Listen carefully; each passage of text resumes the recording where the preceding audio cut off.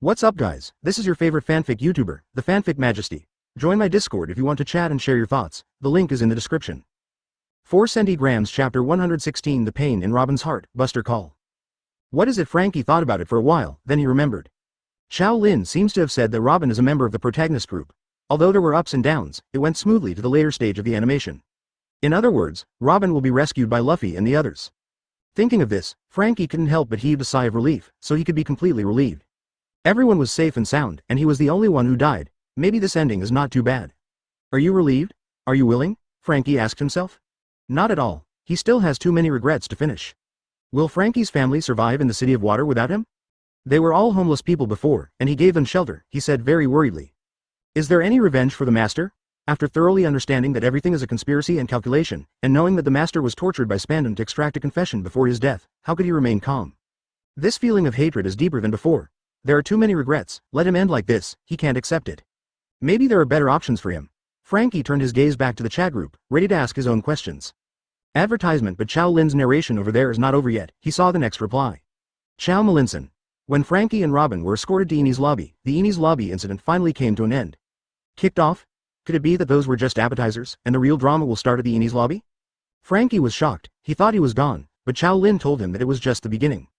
Frankie looked over curiously, wondering what happened next. Did he still have a chance? Qiao Malinson. Because of CP9 revealing their identities, Luffy, the boatman of Carrera Company, and the Frankie family all understood the truth of this incident. The vengeful Carrera boatmen temporarily allied themselves and headed to Enie's lobby together. The following plot is very simple. The rescue team came to Enie's lobby and started a duel with the defenders stationed at Enie's lobby. Over there, Spandom set out to open the door of justice and send Robin and Frankie back to Mariajoy to the 5 elders. Time is running out, and the rescue team must rescue them before they are sent away.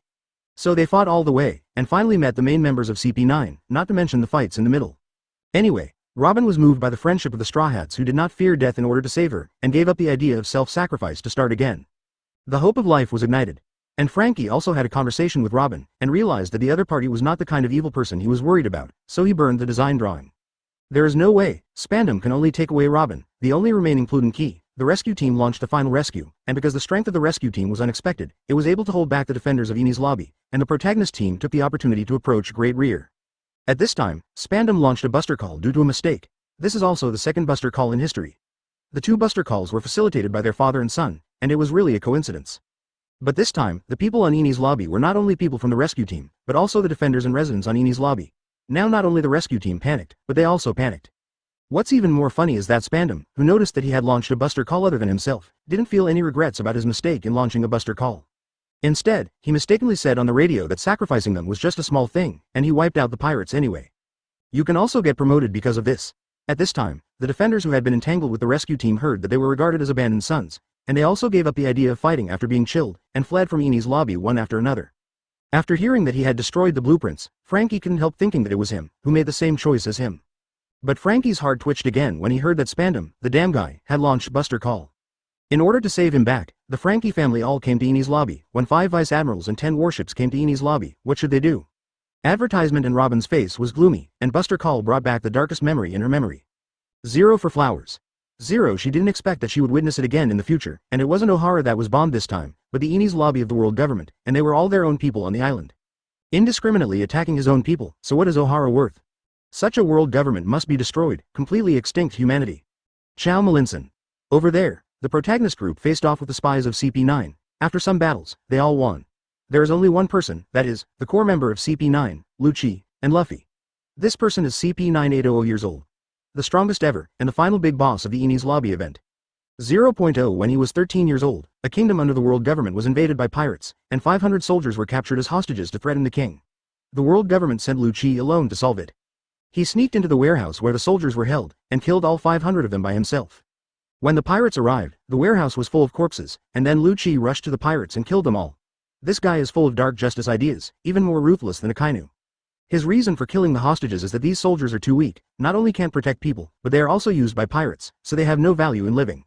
He was only 13 years old that year, and when he met Luffy, he was 28, a grandmaster in 6 forms, mastering the mysteries such as life return. And the most important thing is that he has been lurking in the capital of water for 5 years. In these 5 years, he has not practiced, and he has devoted himself to being a boatman. Can't escape Enie's lobby anymore. Hearing Luchi's deeds, everyone in the group couldn't help but click their tongues. This guy is even more extreme than Akainu, let him solve the problem. Instead of directly solving the pirate who caused the incident, he killed the hostage first. What kind of brain circuit would come to such a conclusion? If we say Akainu, it is an existence that does not miss a trace of evil. That Luchi just wanted to kill people. Chapter 117 Rob Luchi. Robin shook his head. Historian. Why does the world government have such people here, whether it is Akainu or Luchi? Why are they all more like pirates than pirates? Killed all. No wonder they later chose Akainu to be the marine marshal. It seems that both Akainu and Luchi have qualities that satisfy them. A cold-blooded toolman. The mentioned Sakazuki made a cut. Has he changed his line now? But you are scolding Akainu. What does it have to do with him, Sakazuki? And why should Luchi compare with him? After all, he did that kind of thing in order not to miss the target. Luchi is just trying to kill people. With his ability, even if he doesn't care about the life and death of the hostages, he won't be able to kill the pirates. 470. And fewer hostages will be killed. It is impossible to cause the hostages to be completely wiped out. Sakazuki thought indignantly. Maybe it's the same S**X repulsion. Sakazuki has a feeling of repulsion for Luchi from the bottom of his heart. Why? Sakazuki clenched his chin and thought for a while before reaching a conclusion. Because he did all this for justice from beginning to end, even though his justice was a bit cruel at the beginning, it was for justice and to eliminate evil. And Luchi is purely for enjoying the fun of killing. He is a murderer parasitic under the rules of justice. His existence is a blasphemy of justice. Thinking of an evil who committed crimes in the name of justice under the banner of justice, Sakazuki felt uncomfortable from the bottom of his heart. When Sakazuki thought this way, he completely ignored that when he was doing these things before, in the eyes of others, he was actually no different from Luchi. How can the world government find such people? Seeing Robin's words, Qiao Lin smiled slightly. Qiao Malinson. Of course, if Akainu's character is an accident, then Luchi's values have been carefully cultivated. Don't forget, the agents of CP9 are specially trained by the world government, and most of them are orphans. Advertisement they were collected by the world government from an early age, then cultivated, and sent to work in CP1 to 9 departments according to their talents. It can be said that their values and concepts are the result of careful cultivation. No one wants a tool that doesn't fit right in their hands, right? This is especially true for the world government, so the values of CP9's agents are the ideal tool image of the world government, and Akainu happened to cater to this image, so he became the marshal, not Aokiji. This is why Marine is just the external face of the world government, while CP is the loyal dog of the world government, because one advocates the uncontrollable justice that varies from person to person, while the other only advocates the world government itself. The point of the world government sword is the direction of their hearts. The point of the world government sword is the direction of their hearts. Seeing this sentence, everyone in the group suddenly realized. Why a child who is only 13 years old can do such a cruel thing with a blank face, all this is the result of careful cultivation. What the world government wants is such a tool person. But this is too cruel for these children.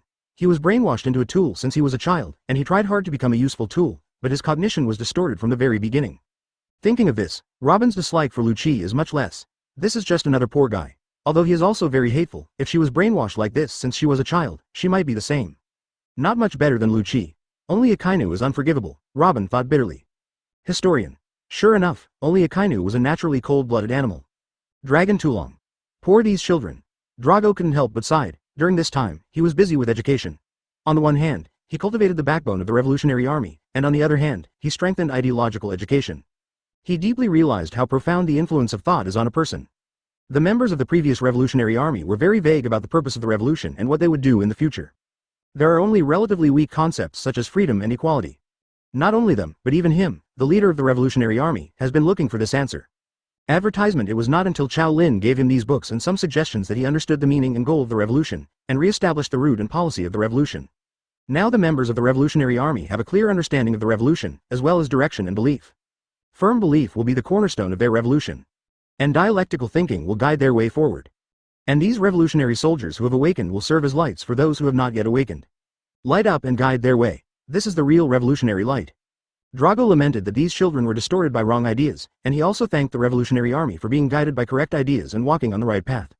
Sakazuki, who was Q again, was speechless. He became a born villain no matter how he chatted. While they were chatting, another person in the group had a mental disturbance.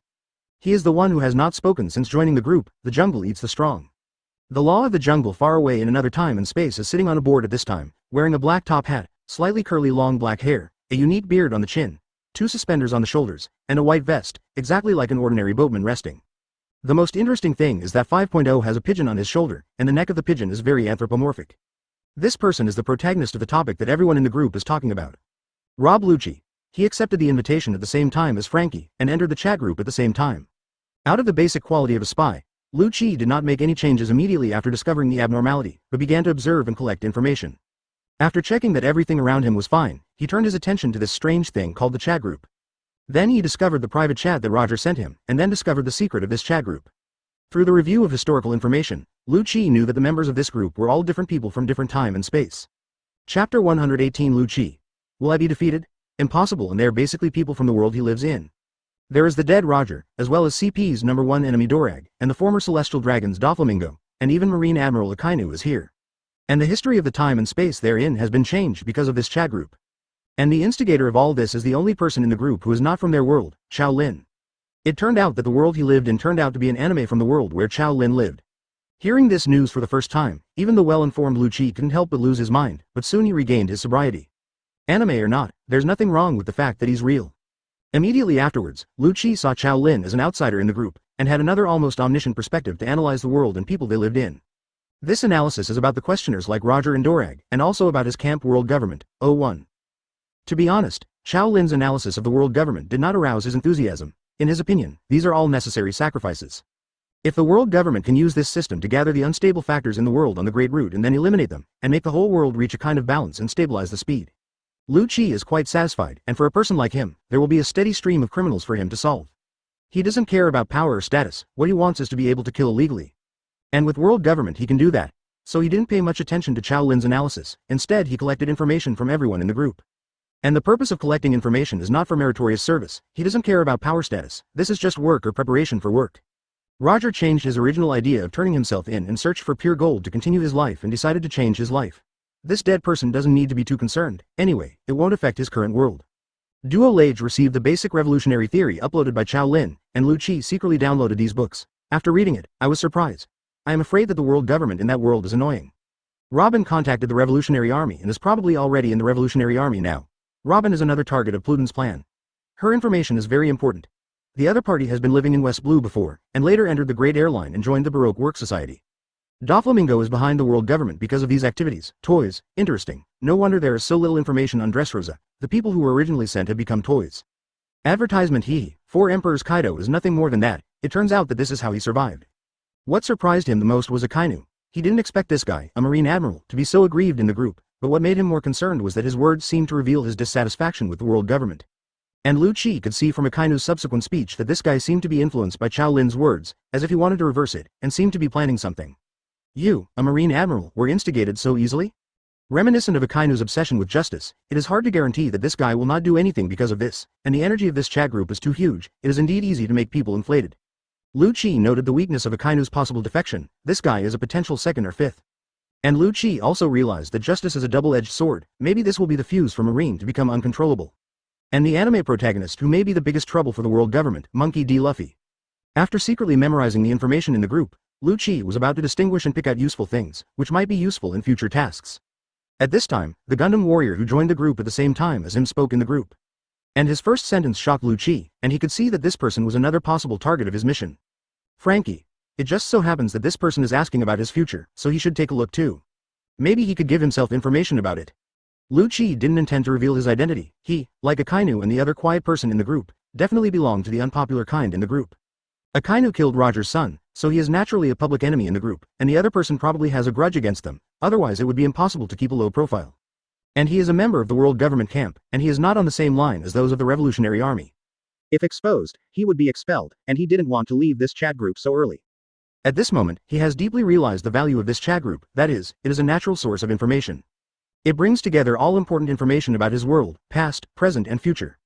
Advertisement. If you can grasp this information, then it is not a bad thing to promote him. Hash plus hash equals. So when Frankie is listening to his future, Luchi is also watching. Maybe this mission can end today. With Qiao Lin's detailed description back to the source. Luchi also learned the reason for his mission. Everything was provoked by his good-for-nothing boss, Spandom, task. He then learns that Tom gave the blueprints to Iceberg before being sent to the Enie's lobby. Luchi's eyes were fixed, it was indeed in his hands, but where is the matter? He has been lurking beside Bingshan for more than a year, and there is no news about the blueprint. Did Bingshan give the blueprints to Frankie? Frankie is the Fram back then? Khalifa's guess is not wrong. A few days ago, a guy who claimed to be Fram went to meet Bingshan, but Fram was already dead, so they were not sure about the real identity of this person, so no action was taken. Unexpectedly, Bingshan handed over the design drawings to Frankie at that time.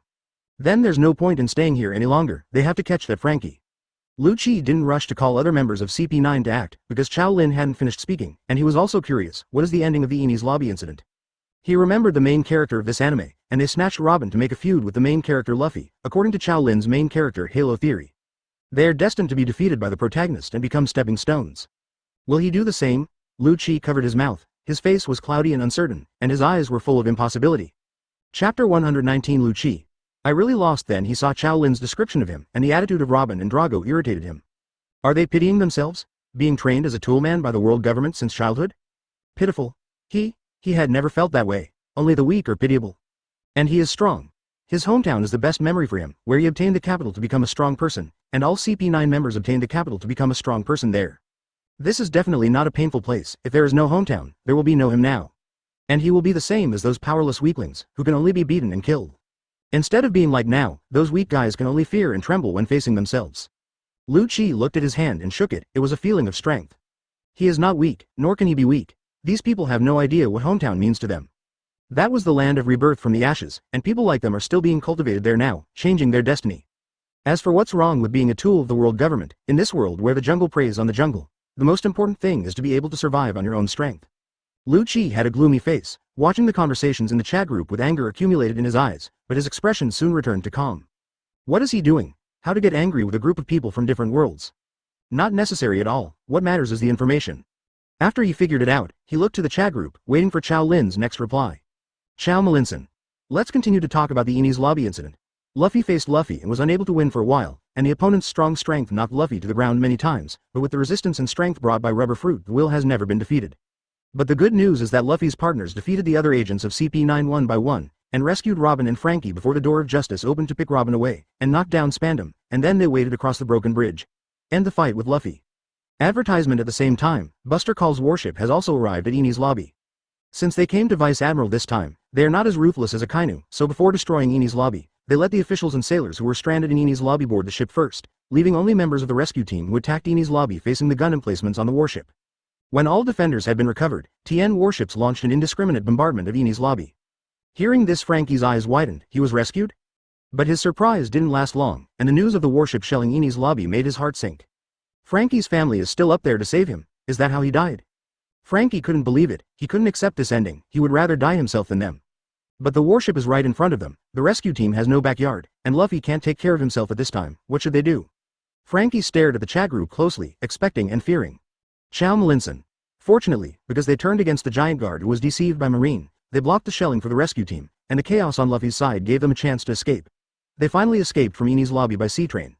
On the other side of the battlefield, Luffy finally defeated Luffy one-on-one several times, and then reunited with his companions. Just when they were surrounded by Marine, their pirate ship was born and the ship Spirit rushed here alone. Take them out of the siege. Ended the Enie's lobby event. Hearing that all the staff were safely evacuated, Frankie excitedly stood up from the sofa. The ups and downs were so fast that he was in a state of anxiety 1 second and fell into ecstasy the next. The members of Frankie's family looked at the state of the owner and thought that Frankie would go crazy after drinking too much. Frankie ignored everyone's strange stares, knowing that everyone was fine, and that was enough. Others were a little dumbfounded after watching the whole process of Enie's lobby. As expected of the owner of the protagonist Halo. First, Admiral Aokiji stared at them but didn't do anything, and gave them a test to help Robin integrate into the team.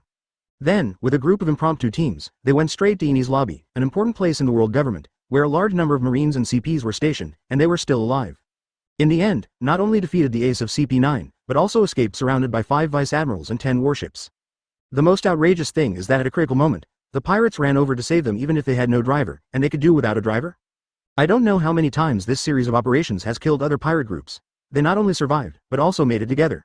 Is it true that the main character, the environmental protection, is immortal? As long as the waves don't die, make waves hard. Advertisement.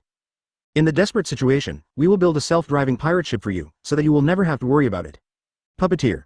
The main character Halo Cowhide, I am convinced. Gundam Warrior. The main character Halo Cowhide, I'm convinced.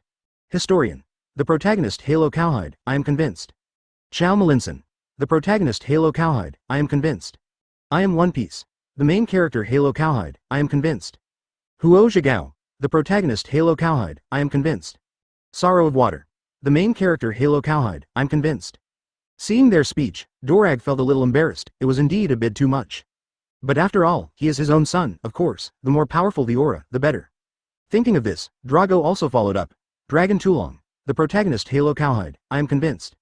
Blackbeard was even happier, his decision was not wrong, and it was worth the time he spent talking, and was chased by Liku's Garp.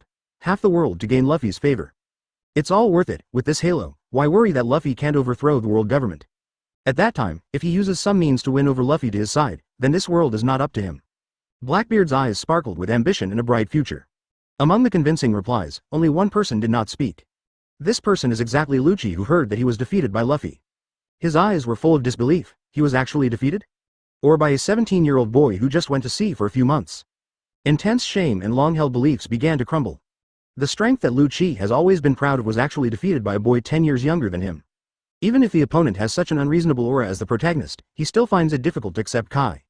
Chapter 120 Excessive No, I cannot. There must be something wrong somewhere.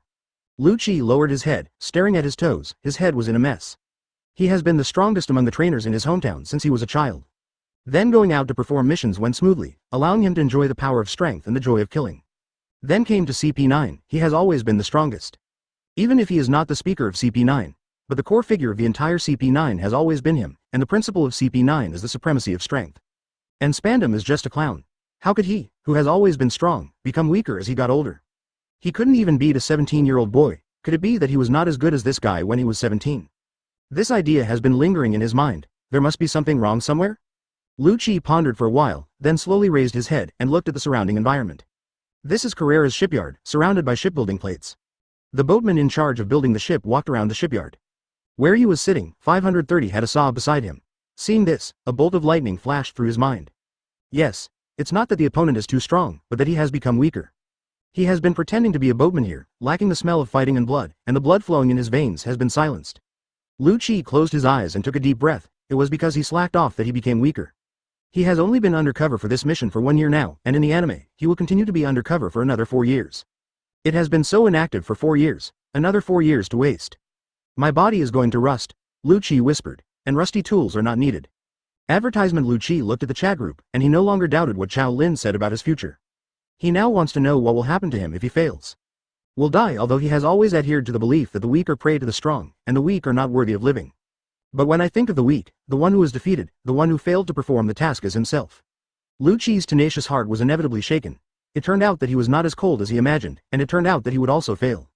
When death comes, even if he becomes weak, he wants to live. Luchi tried to type in the input box. He wanted to ask what happened next.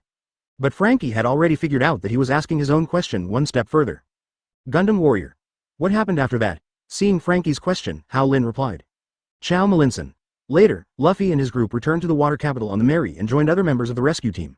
This time the rescue operation was a big success, everyone was very happy, and then held a grand banquet. If you think that Luffy and the others were able to escape from Enie's lobby's marine encirclement before, even if the protagonist's aura is at work, then it is a big mistake, and the more outrageous is yet to come. What? Isn't that outrageous enough? Everyone in the group was shocked. How outrageous you are. Historians. Say it, Chow Malinson. Luffy and the others made a big fuss at Enie's lobby, which naturally caused a shock to the world government and marine. This incident was spread by the newspapers and caused a sensation all over the world. Naturally, the marine and world government couldn't hold back their faces. Luffy and others were wanted and raised the reward. But the most interesting thing happened. The first marine to come to the water city was none other than Luffy's grandfather, Marine Vice Admiral Garp. Garp didn't directly arrest Luffy when he came to the water capital, but had ABCG, a kind meeting with grandparents and grandchildren, and brought Luffy's little fanboy to visit him, ending the family fun. After that, Garp left. But he is Marine Vice Admiral. How can he let this pirate who recently made a fuss about Enie's lobby? So Garp gives Luffy a deadline, after which he will catch him. So during this time, Luffy not only recovered from his injuries, but after the damage to the Mary, he also asked Bingshan and Frankie to build him a bigger ship, and finally took Frankie away as a partner. Straw Hat Pirates, the number of people +1. And what's more interesting is that it's not just Garp who came this time. Admiral Aokiji is also on the Garp ship. A marine hero Garp, and Admiral Aokiji, just under their noses, let the Straw Hat Pirates escape. Do you believe it? But it did run away, everyone. This is too much. Advertisement. Garp, are you here to catch pirates? You translate for me. What is catching pirates? You translate for me. We seriously suspect you're here to escort Luffy. Worried that his grandson would be caught by other marines during the injury period, he rushed to the scene as soon as possible, and sent him away safely after his grandson recovered. Otherwise, how could Luffy still be able to have a banquet after such a big incident? He can still recover from his injuries, he still has time to rebuild the boat, and he can still bring another partner on board. If you really have a backstage, you can do whatever you want. After seeing what Qiao Lin said, Doflamingo typed a few words slowly. Puppeteer. Too much. He understood how he was overthrown by this guy. Could it be any more outrageous? Marine is opened by your family. I can go as much as I want, and after first leave, Marine will send someone to visit me when I am sick, and I will send a special trip to see off the guests after I recover. This treatment, you say you are not Celestial Dragon's private visit to the sea to be a pirate, to array a wave of One Piece? I am One Piece. Too much, historians, excessive. Huo Zhigao, excessive, Water Sorrow, too much. Lurker, excessive, Dragon too long, it's really a bit too much. Looking at Dorag's discovery that he got cheap and behaved. Everyone. Contempt.jpg, but that being said, Drago, Sakazuki, Blackbeard and Robin were all laughing. Why? Because Luffy is on their side, although working hard is not as good as standing in line. If you stand on the right team, you can win if you lie down. And Frankie didn't seem to have recovered from the impact of Qiao Lin's words. What's the situation? He joined the Straw Hat Pirates. Wait, let me take it easy. Frankie folded his hands over his mouth and fell into deep thought. Chapter 121 Frankie's determination and Luchi wants to know. Well, his little brother is after Luffy's mates and robbed them of their shipbuilding money. Then spend the money. Not only that, but also beat up Luffy's partner. The two sides took revenge. After that, Luffy beat up the Frankie family again, deepening the feud again. Then CP9 came on the scene and took Robin and him to Judiciary Island, forcing the Frankie family and the Luffy group to temporarily form an alliance. Then we made a big fuss together at Enie's lobby and went back safely together. Then he also built a new boat for Luffy, not only gave the boat, but also gave himself to others. So, Frankie hit his left palm with his right fist and suddenly realized.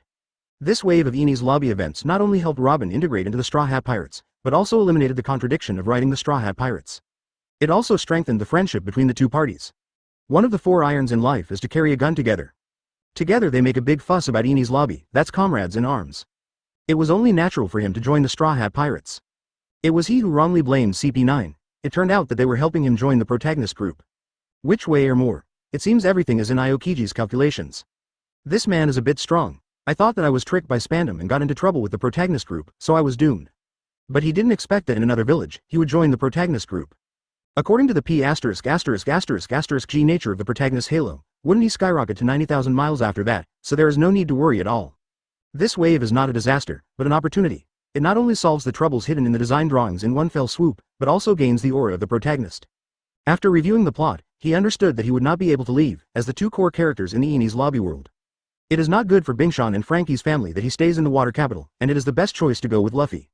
Sure enough, Luffy is the protagonist, and everything about him has been designed. One Piece?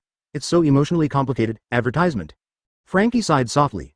He understands everything, and basically understands that everything about himself has been arranged, waiting for Luffy's arrival, just like Robin and Lurker in the group. It's a bit uncomfortable to feel like I've been carefully prepared a big gift bag waiting for someone to unwrap it.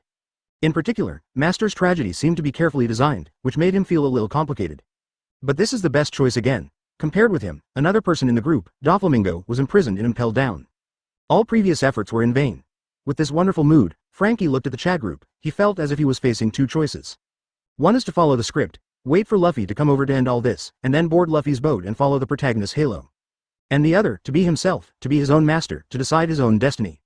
Undoubtedly, the first is the already clear, simple and easy way. The second is full of uncertainty and danger. Frankie fell into deep thought. Should he wait for his fate like a salted fish, or should he say to the author of this anime, F***K the script, my life is my decision? Frankie suddenly asked Qiao Lin. Gundam Warrior. Who are the Straw Hat Pirates? What are their roles? Qiao Malinson. Luffy went out to sea alone, without even a decent boat, first met the swordsman Zoro, and then met the navigator Nami. Then Usopp the shooter, Sanji the cook, Chopper the doctor and Robin who translated the historical text, Frankie the boatman, Brook the musician, and Jinbei the helmsman. Sure enough. Seeing Qiao Lin's answer, Frankie confirmed his previous guess. Luffy went out to sea as if he was picking up a gift bag carefully arranged by the author. Swordsman, navigator, archer, cook, doctor, translator, boatman, musician, helmsman. Each of these seems to have been deliberately arranged. If he guessed right, each of them has outstanding talents in these areas. Just look at Robin, the only person in the world who can understand the text of history. What's more, Robin happened to be accepted by Luffy as a crew member and everything was deliberately arranged. 0. He remembered what Qiao Lin said before, even if Luffy can't do it, the author will arrange someone who can do it for him. Suddenly Frankie felt that his life and even the world were very boring. Everything is like an unreal dream, advertisement. Follow the script carefully arranged by others. In particular, he could not forgive his beloved Master Tom for writing to death like this. But thinking about it, maybe his parents abandoned him and met the Master is also a deliberate arrangement? Frankie covered his head, not daring to think about it anymore. He was afraid that if he continued to think about it, he would collapse. At this time, he heard the worried voices of Kiwi and Maz beside him. "Brother, what's the matter with you? Are you feeling unwell?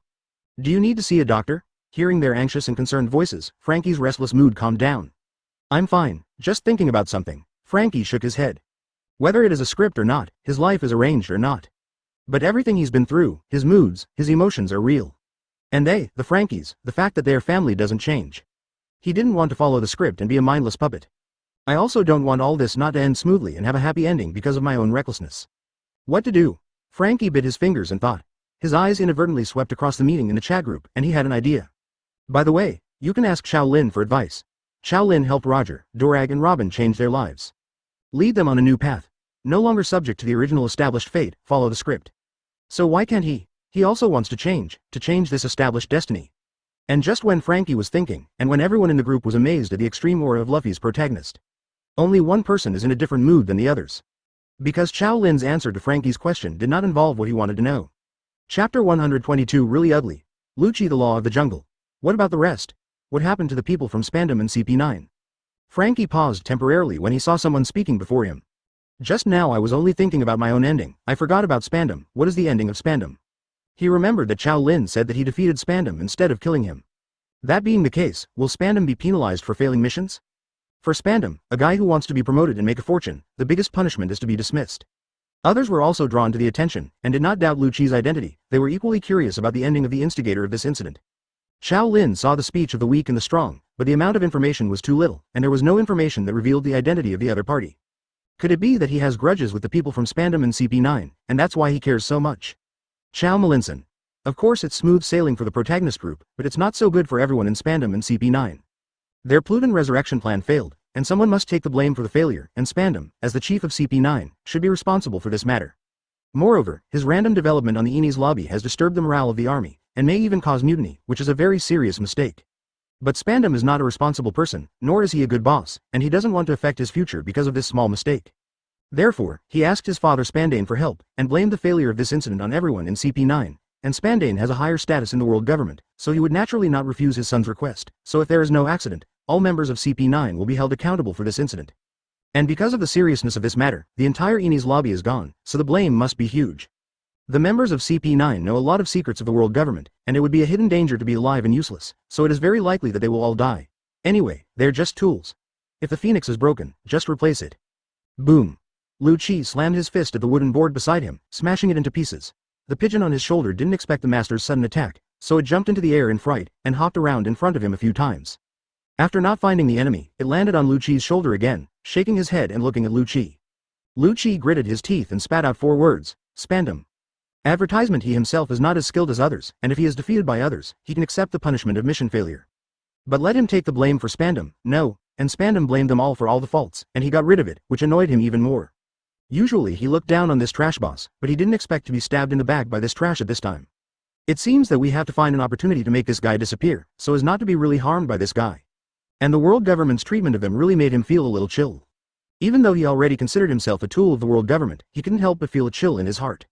He still remembers when they were young, they trained hard in their hometown in order to become stronger and be able to play for the world government one day.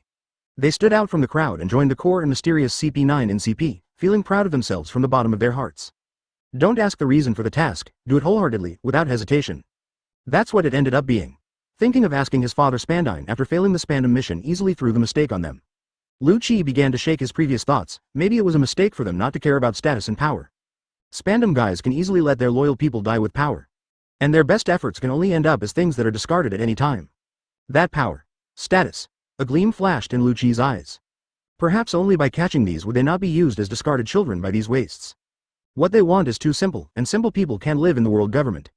Advertisement. Qiao Malinson. At this moment, Luchi is in the worst situation. The battle with Luffy exhausted all his strength, and he was seriously injured. After being knocked down by Luffy, he lost consciousness. Thinking that after fighting with all my strength, I was finally thrown out by Spandom. 0. But fortunately, the rest of CP9 still have room, because the others did not fight as fiercely as Luchi and Luffy, and their injuries were not so serious, and they ended the battle early. After Luffy and the others successfully escaped, the part of my strength has been recovered. When faced with the pursuit of the world government, they rescued Luchi, who was in a coma, and led him to escape the pursuit of the marine killing forces. Hearing that he was rescued by other members of CP9, Luchi was startled. The relationship between the members of CP9 is not as good as that between the crew of those pirates.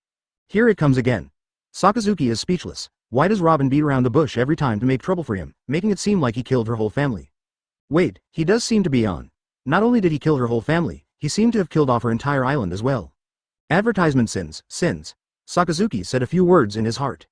Forget it, anyway, you are scolding Akainu, so what does it have to do with him, Sakazuki? Drago also refreshed his impression of CP9. their revolutionary army and CP are old enemies, and the ones who have been chasing them are CP people. I didn't expect such a principled guy as 183 to exist in this group. It seems that even in the decayed world government, there are still good people in it. It's a pity that these people are their enemies. Drago couldn't help but think of the place called Hometown by CP9. Countless homeless orphans were collected and sent there by the world government, starting their life as tool people. They are all good kids, but unfortunately they were brainwashed and used. He vowed to overthrow the world government and change all that. As for Luchi, the protagonist of this topic, when he heard that other people went to perform arts and work to raise medical expenses in order to save him, Luchi fell into a long silence. I don't know how long it took. Luchi's face raised a smile that had never appeared before. After washing away the previous coldness, there was even a trace of warmth. He laughed and whispered, "What a bunch of fools." A white pigeon with a tie on its shoulder cooed a few times and looked at him with its head tilted. Luchi smiled. "I'm not talking about you, but another group of idiots." Luchi stood up, with a strange look in his eyes. "Although this is something that will happen in the future, it hasn't happened yet, but it's enough, I'll protect you." Chapter 124 Because there are too many tools. Seeing Robin's wish, Qiao Lin replied. Qiao Malinson.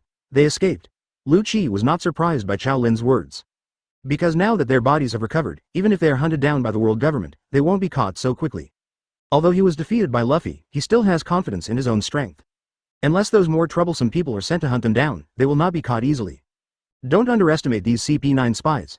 They're spies, and they are very familiar with the measurement of these camouflages. Historian. Really? That would be great. Hopefully they learn their lesson and get on the right path. In the past, the people of CP9 and the Revolutionary Army were mortal enemies, and it was nothing more than the fact that the two sides stood on an opposing path. Now that they have left the world government and CP9, since they still have a heart of justice, maybe they can become friends with the Revolutionary Army. But this would disappoint Robin. Qiao Lin shook his head with a smile. Qiao Malinson. After Luchi left the town, he continued to be hunted down by Marine's extermination troops. They fled all the way, and then thought of their hometown of the Holy Land. Since they left this place, they have not returned. This time, having defected from CP9, they got homesick, so they came here.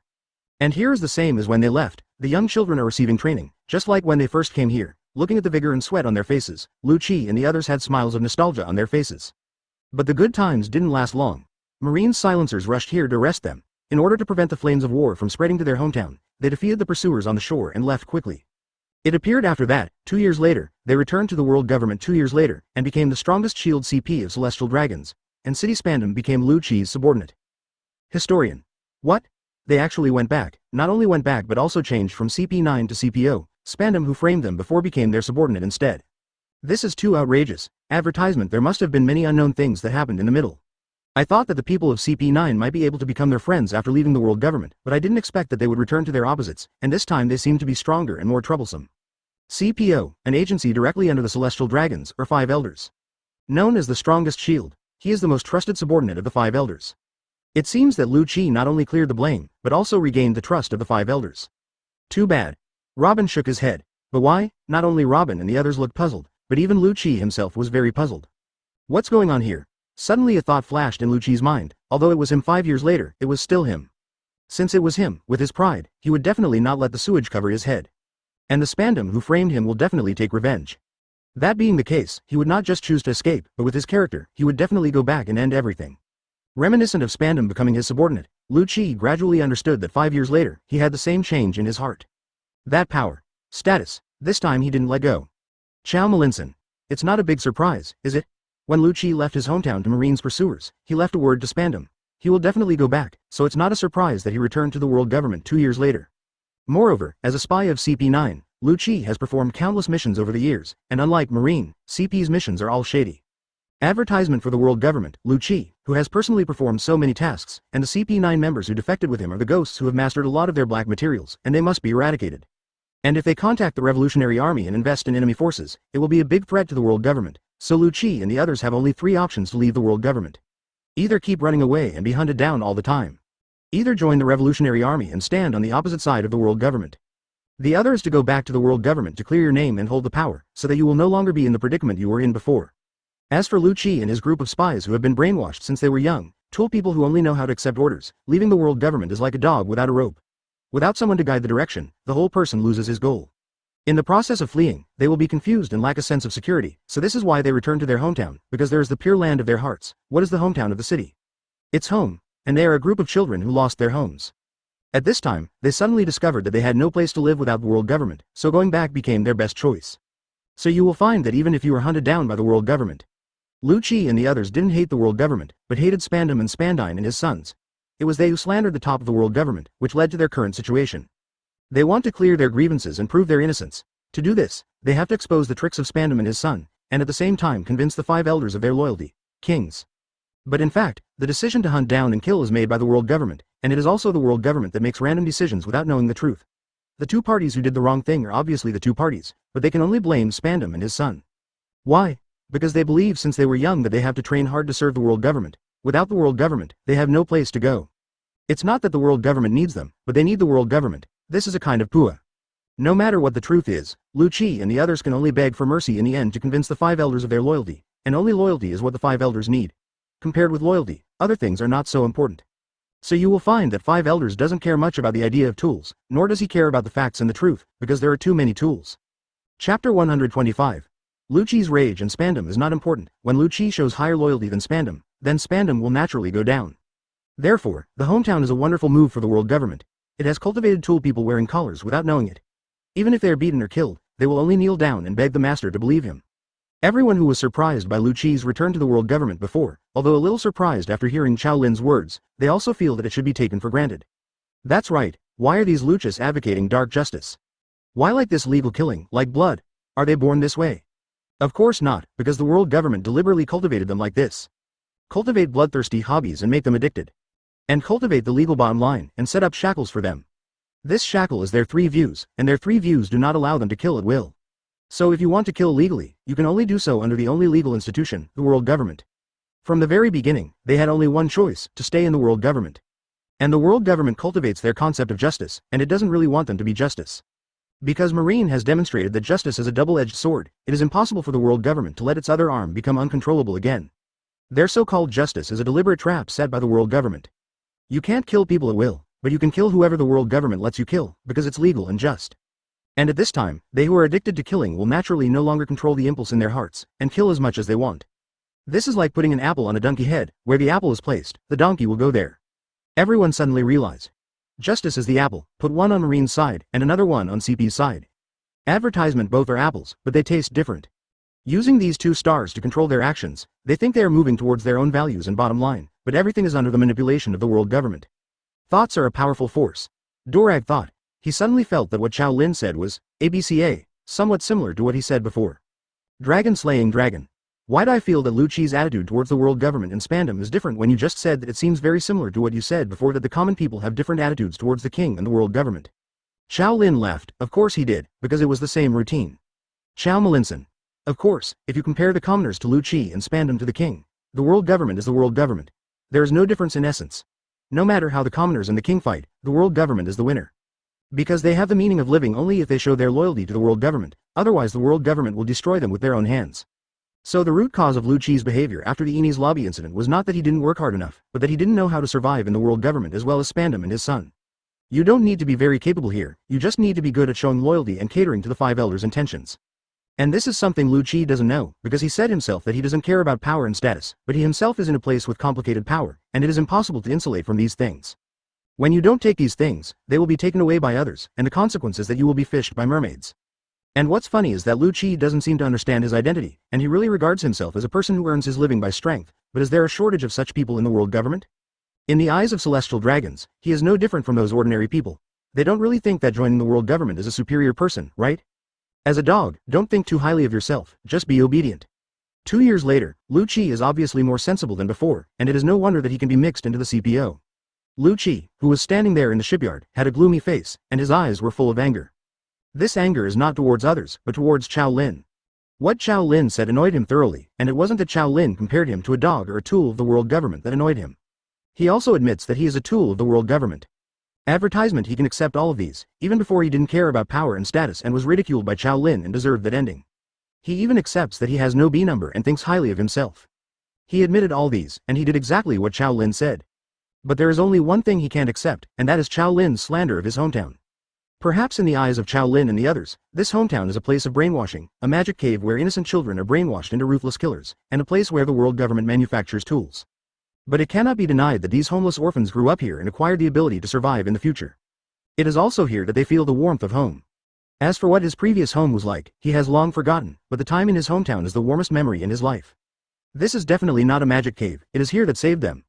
If there is no hometown, if they have not come here, it is not even a question of whether they can survive, let alone have everything they have now. Luchi's eyes were full of anger, he suppressed the anger in his heart and said in the chat group. The strong prey on the weak. The hometown of CP9 has indeed created obedient tool people for the world government, but there is no better choice for these homeless orphans. Seeing the speech of the strong prey on the jungle, Qiao Lin squinted his eyes, there was something wrong with this person. The guy seemed to be sympathetic to the homeless kids, like a nice guy. But it doesn't quite match his screen name. According to Qiao Lin's observation, most of these people's online names have some of their characteristics. Such as Frankie's Gundam Warrior, Robin's Historian. And this sentence can be understood as sympathizing with those children, or as speaking for the world government. Could it be that someone from the world government camp has joined the group? Or is this person one of CP9, chapter 126 on site tearing up, in my lifetime? Qiao Lin counted the situation in the group. There are 2 pirates, Roger and Doflamingo. The Revolutionary Army also has 2, Dorag and Robin. A Sakazuki on the marine side. Kazuki Hiyori and Frankie are considered to have no camp, and they have not yet contacted Luffy's group. The situation of Sorrow of Water is unknown. There is a high probability that it is a pirate and it does not get along with Roger Dorag and the others. It is probably that guy. It seems that the pirates and the Revolutionary Army are in the majority here, and it seems reasonable to have another CP9 here. If it's really CP9, which one is it? Kaku, Jabra, Otonashi Fukuru, Kumadori, Bluno or their head, Luchi? However, it is still uncertain whether it is a person from CP9. It is very likely that this person is also an orphan and has a similar experience. Of course, the other party may still be a rational moderate customer. Doflamingo is not suspicious when he sees the strong preying on the weak, because he is already doing something similar to his hometown. The Kadri Baby 5 and Buffalo and his current Don Quixote family are all collected from orphans. They would have starved to death without him. So he was actually dissatisfied with CP9's defection, just as he was dissatisfied with Luo's defection. There has never been a free lunch in this world. Since he has accepted his kindness, it is worthwhile to sacrifice his life for him. You still want to defect, you hateful boy. Puppeteer. You're right, adults in that world can't survive, let alone children. If they can survive, it's okay to be a tool man. Long too long. You can't say that. Even if you save someone else's life, it doesn't mean that his life is yours. Human beings are born free. He only belongs to himself and does not belong to anyone. You have to repay your kindness, but it does not mean that you are self-respecting. You are too utilitarian and narrow. Am I narrow-minded? Doflamingo grinned. Puppeteer. Then you try to save someone, then train him wholeheartedly, and treat his illnesses, and finally he betrays you because of a traitor. Can you bear it? Long too long. That's because you have evil intentions and don't treat people with sincerity. Otherwise, how could he betray you because of others? Doflamingo's forehead is full of veins. This guy wants to fight him? Advertisement Puppeteer. Are you saying I deserve it? Dragon too long. I didn't say that, you said it yourself. Puppeteer. You be asterisk asterisk asterisk asterisk asterisk D. Don't force me. Dragon too long. So what if I force you? Seeing that the two were talking and the scene was about to get out of control, Roger hurried out to silence both of them to prevent them from revealing their identities. I'm One Piece. If you have any conflicts, resolve them through private chat, don't affect everyone. After speaking, Roger wiped his sweat so he won't be found out. He looked at the chat group worriedly. After seeing Roger's words, Dorag and Doflamingo, who were silenced, immediately initiated a private chat and opened up a second battle. The two of them had disliked each other for a long time. At the beginning, they threatened and bickered because of Luffy's matter, but they didn't attack, and now they quarreled endlessly. In the chat group, Luchi stared blankly. Isn't he dissatisfied with Qiao Lin? Why did Lago quarrel? For a moment, his anger was diverted by the two quarreling. Only then did Luchi realize that this chat group seems to be a bit powerful. Not only can people from different time and space come together to chat, it can also easily arouse people's anger. He already lost count of how many times he got angry today. The same was true for these two people, and they quarreled as they talked. Secretly told myself to be less angry. Getting angry in the group can't kill anyone, only myself. Then he looked at the chat group, wanting to hear what Qiao Lin would say. Qiao Lin was also taken aback by the bickering between Dorag and Doflamingo. I didn't expect to see these two quarreling in my lifetime. Advertisement interesting. But remembering the question of the jungle eats the jungle, just now, he continued. Qiao Malinson. Although the world government collects orphans and sends them to their hometowns to train them as tool people, giving them life security and space to grow up, it is indeed a timely help for these homeless orphans. It's really nice to give these precarious children a place to stay. But we can't think that this is a thing worthy of praise and admiration just because of this. 0. Ask for flowers, because children should not be in such a place anyway, which is a mistake in itself. If the world government really wants to take care of these homeless orphans, it can build an orphanage to take in these children, and then follow the normal training steps to train them into people of the world government. However, the world government did not do this. They took the most extreme way. Brainwashing children from a young age, distorting their three views, and cultivating them into cold-blooded killers. Such behaviors can't connect him with saving lives at all. This is nothing more than sending people from one abyss to another.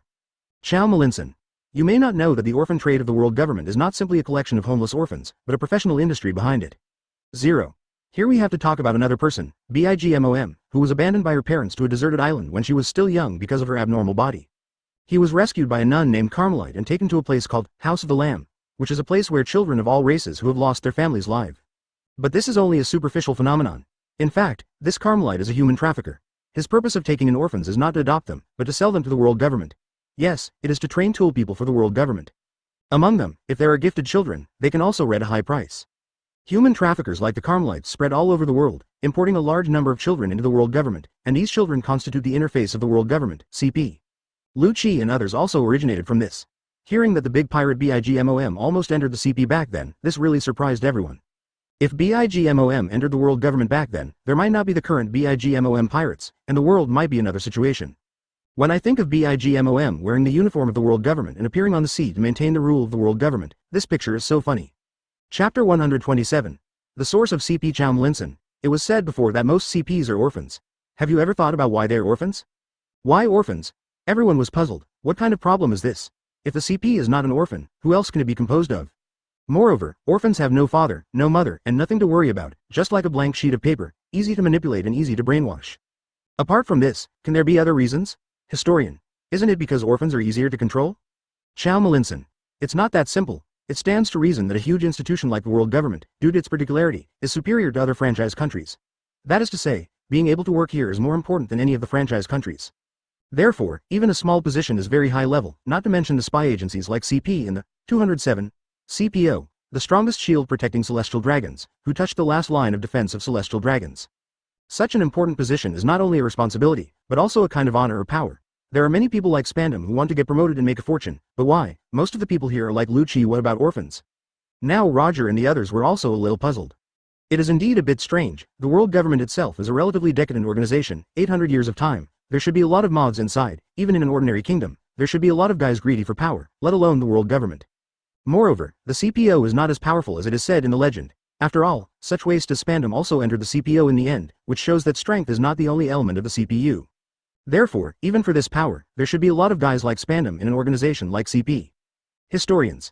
Is it because of the danger that they are reluctant to go to safer and easier positions? Qiao Lin. There are reasons for this, but it is not the fundamental reason. What is that?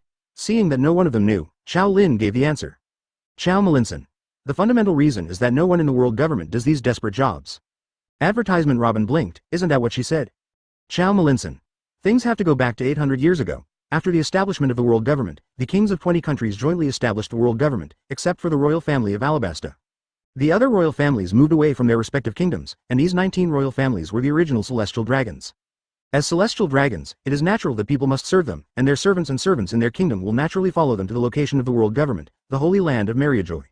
Other than that, no one else went there, that is to say, until now, apart from celestial dragons. The Holy Land of Mariajoy has only world government officials and guards, only celestial dragon slaves, and there is no one else except them.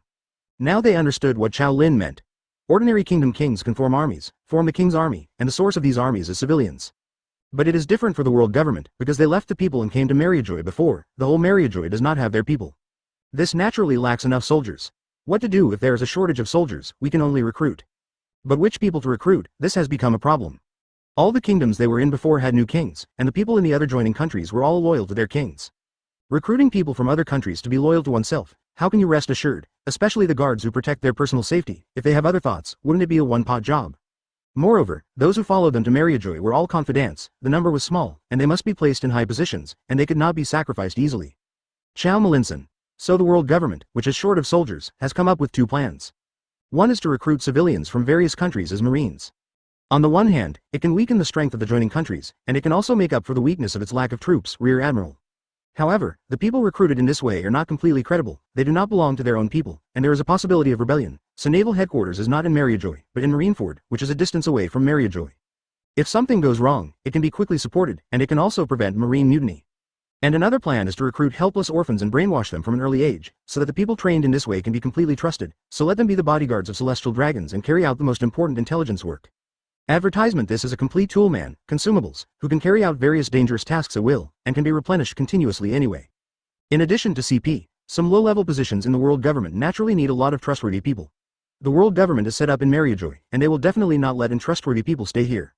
But if you think about it, the 10 departments of CP09 and several agencies of the world government all need people, and they are still reliable people. They want to collect information on the 4 sea areas, east, west, north, south, as well as the first half of the Great Route in the New World. How much manpower is needed for such a large area? This is not a small number. Considering that these CPs are sent to their hometowns for training and then become qualified products, there must be a large number of unqualified and eliminated in the middle. This number must be multiplied at least several times. Attrition, there are even more new recruits to be added every year. Calculated in this way, the orphans needed by the world government are at least thousands of orphans every year, or even more. But where can there be so many stable sources of orphans in this world? Hearing what Qiao Lin said, they felt something was wrong. Marine has 100,000 elites and a total strength of over 1 million troops, and only this number can be obtained from conscription from all over the world. The world government wants to search 4.2 sets of intelligence from all over the world, so he needs tens of thousands of online CPs, and the front line of intelligence must have lost a lot of battles. If the world government wants to keep the information network from collapsing, it has to a steady stream of fresh blood was sent in. Then there must be a constant flow of orphans. How to ensure that there are so many orphans? There is only one answer: manufacturing. Whenever a family is broken, an orphan or two is born. As long as thousands of families break up each year, the world government can collect enough. However, it is impossible for the world government to take the initiative to create these things under the banner of justice. That's too cheap, and a more brilliant method was placed in front of them. With the help of pirates. Chapter 128, The King of Blank Tickets. As soon as this idea came out, everyone felt like an electric shock in their minds. No way, is this also included in the world government's calculations? You thought he was on the first floor, but he was actually on the second floor. You thought he was on the second floor, but he was actually on the third floor. And you thought he was on the third floor, but he was actually on the fifth floor. Qiao Lin's previous words are vivid in his memory. The world government collects money through heavenly gold as the first layer. Weakening the franchise countries by collecting money is the second tier. Use the collected money to form a marine, gain the strongest combat power in the world, further make more kingdoms join, and get more money as the third layer. Because of the aggravation of the exploitation of the common people in the joining countries, the contradiction between the common people and the king deepened, which led to the brain drain. People either join the marine, further strengthen the marine, strengthen the power of the world government. Either become a pirate and continue to strengthen the threat to the franchising countries, making the franchising countries and non-franchising countries have to rely more on the World 01 government. This is the fourth tier. And on the fifth floor, because a large number of civilians can't survive and go to sea to become pirates, it further leads to chaos in the world. As a result, many more people were harmed and many families were broken, thus leaving a large number of orphans. And these orphans are collected by the world government and become the interface of the world government, the most trusted hand, CP. So far, the world government has formed a dual force system of the external face Marine and the internal face CP. And the source of CP is orphans who are helpless and easy to brainwash, making it more reliable than Marine, which is easy to get out of control, filling the last gap. World government can be safely located in Mariajoy, laughing at the world's disputes and troubles, no worries. The people in the group seemed to see a few people sitting in front of the chessboard, using the world as the chessboard and all living beings as the chess pieces, with a calm and indifferent face. Their eyes seemed to see through everything, and they easily played and applauded everyone. This is true of all races and classes. Those nobles with high self-esteem, those marines with a heart of justice, or those pirates who burned, killed and looted, probably never imagined that they are actually no different in front of those chess players. Advertisement. Robin gasped, horrible. It is indeed a world government that can sit firmly for 800 years without failing. This operating system is really powerful. Historian. If you want to create a large number of orphans, I am afraid that war is more efficient than pirates. War involves tens of millions of battles, affecting hundreds of millions of people. Such a war may be enough to fill the needs of the world government if one or two countries are launched at will. Qiao Malinson. The efficiency of war is indeed higher, but one thing must be considered: the world government has to collect taxes from them. Millions of marine, CP, and how the salaries of world government officials are paid, and the expenses of weapons and equipment, warships, technological research and celestial dragons all need money.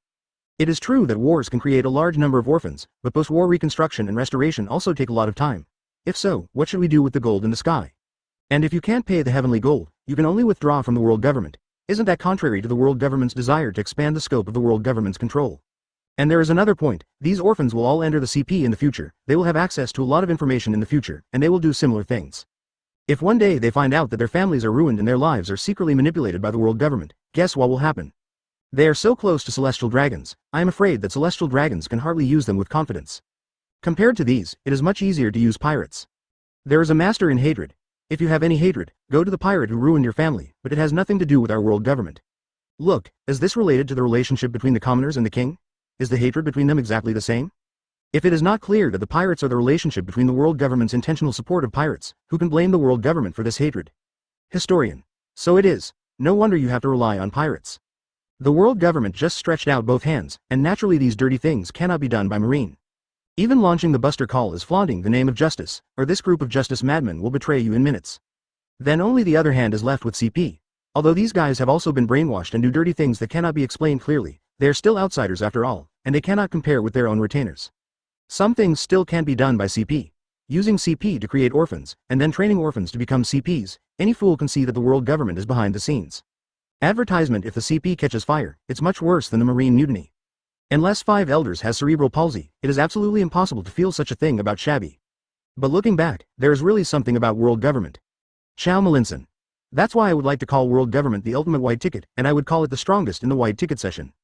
Qiao Lin. The gold in the sky is offered by others, the Marine is conscripted from other countries, and the CP is picked up from other countries.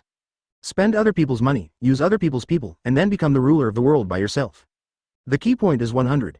He still rules but does not rule. He just holds a gun in one hand and a bag in the other, and doesn't care about other things. It doesn't matter whether they live well or badly, as long as they hand over the money obediently. Do not pay, pirates, Marine and CP, you choose one. I'm just asking if you've ever seen such a vain guy. Historian. Bold enough, I have never seen such brazenness. I am One Piece. Shameless enough, I have never seen such a brazen person. Lurker. Shameless enough, I've never seen such a brazen person. Huo Zhigao. Shameless enough, I have never seen such a brazen person. Water Sorrow. Shameless enough, I've never seen such a brazen person. Gundam Warrior. Shameless enough, I've never seen such a brazen person. Not only the people in the group were surprised, but even Qiao Lin himself was convinced by the operation of the world government. When I first saw the group of world government, they didn't have a single person under their command. They didn't do anything and collected money all over the world. Qiao Lin just wants to say that this operation is really fake. This also proves that big fists are the last word. Chapter 129 Luchi. It's so funny. So in Qiao Lin's view, world government is not so much a government as a gangster masquerading as a government. Marine and CP are the thugs of this group of gangsters, and the member countries and non-member countries are the objects of protection fees. Moreover, the world government's disguise was so good that everyone was deceived by the banner of justice they flaunted, and even fooled their own thugs into the ditch. Qiao Lin. At Ruo Ru Changxi, so that's why I said that it should not be called just because the hometown gave these homeless orphans the basis for survival and the space to grow. Because these kids shouldn't be here. And all these tragedies are manipulated by the world government behind the scenes. Let the family be ruined, and then adopt them and brainwash them into tool people. If these CPs who have been brainwashed by their hometown are grateful to their hometown and the world government, it is tantamount to expressing gratitude for killing their father and enemy. This is so stupid and so funny. Qiao Lin wasn't sure whether the person on the other side of the chat group was a Lee Junkie or a member of CP9, so he was waiting for the other party's answer. Maybe he could reveal a flaw. Luchi is completely unaware of Qiao Lin's suspicion now, and he is not in the mood to think about it now. Because Qiao Lin's words had already stirred up a huge wave in his heart. Orphans like them are actually deliberately created by the world government. It was the world government that ruined their family. After their family was ruined, they were collected by the world government and trained as tool people. Everything is a scam, in order to let the world government firmly control the world. If what Qiao Lin said is true, then these people really are a tragic joke. Hey, hee, haha. Luchi lowered his head and let out a deep laugh, and then the laughter grew louder. As if he had heard something that made him burst out laughing, Luchi bent over holding his belly, and finally raised his head and smiled at Tianchong. Ha ha ha ha. The laughter here was too loud, which attracted the attention of other people in the shipyard. They looked over one after another, not understanding why the usually indifferent foreman changed his usual calmness and made such a belly laugh. Luchi's sudden change caught Bao Li's attention. He is a shipbuilder of Carrera Company, and like Luchi, he is also a foreman of Carrera Company. Advertisement: the relationship between the two is good.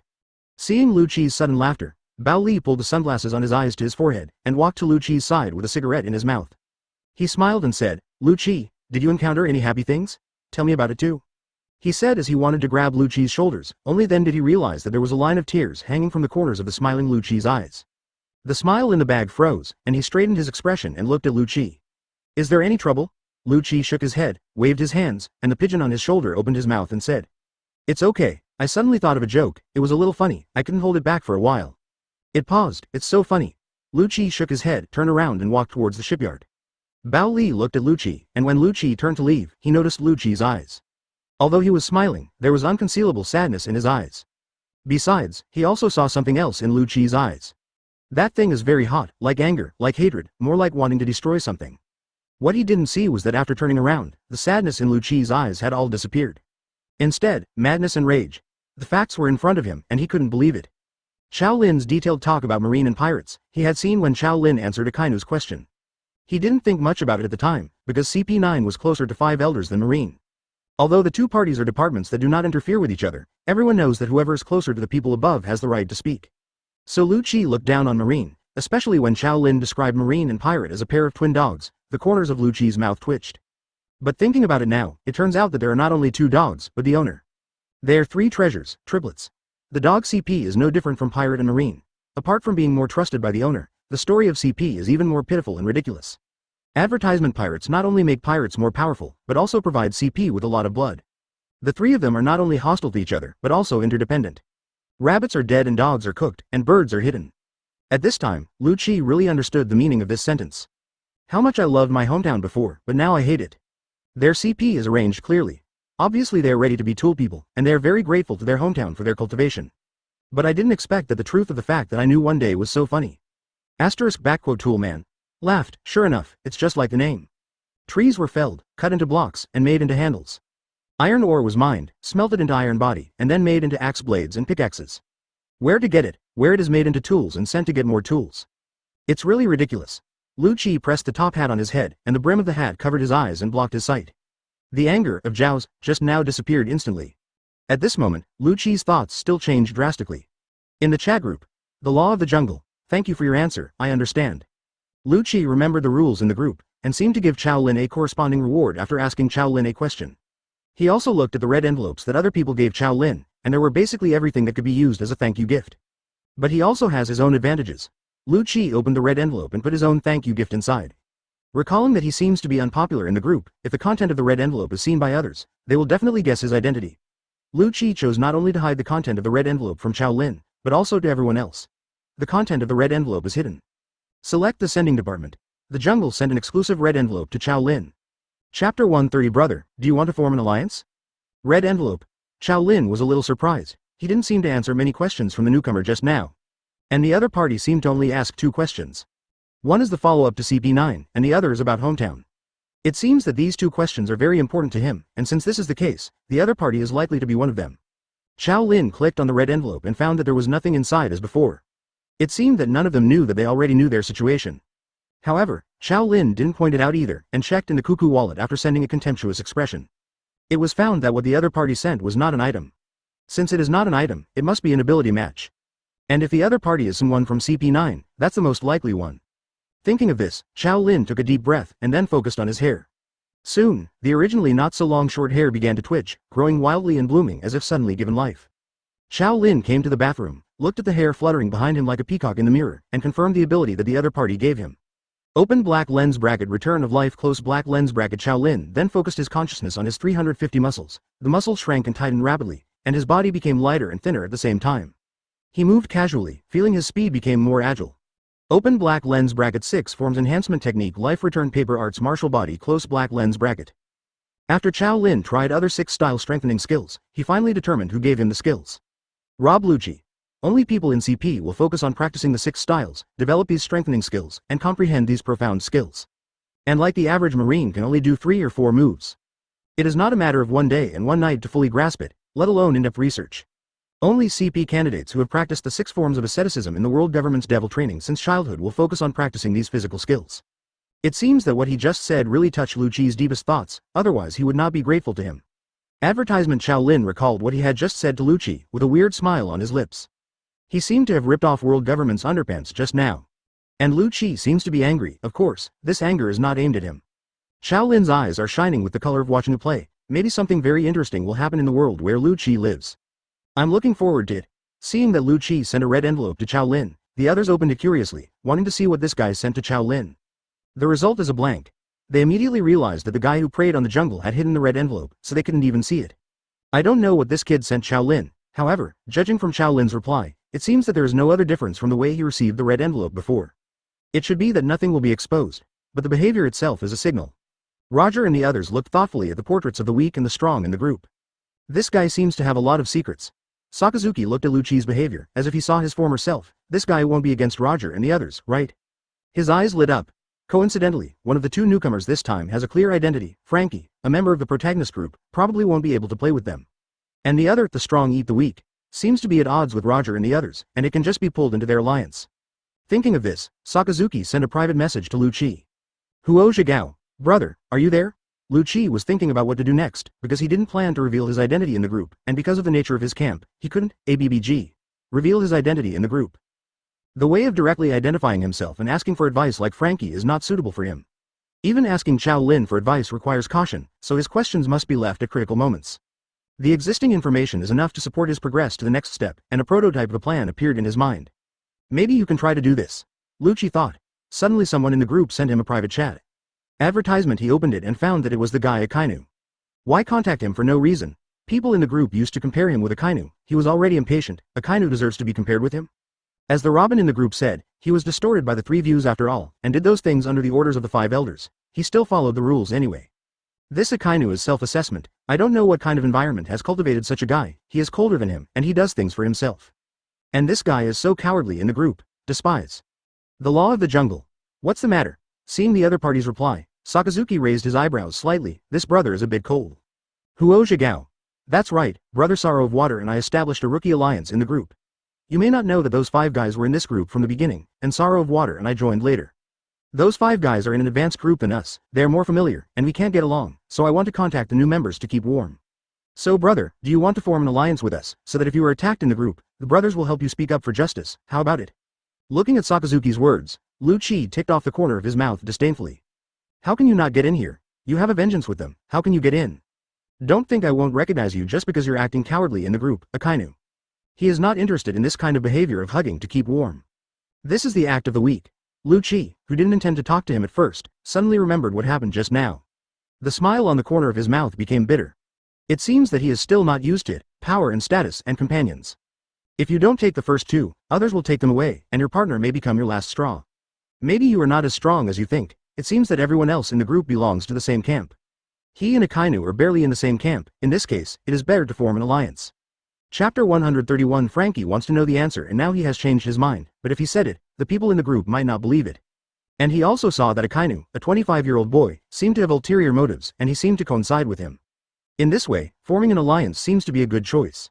At that time, some questions that are not convenient for him to ask can also be asked through their mouths. Thinking of this, Luchi replied in the private chat dialog box. The law of the jungle. Okay. Sakazuki nodded in satisfaction when he saw the reply of the weak and the strong, and now their power in the group has increased by 1 more. Today was indeed an eye-opener for him. It turned out that he could be compared in the group. Dorag and Doflamingo's on-side bickering gave him a lot of insight. If he encounters annoyance in the future, he has 2 brothers on his side. If it's a brother, come and help me spray people. The law of the jungle. The rookie alliance is just the 3 of us? Huo Zhixi. Well, wait until there are newcomers later. The law of the jungle. Then let's help each other in the future. Huo Zhigao. Well, wait a minute, I'll talk to Brother Water, Sadness, and we will be together in the future, and we will communicate more in the future. Then Luchi also chatted with Blackbeard, but did not reveal the identity of the other party. However, based on his many years of espionage experience, the Sorrow of Water is probably that guy. At this time, the future Marshal Marine, the future CPO and the future 4 emperors are chatting privately to form an alliance. Others in the group are paying attention to another person's speech. This person was Frankie, who was interrupted by Luchi's question.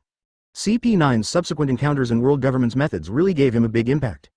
He also seemed to see the world clearly for the first time. It turns out that the pain in this world was intentionally planned, or pushed along the way. As the largest ruler in the world, world government is almost equivalent to the master of this world. Advertisement. Such an organization has been tacitly allowing such things to continue, and it has lasted for a full 800 years. If this world government is still functioning, then this tragedy will still continue.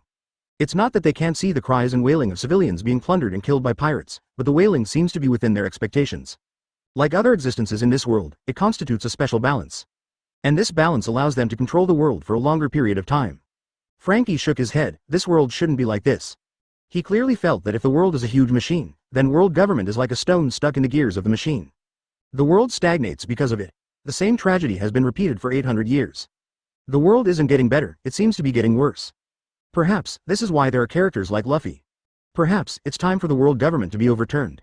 Frankie took a deep breath. Maybe he should do something, as himself, not as a character in One Piece. For the Frankie family, for the City of Water, and for the Master who suffered an indiscriminate disaster. Since the justice of this world is vain, the pirates are deliberately released by the world government to maintain the rule. So what is the guilt of Mr. Tom who built the ship for Roger the One Piece? He wants to seek justice for his master. Gundam Warriors. At Qiao Lin Sen, thank you for your answer. I am very interested in the anime, One Piece, and I will follow it. I heard that a group of friends in the group are writing fan. I also have this idea, so I would like to ask for advice. If I take Frankie as the protagonist, after he touches the iceberg and gets the Pluton blueprint from the iceberg, Frankie suddenly got the memory about the future as inspiration to write a fan story. Please tell me, how can this story develop? Mungsheen, online help, please, for all backquote. Seeing Frankie's question, everyone in the group was speechless. You are really a fast learner. Advertisement directly imitate Dorag's method to ask questions. But this is also good, compared to the original way of asking questions, this way of asking questions is much more logical. They looked at this thoughtfully, maybe they can also be whole. 0. Asking for flowers. Qiao Lin, who had just finished testing the newly acquired ability, laughed out loud at Frankie's words, something, this Frankie. Since you all put so much effort into disguising, then I won't expose it. He also wanted to see how Frankie would change because of him. So Frankie, who returned to the water capital, was not listed as a monitoring target by CP9. Frankie himself has thought about this answer, but it will be a few years before Luffy goes to sea. Could it be that he has been doing nothing these few years and waiting? And what makes him feel a little uncomfortable is that this is no different from the plot of the original book. He is still a marionette, and he doesn't want to be like this. He wants to be his real self, and he doesn't want to be a foil for Luffy in the original book, or Toolman. According to what Frankie himself said, he is now in a situation where he has just seen the iceberg and just obtained the design of Pluton. And another. At this time, his identity should have aroused the suspicion of CP9, but because CP9 was afraid of repeating the same mistakes, he did not act rashly. Gundam Warrior. Please tell me, now that Frankie has obtained the memory of the future, he must understand that he will meet the protagonist Luffy in the future, and you will naturally know the strength of the protagonist's aura. Qiao Lin. The first idea is to follow the ship with the traditional pirates and humanities. The main target is still on the #1 suspect in the blueprint, Bingshan. Frankie, who has the memory of the future, can go to sea with Luffy. With his help to avoid disadvantages, Luffy's voyage will be smoother. Maybe he can help Luffy become the One Piece and overthrow the world government. Seeing Qiao Lin's reply, Frankie's heart was lifted, and he stared at the chat group without blinking. P.S. The third work shift. Qiao Lin pinched his chin and thought about Frankie's situation. Qiao Lin. I have 2 ideas here, you can refer to them. Gundam Warrior. What about the second idea? 0. Then there should be only 2 choices before Frankie. One is to do nothing and wait for Luffy's arrival, then join the protagonist group and go directly to the pinnacle of life. Chapter 132 in a word, bombard Mariajoy Qiao Lin. The second way of thinking is to take the initiative. Since Frankie has obtained information about the future, he naturally understands some things. You might as well give him a bigger cheat. Let him not only obtain information about his own future, but also obtain information about other main characters in One Piece, as well as information about what happened in the past. Let Frankie become a pirate, so that Frankie can make the most suitable choice when facing things with a lot of information. Frankie's eyes lit up. Gundam Warrior, so what can he do? Qiao Lin. There are many things that can be done, but the first thing to solve is the threat of CP. But Frankie's strength can't solve them, so the best way is to leave the City of Water. Leaving the city of 530 in the water, is it really still necessary to come this far? Frankie's eyes flashed a trace of helplessness. Qiao Lin. Leaving is the best choice, because Frankie's own strength is not enough, and he knows the future information, then he will definitely not be able to act like he doesn't know anything, and there will always be loopholes in some places. And the CP9 people have already doubted his identity. Although they have not acted, if Frankie has any abnormal actions in the Water City, it will definitely attract their attention. Then, before Luffy went to sea, he was found to be caged bird, with nowhere to hide, and would implicate other people. Originally, he planned to stay in the Water City secretly, but Frankie, who was waiting for an opportunity, completely gave up this idea. If it's really like him in the original book, it's fine if he doesn't know anything and acts according to the established track. And if he does something inconsistent with the established trajectory, who can guarantee the same result? The butterfly effect. Looks like we'll just have to leave, Frankie thought. Qiao Lin. So the best way is to leave the City of Water before CP9 notices Frankie's strangeness, which is good for the iceberg and the members of Frankie's family. The next action of Frankie who left the Water City depends on his character design, that is, what he wants to do, and knowing what he wants to do, we can choose the corresponding event for him. Advertisement. What does he want to do? Frankie frowned. Of course he wanted to avenge his master, if he could. He wanted to overthrow this world government, overthrow this false justice, and let these murderers use justice to slaughter innocent people. The devil loses its protective umbrella and is punished accordingly. Gundam Warriors. What if Frankie wants to overthrow the world government and avenge master? Sure enough. Qiao Lin smiled, and he guessed that Frankie would do this. Frankie does not have many ideals. One is to protect the City of Water. This is because of his guilt towards his master, so he wants to protect the city he loved so much for the dead master. One is that he can't let go of Frankie's family. He lost his master and was far away from his senior brother. He finally found a new family, and he also wants to protect them well. The other is revenge. Tom was designed to die by CP, and CP received the Order of 5 Elders. The instigator of the whole thing is the world government. If revenge is to be overthrown, the world government must be overthrown. Killing Spandom can only solve part of the hatred, but the real enemy is actually the 5 Elders who gave orders behind. Even if the 5 Elders don't send Spandom, but let other CP people snatch the blueprints, Tom's fate will not be any better. Since you want to overthrow the world government, the national calendar. Everyone in the group couldn't help grinning when they saw Frankie's thoughts. Robin, Roger, and Sakazuki praised it one after another. And Dorag and Doflamingo are still chatting with Sibi privately at this time. Qiao Lin. To overthrow the world government with Frankie's own strength is absolutely impossible, unless you give him a cheat, let him punch Admiral, kick CPO, and be invincible in the world. But he can't even beat Luchi, let alone them, so if he wants to overthrow the world government, he has to start with what Frankie is best at. What he is best at? Frankie rubbed his chin and thought about it. He is a shipwright. Could it be that he is a shipbuilder? A sudden idea came to Frankie's mind. Pluton. Qiao Lin. That's right, I'm talking about the ancient weapon Pluton. Of course, Frankie has the design of Pluton in his hand, and he himself is a boat builder, so he has basically gathered all the necessary elements, what bicycle is needed, and he can directly build it. Pluton took a shot at Mariajoy and took their lair to zero. Advertisement. As soon as Qiao Lin said this, everyone in the group was startled. So direct. But when they thought about it carefully, it wasn't impossible. Since the celestial dragons relied on ancient weapon Uranus as the biggest killer to control this world, then the ancient weapon Pluton, which is as famous as it, naturally also has a good lethality. It is not impossible for Pluton, who is said to be able to destroy an island with one shot, to take out Mariajoy on the red line with one shot. But is it really that easy? What if two ancient weapons launch at the same time and die together? Qiao Lin. But of course this is a joke. If it is actually going to happen, this trick can only be used in a sneak attack, and they don't know what their Uranus is or where it is. If Mariajoy is blown up easily, what if there are surviving fish and the net is broken? This is also a trouble, so this can only be the last resort, but if you have Pluton in your hand, then you have to wrestle with the world government capitalize.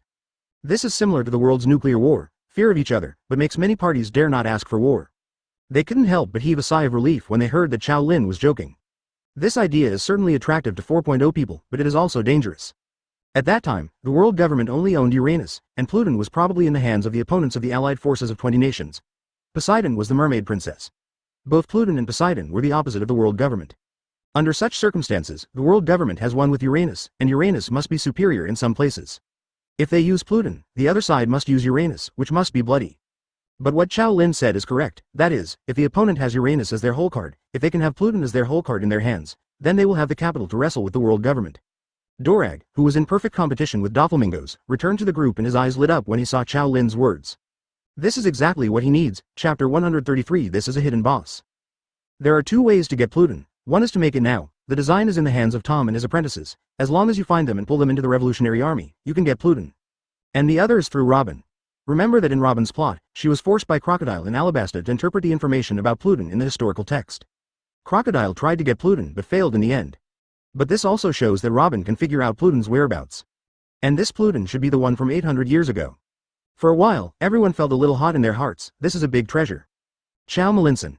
However, according to my opinion, according to the urine nature of the original book, the Pluton from 800 years ago should be useless. Historian. Why? Qiao Lin. The reason is very simple, because Robin went to the Revolutionary Army for a while later, but the Revolutionary Army did not get the appearance of Pluton, and during the World Summit, they did not come up with O1 Pluton to negotiate with the world government to save people. No.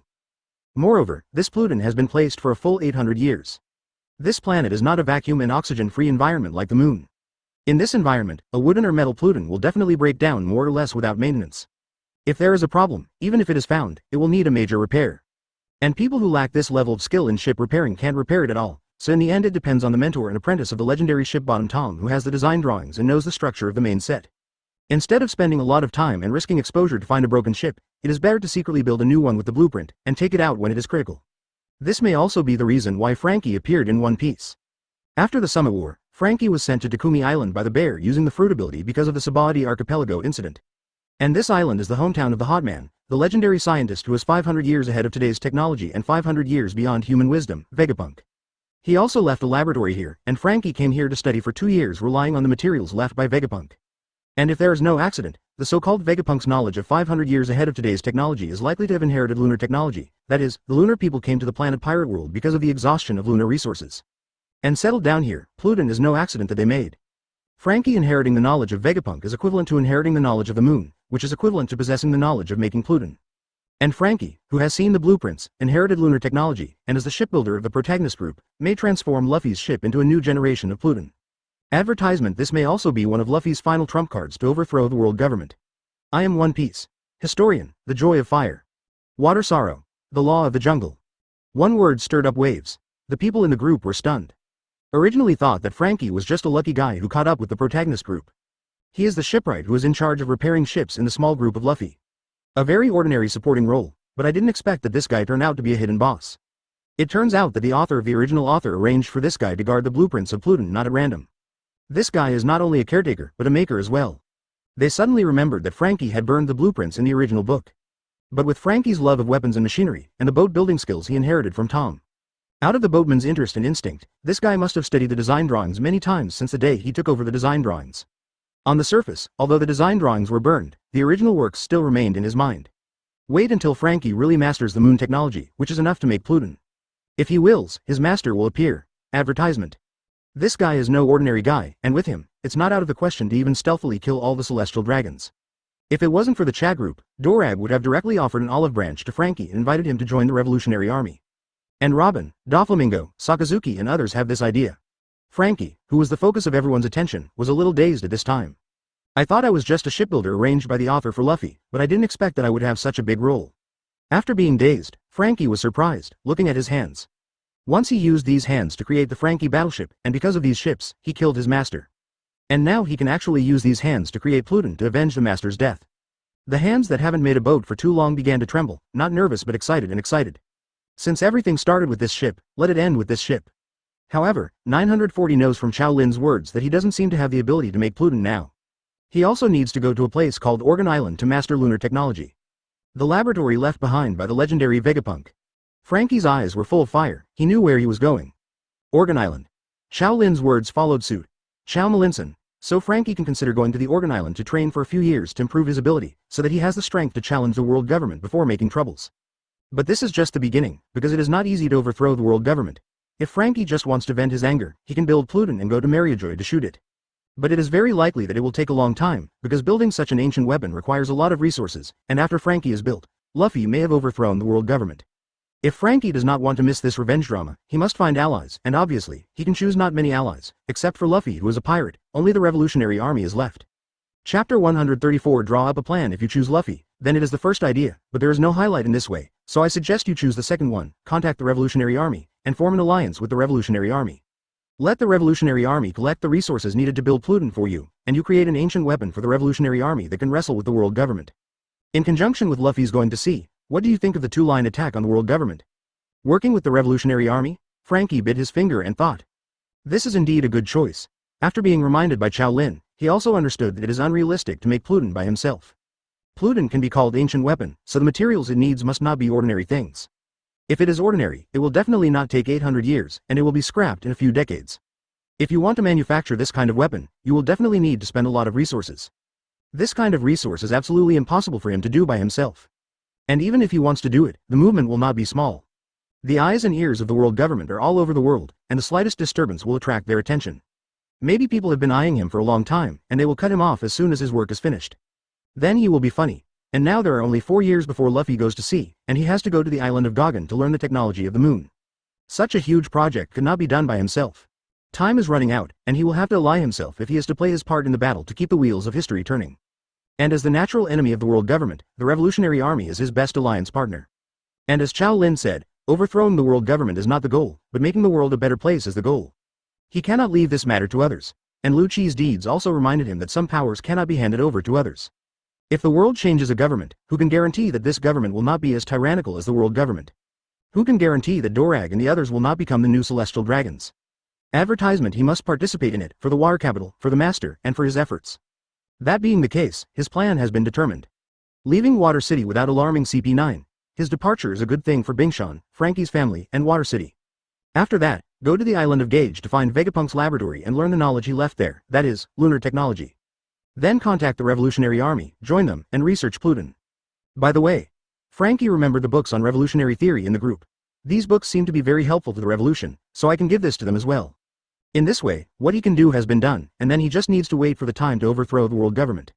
Thinking of this, Frankie thanked Qiao Lin for his suggestion in the group. Gundam Warrior. Thank you for your advice, I have benefited a lot. Backquote. After speaking, Frankie imitated Luchi just now and sent a red envelope in the group. Gundam Warrior sent an exclusive red envelope to Qiao Malinson. Everyone clicked in and took a look. Weapon manufacturing talent. Open black lens bracket shipbuilding technology close black lens bracket open black lens bracket mechanical grandmaster close black lens bracket. 3 bursts. Although they are not skills to improve personal strength, but if these things are handed over to others, they can become an experienced shipwright and weapon master in minutes. That's the only thing Frankie can pull off right now. He wasn't sure if he could repay the information and advice Qiao Lin gave him. After all, he saw that what other people gave were high-level armament hockey, observation hockey, 6 styles, swordsmanship, or hundreds of millions of Baileys. He is poor, and he doesn't know any combat skills. He is an old technology nerd, and that's all he can do. Wait until he goes to Gao Island to learn the technology of the moon, and then he will make up for it and thank him. Frankie secretly made up his mind. Seeing the red envelope sent by Frankie, Qiao Lin gave a disdainful emoji as usual. Advertisement. Then I flipped through the wallet and found that it was not an item. Qiao Lin thought that Frankie would send him the design of Pluton. But it's useless to give it to him. This thing is too outdated in his era, and he can't make this thing. It will cause big trouble. After thinking about it, Qiao Lin reckoned that it might be technical convenience. After all, that's all Frankie has. In the Straw Hats, Frankie is not a combatant, he is a shipwright who drives Gundam. One's own combat power is basically equivalent to hitting people with a stick of iron, and the battle depends entirely on technology. It is also difficult for him to fight with physical skills. After all, his body has been converted into a cyborg, and there are not many muscles left. Practice a hairy gymnastics. Qiao Lin took the mouse and clicked on an academic website, opened a mechanical paper and read it. Although it was a little blunt at the beginning, but as I read it, Qiao Lin's brain seemed to be clear, and Qiao Lin had obtained the talent of extensive knowledge, given to him by Robin before, faster. Reading a few more books of these techniques seems to be engraved in his mind, and it is not the kind of dead memory that has been turned into his own knowledge. After reading more than a dozen similar highly professional papers, Qiao Lin stopped. After testing the skills given to him by Frankie, Qiao Lin nodded in satisfaction. He is clear about Frankie's talents in science and technology, nuochines, skills. In the world he lives in, these abilities are more powerful than those who fight and kill. Qiao Lin is thinking about whether to conduct research across majors and publish a few papers for fun. But after thinking about it, forget it, troublesome. He is not short of money now, and there is no need to do those troublesome things. If he has the time, he might as well change a house to make his life more comfortable. After thinking about it, Qiao Lin checked the houses near the school to see if there were any suitable ones. After Dorag saw Qiao Lin back out, he privately chatted with Roger to ask him to temporarily block Huan Lin. Roger knew that after hearing what he just said, Drago must have lost his mind about Frankie, a young man who can make Pluton. So decisively blocked Qiao Lin. Dragon Tulong. A Gundam warrior, can we have a chat? Chapter 135. Make up for regrets. Seeing the words of the dragon slaying the dragon, Frankie's face was happy, which was exactly what he wanted. He knew that the dragon slaying group of friends was Drago, but it was Drago from another time and space. Even if Drago doesn't look for him, he will take the initiative to find Drago to find out about the situation of the Revolutionary Army. It's not bad to get in early. Gundam warrior, okay. From Qiao Lin's suggestion and Frankie's attitude, Dorag could see that this guy chose the second path, that is, to form an alliance with the Revolutionary Army. Then this is another direction, but unlike Doflamingo, this time Frankie can help him in this world. Because the design of Pluton is in the hands of Frankie, and there is no lack of scientific and technological talents in their Revolutionary Army. For example, Lindbergh, the commander of the Southern Army of the Revolutionary Army, is a talent in science and technology. If you get the blueprint of Pluton, give it to Lindbergh for research to see if it can be researched. If they can develop Pluton earlier, they can also obtain the capital to wrestle with the world government earlier. Dragon Tulong. Can you send me a copy of Pluton's design, and ask you to mention it, if I can do it? Others looked at it eagerly. This is the blueprint of the legendary ancient weapon Pluton, 403. It wouldn't be so easy for Drago to get it. Seeing Dorag's words, Frankie thought about it. In fact, there is no problem in giving Drago a copy of Pluton's design. Anyway, he has made up his mind to form an alliance with Drago in his world. Although the Drago in the group is from another world, it doesn't hinder their cooperation. Maybe he can also get some help from the Drago. But it can't be given to him for nothing. This chat group seems to follow a fair trade rule. There are only so many hole cards in his hand, and he has no right to speak in this group. Advertisement. Although he doesn't want anything from them, if everything goes according to his plan. Wait. A thought suddenly flashed into Frankie's mind. He said in the group with some excitement. Gundam warrior. What time are you at now? Dragon slaying dragon. What I'm talking about now is 2 years after the last time I picked up Luffy and they returned to the Revolutionary Army. ABBC. It is now C Circle Calendar 1512. C Circle Calendar 1512. Frankie's eyes widened. At this point in time, he could remember it correctly. This was the year when Master Tom completed the sea train and was sent to Enie's lobby for execution. Gundam warrior. Then you now know that the sea train has been built? Has anything happened in the City of Water? Hearing this, Dorag already understood what Frankie meant. The other party wanted him to save the life of Tom, who was killed at that time. In fact, he has this idea. After all, Frankie is also a talent, and it is also very important if he can receive the Revolutionary Army with the opportunity. The reason why I asked Frankie for the design of Pluton was just to be on the safe side. After all, Frankie in the group already has the design in his hand, and he has to go to the City of Water to get the share of the City of Water in person, and there are still risks. You must know that people from the world government have already been eyeing Tom, and are sure that he has the blueprint in his hand. Ancient weapon, world government, CP, 5 elders. If the Revolutionary Army gets involved again at this time, it will not end well if this matter becomes a big problem. After all, it's about the ancient weapon Pluton, and the world government doesn't want to see the blueprints fall into the hands of the Revolutionary Army. It is even possible to directly choose to destroy the design drawings and people. This is the last thing he wants to see, but looking at it now, Frankie intends him to save Tom's life, so he can only do it. Dragon too long. I understand what you mean. What you were worried about has not happened yet. I read the newspaper every day, and there is no news about the City of Water in the newspaper. Your master Tom was not taken to Enie's either. Lobby. Advertisement. If your condition is for me to save your master, then I agree. I can only say my best. After all, it is about ancient weapon, and you know the relationship between our Revolutionary Army and the world government. If we get involved, the worst case scenario is that the world government and even the admiral are possible. I need to explain this to you in advance. Frankie was taken aback by Dorag's words, and then he realized that the other party was the leader of the Revolutionary Army, so he could guess what he was thinking. Even if there is only a glimmer of hope, he still wants Master to live in another time and space, which is the regret of his life.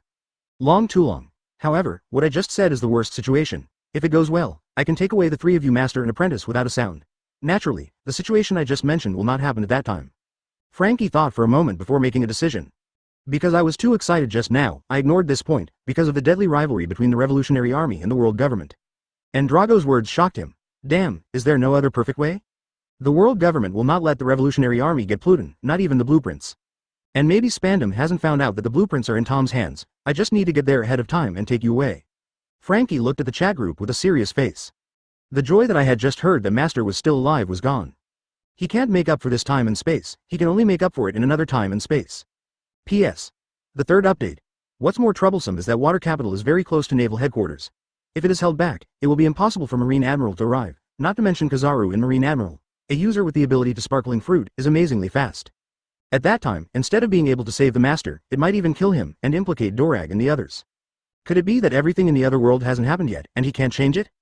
The death of the Master of this world is a foregone conclusion, and he cannot change it. Gundam Warrior. Then please, no matter if it succeeds or not, I will give Pluton to you after the love.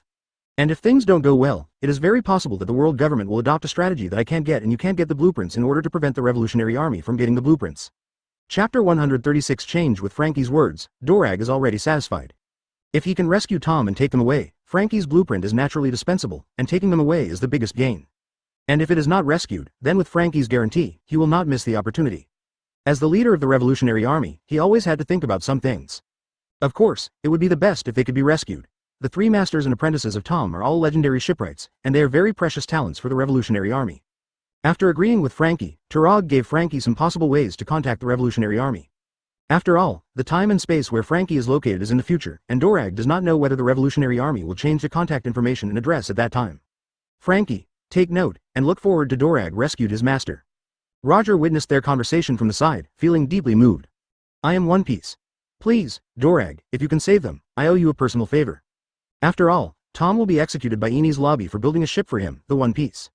Even though people from the world government may try their best to accuse Tom, it is true that he is sorry for Tom. Dorag can save Tom's life in another time and space, which can be regarded as paying off his debt. Thinking of this, Roger felt a little guilty. Drago has already helped him once, went to Windmill Village to pick up Ace, and trained him to grow up, changing his fate of dying in the hands of a Kainu before. He still hasn't paid back the last favor, and he can't return it in a short time. He is still on his way to Wano Kuni, and then he has to go to the water capital to save Tom. It is estimated that it will take a while. In addition to this favor, he really owes too much. Favors are everywhere. Seeing Roger's reply, Dorag smiled. Long too long. Don't worry about it, this is a good thing for me, and Ace is growing well in the Revolutionary Army now, and his contribution will be indispensable in the battles of the Revolutionary Army in the future. I also want to thank you. It's been 2 years since bringing back Luffy, Ace and Sabo. After returning to the base area, Dorag carried out drastic rectifications within the Revolutionary Army.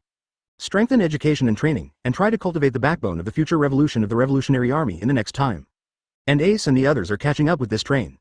After 2 years of training, not only has their strength improved dramatically, but even a single-celled creature like Luffy has begun to have some brains. Advertisement. Not to mention Ace and Sabo. Ace, who was only here to see the situation, was still mentioned before, and he didn't bring up the sea again. Like Sabo, the two turned their dream of going to sea in search of freedom to freeing all people from the oppression of the world government. Let all be free again. Rebuild this world. Now the two favorite books are the textbooks that Dorag distributed in the schools in the base area, that is, the books on revolutionary theory uploaded by Qiao Lin in the group. Arming the brain with theory is arming the body with training, and the Revolutionary Army is taking on a new look. Just when Roger and Dorag were talking about daily life, Sakazuki also had an idea. He is also an ally with the Revolutionary Army of his world, but he hasn't been in touch with Drago since the last time he met in Windmill Village. He also often pays attention to the movements of the Revolutionary Army. For now they seem to be dormant. It is estimated that the strategy adopted is the same as the one in the group. Obscene development. Pluton is important, and it's critical to their success. He planned to contact Dorag later and tell him the information. Get Frankie and Tom mentor before the world government action. The time he is now is a little earlier than Drago, but it is a little earlier than Drago in the group, so don't worry. Robin also has the same idea as him. As for the others, Doflamingo has not yet contacted Dorag, and the timeline is too late, so he can only give up this idea temporarily. Kazuki Hiyori can't manage these. Blackbeard continued to stay in the white group. Although Pluton was very attractive to him, but if this thing came out, there would be too many changes, so he chose to play it safe. Anyway, according to the development of the plot, Frankie will belong to Luffy in the future, and who is Luffy? Zero asked for flowers. His little brother. Luffy's journey to this world was initiated by him himself. In this way, Frankie is one of his own, and he doesn't need to do anything extra. Advertisement and Anshin is lying on the Whitebeard pirates waiting for the goddess of victory to come, isn't it beautiful? What he didn't know was that a one-armed red-haired man had entered the Great Route and was heading towards New World. Another person in the group who saw Lao's choice and decision was lost in thought. He is Luchi. He can basically be sure that he is very close to the timeline of this Frankie in the group, but the two are not in the same world. In other words, Frankie in the group knows his future. And Frankie in his world doesn't know anything about the future. Zero, and he already knew everything. There is not much time left for him, and he must change. It's ridiculous looking back now. Open black lens bracket advanced observation hockey close black lens bracket. He could easily have Pluton's blueprints if he wanted to. Open black lens bracket conquerors hockey close black lens bracket handed over to the world government to complete this task. P.S. Fourth and more. It can be seen from the content of the red envelope sent by Roger and the others to Qiao Lin. This time in the chat group, he not only obtained information about the future, but also learned about the strength of the world's top powerhouses. He must seize the time to become stronger, which is enough to support his next actions. It can't be like the original book, and it will still be that weak chicken 4 years later. The purpose has changed, and the naturalness of the plan has changed. He doesn't know these things now, but he still thinks highly of himself, and he is proud of himself. If it was before, Luchi would have used the iceberg to blackmail Frankie to take Pluton's design without saying a word. Open black lens bracket advanced armament hockey close black lens bracket. This can avoid the next 4 years of undercover missions. Let yourself waste force, and immerse yourself in this false peace lord. This directly led to 4 years later, his strength growth stagnated or even regressed, and then he was defeated by a 17-year-old boy who had just gone to sea, Luffy. But now he doesn't want to do that. Chapter 137 Departure and Departure. East Blue, a certain remote island. On the coast, a ship is docked on the side, and people are constantly delivering supplies to it. On the shore, a group of people are saying goodbye. Master, won't you take us on this mission? Sabo looked at Drago expectantly and said.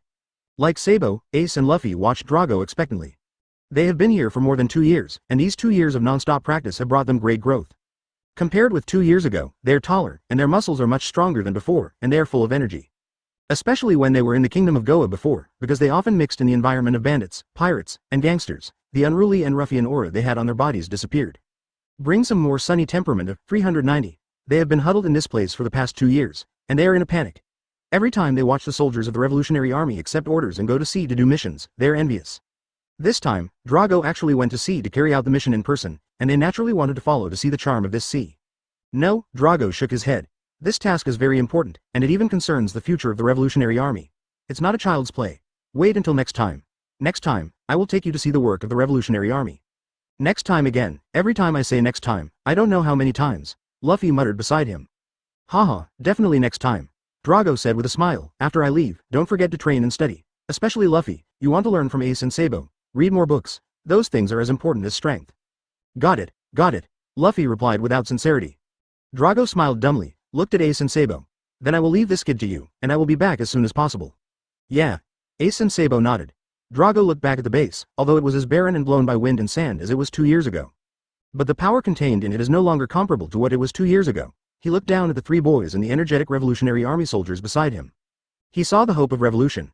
Drago turned and walked towards the boat, his emerald green windbreaker fluttering in the wind, followed by Bartholomew Kuma, but the current bear did not become that Shichibukai. This time I went to the water capital, which is relatively close to the naval headquarters. Drago only brought a few people with me, and the boat he used was also an ordinary sailboat. Advertisement. It's a bad thing if there are too many people in action this time. There is a bear, and with his ability, he can send them away even in a critical moment. Don't worry too much, as long as Tom doesn't leave the group on their way to the water capital. This time, Pluton's design drawings and Tom's mentor and apprentice are 3, and he is bound to win. Then, under the watchful eyes of Luffy, Ace and Sabo, the sailboat carrying Drago sailed away from the coast. At the same time, Frankie from another time and space also withdrew from the chat group. Looking at the members of Frankie's family who had drunk 3 rounds before him, he took a deep breath and made a major decision. Frankie clapped his hands and shouted, "Quiet, everyone be quiet." Frankie's sudden shout caught their attention. They stopped drinking and reveling, and turned to look at Fran at the same time. Seeing that they were all quiet, Frankie said slowly, "I have an important announcement to make." Everyone looked at each other and saw that the boss was unexpectedly serious, which did not match his temperament. "Boss, if you have something to say, why are you so serious? Is it because the family has no money? Let's catch some pirates tomorrow. Is the coke that the boss likes gone? Let's buy some more boxes." A group of people chirped and talked. "I've decided to leave this house," Frankie said with a serious face. As soon as these words came out, the whole room became quiet and silent, as if there were no waves on the calm water. But soon a burst of laughter erupted in the room. "Haha, the boss is drunk and talking nonsense again. Let me just say, I just dismantled a few ships a few days ago and my family happens to have money, so it's impossible to be short of money. Boss wants to run away from home, it's impossible, absolutely impossible." Advertisement just when everyone thought Frankie was joking. The Cube sisters beside Frankie did not have the same disbelief as they did at this time, but were shocked. They looked at Frankie in disbelief. They are by Frankie's side tonight, and Frankie's various weird behaviors are seen by them. At first they thought Frankie was drunk, so he behaved a little strangely. But they soon discovered that it was not that simple. Seeing everyone's outraged expressions, Frankie smiled with relief and shook his head. "Did we do something wrong? Boss, you want to leave? Our Frankie family is gathered together because of someone, and now the family is mainly leaving. The Frankie family is missing Frankie. What is the Frankie family called? This family is gone. Could it be that some serious trouble happened and the patriarch had to leave?" This turned out to be true, not a joke. Why did you leave?" Kiwi asked. "The key thing is that this happened so suddenly, they were not prepared for it at all. Is there any big trouble? With all of us here, we 3.4 can figure out a solution together. Brother, don't leave us," Maz also said, pulling Frankie's wrist. The patriarch kept frowning, his expression was serious for a while, sad for a while, and angry for a while, and his expression kept changing, just when they thought the patriarch was schizophrenic or troubled by something. "Boss, are you joking? Are you really leaving? This is too outrageous, right?" Frankie suddenly said that he was going to run away from home. P.S. The first update, ask for votes. Suddenly, there was another commotion in the house. Why exactly? The behavior of the Square sisters silenced the Frankie family. Could it be that the head of the family is struggling with this matter tonight? Who the hell? Who forced the eldest brother to leave? We copied the guy and F*** get him. Chapter 138. Appetizer and Big Baby. I'm going to a place to do one thing now, it's dangerous. What's the matter, brother? We'll go with you. That's right, our lives were saved by eldest brother. No matter whether it's going up the mountain of swords or going down into the sea of fire, we will always be with eldest brother and never be separated. After Frankie's words stopped, they became restless and more determined that Frankie was in trouble. Frankie shook his head. This matter is much more troublesome than you imagined, and the fewer people there are, the better. If you join me, it will hurt me instead. Kiwi asked worriedly, how dangerous is it? Could it be that big brother wants to go to sea and become a pirate? Frankie. It's much more dangerous than this, so don't worry about it. The less you know, the better for both of you and me. Listen to me, after I leave, the Frankie family must change their name. If you still want to recognize me as the big brother, then take good care of this water city for me. This is my hometown. Continue to work at the shipbreaking yard. This is a good business. Bounty hunters can also do their jobs, but be careful, I'm not here, and you must not mess with those enemy areas that you can't afford. From tomorrow onwards, don't mention me to the outside world, and cut off all ties with me. Seeing that Frankie was so solemn, and what he said was like explaining the funeral. Tears welled up in the Frankie family's eyes. It seems that the boss really messed with someone this time. Boss, brother. Seeing their appearance, Frankie guessed that they were thinking of something strange. Don't be like this, make me feel like I'm going to die tomorrow, cheer me up, this time is both an opportunity and a challenge for me. Maybe you big brother and I can soar into the sky and change the world woolen cloth. Such a great event, why don't you celebrate me, why are you crying? Frankie laughed loudly, opened a bottle of wine and took a few sips. Now the members of the Frankie family are even more confused. They're explaining the funeral and changing the world. What is the boss going to do? Is it going to be robbed? And the one who robbed was not an ordinary person, could it be a royal family, or the gold in the sky? Why not be so worried about how they will be implicated? Frankie patted the Square sisters on the shoulder and said, advertisement, as long as you can keep our family safe, then I can rest assured that I will come back sooner or later, as long as you still recognize me as a big brother at that time. Of course. Everyone in the Frankie family said in unison. Since the elder brother has made up his mind to go, we don't want to stop him anymore. I wish the elder brother a smooth journey, fulfill his wish, and return home soon. They wiped away their tears, raised the wine bottle, and drank tons after they finished talking. Frankie couldn't help crying when he saw this, and he also drank the wine in his hand in one gulp. Then our family will get drunk tonight. Tomorrow he will embark on a journey of revenge. At that point he is no longer Frankie, but Frankie with revenge. Thinking of a good name again, Frankie thought to himself, and then danced with the crowd while drinking. Sweep away the haze just now. The next day, just after dawn, Frankie woke up from his dream. Looking at the people who carnivaled all night last night and are now sleeping in the east and west, Frankie smiled slightly. He returned to his room and packed a few things before gently pushing the door and leaving. What he didn't know was that, tens of seconds after he closed the door and left, members of Frankie's family opened their eyes one after another, looking in the direction Frankie left, with tears in their eyes. "You must come back, brother." Soon after, Frankie left the City of Water by boarding a sea train designed and manufactured by his master himself. The whole process did not attract the attention of others. And his target this time is the Organ Island, and in another time and space. Late at night, Luchi was sitting in his room. Just before, when the boatmen were eating, they mentioned that Luchi suddenly laughed to his heart's content today. This caused everyone's shock. It turns out that Luchi, who has always been aloof and calm, can also laugh. And this made Kaku, who was also a CP9 agent with him, look at him in shock as if he didn't know him. But Luchi only responded with a cold look. Still familiar eyes, familiar taste. Advertisement. Seeing this, Kaku didn't think too much and didn't intend to ask later. Based on his understanding of Luchi, even if he asked, he couldn't ask anything. As for Luchi laughing, it might be because the sun came out from the west, Kaku thought boredly. Only Bao Li glanced at Luchi worriedly. After eating, Luchi returned to his room to rest, and everything was as usual. But the only difference is that this time he returned to the room to write vigorously under the candlelight. It looked like he was writing something, but the speed at which the pen was written didn't seem like writing, but rather like copying. But there was nothing in front of him for his reference. Since Five Elders likes to play balance so much, he will add fire to it. Even though he hated the world government, Luchi couldn't do anything like collude with the pirates, and he hated these guys from the bottom of his heart. Since Five Elders likes balance so much, it is for their CP not to be cooked by cunning rabbits and lackeys. Play bigger if you want to play. These few books on revolutionary theory are just a foretaste. He also wants to send a big treasure to the Revolutionary Army. Then the Revolutionary Army corresponding to them naturally couldn't be so weak. P.S. The second update, 677 Five Elders is very skillful and smooth in raising self-respect and balancing. Raising pirates, hollowing out franchise countries, strengthening marine, cultivating CP, consolidating the rule. Well, very good. And these books are a big gift he gave to the Revolutionary Army, and also to the world government and the Five Elders. And the weak Revolutionary Army is naturally not in the interests of their CP. Qiao Lin is right about one thing, the locks that Zhuoxiang put on them really worked. Therefore, the only helpers that can be thought of are the Revolutionary Army who also want to bring down the world government.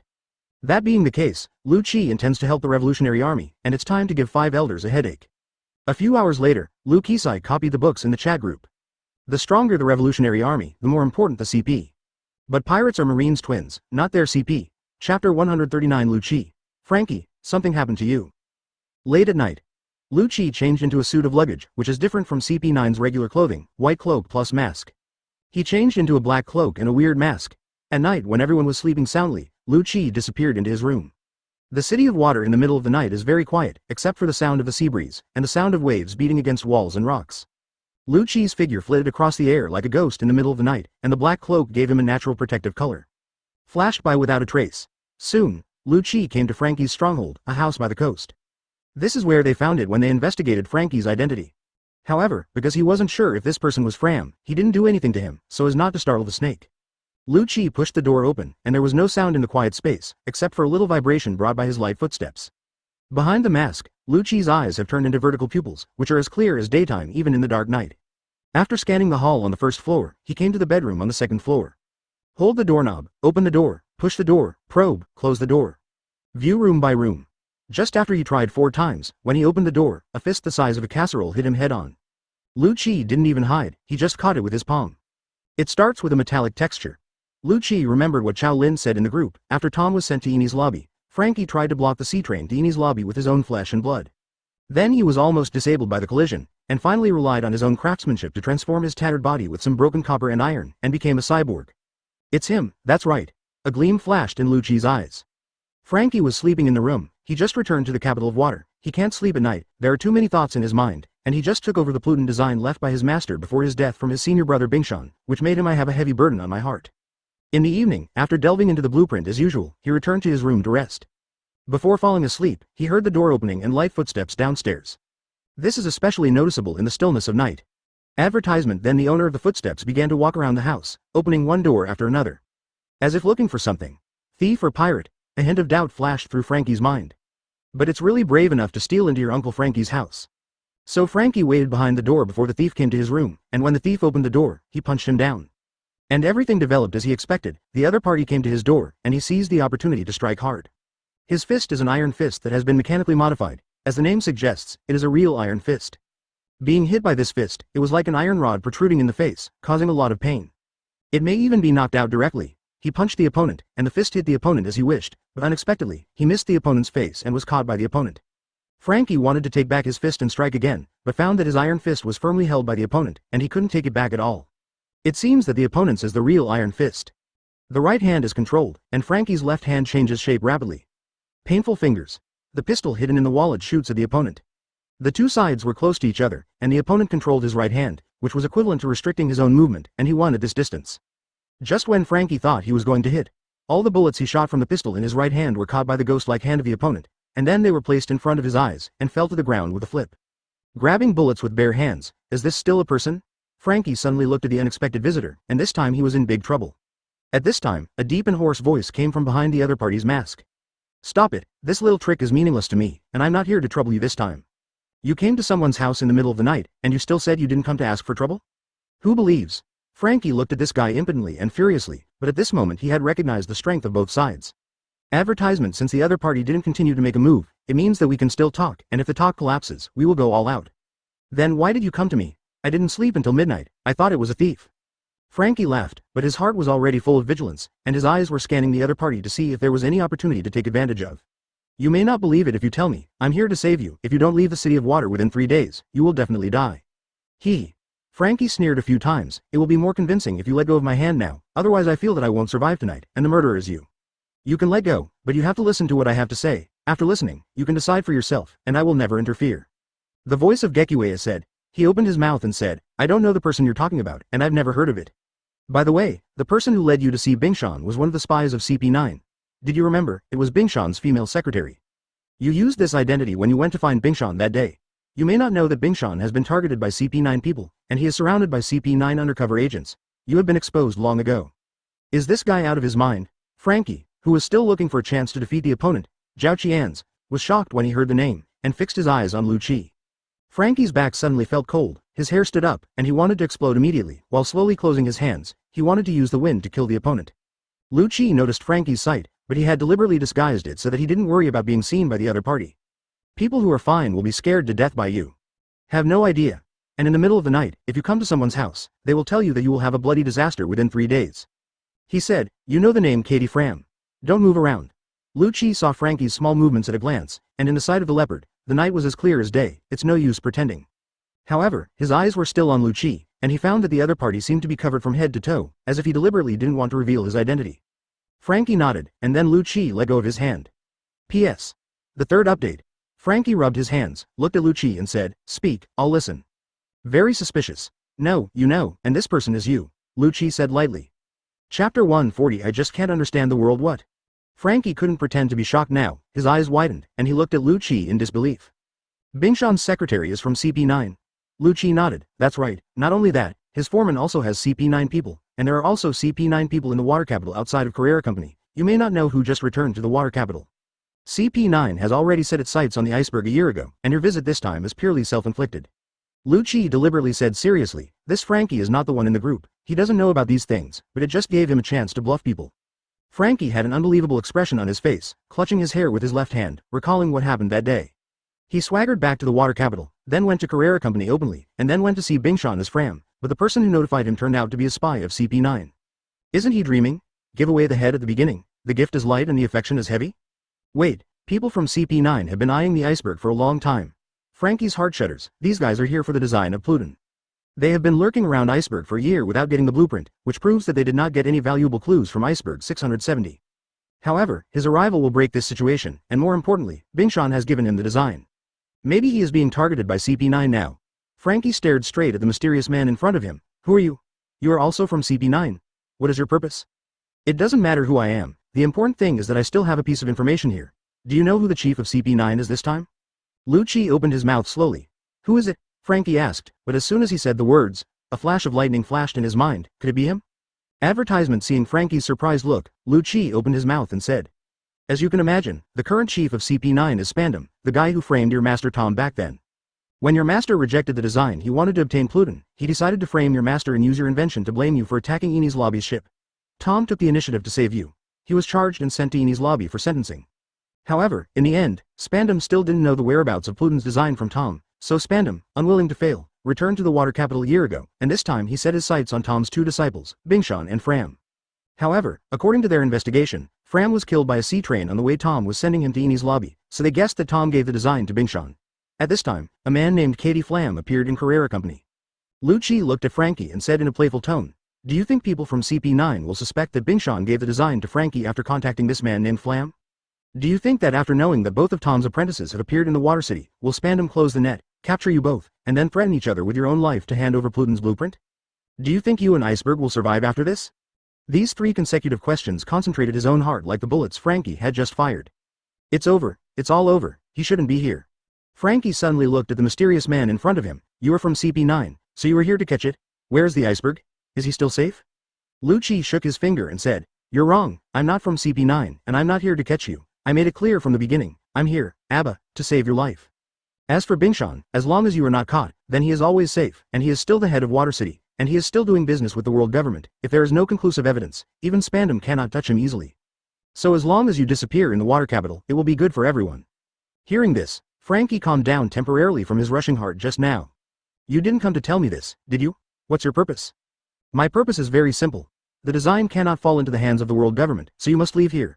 If you don't leave within 3 days, then the people from CP9 will go straight here and catch you in the iceberg. At that time, neither you nor Bingshan can survive." Advertisement. Is this man an enemy of the world government? Frankie stared at the mysterious man's mask, trying to see through the face behind it. Frankie shook his head and said, "I don't know what you're talking about. I'm Fram, yes, but I've never heard of the blueprint you mentioned, and Master didn't give us this kind of thing back then. Even if you killed, I have no use either." "No, I'm not anyone." Luchi smiled lowly. "I just can't understand the current world." "But it doesn't matter anymore. But can't do it. What are you trying to say?" Frankie asked. "But it may also be a conspiracy to deceive him. If he agrees, the other party will be able to confirm that the design is in his hands. But I know that besides the world government, there is another group of people who are very interested in what you have in your hands. They may be able to protect you, or help you avenge you."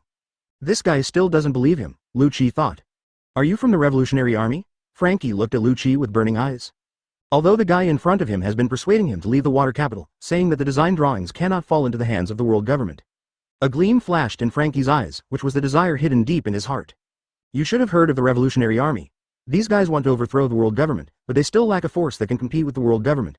Now that you have this thing, I think you will be able to get along." Revenge. He no longer knew who to trust. P.S. The 4th update. "I went to see Bingshan this time to reminisce about the past, not to pick up things as you said. You don't believe me. This is the right choice. It also proves that you have some brains. I hope you will keep it up." Luchi nodded. "I'm here just to inform you. I'm not interested in whether you have any blueprints or not." Chapter 141. Frankie. "Spandom, I will come to you." He looked at Frankie and said, "That's basically what I'm going to say. As for what to do, it's up to you to choose. I can only remind you that if you don't leave the capital of water within 3 days, you and Iceberg will surely die, and after 3 days you will become the most wanted criminal by the world government. If you don't want to die, go find this group of people who can protect you. By the way, if you have time, you can go to Guai Island. It is very helpful for a guy like you." After speaking, Luchi dug in his arms, grabbed a handful of things and threw them to Frankie. Frankie stretched out his hand to block and grab it, but the feeling in his hand was still relatively soft. "How many books are there? Why give him a book?" Frankie looked at Luchi suspiciously. "If you decide to go to the Revolutionary Army, help me give these things to the man with 3 slippers on his face. He will thank you very much. Of course, if you don't go, burn these things, it's good for you." Frankie glanced at Luchi, then made a slit in his hand, and he stuffed the book in. "Who are you? How should I introduce you if I meet that man?" Luchi smiled. "Just say, I'm waiting for his answer, don't make me wait too long." "Does this guy even have to be this secretive when he talks?" Frankie frowned and looked at Luchi. But Luchi had already finished what he wanted to say, so he turned around. "If you want to leave, you'd better leave today, or you won't be able to leave if it's too late." The moment Frankie blinked, the man in black cloak and mask had disappeared in front of him. Frankie rushed downstairs, opened the door, and glanced outside, but saw nothing. This mysterious person appeared and disappeared suddenly like a ghost. As he said when he came to remind himself. There are still such kind-hearted people in this world? Could it be his long-lost brother? Frankie scratched his head suspiciously. Advertisement. This mysterious person has a mysterious identity and a mysterious purpose, and there are secrets everywhere. He seems to know everything about him very well, and he also knows very well about CP9. If the other party hadn't come to tell him to leave tonight and join the Revolutionary Army, he would have believed that he was a member of CP9. But he just happened to find him, but he didn't make a move when he found him. And I'm sure he has the blueprints for Pluton. Such a mysterious guy can't guess his thoughts at all. Only the last sentence he left. He was also waiting for the answer from the guy with 3 slipper marks on his face. The guy with 3 slipper marks on his face? Who is this guy? Such a strange hobby, tattooing slippers on your face? Or being thrown in the face with slippers? What was the answer that guy said? There is so much information tonight, Frankie feels like his head is going to explode. Takes time to digest, Frankie grumbled, but no matter what, he had to leave. Although the other party did not show hostility, the news that he will be wanted by the world government 3 days later should not be false. If he doesn't run away now, it will be very difficult to leave. Once it falls into Spandom's hands, it's all over, let alone revenge. But when it came to revenge, a strange look flashed in Frankie's eyes. That man was right, and now only the Revolutionary Army can help him. Frankie packed his bags and left the base area, and came to the C train station to wait for the train. While waiting for the bus, Frankie remembered what the mysterious man gave him. It seems to be a few books. He was a little curious about what it was that he would bring to the Revolutionary Army on purpose. Perhaps after reading these few books, one will understand the true intentions of this mysterious man. Frankie opened the storage compartment on his arm, took out a book from it, looked around and found no one around, then read it on the bench. Advertisement. A few minutes later, a smile appeared on the corner of his mouth. Now he can be sure that that guy is definitely not an enemy, let alone someone from world government. It is absolutely impossible for people from the world government to let him bring these things to the Revolutionary Army. 0 for flowers. The value of these things doesn't have to be as small as Pluton brings. It can even be said that the world government would rather the Revolutionary Army get the blueprints than they get these things. Once this kind of thinking spreads, it can be said that this sea will really be turned upside down. Frankie took a deep breath, carefully put these books into his body and hid them. He looked around for a while, but didn't find anyone staring at him. Carrying 2 kinds of heavy materials on his body, Frankie feels pressured, either of which can directly make him be hunted down to death by Marine Admiral. He can only pray that the sea train will come soon so that he can leave smoothly. Finally, the sea train arrived at the station, and he breathed a sigh of relief and took the train to leave. Now that it is confirmed that the mysterious person is a friend rather than an enemy, he has to re-examine the other party's words. Bingshan was indeed surrounded by CP9, and he also began to doubt his identity, and would attack him in 3 days. As long as he leaves the iceberg and refuses to admit it, then there will be nothing wrong with his existing status. As for the Organ Island mentioned by the mysterious man, he could get a lot of help by going there, which made him a little interested. Help him? What could it be? Trick Island? A guess flashed through Frankie's mind. 3 days later, Luchi led the CP9 people in the water capital to Frankie's residence. And found a piece of paper on Frankie's desk that read, "Unexpectedly, I have already left. Spandom, you will never get that thing. Wash your neck and wait for me. I will definitely come back to you." Kaku and others searched Frankie's residence, but did not find Pluton's design. According to the information left by Frankie, they speculate that Frankie has discovered their undercover agent beside Bingshan. And the design of Pluton is in his hands, and Frankie, who now finds that the situation is wrong, has left the water capital and his whereabouts are unknown. But before he left, this person showed his hatred for Spandom. Presumably he has not forgotten the hatred of killing his master back then, and he wants to take revenge. Chapter 142. Incompetent Fury. Kind Sakazuki Luchi and the others returned the collected information to the bar run by Bluno, and reported the situation to their superior, Spandom. Unsurprisingly, I heard the furious voice of Spandom on the other end of the phone bug. What? The phone bug vividly expressed Spandom's angry face at this time. You useless bastards, let him escape. What did you do earlier? Trash, trash. Here, Kaku, Khalifa, Bluno and others all looked unsightly. Although they never took this D seriously, it was not the first time they were scolded so bloodily. And they were also very surprised that this mission would fail. Where did it get exposed? Did Bingshan discover their identities from the beginning? After Frank, 873, Lan Chi went to find him, he immediately handed over the design drawings to him and told him to leave immediately. But it's too late to say anything now. The iceberg has lost its value, and it's meaningless to stay there any longer. The top priority is to find Frankie and get back the blueprints. Compared with their gloomy faces, Luchi's gloomy was not because of anger, but because he sank when he heard Spandom's voice. Hearing the sound of Spandom spraying dung, 2 cold lights flashed in Luchi's eyes. Spandom, I will keep you alive for a few more days. Where is that Frankie guy now? Find him, Spandom yelled. According to our investigation, Frankie left Water City by sea train 3 days ago, and disappeared after getting off the train, leaving no clues now, Khalifa said. Damn it. There was a slap on the table from the phone bug. Trash, trash. Spandom looked at the phone bug angrily, and sure enough, Pluton's design was passed on to his 2 apprentices by the old guy Tom. And according to the reports of these wastes, it was the iceberg that they had been staring at for a year. Not long ago, Bingshan, who sensed something was wrong, handed over the blueprints to Fram. Unexpectedly, that guy was still alive after being hit by a sea train. Advertisement before Khalifa reported to him that there was a guy named Fram in Carrera Company, but his appearance and body were completely different from the previous guy named Flam. Out of caution, Spandom didn't take any action, but he didn't expect that it was this hesitation that made the duck he got fly away. How can this make him not angry? However, it is impossible for him to be responsible for this mistake. It is all the fault of these trash. If they can confirm that Frankie is Fram earlier, this year's effort will not be in vain. Now the people have run away, the design drawings have been lost, and his dream of being able to get promoted and make a fortune has also been shattered. Come back to me, now go and find that guy named Frankie, and he must not let him escape again. Spandom growled on the phone. Then he hung up the phone bug. Here Khalifa looked at Kaku and the others with the phone bug and shrugged helplessly. Tell us to go back, Khalifa said. Then let's go. Kaku sighed, although he felt that the life in Carrera was good, but it was not a real life after all. Flash in the pan, fleeting. Shing, Luchi. Bruce looked at Luchi and asked. The other two also looked at Luchi. No matter what they said, Luchi was actually the main one. After all, Spandom is just a piece of trash, unable to support CP9's signature. Only Luchi is the real core of CP9. Go back. Luchi nodded slightly. I've stayed here long enough, it's time to end. He needs to leave here to continue his plan, which is why he is so eager to let Frankie go. He wants to become stronger and climb higher. The secrets of the celestial dragons can only be known by getting closer. On the same day, everyone in the Carrera company discovered that two foremen in the company disappeared at the same time, and Mr. Bingshan's secretary Khalifa disappeared with them. Advertisement in the evening, the bar where the boatman often went was also closed, and the owner was changed shortly thereafter. Everyone was shocked by what happened suddenly, thinking that they were robbed or killed by pirates. They all found people in the water capital. And Bao Li, who had a good relationship with Luchi, remembered Luchi's strange smile and complicated expression that day, and maybe something happened that they didn't know about. Undoubtedly, these disappeared people are the undercover agents that CP placed beside him. Was it really that day that aroused their suspicion? Bingshan remembered the day when Khalifa brought Frankie to see him. What was even more unexpected was that the design drawings he handed over to Frankie Pluten suddenly came to light. At first he didn't think about CP, but when he saw Frankie's reward in the newspaper the next day, he was stunned.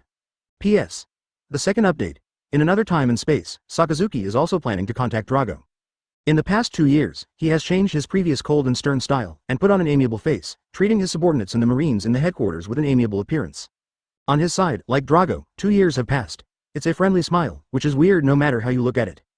Bing Yamamoto was also surprised by this matter. After all, it was two backbones in his company and his personal secretary who disappeared. In his heart, he was praying that Frankie could escape the CP's pursuit safely. Frankie was offered a reward, and the foreman and secretary around him disappeared, and this series of events connected. After thinking it over, Bingshan made everyone in the Carrera company give up the idea of finding the missing 3 people, and gave a set of excuses, and they resigned. Not the cynical smile of Bluzolino Admiral, nor the lazy smile of Kuzan Admiral. The legendary Sakazuki Admiral, who always kept a cold face, made others feel cold when he looked at them, and made people sweat coldly behind his back when he said a word, actually laughed. This kind of change, at the beginning of the change, really scared the Marines in this department. Just when Frankie escaped from the City of Water, Lu Ji embarked on a new direction with the mission of 3.1 speed City of Water. Bingshan sat in front of his work in some pain, never expecting that the person he trusted so much turned out to be a spy.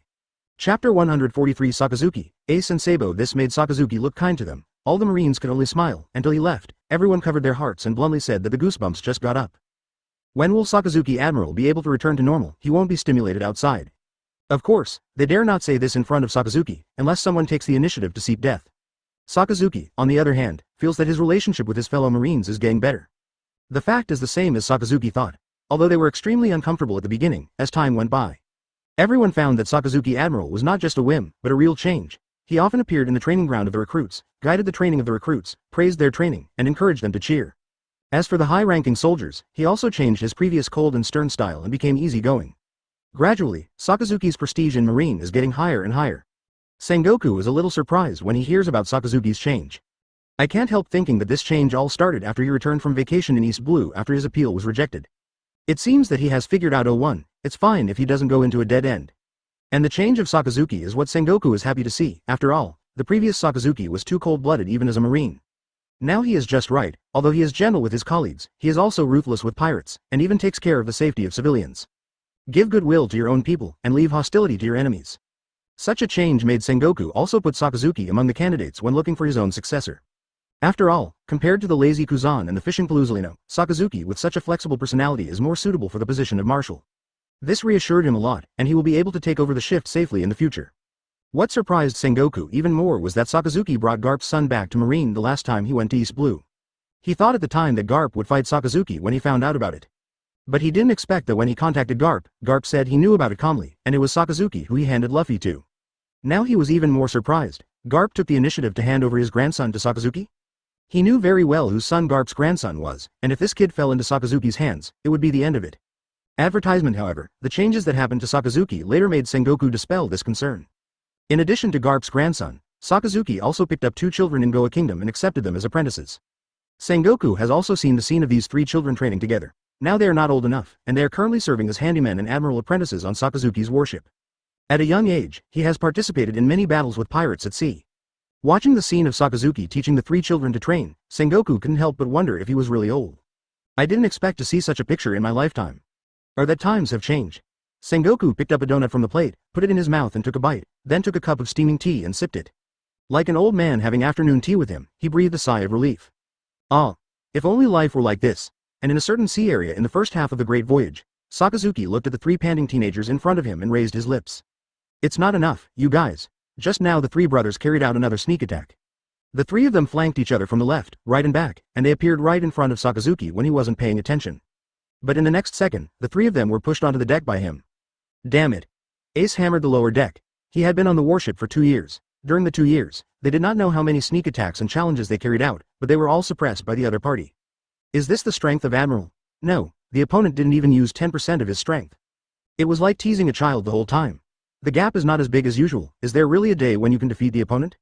What worries Ace even more is that as he goes out to sea with Sakazuki to catch pirates, he hates all the bad deeds of pirates from the bottom of his heart.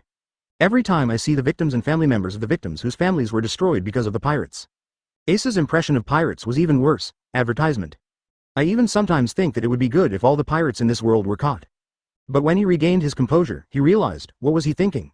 Obviously he wanted to go out to sea to be a pirate and become the king of pirates. Why does he actually want to catch pirates now? It must have been something that pervert did that made him change his mind. This warship can't stay any longer, otherwise one day he will really be brainwashed into a marine. Ace felt terrible thinking about it, so he quickly got up and continued training. He wants to become stronger, then defeat this pervert as soon as possible, and then leave this terrible place. Seeing Ace's movements, Sakazuki smiled. He has already felt the changes in Ace. Give him a little more time, and he must correct your distorted thoughts. -223 must put you on the right path. It was as if a ray of sunshine was shining on Sakazuki at this moment. The light of righteousness shines on the earth. Sakazuki glanced at Ace, then said to Sabo and Luffy. You continue training. Yes, master, Sabo replied. Understood, master, Luffy said with a smile. Sakazuki nodded and walked into the cabin. Behind the scenes, Sabo sees Ace's expression all in his eyes. Like Ace, he also stayed here for 2 years. Compared with Ace's impulsiveness, he is more rational, so after going through many things, he has already become a marine, not repulsed. Because the pirates in this world really disappointed him a bit, burning, killing, looting and doing all sorts of crimes. If nobles are bullies on land, then pirates are villains at sea. It is not as free and beautiful as he imagined. Compared with them, marine is more beneficial to this world. So he has made up his mind that even if he can't beat Sakazuki in his life, it's not bad to be a marine.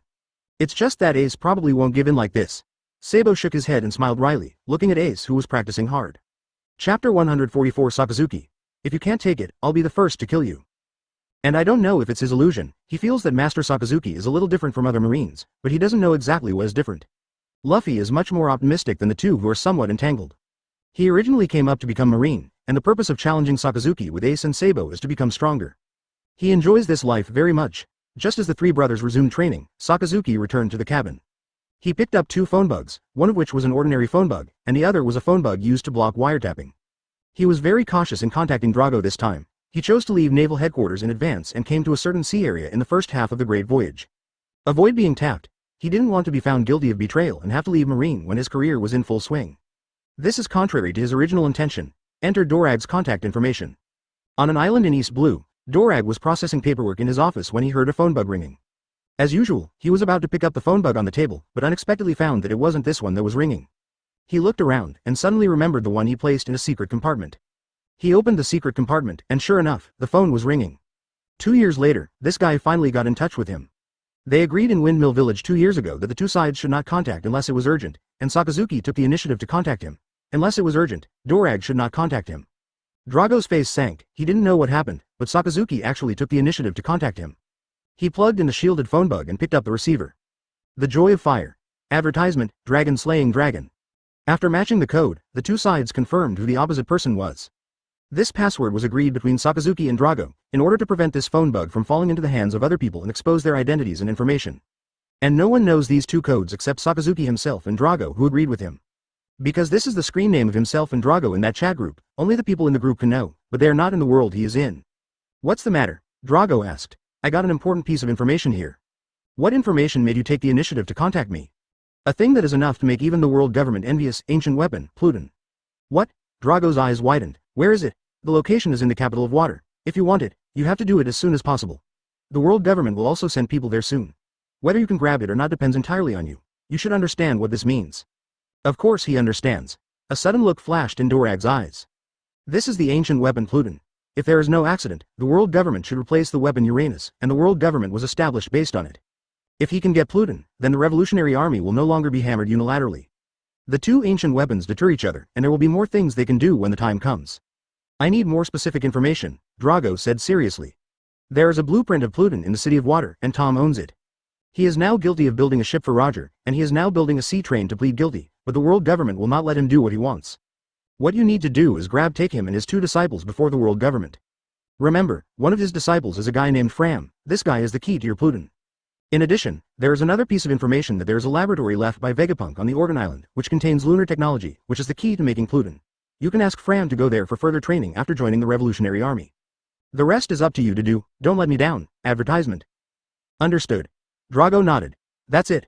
Sakazuki hung up the phone bug, saying too much will lead to loss. Even if there is a screened phone bug, you must be careful. So Sakazuki did not mention the identity of himself and Drago from the beginning to the end, in order to even be caught. No one can be sure of the identities of both parties. But now he has told Dorag all the information about Pluton, and he has given Dorag two big gifts so far, the revolutionary theory and Pluton. This is already a resource that Drago doesn't have at all in the original book. If Drago can't achieve his goal, then this guy is really a hot chicken. At that time, he will definitely be the first to kill this hot chicken. Don't hurt anyone. On the other side, Turog looked at the phone bug that hung up and fell into deep thought. The information Sakazuki gave him is indeed precious, but there are some unreasonable places. Sakazuki said that the world government will send people there soon. If the world government knows about this, it will definitely send people there as soon as possible. If this is the case, it must not know now. How did Sakazuki know that the minions of the world government are all over the world that the world doesn't know about? Also, Fram is the key to making Pluton, and it is a bit strange that he arranged for Fram to go to the island for further training. How did Sakazuki know this guy could make Pluton? Drago's eyes rolled, and after a few minutes of contemplation, he could only attribute this to Sakazuki having a special source of information. This intelligence is stronger than that of CP, and this information, got it, is very likely to come from the mysterious Qiao Lin that Sakazuki mentioned before. Qiao Lin. Drago slowly read the name, and he also sent people to investigate the owner of the name, but there was no clue. I don't know who this person is. Since he is on our side in his heart and has offered so much assistance, why has he been reluctant to show up to cooperate with us? If he is here, our work should be more important. A lot of. Drago sighed, unable to understand. But now is not the time to worry about this. The design of Pluton appeared, although it is not a complete Pluton, but having this design also means that they may be able to obtain a Pluton in the future. This time he is bound to win.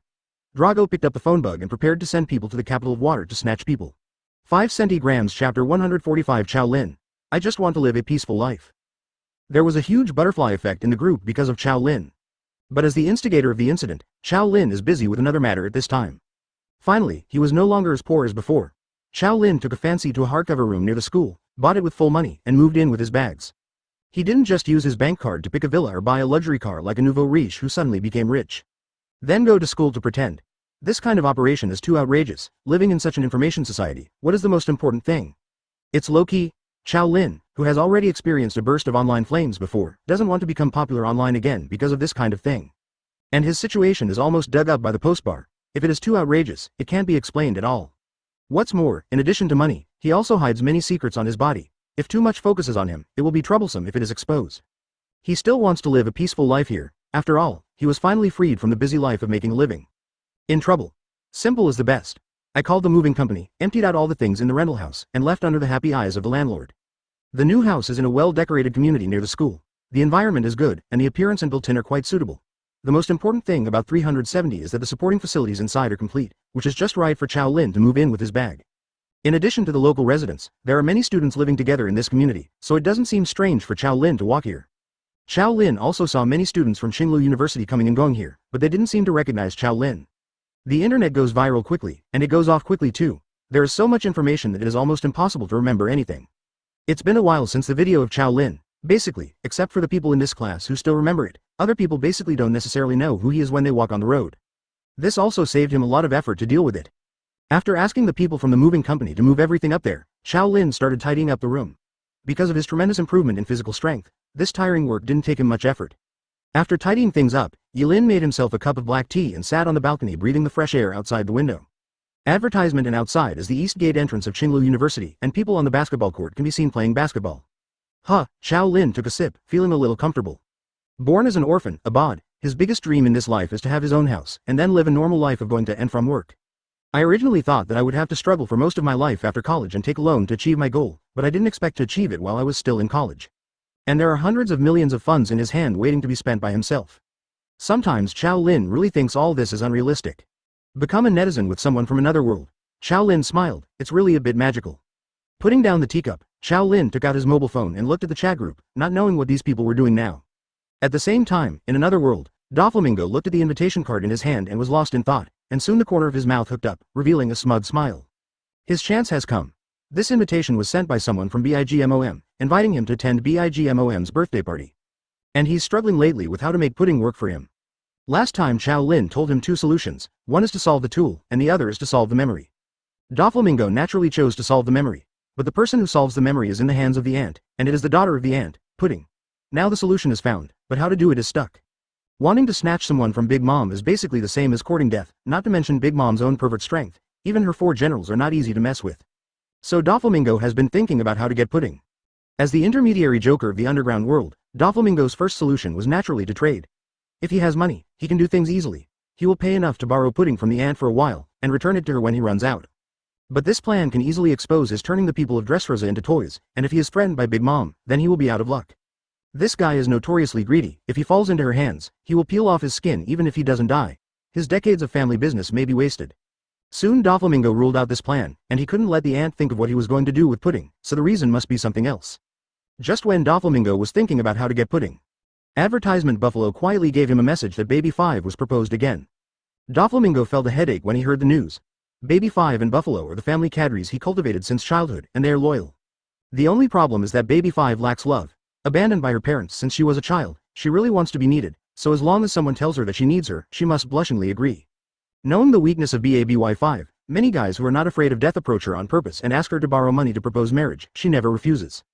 After all, he is the Joker of the underground world, and he has huge energy in the underground world. Some things cannot be done by fighting. Watching Buffalo leave, Doflamingo thought about it. Proposal? The corners of Doflamingo's mouth curled up slightly. Marrying her is a good match, and it doesn't lose his face, just right. But they are all a family, and Doflamingo doesn't care that much. And he was able to hang another 4 Emperor's flag, with BIGMOM standing behind him and doing business with Kaido. This identity BIGMOM is clear, she will definitely not reject Joker's kindness. He has inquired about Pudding's information, and now he has reached the marriageable age, and he has not been engaged to anyone yet. Is there any better reason to approach a woman than a marriage proposal? If he takes the initiative to marry BIGMOM will definitely not refuse. Understood, young master. But what makes Doflamingo dumbfounded is that this Buffalo, who looks at Baby 5, keeps his own money and often borrows money from Baby 5. Yes. P.S.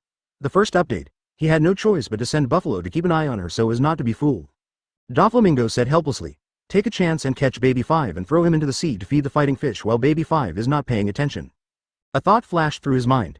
Chapter 146 Doflamingo wants to get married. With his sloppy strategy, this will make him stand firmer against this sea. Former celestial dragons, 7 warlords of the sea, partner of Kaido, son-in-law of BIGMOM, Joker of the underground world, so many ores add up to be invincible. It's a pity that he still can't do the Protagonist halo. Doflamingo sighed, but this plan did solve his immediate task.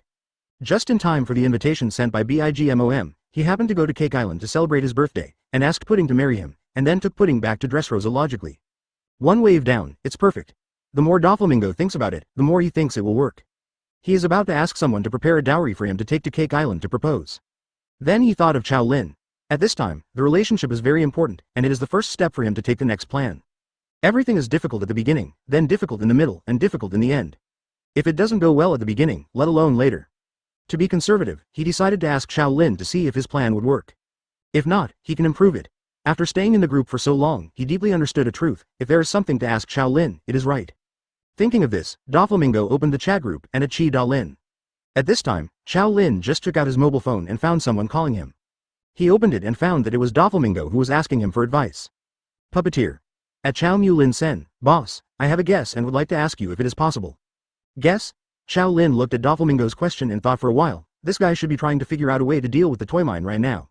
I remember he wanted to use Pudding to solve the trouble of toy memory, but this Pudding is not easy to get, it is the daughter of the ant. I don't know what Doflamingo is thinking.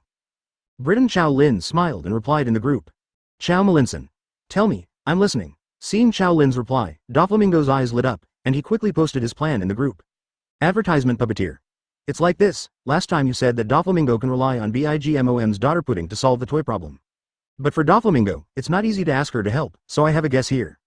Can you use the method of marriage to let Doflamingo propose to marry Pudding, so that Pudding can be taken away without any doubts, without any worries? Doflamingo wanted to marry Pudding Qiao Lin and almost laughed out loud. You have a good idea. Sanji is going to report the well. What's more, you are in your 30s and almost 40, and you still go to harm other people's teenage girls. Qiao Lin deliberately replied in the chat group. Qiao Malinson. Ask this, are you also writing fanfiction? Doflamingo's face froze when he heard the words, and he replied quickly. Puppeteer. Haha, yes, I heard that you are all writing, so I want to try it too. Qiao Malinson. Then I don't think your idea is right. Doflamingo's expression froze. Puppeteer. Why? Qiao Malinson. The reason is very simple, Bigmom will not agree to Doflamingo's request. Why not agree? Doflamingo has question marks all over his face. Could it be that he, a former celestial dragons, king of Dressrosa, 7 warlords of the sea, and joker of the underground world, is not worthy of a daughter of her Bigmom? What he proposed to marry was not Smoothie, one of the 4 generals, but just a Pudding. As far as he knows, apart from possessing memory fruits, Pudding has no other special abilities, not even the ability to fight. Why is Bigmom so picky? Is there a better choice than him? Is this daughter not married? Puppeteer. I wonder why? Is Doflamingo not good enough for her? Everyone in the group also cast curious eyes.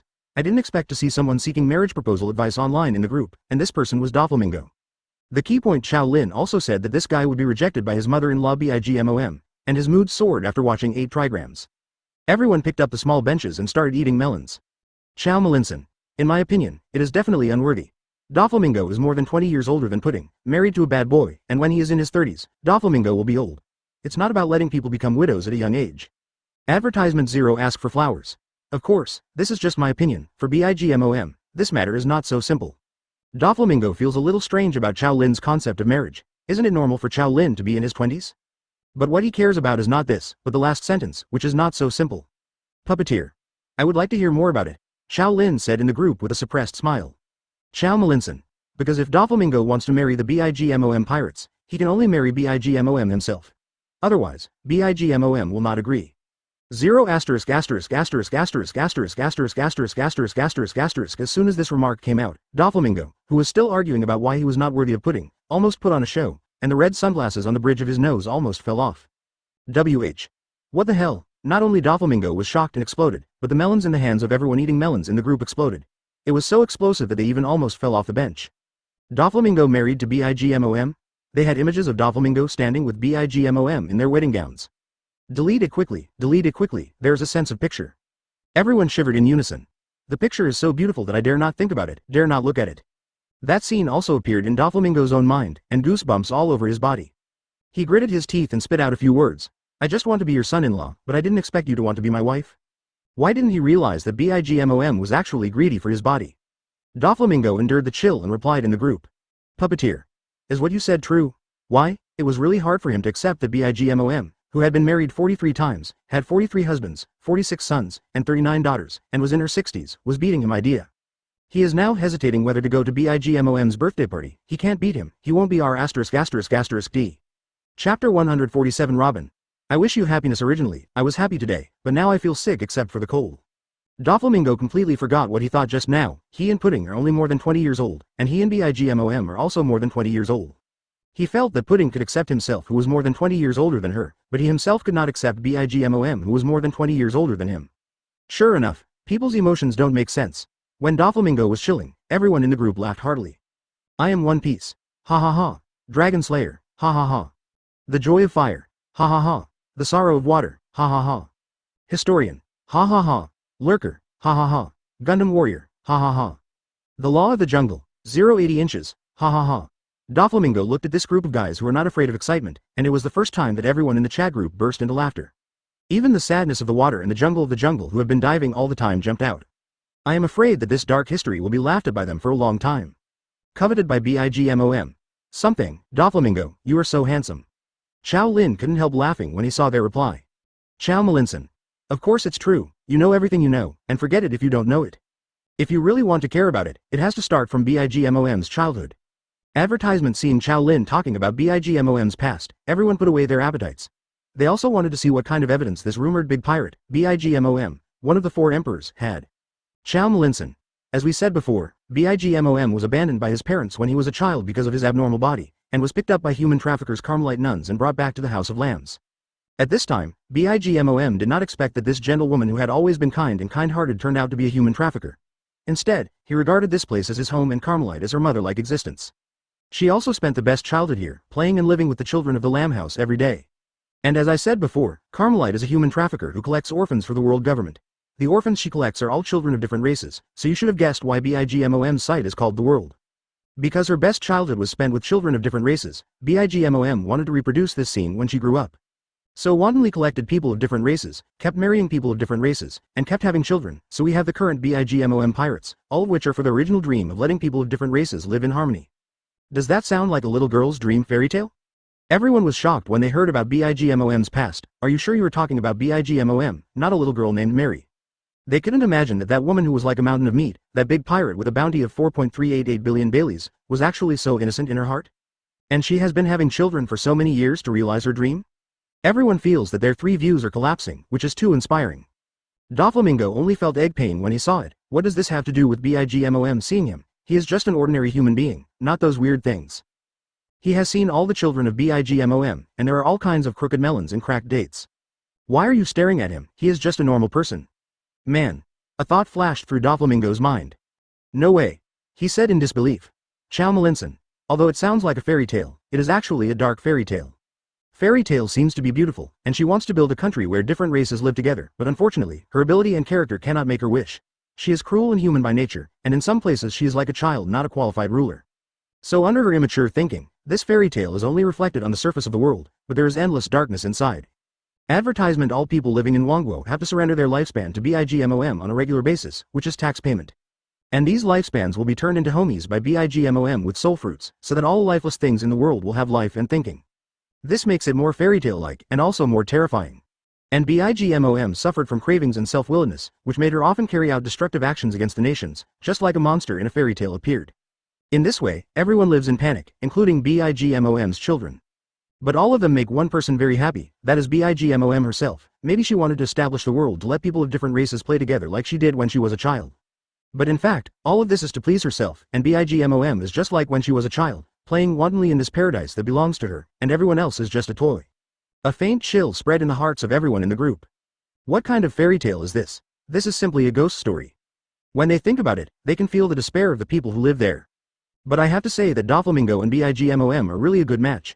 Both like to treat others as toys, and both love to play with toys. They're a perfect match. Long too long. Doflamingo should just marry Bigmom. Forget it, they're like-minded, they both like to play with toys. No wonder Bigmom will fall in love with Doflamingo. It really is a predestined fate. I'm One Piece. Haha, it's very interesting. Historian. Well, good luck to you.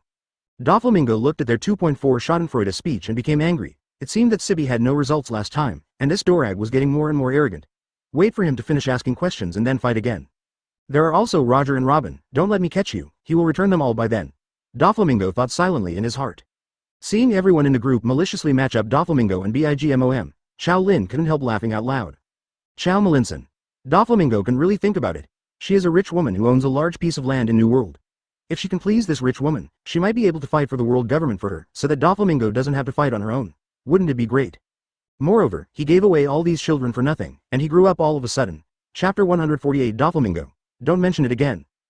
Seeing Qiao Lin's words, Doflamingo thought about the feasibility of this plan, but after a few seconds, he felt a chill in his heart. Damn, he was thinking about something just now. Doflamingo held his forehead and said nothing. Dragon Tulong. Top 1. I am One Piece. 2nd. Historian. 2nd. Huo Zhigao. 2nd. Water Sorrow. 2nd. Gundam Warrior. 2nd. Lurker. 2nd. The Law of the Jungle. 2nd. The veins on Doflamingo's forehead popped out. These guys. But he didn't dare to lose his temper with Qiao Lin. He had to rely on Qiao Lin for advice. Puppeteer. Well, forget it. I'm afraid readers won't accept it when I write it out. I'm still curious. Why does Bigmom take a fancy to Doflamingo? Doflamingo glanced at his reflection in the side window. To be fair, he still looks very handsome, with 101 handsome blonde hair, an unruly temperament, and a tall and straight figure. Among these crooked pirates, he stands out from the crowd. This is not to mention his kin, the celestial dragons. They all look more mentally handicapped. Thinking about it this way, he is simply out of the mud but not stained, clean and clear but not demonic. It's not unreasonable for the fat woman to take a fancy to him. But his pride doesn't allow him to be coveted by such a guy, and he has to find a chance to kill this fat woman in the future, otherwise he can't rest assured. Qiao Lin. The reason why BIGMOM will focus on Doflamingo I have already said before. She wants to gather people of different races from all over the world together to build a fairy tale paradise. Advertisement. In addition to the giant race and some rare races, people from races such as the long leg race, Murlocs, and mermaids were almost wiped out by BIGMOM, but there was another special race that BIGMOM did not get. Doflamingo's eyes sank, and it really was because of this. Qiao Lin. That's right, they are the celestial dragons who are called the descendants of the gods. Even though Doflamingo is a former celestial dragon expelled from Mariajoy, the blood flowing in his body is also the blood of celestial dragons. How can this not be true? Attract the covetousness of BIGMOM. Although BIGMOM is headstrong, she also knows that she can't take action against Wylong people. She was there decades ago when her eldest brother, Captain Rox, was attacked by the Marines for attacking the celestial dragons. And BIGMOM wants to build a world of nations. Here, the players have collected so many races with great difficulty, how can they be disturbed? So if there is a former celestial dragons who comes to your door to marry the BIGMOM pirates, then how could she let it go? One thing that must be remembered is that although the BIGMOM pirate group is a pirate group that is bound by blood, the real bond is BIGMOM herself. She is like the only queen bee in the hive, except that she does not need to be in the hive, the second one. And the blood of celestial dragons is equivalent to the blood of gods in this world, and the meaning of giving birth to this child is extraordinary. If the descendants of celestial dragons are to be born, it can only be born by her, which is why BIGMOM has been giving birth to children for so many years. Therefore, as long as Doflamingo expresses a little idea of marriage to BIGMOM, the ideas suppressed by BIGMOM due to various concerns will quickly take root and sprout, so it is not an easy matter for Doflamingo to end safely. Maybe if the marriage fails, one of the four emperors will be angered. Proposing and then rejecting others are two different things from being proposed and then rejecting others. The former is playing tricks on people, while the latter still has room for choice. If Doflamingo took the initiative to ask for a marriage and refused decisively after finding out that BIGMOM wanted to marry him, then BIGMOM would definitely feel humiliated. To humiliate a four emperors, plus BIGMOM itself has coveted Doflamingo, then tie Doflamingo to the bed. If Doflamingo can't escape, then wait to get married. After listening to Qiao Lin's words, Doflamingo's back was wet with cold sweat. A feeling of fear lingered in his heart. Fortunately, he asked Qiao Lin before he acted. Otherwise, when he went to Cake Island and brought up the marriage with BIGMOM, he would only be caught by her when he got to her place. When the time comes, she will be what she says, and he will be powerless to refute. Never mention this. If he mentioned it, he would be finished. Don't mention this plan. Doflamingo directly left the marriage plan behind, which is too scary. Advertisement. But how to get pudding without this method? Marriage is not good, so it is even more impossible to push directly. The whole group of them can't beat the BIGMOM pirates except for BIGMOM himself, let alone there is another BIGMOM there. Was his plan coming to an end before it even started? The cause of all, the root of all evil, Puppeteer. What method? Doflamingo was more familiar with Granos's ability than they were, and immediately understood what Qiao Lin meant.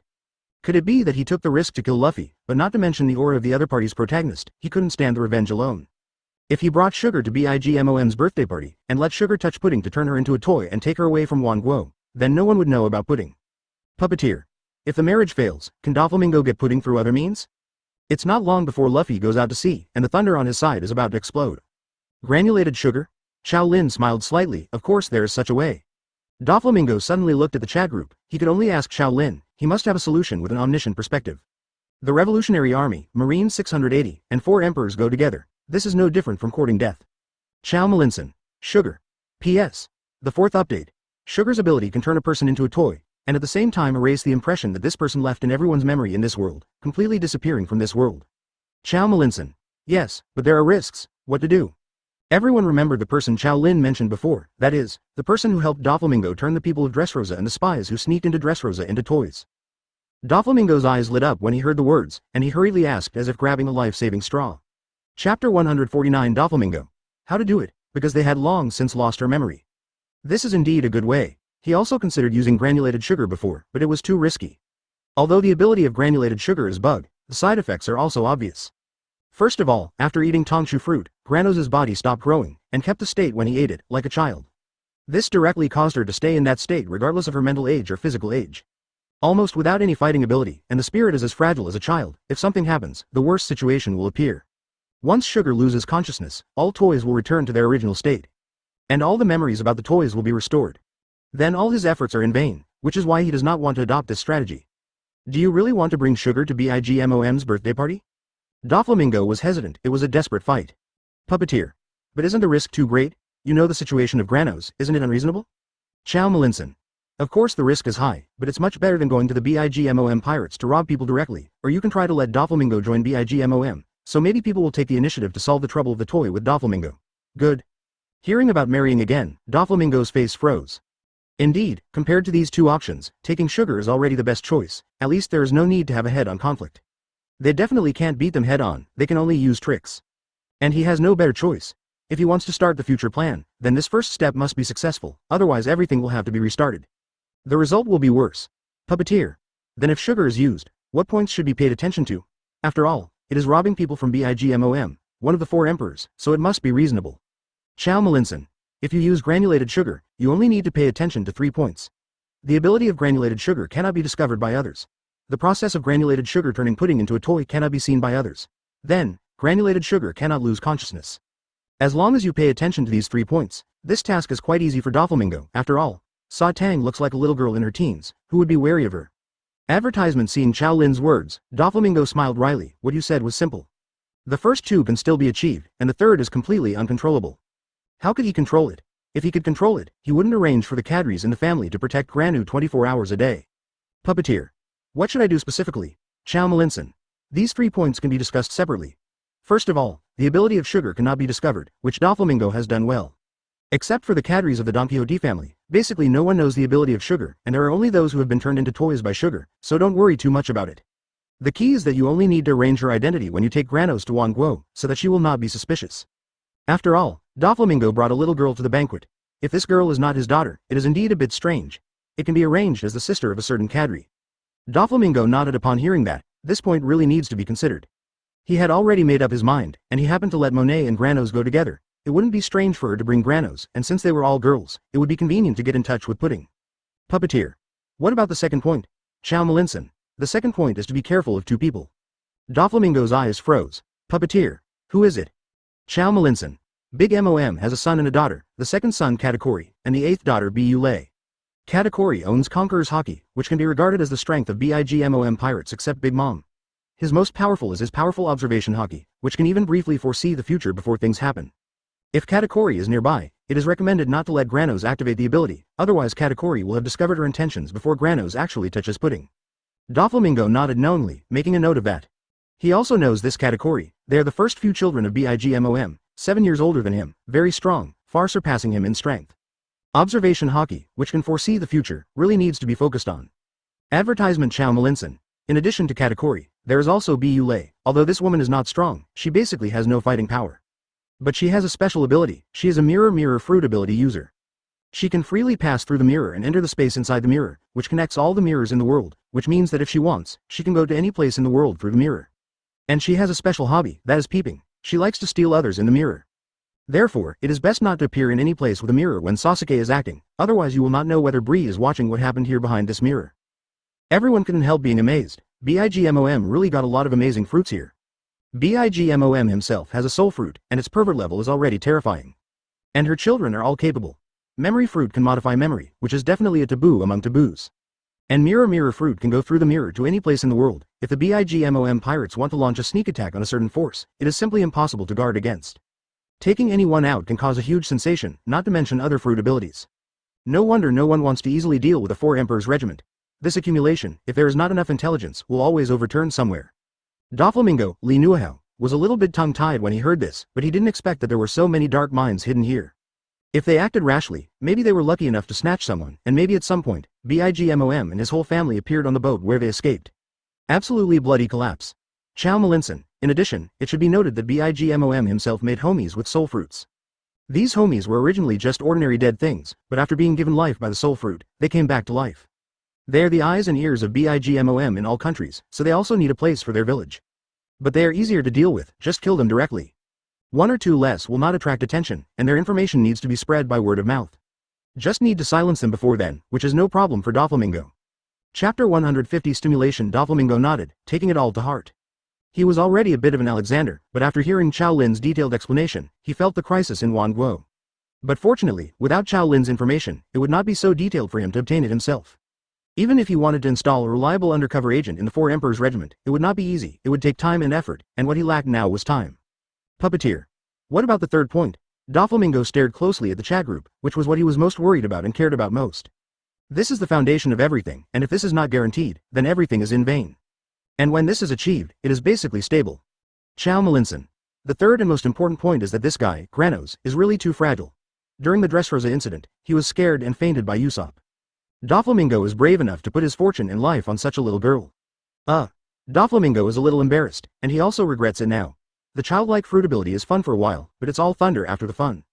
It would be great if 473's ability was eaten by others, and his psychological quality would definitely not be as bad as sugar. Qiao Lin. And if Doflamingo wants to take the sugar to the world, everything else is actually fine, just send a few people to look after the sugar so that she doesn't get frightened. But there is one person that no one can control, and that is Bigmom himself. Bigmom has severe cravings. Once this disease occurs, she will fall into a state of madness and become a monster who only knows how to eat sweets. No matter who is in front of her, she will be regarded as an enemy by her. And with Bigmom's own strength, who can stop her when the conquerors that spreads from her body casually affects the sugar, then Doflamingo will trouble the master. 17. Craving. Everyone was a little surprised. They had heard about this disease many times. What kind of disease is this? Advertisement historians.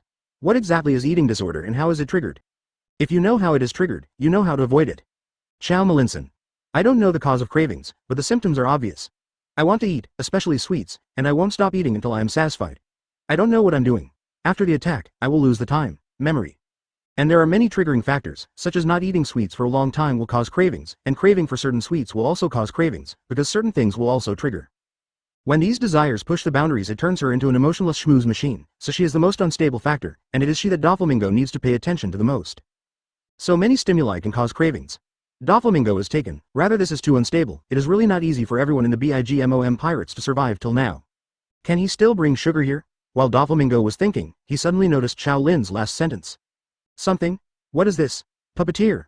What does something refer to? Qiao Lin glanced at Doflamingo's question and said, is this guy too smug? He doesn't pay attention to asking questions. He won't be able to cooperate with your performance if he doesn't pretend. Qiao Lin. You haven't watched it since Summer War. I don't know what happened when Luffy and the others went to play Bigmom as normal. I said before that Bigmom was adopted by the Carmelite trafficker when he was a child. If there is no accident, Bigmom will be sold to the world government by her in the future. And Bigmom has been gifted since he was a child. He defeated the elders of the giants when he was a child, and the elders died because of this. This is the reason why Bigmom and the giants have not yet dealt with each other. Naturally, the talented Bigmom is the first-class product in the hands of the ABFJ dealers, but in the end they were not sold to the world government. There must have been an accident, and this accident is the key factor that stimulates Bigmom, and can even make her lose her mind directly. There is such a thing? The people in the group were a little curious. They had guessed that Bigmom did not become a CP like Luchi and the others in the end, but went out to sea and became a pirate. There must be something wrong. It seems that there should be some secret hidden in it. Advertisement on the day of the birthday, Bigmom sang songs and ate puffs with the Carmelites and the children of the House of Lamb, and their ears were full of laughter. Why is it scary? Qiao Lin. Then, after eating, Bigmom drew her attention from the empty puff tower and looked around, only to find that the people around her were gone. The Carmelite nuns and the House of Lambs, the children, are all gone. Let plants speak like people, isn't this homies? Could it be that Bigmom ate the soul fruit in the middle? Historians. Then what? Then what happened? Qiao Lin. She didn't leave Bigmom behind. You should know that when I say that, the Carmelite nun is not an ordinary human trafficker.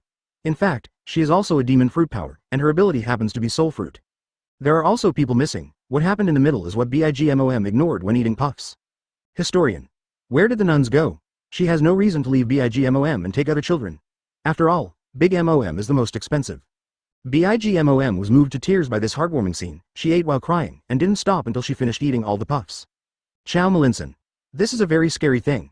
Carmelites planned to sell Bigmom to the world government at a high price, and before that was Bigmom's birthday. Speculation flashed through everyone's minds.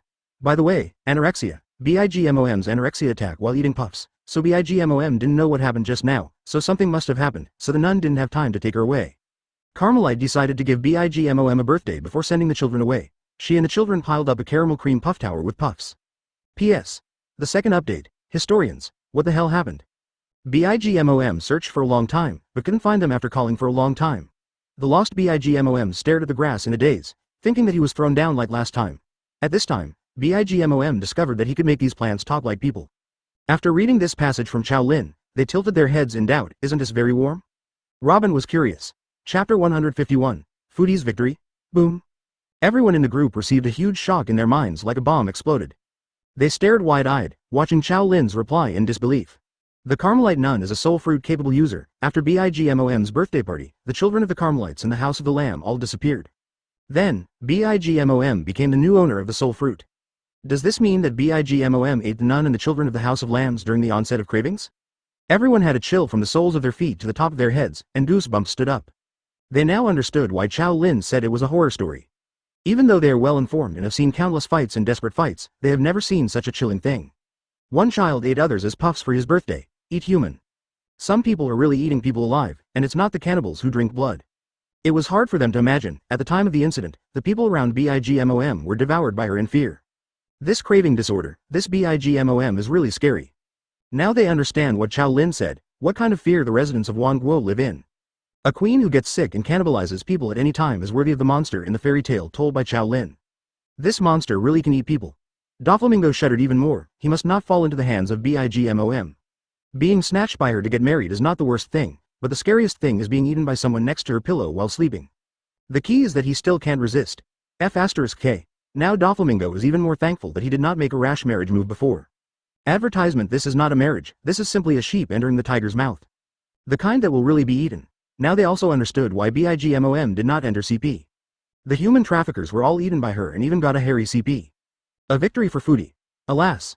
Qiao Lin. Although it is said that Bigmom ate the children of the Carmelites and the House of Lambs, she didn't know all this when she was suffering from cravings, so she always thought that they abandoned her for some reason. And the beauty of this birthday party is also the deepest and best memory in her memory, so every time Bigmom celebrates her birthday, many people will be invited to her birthday party to relive the good times of that year.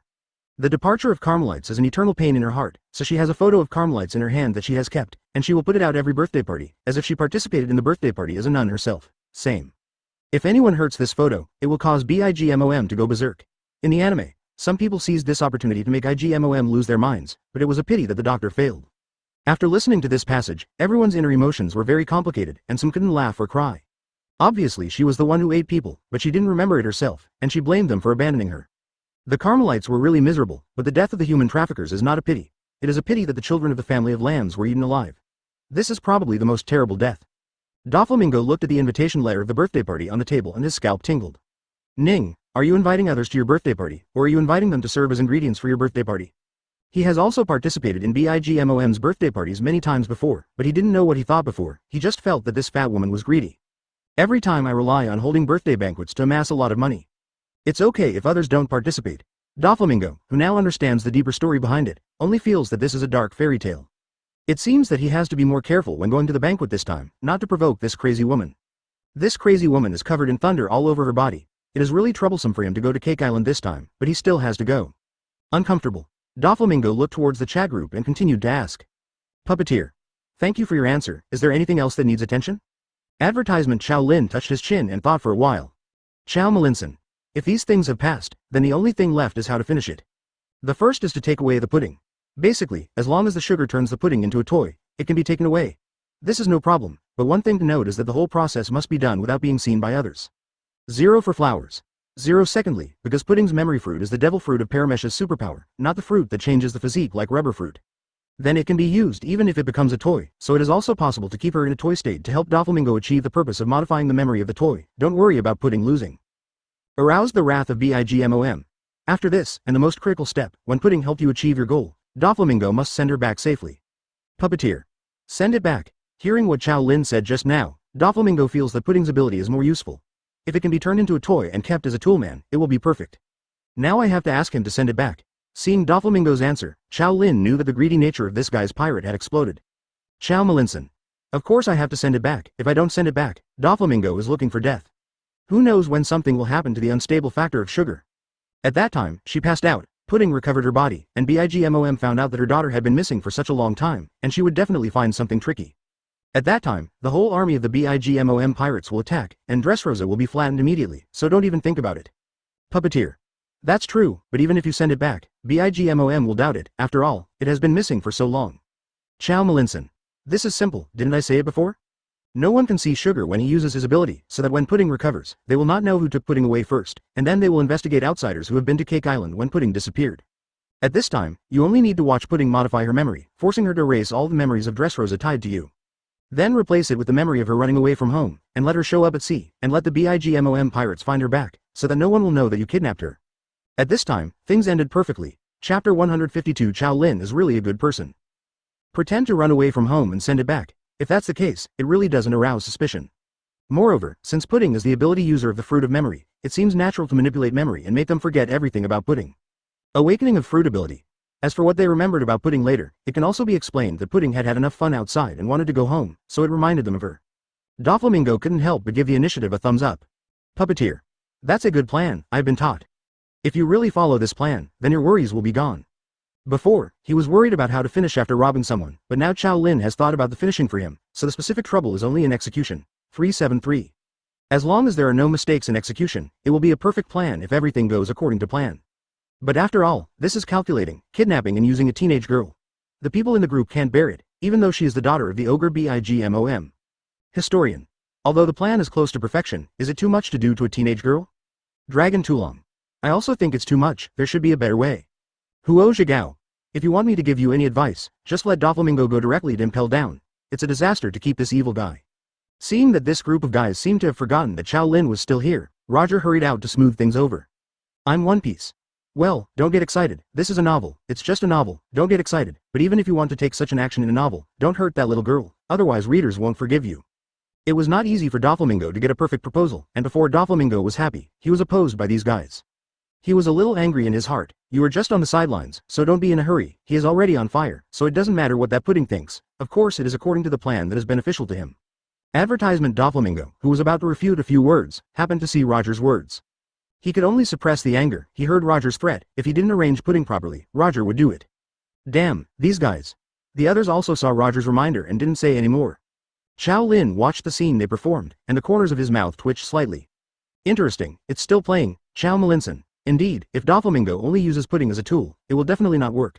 I didn't give this suggestion just to make Doflamingo do such evil things as kidnapping people. I would also feel uncomfortable.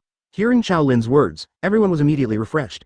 They really felt a little uncomfortable when they heard that Qiao Lin helped Doflamingo plan to kidnap Pudding just now. But thinking that Qiao Lin didn't know that they were from the world of One Piece, and was just giving advice, there was nothing he could do about it. The blame can only be blamed on Doflamingo, who has no good intentions. But as soon as Qiao Lin said this, they recalled their impression of Qiao Lin again. Qiao Lin is indeed a good person. This kind of kidnapping was really not his intention. In this chat group full of pirates, the only person they can trust is Qiao Lin, a well-meaning person. Brother Lang Ming was startled when he saw Qiao Lin's reply. Since he said so, he could only follow suit. After all, the most reliable person in this group was Qiao Lin, so he couldn't be dissatisfied no matter what. If it caused him dissatisfaction, it would be fine if Qiao Lin didn't give advice.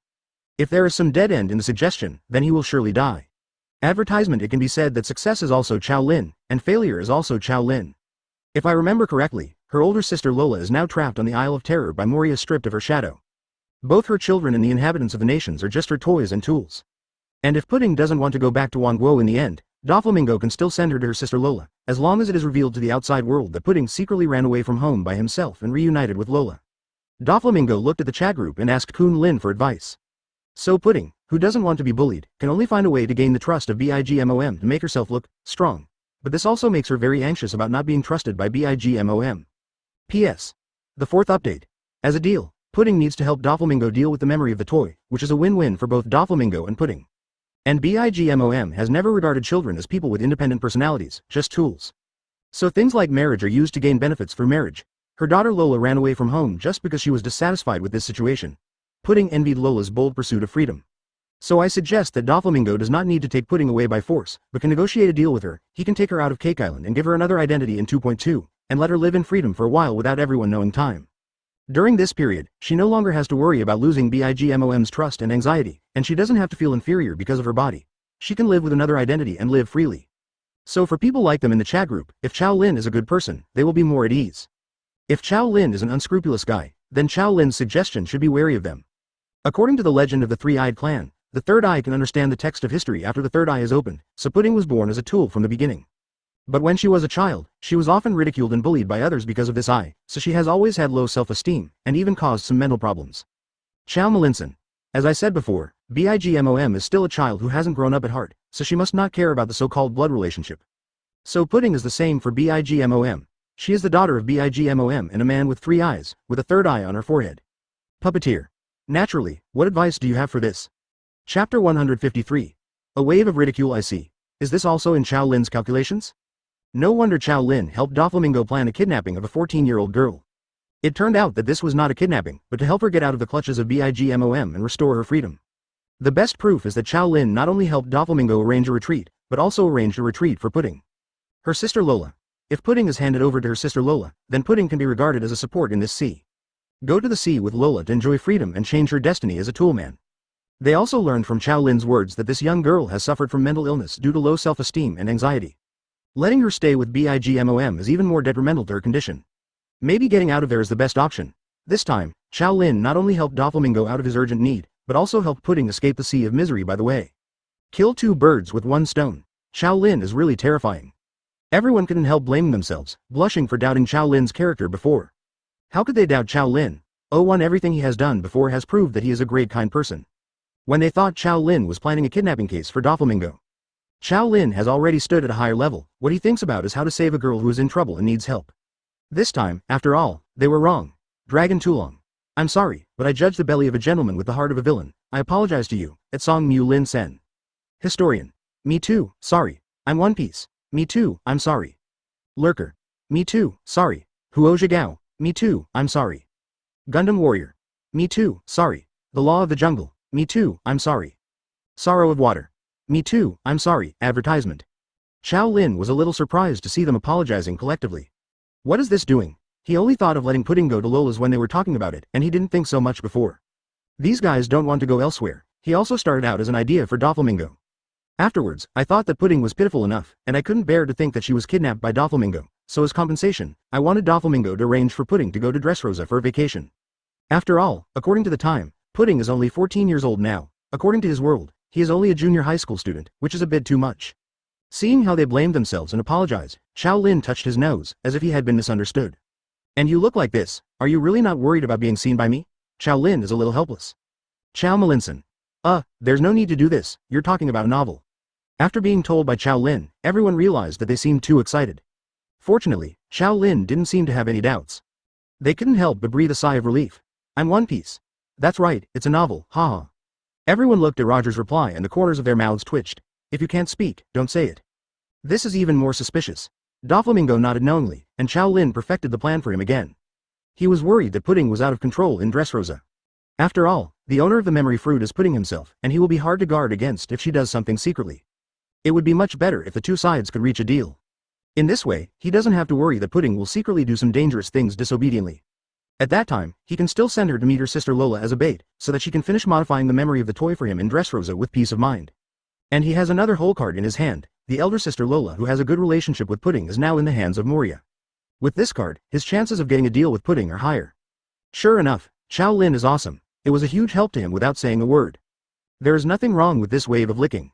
If it is not really awesome, who would like to be a licking dog? Advertisement. Thank you for your suggestion. I understand Dewey's matter. I will seriously consider it, and I will not let you down. With that, Doflamingo got up and went to his treasure room in the castle. Inside are the treasures he harvested at sea over the years, as well as the harvest he traded in the underground world. The real wealth is invincible. He came to the side of a hill made of golden coins, and opened a red envelope in the chat group.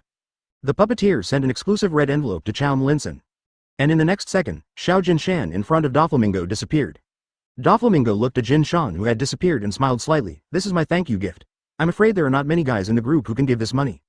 He had long been annoyed by the group of guys who were mocking him in the group. But it didn't show up. Thanks to 877 for Qiao Lin this time, he specially stuffed a huge red envelope. Dorag, who didn't deal with Doflamingo at all, saw the money and his cue, and immediately understood what the other party meant. 10 billion Baileys. How rich is it? The members of the group opened Doflamingo's red envelopes one after another to have a look. P.S. The first update. Meanwhile, everyone else has received Doflamingo's ad. Who is Ning mocking? The unspoken meaning is, you ask so many things in the group, and you can't even come up with a decent thank you gift, so feel free to BB me, and I will tell you who is the rich man in the group, and the one who has no money. Shut up all of them. Puppeteer. A small thank you, not a respect, at all members, smiley face. Just slap them in the face with money. The corners of Dorag's mouth curled into a twitch. Xiaomian, who are you talking to? If you can succeed this time, I will take your last name. Wait. This guy hasn't captured Dressrosa yet, seems to be still on the great route. Open black lens bracket 10 billion Bailey close black lens bracket full of irony. Tomorrow I will take someone to Dressrosa to serve your home. That's not long before Dressrosa is captured. Damn, this guy is too arrogant. Chapter 154. Flamingo attack people like Robin, Hiyori, and Frankie click their tongues inwardly. This Doflamingo really deserves to be a middleman in the underground world. Earning the price difference is truly profitable. One shot is 10 billion, which is completely inhumane. In contrast, their thank you gifts are much thinner. And Roger smiled, as One Piece, he had never seen any treasure. Blackbeard looked at the string of numbers with envy, his eyes sparkling with longing. He told himself in his heart that he could get more than that in the future. Then he put on a silly smile again. Luchi looked indifferent, he didn't have any desire for these things, but he remembered that he could use money as a reward for Qiao Lin. In the end, Sakazuki looked at Doflamingo's operation with a look of displeasure in his eyes. This guy is a little too much, showing off in the group with the stolen money. And so much more. Nasty pirate, in his heart, he was thinking about how to get rid of the Doflamingo of his world. Now that he knew the crimes this guy would commit in the future, and the Doflamingo of his world was not like the one in the group who wanted to whitewash himself. That's pure villainy. In order to prevent this guy from continuing to do evil and hurt more people, and to show justice and save the people of Dressrosa. Doflamingo, he will get rid of it, let you know the end of the forced comparison. After seeing the red envelope, Qiao Lin posted a disdainful emoji in the group as usual, and then left the group chat after seeing no one asked. Then he directly opened the intercepted text message. Unsurprisingly, he saw the red envelope sent to him by Doflamingo. Chin Guo Bank. Transfer QMB 650 million, equivalent to 10 billion Baileys, from your account ending in 4x. Qiao Lin counted the digits, 650 million. Doflamingo deserves to be the only man in the group who has achieved business all over the world. Advertisement money is more. One shot is 650 million, which is equivalent to 10 billion Bailey, which can buy the heads of 4 emperors. It seems that Doflamingo is very satisfied with his answer. This money plus the red envelope they sent to Qiao Lin before, the total has exceeded 800 million. This is in Qiao Lin's world. If there is no accident, he may not be able to earn so much in his lifetime. Now it's lying comfortably in Qiao Lin's account. Money is enough to spend, any more is just a string of numbers. Qiao Lin closed the text message casually, picked up the black tea on the table and took a sip, although the words were calm, but the smile on the corner of his mouth showed his joy. At the same time, Doflamingo has no idea what the flamboyance has caused in his group. But he feels very comfortable now, he has done this kind of thing of using money and human face before. But not as comfortable as today. Immediately, I felt that the unhappiness of these days had been vented, and I was also relieved that the previous comparison with Dorags had no results. Doflamingo, who was in a good mood, walked outside the castle refreshed. The cadres of the Don Quixote family were sunbathing outside by the pool. Torre pole also comes with granulated sugar on the side. Just in time, Doflamingo strode over and lay down on the beach chair next to Torre pole. Little Lord Dover. Seeing Doflamingo coming, the cadres greeted him one after another. Doflamingo nodded, and was about to discuss with Torbol about bringing back pudding. That's when Buffalo flew in from outside like a family of jets. Look flustered. At this time, he saw Doflamingo lying on the couch, and rushed over as if seeing a savior. Young master, fate, advertisement. Doflamingo raised an eyebrow and looked behind Buffalo. I saw a missile rushing towards Buffalo, and not far behind him, BABY-5 was chasing after him with a cannon.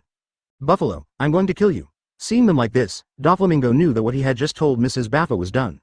Otherwise Baby 5 would not have chased and killed him like this. This scene has already been staged countless times. Other cadres are not surprised. With a swipe of Doflamingo's hand, the missile was torn apart by him, and then white lines appeared in all directions of BABY-5, binding her into a cocoon, unable to move. Doflamingo casually said to Buffalo, "Leave it to you, take the man away, now I have other things to do." "Yes, young master." Buffalo, who had escaped the catastrophe, grinned and walked outside carrying the cocooned Baby 5. Only Baby 5 was left with a sealed mouth to whine, roughly meaning, "I'll be back in 10 minutes. The people who were about to watch the play saw that Doflamingo had done it so quickly, they lost their interest and continued to bask in the sun to pass the time. Doflamingo continued the topic just now, looked at Torbol and said, "We're going to do a big fight next, so get ready." He turned his head to look at the sugar that was eating grapes with his fingers. Wong Hao Hao. "It's all up to you this time, Granos." Sugar, who was eating grapes, looked up at Doflamingo and blinked. A few days later, Dressrosa sailed from the port with a flamingo-bowed sailboat. Doflamingo started the voyage to Cake Island with several cadres in the family and a big gift carefully prepared for BIGMOM. Hopefully this time it goes well. Doflamingo meditated on the Dao string. And in another time and space, an ordinary sailboat appeared in the sky not far from the water city, and standing on the deck were two men in cloaks. One of the tall ones was holding a book in his hand. The other person's hood was occasionally blown by the sea breeze, revealing a red tattoo inside. Chapter 155. First meeting Tom there Dorag and Shang, who set off from East Blue to the capital of water. The reason why he was able to come to this great route so quickly and silently all relied on the bear's fruit ability. After a few days of air travel, they are not far from the land of water. The boat landed on a promontory in the capital of water, and then Drago and Shang left the boat in cloaks, leaving a few soldiers of the Revolutionary Army guarding them. "Dorag, are you sure the blueprint is in the water capital?" Shang asked after Drago. "Yes, we will find out soon." Dorag said with a smile. The two came to Center Street, and after many inquiries, they learned the whereabouts of Tom Shipbuilding Company. Time is running out. Tarag and Shang hurried to their destination. Soon they came to Tom Shipbuilding Company and met two young men in their 20s outside the shipyard. Dorag has never met Frankie, so he doesn't know what he looks like. He walked over and tentatively asked, "Is this Tom's shipbuilding?" One of the young men with blue hair nodded. "It's here. Who are you?" 307 Fram and Bingshan glanced at each other. The two people in front of them looked very mysterious. They were covered by cloaks, only half of their faces were exposed, and their eyes could not be seen clearly. They said vigilantly, "Recently, Master Tom has no time to repair and build ships for others. If you came here for this, you can go back. Recently, the sea train has reached a critical period of completion, and the final date given by Judge Enie's lobby is approaching, and they have no time to take care of other things. The most important thing at present is to complete the sea train, and then use this to offset Master Tom's crime of building a ship for One Piece Roger. It is determined that this is Tom's shipbuilding company, and I heard that the two people on the opposite side seem to be Tom's disciples, and Tom has only 2 disciples." A strange color flashed in Dorag's eyes, and he suddenly said, "Flame?" The blue-haired Fram heard his name suddenly called by the other party. He looked at the other party, staring at the half-face in the shadow under the other party's hood. "Advertisement. How do you know my name?" "That's him." Dorag stared at Fram's face for a while. "ABFD. This is the person chatting with him in the group. But this person is not the one in the group, but Fram, who hadn't changed his name to Frankie a few years ago, and he doesn't know what happened in the group. But this is not important. The most important thing is to find someone. And he had already inquired about it just now. Tom hasn't finished building the sea train yet. Which means it's still early and Spandom hasn't arrived yet. He can take Tom and his apprentice away without incident before Spandom, that is, people from the world government come." Sure enough, it was right to let Shang use his ability to send them here. If you really enter the Great Route from the Reversing Mountain, you may not be so lucky if you sail all the way. Drago ticked the corner of his mouth. "I've heard of it." He turned his head and glanced at the man next to him with his hair wrapped in a white turban. "Then you are an iceberg." Bingshan nodded, but his serious vigilance did not disappear. "Very good, just find the Toms again." Drago smiled and said to the two of them, "I've heard of your two names a long time ago. I'm here on a special trip to see you this time. I want to see your master. I don't know if Master Tom is here." "The master is here, but who are you?" "The master didn't see the inexplicable guy," Flam said. Frankie looked suspiciously at the two people in front of him. "They haven't revealed their identities yet, it's too suspicious." "Don't worry, we have no malicious intentions." Drago smiled and shook his head. "If you don't believe me, you can send a message to Tom for us, saying that we are Roger's friends. I heard that Master Tom has committed a serious crime because of Roger. I am here to express my apology on behalf of Roger. If there is anything I can do, we will definitely help." "Roger?" Fram and Bingshan suddenly looked at Drago. "Is that guy's friend?" They met Roger more than 10 years ago, and together with their master, they built the Oro Jackson for Roger. Advertisement, but Master was also convicted of a felony because of this, and had to rely on building a sea train to clear himself of the crime. 14 years have passed. To tell the truth, they are very dissatisfied with Roger. If it is not for him to build the ship, the Master will not bear the crime. But Roger is dead, and it's no use blaming a dead man. Now two people who claim to be Roger's friends appear and say they want to apologize for Roger, but they are skeptical. "Are you Roger's friends? I miss you so much. It has been more than 10 or 20 years since I built ships for Roger. I don't know why you came to see me this time." However, the two remembered that the deadline for the sea train was approaching, and they were probably worried that they would not be able to complete the project smoothly, so they wanted to help save people. A few minutes later, they gathered in Tom's shipbuilding company, and K. Kellaw served them tea and retreated, leaving Tom, the 3 masters and his apprentices sitting at the table with Dorag and the others. "Okay." Tom nodded. Fram and Bingshan looked at each other, and decided to temporarily put aside their dissatisfaction and pass on a message for them first. "Secondly, we are here to ask you one thing. It's too late for your apologies, 14 years have passed. It's not convenient to talk about it here, let's find a quiet place and talk about it in detail," Drago said. "Can you say it?" Tom said, taking a sip of his hot tea.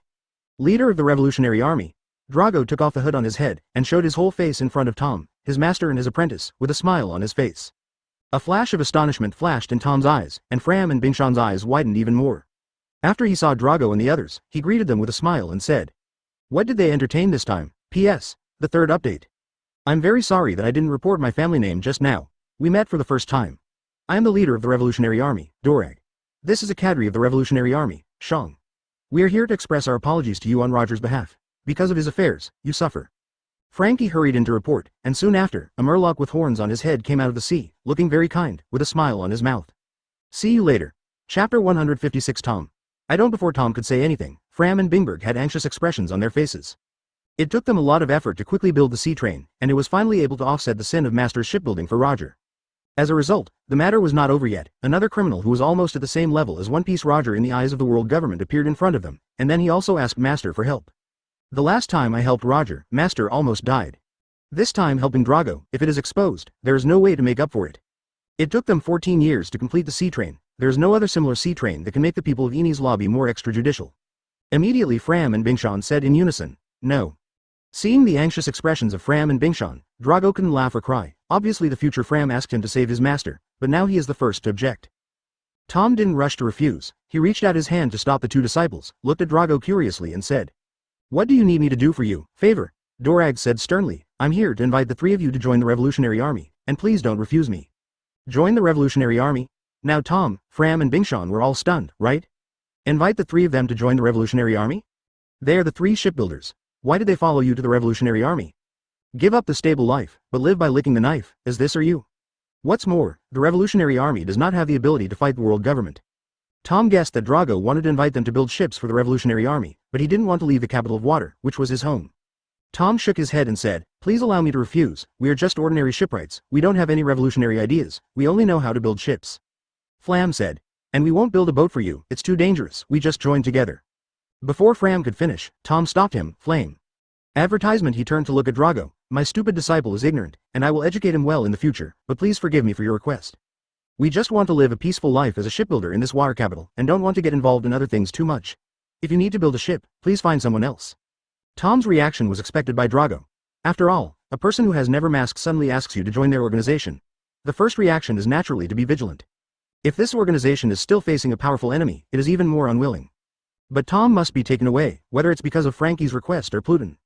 Drago said with a smile, "A peaceful life is certainly beautiful, but sometimes storms come, and we are powerless to resist." Tom frowned. "What do you mean? Is it hard to be soft?" The eyes of Fram and Bingshan also change. Drago waved his hand. "Don't get me wrong, don't you wonder why I will come to you?" Flam wondered, "Didn't Roger ask you to come?" Dora shook her head. "I only met Roger once. If he had asked me to, I would have come here long ago, so I am not here to apologize for him this time, but to save one thing by the way. Let me down, and help Roger make up for his regrets." Tom's eyes widened. What? There was some disbelief in his eyes. Fram and Bingshan looked puzzled. "Pluton blueprint," Drago said slowly. Tom's face changed, and seeing Dorag's expression became serious, and it returned to normal after a few seconds. "I don't know what you're talking about, and I don't have such a thing." "You have," Drago said affirmatively. "This thing is in your hands." "Wait, what are you talking about?" "Pluton?" Fram asked. "Pluton is one of the three ancient weapons in this world. According to legend, there are three powerful weapons in this world: Uranus, Poseidon and Pluton, each of which has great power. According to the rumors, Pluton is a powerful warship that can even wipe out an island with a single shot," Dorag explained. Advertisement 0. Ask for flowers. And now the design of this Pluton is in the hands of your master. I am here not only for you this time, but also for this design. "Master, is this true?" Fram's eyes widened, and Bingshan also looked at Tom. "I didn't expect Master to have such a thing in his hand, which can sink the boat of the small island with one shot. Is it so powerful?" Seeing Dorag's determined eyes, Tom seemed very convinced that the blueprint was in his hands. He was a little surprised. "I'll say it again, I don't have the blueprint of the Pluton you mentioned, and I haven't heard of it. You're looking for the wrong person. If you came here for this, please go back." 1. Tom stood up, ready to see off the guests. Drago was not in a hurry either. He said, "Don't you want to know why I know the blueprint is in your hands?" Tom paused, but didn't speak. Dorag continued, "Because the people who know that the blueprint is in your hands are not only our revolutionary army, but the world government that is hostile to us is also looking for the blueprint of Pluton, and I believe it will find you soon. They will not be as gentle as us. They will use any means to achieve their goals, so we are here to get the blueprints and save you this time." Hearing this, Tom's face sank. He didn't expect that he had unknowingly participated in the competition between the two forces. But he won't hand over the blueprints to either of them, whether it is the Revolutionary Army or the world government. The only purpose left of this blueprint is to be able to build another one to counter it when the real Pluton is born and becomes a hazard to the world. Keep Pluton from wreaking havoc on the world, instead of letting it become a weapon in the hands of the world government or the Revolutionary Army to attack the enemy. He is well aware of the power of Pluton. If it is involved in the war, it will not be a good thing for the world and people.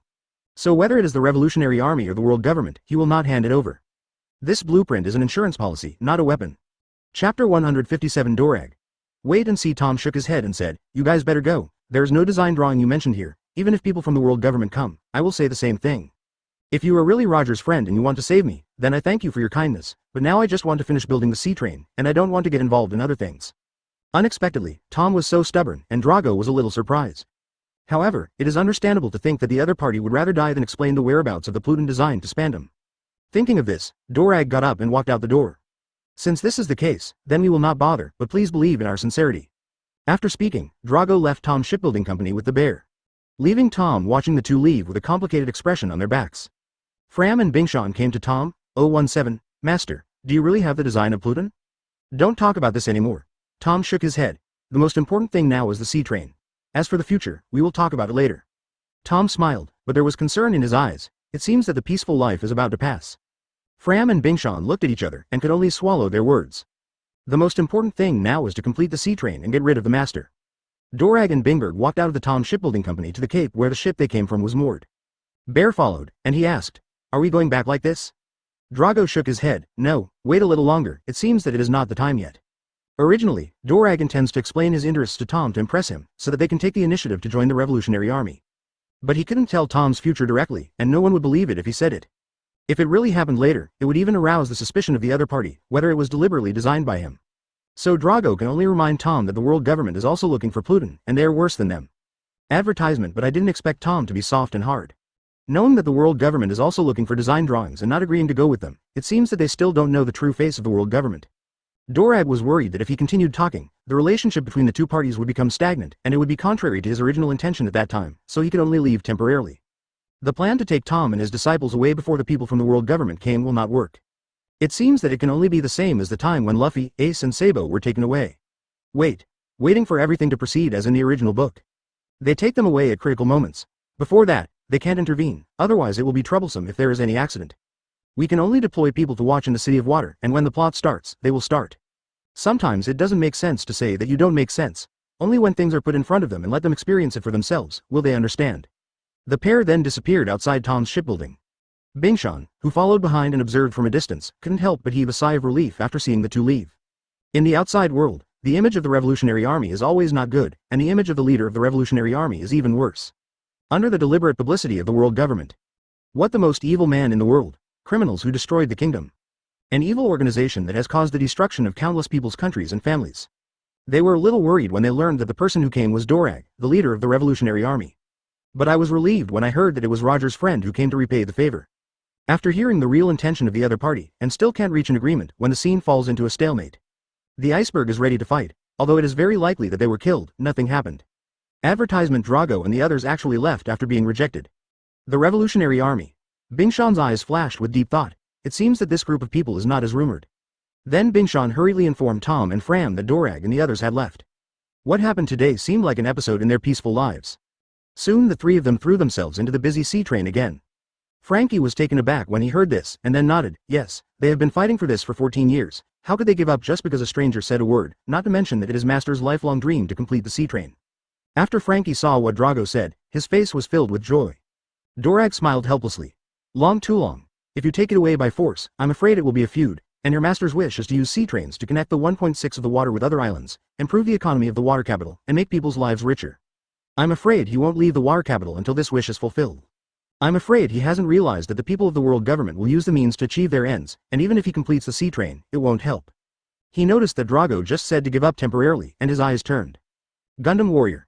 Then please take them away quickly, before the people from the world government come. I will trouble you. Too long. It's not that I don't want to, it's because your master is too stubborn. I have already said that people from the world government will come to him soon, but he still refuses to go with me and insists on completing the sea train. Ken handed me Pluton, and I had to leave for a while. He chatted with Roger privately and asked him to temporarily block Qiao Lin before it Frankie. Can't shake it off. It's just that the words left by Drago, world government is also looking for Pluton, and will come back to find them soon, always hang over their hearts like a haze. Doesn't this mean that nothing has happened yet, and the master of that world is saved? Dragon Tulong. At Jinru Zanshi, I have already arrived in the capital of water, and met your master Tom, brother Bingshan and you Fram who has not changed your name.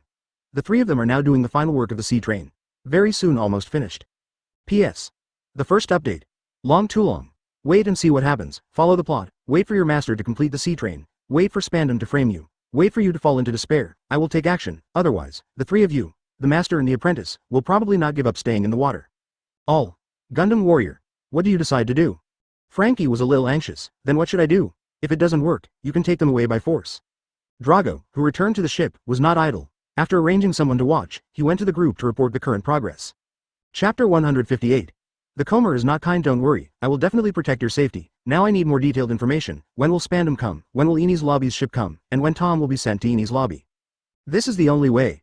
Frankie thought. He knows the character of the master and his love for the City of Water. If you want him to leave the City of Water, it will only make him unable to stay in the City of Water.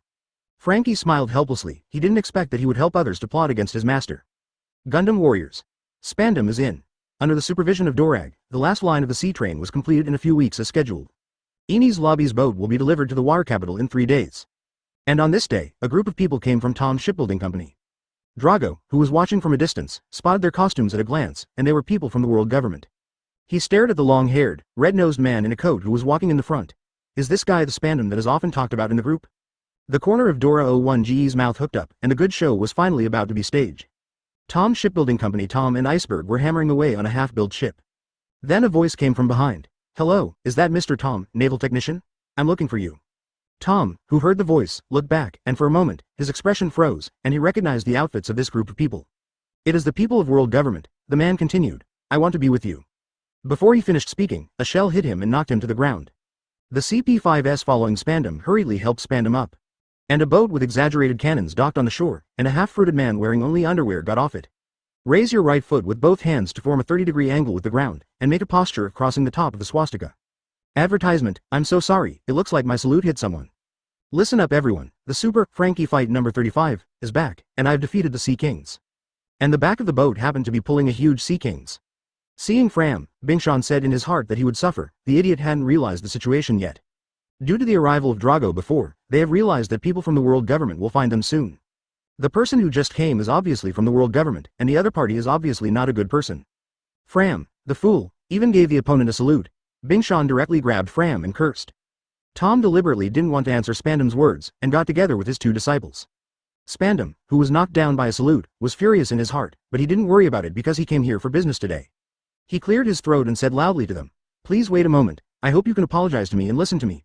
Let me introduce myself, I am Cypher, Pole, number 5 Spandom, and I am here to find Mr. Tom.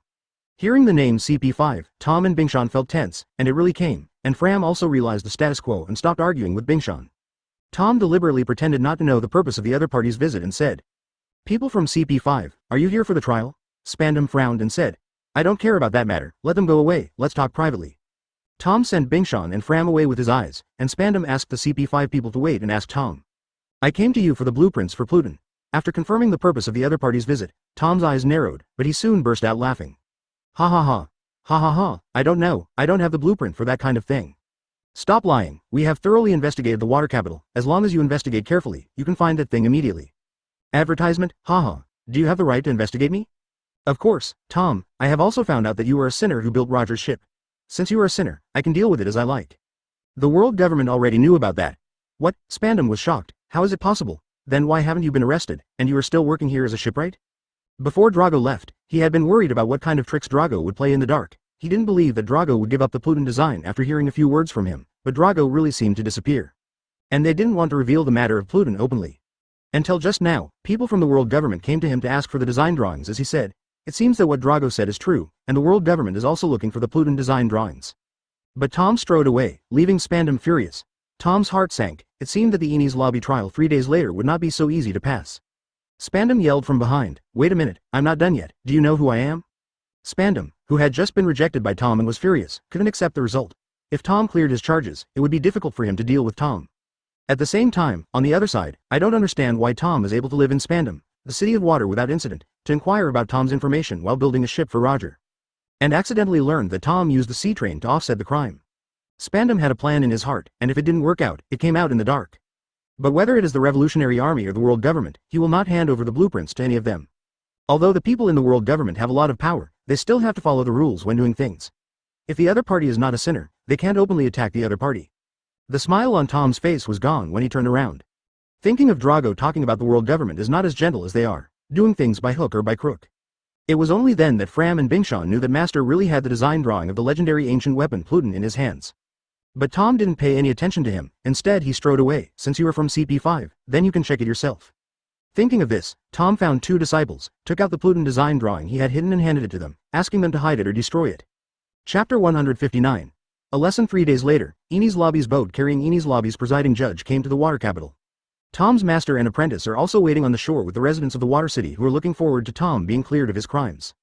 Just when Enie's Lobby's ship came to the coast, several Frankie warships appeared on the sea and attacked Enie's Lobby's ship and the residents on the shore indiscriminately. And Fram, the builder of these ships, recognized at a glance that these ships belonged to him, but now he didn't know who had stolen them. Hateful. Fram rushed to the shore to find out who had stolen his boat.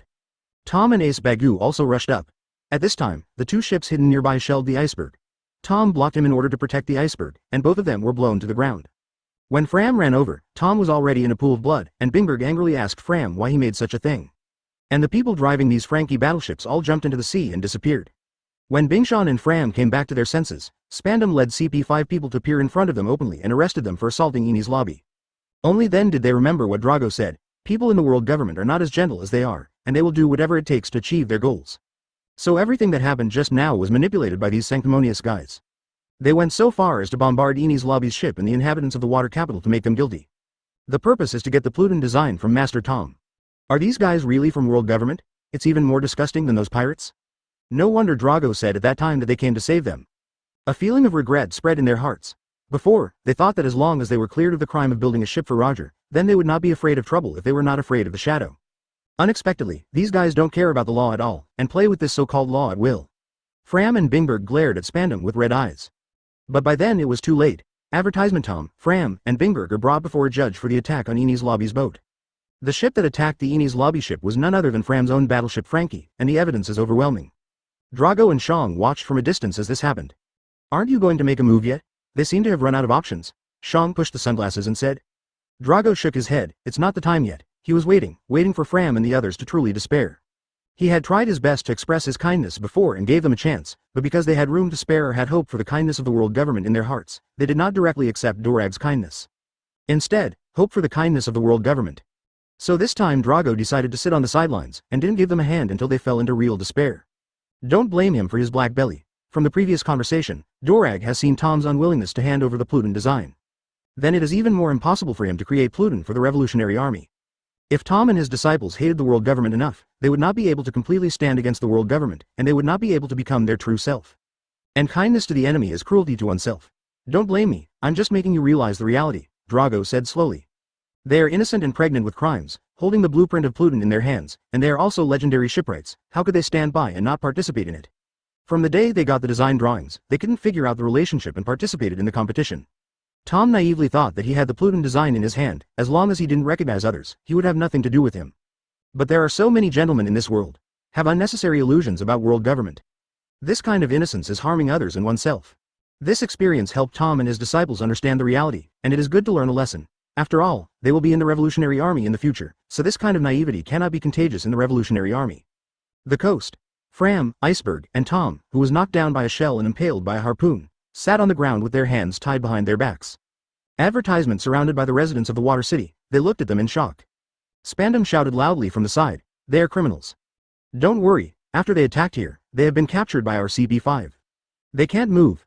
People looked at Tom and his apprentice in astonishment, unable to understand why the three of them would attack the Enie's lobby ship at this juncture. On the other hand, the presiding judge who came to try Tom this time also landed safely after the attack.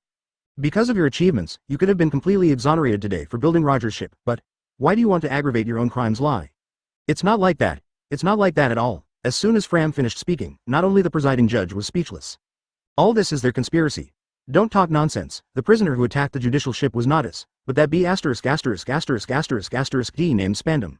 First of all, it is about C-Train. You have done a good job. This thing will be very helpful for the development of Water City in the future. The presiding judge sat at the temporarily moved trial table and tried Tom. As soon as the presiding judge said this, Fram couldn't help it. Flam angrily watched Spandom acting in front of the presiding judge. Obviously everything was planned by this guy, Wang's good. Control the Frankie battleship or attack the Enie's lobby ship. Is it because they are partners of Roger, the One Piece? P.S. The third update. The presiding judge shook Spandom's hand gratefully. You happen to be here, thank you so much. Spandom went to greet him. It's a pleasure to meet you. I have investigated their identities. If they waited quietly for a trial, their crimes would be erased. Why? The onlookers looked at them incomprehensibly and kept discussing and talking about their guesses. Laughter erupted from the crowd watching. Chapter 160 Regret. Ha ha. What the hell is that Tom's apprentice talking about? What is the benefit of CP5 attacking the judicial ship as a government agency? How could such a thing happen? Fram was so blocked that he couldn't speak. He was telling the truth, but they took it as a joke. Spandom also laughed and said, ha ha. Katie Fram, I arrested all of you suspects who were on the boat at the time, and these boats were built by your company.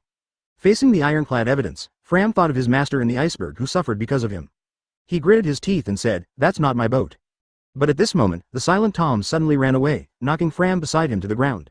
The Murloc's natural strength allowed him to break free from the shackles. He pulled out the harpoon stuck in his body, stared at Fram and said, That's not my boat, and no matter what, you can't say that. No matter what kind of ship is built, there is no distinction between good and evil, and it doesn't matter what these ships will do in the future or even destroy the world. But the person who created him must love it, and absolutely cannot deny its existence. 340. Men have confidence in the boats they build. After speaking, Tom looked at Spandom. He already fully understood that he was doomed this time, and all the plots were directed at him. For the design of the Pluton, unexpectedly, 2 of his apprentices were also involved. Now Tom really regrets not listening to Dorag before.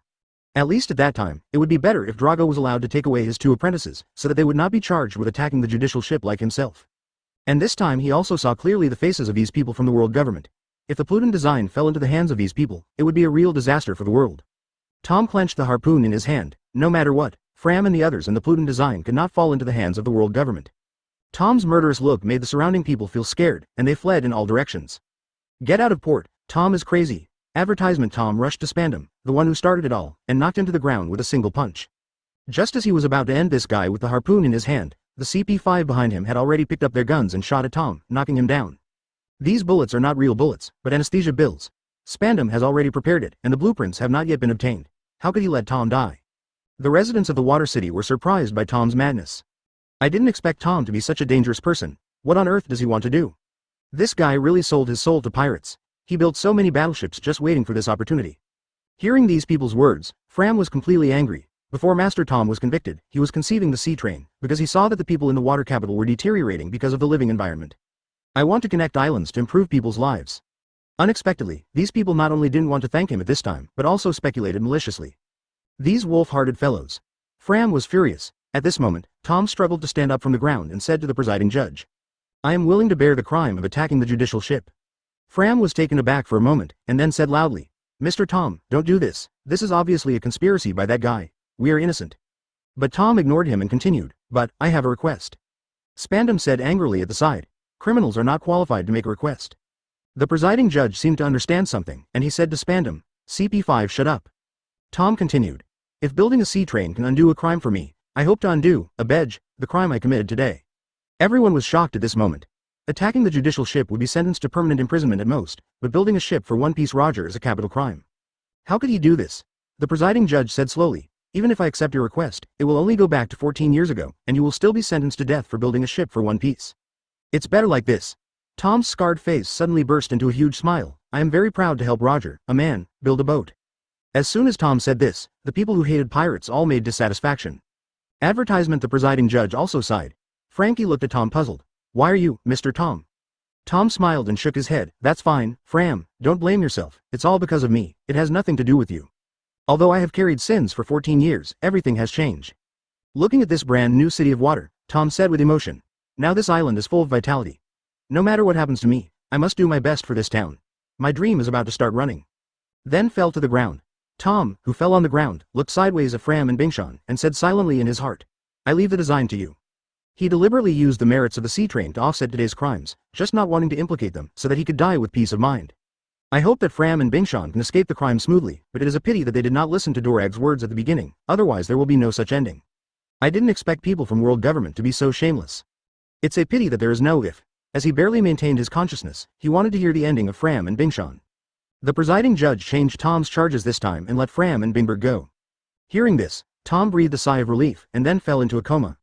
Spandom, who was dissatisfied with the presiding judge being impressed by Tom, walked up to Tom and stomped on his head with his foot, venting his anger that he had just been beaten. Fram, who was already dissatisfied with Spandom, couldn't take it anymore.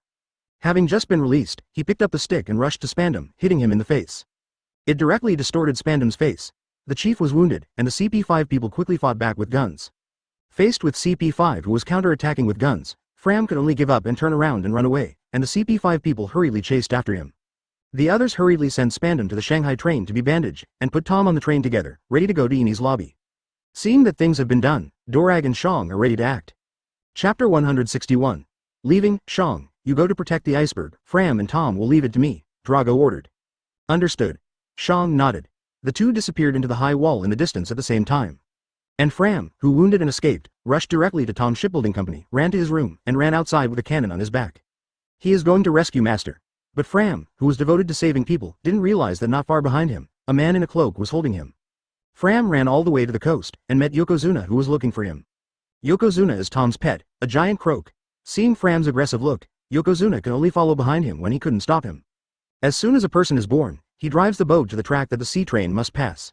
All the tracks of the sea train were built by them together with Master Tom. They know better than anyone where they will pass. And Drago followed them not far or near in the clouds in midair. And when Fram and the others held the determination to kill the fish and smash the net, they were determined to hijack the car and save people. Bingshan and Kella are looking for Fram's traces in the water capital. They rushed back home and found that Fram seemed to have been back and took away his collection of artillery in the room. A terrible guess flashed through Bingshan and Keikaluo's minds. Fram is going to carjack this idiot, Bingshan cursed angrily, with tears in his eyes. Fram didn't understand Mr. Tom's meaning at all. He sacrificed himself to keep them. Fram, an idiot, actually wants to hijack a car which is simply going to die. Totally failed at Mr. Tom's sacrifice, this guy, equals. Just as they rushed out the door to stop Fram from doing stupid things, a huge figure appeared at their door. Wearing a huge cloak and a pair of sunglasses under the hood, the man was huge and held a book in his hand. He said lightly, "Advertisement, you don't have to worry, Drago has already rescued them, you just need to wait here." Bingshan's eyes widened, and he remembered who this person was. It was this giant man who followed Drago that day. "Bear, why are you here? Didn't you leave that day?" Bingshan was surprised. "We have never left," Shang said flatly. "We can't get the Pluton design, and it can't fall into the hands of the world government, so we have been secretly monitoring you in the water capital. If the blueprint falls into the hands of the world government, we must grab it or destroy it. The world government already has an ancient weapon in their hands, and we can't let them get a second one, otherwise it will be very bad for us." Monitor. Bingshan stared at the bear with his eyes wide open. This is not to say that Drago and the others have been watching their every move. Then they should have seen everything that happened today. That being the case, why didn't they make an early move? If he had acted earlier, Mr. Tom would not have suffered so much. Something flashed through Bingshan's mind, and he suddenly said, "Then Spandom planned this plan to frame us, and you saw it?" "Yeah." Shang nodded. "When people from the world government came here, everything about them was under our control." Iceberg rushed up and held the bear by the collar and asked, "Then why didn't you stop them in advance? If you did, then nothing would happen today, and Mr. Tom wouldn't be charged with this crime again." Bear did not push the iceberg away, but said coldly, "Do you really think that if we stop it today, you will be safe?" Hearing Shang's words, Bingshan fell silent. As soon as he spoke, he realized that it was meaningless. He was just venting. He let go of the hand that was holding Shang's collar. Spandom has made up his mind to get the blueprints from Mr. Tom. That being the case, no matter what happens today, I will not give up until I reach my goal. He must have many dirty tricks waiting for them. Dorag and the others can save them for a while but not for the rest of their lives. Advertisement. Shang continued. "Get ready, it's time for us to leave." Zero asked for flowers. Iceberg looked up at the bear. "Where are you going?" Shang. "Revolutionary Army, do you think we saved you? Can you stay in the water capital safely?" The reason why he didn't make a move just now was because there were too many people. If we have hands in hand, there are too many people, and once our identities are exposed, things will not be as simple as they are now. It's about Pluton's blueprints and the Revolutionary Army. Marine Admiral will come at that time, and it will not be so easy to escape. Hurry up, we're running out of time. If Dorag had promised to leave with them before, there wouldn't be so many things. It's all their fault that they've gotten to this point now. P.S. The first and third updates. Bingshan nodded, ran into the house, took a hidden blueprint in a corner of the house, and then left here with Kella and the others to the revolutionary warship docked at the Cape. Where is Mr. Dorag now? Bingshan asked. It is they who miscalculated the bottom line of the world government. At last Mr. Tom hoped that the town would prosper. Now that people can still put themselves in their shoes at the end, it is already affectionate and righteous, and it would be unwise to demand more.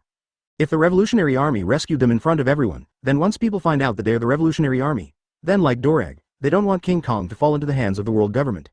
This result is what they do not want to see. After hearing Shang's words, the grudge in Bingshan's heart suddenly disappeared. People from the world government will never let Pluton fall into the hands of the Revolutionary Army.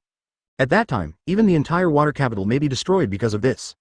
He should be on the sea train now. If it goes well, we can leave here before the pursuers arrive after saving the person, so prepare quickly, we don't have much time to waste. Point 0. Then there will be a huge battle, even a war. Although the attitude of the people in the Water City towards Mr. Tom made him very dissatisfied, they cannot represent all the residents of the Water City. Thinking of this, Bingshan breathed a sigh of relief. After all, it was their fault. Chapter 162. Mantis as a car. Dorag appears and in the sea not far from the water, Fram and Yokozuna rode to the track of the sea train. Fram jumped onto the track, took the cannon off his back, turned his head and said to Yokozuna next to him, "You stay there, don't come over." After finishing speaking, not far ahead, a steaming sea train approached aggressively. On the train, Spandom, whose face was distorted by Fram, was bandaged like a mummy. From being punched in the face by Tom and almost dying, to being punched in the face by Fram. After being seriously injured one after another, his face was basically ruined, and even a lot of his teeth fell out. Spandom covered his face and lay on the sofa screaming for pain while cursing angrily. "I will never let that kid named Katie Frame go." 9:30. He's a criminal. After this matter is settled, I will arrest him and hang him. You trash, let him escape. When Spandom was cursing, people from CP5 rushed to report. Mr. Spandom. What's wrong? Spandom yelled. Katie Flam appeared, and he chased here. He was on the rails, and he was armed. Startled, Spandom opened the car window and looked out. Fram aimed his cannon at the sea train. Is that guy an idiot? Spandom said. Someone in CP5 asked. What should I do? Spandom scolded. Are you an idiot too? Hit him. Let him die. Anyway, this guy is a criminal, and this is just to help him execute the death penalty early. Don't worry about it so much. The sea train spewed white steam and rushed towards Fram, and Fram fired a few shells at the sea train with the cannon. But the shells had no effect on the solid steel front. Sea train, stop quickly. Where do you want to take the person who created you? Advertisement bring Mr. Tom back. Seeing that the artillery was ineffective, Fram threw off the barrel and opened his hands to push the sea train. The Yokozuna next to him yelled in worry. On the other side of the sea train, Spandom laughed and watched as the sea train and Fram were about to collide. Just when Fram tried his best to meet and stop the advance of the sea train, he suddenly felt that he was being held up by his waist. The tide of the passing sea train whizzed across his face. Fram turned his head and saw that the one who took him away was a guy wrapped in a cloak. Through the hood blown up by the wind, Fram saw the familiar 3 red tattoos. How could it be him? The thought flashed in Fram's mind, but soon the matter of Mr. Tom being taken away filled his mind. He anxiously said to Drago, let go of me, I have to stop it or Mr. Tom will die. Dorag said calmly, you can't save anyone if you do this. I will save people, just watch quietly. After speaking, under Fram's surprised eyes, the two of them entered the sea train through the window of the sea train like ghosts, and came to the sea train. The CP5 person sitting in the carriage saw the intruder was about to draw his gun and attack. Before he could open his mouth, he fell down. Fram watched Drago's actions in shock, and saw that he seemed to simply flick his fingers, and these people fell down. Is this the strength of leader of the Revolutionary Army? What are you still doing? Find your master. Dorag turned his head and said to Fram who was beside him in a daze. Fram, who was reminded by Drago, came back to his senses, and hurriedly ran to other cars, and Drago followed behind him. Another carriage. Spandom saw Fram disappear in the bow, thinking that Fram was hit by a car and died. He was avenged and laughed loudly. This idiot actually wanted to block the sea train with his body, haha, he deserved it if he was hit to death. Because of laughing too much and accidentally tearing the wound on his face, Spandom screamed in pain again. At this moment, another person from CP5 hurried over to report. Advertisement, Mr. Spandom. Spandom was throbbing in pain, and said angrily, what's the matter? There is an intruder, someone broke in, that Fram is not dead, he survived, and now he is going to the compartment where Tom is held, what should we do? What? Spandom's eyes were about to pop out, but he watched this guy hit the sea train, didn't he die? He managed to get the man, and he couldn't let Tom get away. Spandom didn't care about the pain, and rushed to the compartment where Tom was being held on crutches, cursing as he walked. Call someone to arrest this kid, I'm going to kill him myself. Yes, Mr. Spandom. The ICP-5 responded quickly. On the other side, Fram just rushed forward to search for Tom's whereabouts, while Drago behind him would kill the enemy the moment he showed up. This road can be described as unimpeded. After a while, they came to the compartment where Tom was held. At this time, Tom was hit by the shells of the Frankie battleship, pierced by a harpoon, and later hit by many anesthesia bombs. If he wasn't a Murloc and his body was several times stronger than that of ordinary people, he would have died long ago. But now he's just in a coma. Seeing Tom lying on the ground, whose wound was still bleeding, Fram ran over and knelt down. Supporting Tom's 1.4 body, he shouted anxiously, Mr. Tom, wake up. After being shaken for a while, the comatose Tom let out some sound from his mouth in a daze, and he opened his eyes together. The target was Fram with an anxious face and tears in his eyes. Suddenly, Tom's consciousness became clear, and he glanced at the surrounding environment out of the corner of his eyes. Here is Sea Train. Everything on it was built by himself, and he recognized it at a glance. How come? Hasn't the presiding judge already sentenced Fram and Bingbird to let go? How did Fram appear here? Could it be that Spandom guy forcibly captured Fram and Iceberg and sent him to the Enie's lobby? Chapter 163. The hand holding the throat desperation flashed in Tom's eyes. He opened his mouth tremblingly and asked, Flam, how did you appear here? Could it be you were arrested too? He pushed himself up to see if the Iceberg was here too. If Fram and Iceberg are captured, then the blueprint is over. No, Fram wiped his tears happily when he saw Tom wake up, and turned away so that Tom could see Drago behind him. Mr. Dorag saved me, and he brought me to save you. Dorag. Tom's eyes widened. Sure enough, it was Drago who appeared behind Fram. Dorag said with a smile, long time no see, Mr. Tom. Hearing Dorag's greeting, Tom put on a bitter smile. I didn't expect that we would meet in this way. It was my fault that I didn't understand your kindness at the beginning. I apologize to you, O one here. Tom wanted to apologize, but was held down by Drago. Don't say that, your injury is very serious, don't worry about these things, in fact, I should apologize to you. I was watching what happened in the water capital just now, but I didn't take action. Drago explained these frankly to Tom. He didn't want Tom to affect the future because of these things. They were very important to the Revolutionary Army. Drago didn't want to have any grievances. Some things are better not to be clear. But you should understand the reason why I didn't make a move. I can only save you once, and it must be done quickly, otherwise it will be related to Pluton. It will not be a good thing for you, me, or Water City. Tom has lived for such a long time, so he naturally understands this better than Bingshan and Fram, and with a turn of his head, he understood what Dorag meant. He didn't mean to blame Drago either. To be honest, it was good that the other party could save him at this time. If the Revolutionary Army has been monitoring them, they must know that he has handed over the blueprints to Bingshan, and he is no longer important. And according to Fram's words, the other party saved Fram's life just now. They already owed Drago too much, and this debt of favor was too great. Advertisement compared with the unscrupulous methods of the world government, the Revolutionary Army is really too gentlemen. If you don't know who is good and who is bad, those people are too ignorant of good and evil. I understand, you don't need to say more. Tom smiled. Where is my other disciple Bingshan? Where is he? I have already asked the bear to pick him up. We have to hurry up and go back to meet up. The 5 elders will definitely not let us go. If we want to escape, we must hurry up, Drago said. Tom nodded, and Fram took Tom's hand to support him, ready to take him away. At this moment, there was a commotion at the entrance of the carriage. Hurry up, catch that damn Katie Fram. I want to kill this damn guy with my own hands. How dare you put such a heavy hand on my face?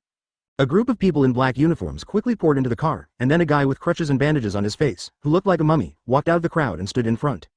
He looked at Fram, who was supporting Tom, and smiled fiercely. I didn't expect you, an idiot, to break in without being hit by a car. I just want to kill you with my own hands, otherwise it's hard to understand my heart. After speaking, he turned his gaze to the guy next to Fram. With his back facing him, his whole body was wrapped in a dark green cloak, and it was impossible to tell who it was. It seems that he and Fram came to save Tom, but it doesn't matter who it is. To dare to hijack a car, this is already a felony. Catch them all, except for that Murloc, everyone else will die, Spandom shouted. Yes. Everyone in CP5 pointed their guns at Dorag. Raise your hands, don't resist, or you'll be shot. Just as they approached Fram and the others, the man in the dark green cloak turned around and stretched out his right hand towards them. Drago's action alarmed CP5, and there was a burst of shooting at Drago. When Spandom was about to scold them for not hurting the target, a gust of wind blew back their bullets, and at the same time raised the hood of the mysterious man in the cape. The moment he saw the face clearly, Spandom's eyes seemed to pop out, and his jaw collapsed. If he's not mistaken, that guy is the leader of the Revolutionary Army, Dorag. At this moment, all the bullets that were blown back were fired in the direction they came from, and Spandom fell down. Advertisement Spandom trembled uncontrollably. You are the leader of the Revolutionary Army, Dorag. Being recognized, Drago didn't deny it, and took off the hood directly. He looked at Spandom and said, "It seems you know me." Seeing the whole picture of Drago clearly, Spandom complained endlessly. How could I meet this man? And Spandom took the opportunity to slip away to the back of the car. That's when he pulls out the phone bug to connect to the 5 elders' phone. Spandom immediately shouted loudly, "Quick, give me all, kill him, he is the leader of the Revolutionary Army, as long as you kill him, 5 elders will be rewarded." Hearing this, the faces of everyone in CP5 became serious, and they rushed towards Dorag, and the narrow carriage was suddenly crowded by the crowd. If the backup comes in time, they can even take down the leader of the Revolutionary Army in one fell swoop. Seeing that they were still hesitant, Spandom yelled, "If you let them snatch the blueprints away, none of you will survive." If the 5 elders find out that not only did he not get the 513 blueprints, but that the Revolutionary Army got the blueprints for Pluton, then he is doomed. The Revolutionary Army is the mortal enemy of their CP. As the leader of the Revolutionary Army, they basically all remember the photos of Dorag. The voice of the 5 elders came from the mouth of the phone bug. Not only can't get Pluton, but it seems that Drago came here in person for the design of Pluton. What's wrong with Spandom? Blueprint found. Before Spandom finished speaking, a hand was already strangling his throat, and he turned his head and looked behind him beautifully. Never forget anything. Big trouble this time. My lords, I have found the blueprints and I am on my way to Enie's lobby, but now I am attacked by people from the Revolutionary Army. It is. He still has a chance to make amends and report the news that the Revolutionary Army snatched the blueprints to the 5 elders in time. He must make amends. Chapter 164 Introduce yourself, my humble Dorag. I saw that the CP5 who rushed up to stop Drago just now had been wiped out and fell to the ground. Drago stood in front of him, grabbed him by the neck, lifted him up, and flung him at Fram and Tom. Spandom slid until Fram stepped on it. Drago picked up the phone bug that Spandom put down just now. The 5 elders on the phone bug were shocked when they learned that the Revolutionary Army had attacked Spandom to deliver the blueprints back to Enie's lobby. Shouting again and again, Spandom wants to know the situation at the scene. But Spandom suddenly lost his voice and didn't respond. Their faces darkened, and they had a bad premonition in their hearts. Just when they were about to call for help, a voice came from the phone bug. First meeting, no, first conversation, let me introduce myself, my humble Dorag, I want the blueprint you were looking for. Without waiting for 5 elders to reply, Drago directly hung up the phone and walked towards Fram. Leaving the 5 elders sullenly watching the silent phone bug. Things are getting bigger. Originally, they didn't have much expectation for Spandom to get the Pluton blueprint. If Spandom hadn't been so active on this matter, they would have no idea of bringing Pluton back into the world. After all, for them, no change is more beneficial than change. And Pluton is a variable. Having it is nothing more than icing on the cake, and Spandom can be found without falling into other people's hands, which can be regarded as eliminating a hidden danger. But now the worst has come. Pluton was indeed found by Spandom, but it wasn't just Spandom who found the blueprints, the Revolutionary Army was also eyeing it. Damn it. Why didn't anyone find out that the revolutionaries were also looking for the Pluton blueprints? Advertisement. What the hell is Spandom doing? I don't even know if the news leaked out. What should we do now? The person just now is Drago, the leader of the Revolutionary Army. Even he appeared there. It seems that the blueprint that Spandom found must be real. But now Spandom has lost the news, and this design probably fell into the hands of Drago. This assumption made the faces of the 5 elders present darken as if they had been smeared with a layer of black water. And this is not an assumption anymore. The voice from the phone bug has already told them that this is the truth. The Revolutionary Army has already obtained the Pluton blueprint, which is already the worst. With the blueprints, in case the Revolutionary Army builds Pluton with reference to the blueprints. The Revolutionary Army, which was originally a cat without claws, immediately turned into a tiger with claws and claws. It's time to challenge them, and it's not just this that worries them. They have not forgotten the incident that broke out in more than 200 member countries around the world 2 years ago. At that time, some taboo books suddenly appeared overnight in the main cities of these alliance countries. If these books spread, they could even shake the rule of the world government in the alliance countries. They spent a lot of energy to deal with this matter and minimize the impact. And through investigation, the person behind this incident is the Revolutionary Army. That is to say, the Revolutionary Army already holds ideas and theories that can shake the rule of the world government. However, due to the huge difference in strength between the two sides, even the Revolutionary Army with these things cannot fight them openly. During the past 2 years, the Revolutionary Army remained as before, hiding like mice in the fields, not daring to show their faces at all, and even more timid than before. 2 years later, the world is still peaceful, which makes the 5 elders a little relieved, but it is still like a nail firmly nailed to the depths of their hearts. And this time Drago obtained the Pluton design, which undoubtedly replaced the thorn with a cross. And the Revolutionary Army got a hammer. If Pluton is successfully built by the Revolutionary Army, then this hammer will nail this cross to the heart of world government. The whole world will be changed by then. Advertisement. 5 elders' face was serious and deep. We can't let the blueprints fall into their hands. Immediately ask Sengoku to seal off the Water City and its surrounding sea area of hundreds of kilometers, so that they cannot escape. This is a war. Not long after, all the Marine G branches along the naval headquarters and the Great Route were dispatched urgently, and even the 3 Marine admirals left the headquarters at the same time to go to the capital of water. All of a sudden, people who didn't know what happened felt the breath of danger. You know, he is the one with the least fighting power in the entire CP5, and if everyone else is killed by Drago, then he is directly Yu Weiwei. And those big pirates who were always watching Marine's movements were almost killed by Marine's transfer. It seems that something has started to change today. Tom and Fram looked at the previous bravado, relying on conspiracy and tricks to count them, forcing Tom to plead guilty and then sent to Spandom in Enie's lobby. Their eyes were full of anger. If Marine's target is really them, they won't be caught off guard. And Spandom, who was caught in the middle by the 3, Liao Hao Jiao, looked up at the tall Tom, and then turned his head to look behind him. Seeing the approaching Drago, Spandom trembled, not caring that his already injured face was already numb with pain when his face was slid over just now. Is this going to fight 4 emperors? Seeing Dorag's expressionless face, Spandom quickly turned his head and begged Tom for mercy. And they have also summoned their own forces to stand ready. P.S. The 4th update. After hanging up the phone, Drago turned and walked towards Spandom, who was lying on the ground, and Tom and Fram in front of him. And at this time when the situation on the sea is changing and the crisis is undercurrent. Don't kill me, I'll tell you whatever you want to know, just ask me to spare my life. I know a lot of CP secrets, I can tell you all of them, as long as you ask, I will answer, don't kill me. Spandom hurriedly begged for mercy. It was Drago who just picked him up and threw him over, and easily killed all the CP5 agents. In New World, the 4 emperors of the sea, Redhead, Whitebeard, Kaido and Bigmom, all set their sights on the first half of the Great Voyage. Chapter 165. Kill Spandom. I didn't order everything that happened before, it was the 5 elders, they wanted the Pluton blueprints, so they sent me, they asked me to frame you, so that I could take you back. I'm forced to, and I don't want to, but I have to obey the 5 elders' orders, please forgive me, I'm really innocent. Spandom burst into tears, with the wound on his face and the bandages, it was more like that. But Tom and Fram in front of him saw the ugly face of Spandom when they framed them, how could they be fooled by him like this? They ignored Spandom, but looked at Dorag, who now has the final say here.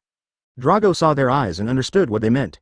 He will be handed over to you, and you can deal with it, but hurry up, he has just contacted the world government, and soon, the pursuers over there will come, don't let him delay the time. Hearing what Drago said, Fram was furious, this guy is really. New and old grudges are in front of them. They framed their master and apprentice before, but now they want to cut off their retreat. Fram helped Tom to the seat and leaned over 980 to pick up a pistol. Seeing Fram's actions, Spandom was frightened and begged for mercy loudly, but seeing the murderous look in Fram's eyes, he staggered back and fled, and then several shots were fired. Several blood flowers exploded on Spandom's back, his body trembled, and he fell to the ground. Watching Fram kill Spandom with his own hands, a look of satisfaction flashed in Drago's eyes. Fram killed the people of the world government, and there is no room for peace with the world government. Now he has only one way to survive, joining the revolutionary army. Drago said, "Let's leave quickly, we won't be able to leave if we don't." He had already revealed his identity in front of the 5 elders just now, and if he guessed right, the vice admirals from naval headquarters are already on their way to the water capital. It is not impossible that even the sea area around here is blocked. Fram, who took revenge with his own hands, finally vented his anger. Hearing what Drago said, he quickly helped Tom, who was about to close his eyes. He looked at Drago and asked, "Then how do we go?" "A beg." Now they are on the sea train, the next stop is Enie's lobby, they don't have a boat, and they are alone at sea. Advertisement. Drago smiled, "You don't have to worry about that." He stretched out his right hand, "Pay attention."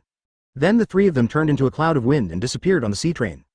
Fram looked at the wind on his body in surprise, as if an invisible hand pushed him forward. The travel speed is even several times faster than the previous sea train. The whole process just now took only a few minutes, and they quickly returned to the original track where Fram was preparing to use his arms as a car. Yokozuna is still waiting here, crying loudly with tears in his eyes. Seeing Yokozuna, Fram hurriedly said to Drago, "Please take Yokozuna, he is Mr. Tom's pet, since we are leaving, we can't leave him here alone." Seeing that Yokozuna looks so sad, he must think that he has been hit by a car and died, and he has to tell him that he is still alive, otherwise he will probably live in sadness forever.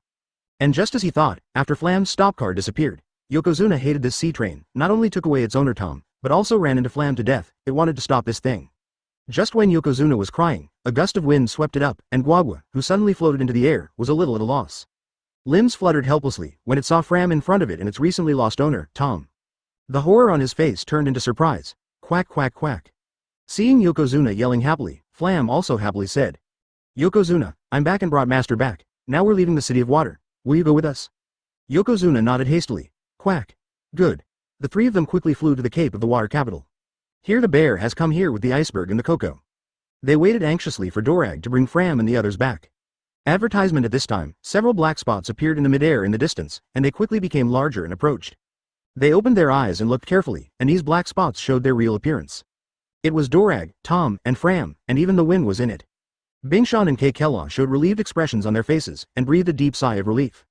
Fram, who was scolded by Bingshan, instinctively wanted to refute, but seeing Bingshan wiping his tears, he opened his mouth and closed it again. It seems that Drago successfully rescued them. Fortunately, they all came back safely, otherwise he really didn't know what to do. He turned his head and glanced at the calm bear. No wonder this tall man was always calm. P.S. The first update. Carjacking, murder. This time the matter is probably not in the eyes of ordinary people. What? Bingshan looked at Fram in surprise. He was so worried before that his master was framed and taken away, and he would never come back. As a result, his junior brother recklessly rushed out to hijack the car. If he failed and was killed, then he would directly lose 2 of his closest people today. As soon as Dorag landed with Fram and others, Kekela and Bingshan ran to help the unconscious Tom. "We have to leave now, the world government should have sent someone here, if nothing else happened, it was Marine Admiral, and all 3 of them came." He turned his head to look at Drago, who nodded and said, "Why are you so impulsive? Master tried his best to get us off the hook, but you ran to die. If Mr. Dorag didn't come to save you, what would you ask Master to do? What would you ask us to do?" The leader of the revolutionary army, although powerful. As he spoke, tears flowed from Bingshan's eyes. Bingshan nodded, and after confirming that Master was in good health, Bingshan yelled at Fram. "I was wrong," Fram said, "but this time I killed the Spandom who framed us with my own hands, which can be regarded as revenge for Master.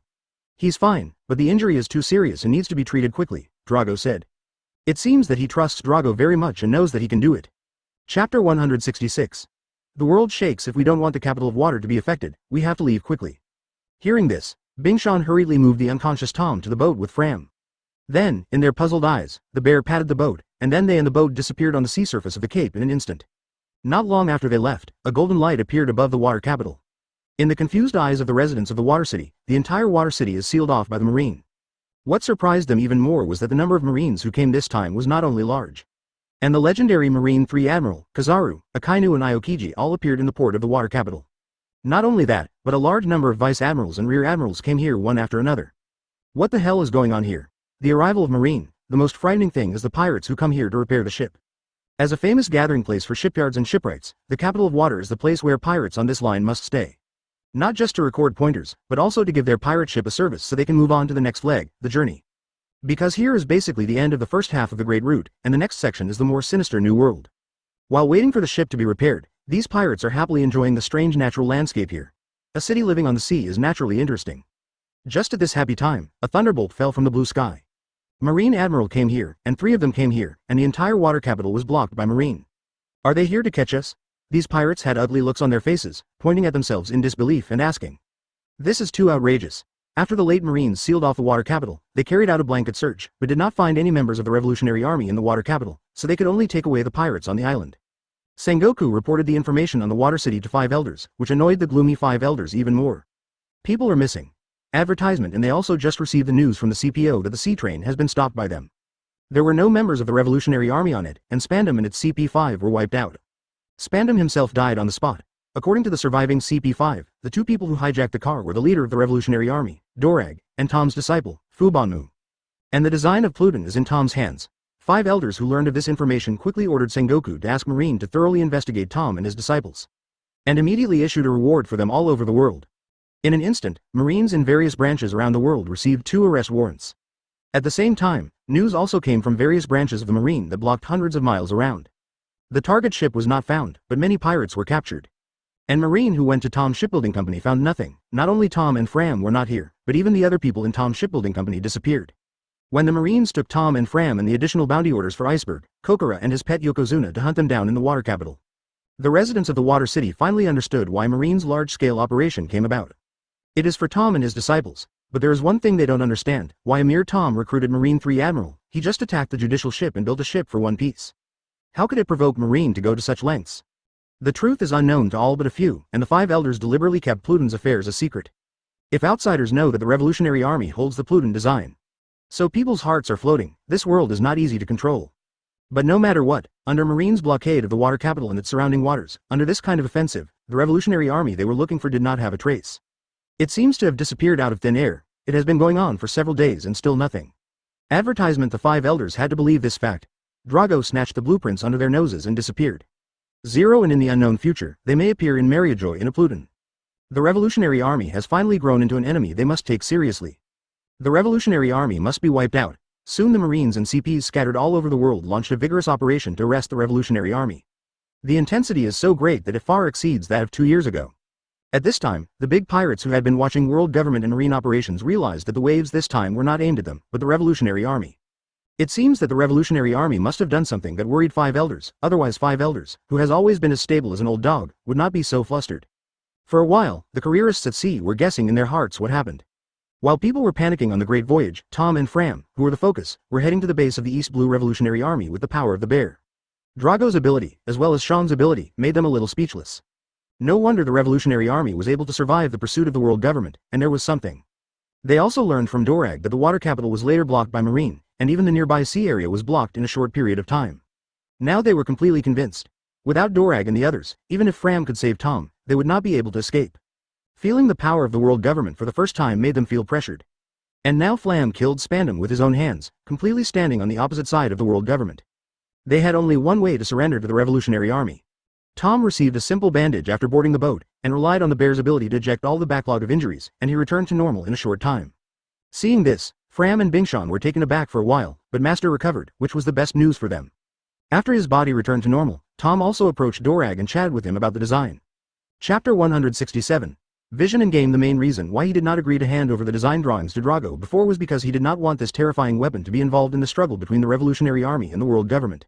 Whether this kind of terrorist weapon that easily destroys a small island falls into the hands of the Revolutionary Army or the world government, it is not a good thing for this world.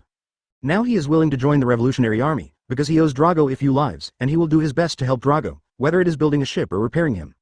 But the blueprint involving Pluton still made him hesitate. He had to make sure that Dorag and the others wouldn't do anything evil with it. It will not frantically lead the world to destruction. This design drawing is like a magic box, no one knows what will be opened. Just as there is no distinction between good and evil on a ship, only 503 depends on what the person who drives it uses it for. The same goes for Pluton. His life is not a pity, but if more people have to be sacrificed for this, then he would rather die than agree. That's why he would rather die than give the blueprints to Spandom.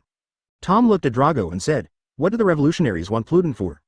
After hearing Tom's words and seeing the other party's serious expression, Dorag realized that this was not a simple question, but an investigation. This determines whether the other party is willing to help them create Pluton. After thinking for a while, Dorag slowly opened his mouth and said, "Pluton gives us the strength to fight world government." Tom heard the words and thought it was true. Dorag continued. Advertisement. the Revolutionary Army has been making revolutions around the world for many years, but they have been hiding and hiding, and they dare not confront the world government head-on, because they lack sufficient strength.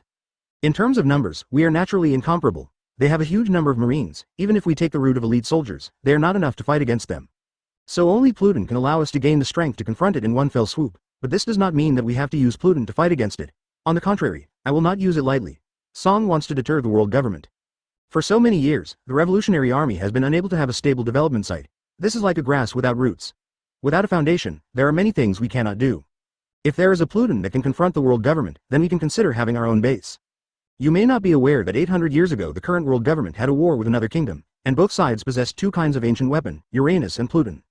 Now that the world government has Uranus in its hands, he can easily destroy our territory. If we can also have Pluton to form a confrontation with the same strength, and we cannot let him easily attack us, then in this case, we can form a special kind of balance. At that time, the world will be divided into two, and the two sides will compete for population, those who are willing to join the Revolutionary Army, and those who are willing to join the world government. At this time, whoever treats people better, who can make them live and work in peace and contentment, and whoever makes them happier will be competitive. And in this kind of competition, both sides will be forced to adopt a strategy of benefiting the people, so in this case, who is the most beneficial? It's civilians.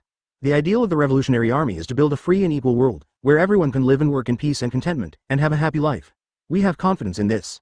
What Drago said is certainly reasonable, and he also heard that Drago is not a crazy careerist. But there was always a worry lingering in his heart. How can you guarantee that there won't be conflicts with the world government? When the two ancient weapons attack each other, the world may be destroyed. Tom hesitated. I cannot guarantee. Drago shook his head, so what I said just now is just a hypothesis. We can only hope that the world government will not die and die together. Advertisement, but in fact, in this game, the world government has the upper hand, so we are the one who may take the risk of death. Unless the world government tends to lose in this game, it will not adopt such a strategy. So as long as we hold the whole card of Pluton and hide it well so that it will not be discovered and destroyed by the world government, then the world government will not easily attack us out of fear that we will be caught in the net. I think that in the war 800 years ago, the world government might have seized the opportunity. Otherwise, both sides had ancient weapons. Why did all the 20 royal families survive, but only that kingdom was destroyed?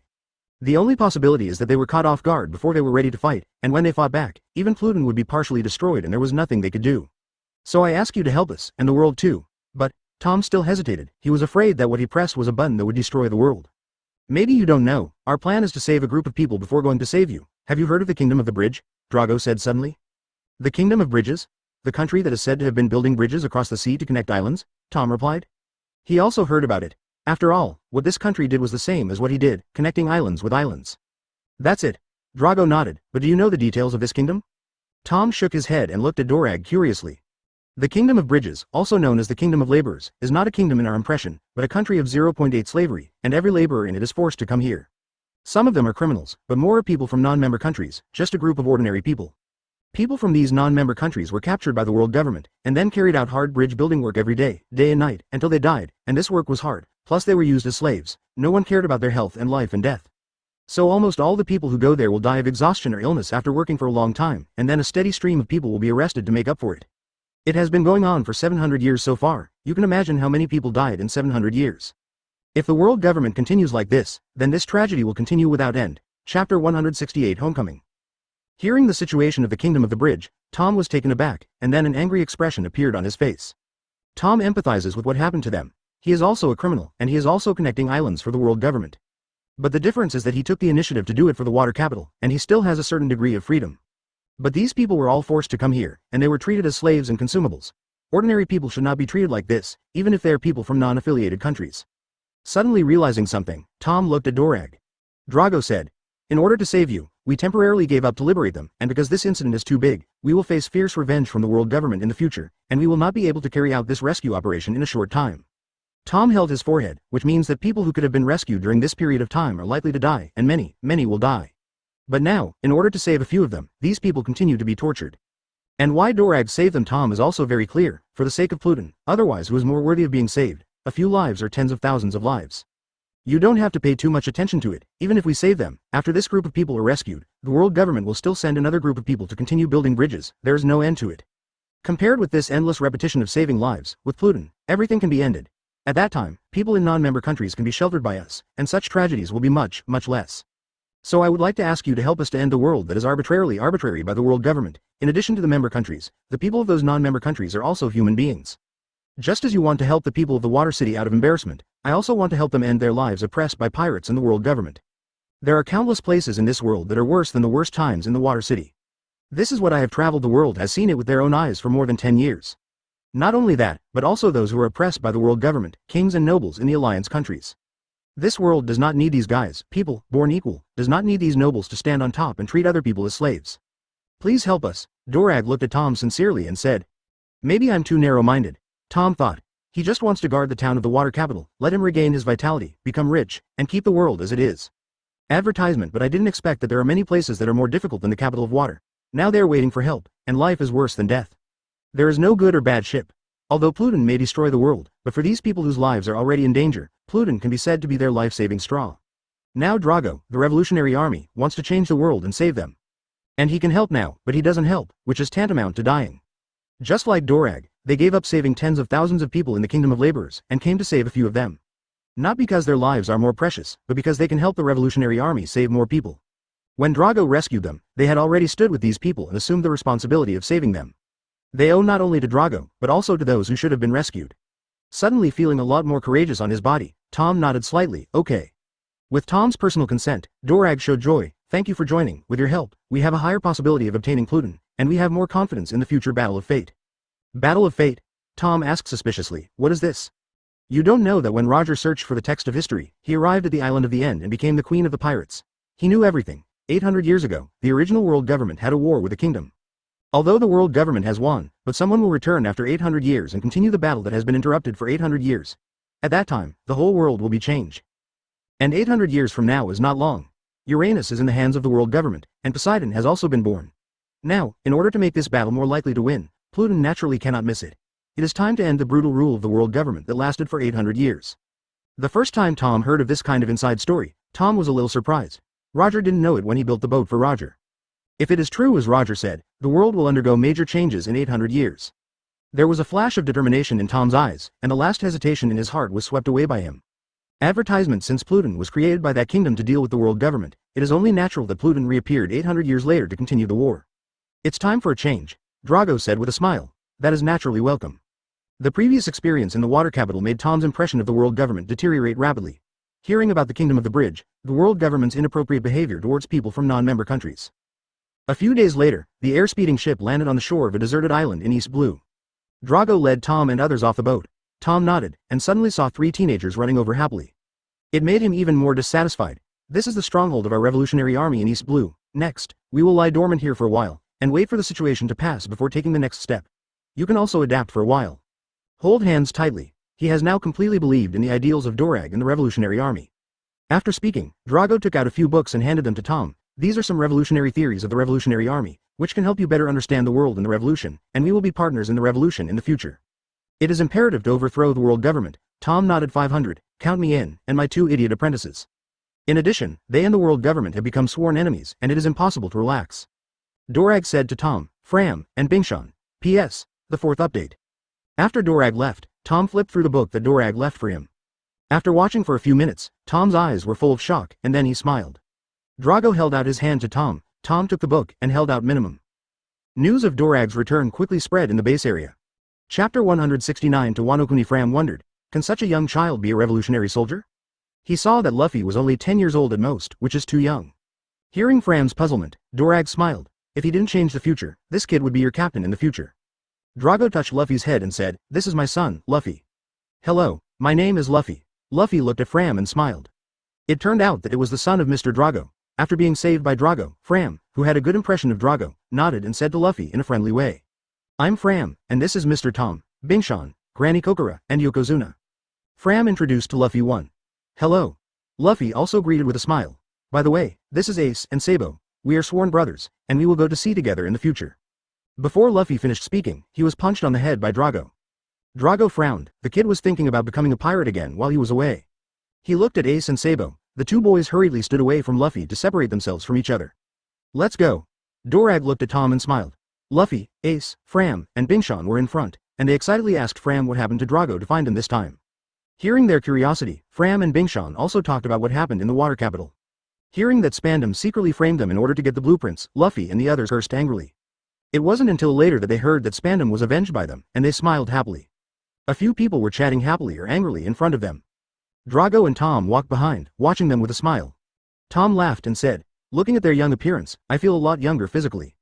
"I feel the same way," Dorag said with a smile. He looked at Ace's back with Tom's eyes and said, "Did you recognize the child?" Tom followed Dograg's gaze, and it was one of the other two children who came with Luffy, who seemed to be called Ace. Advertisement. Tom shook his head. "Who is it? I don't think I've seen it before." "He's Roger's son," said Drago. "Roger's son?" Tom opened his eyes wide, for Roger has a son.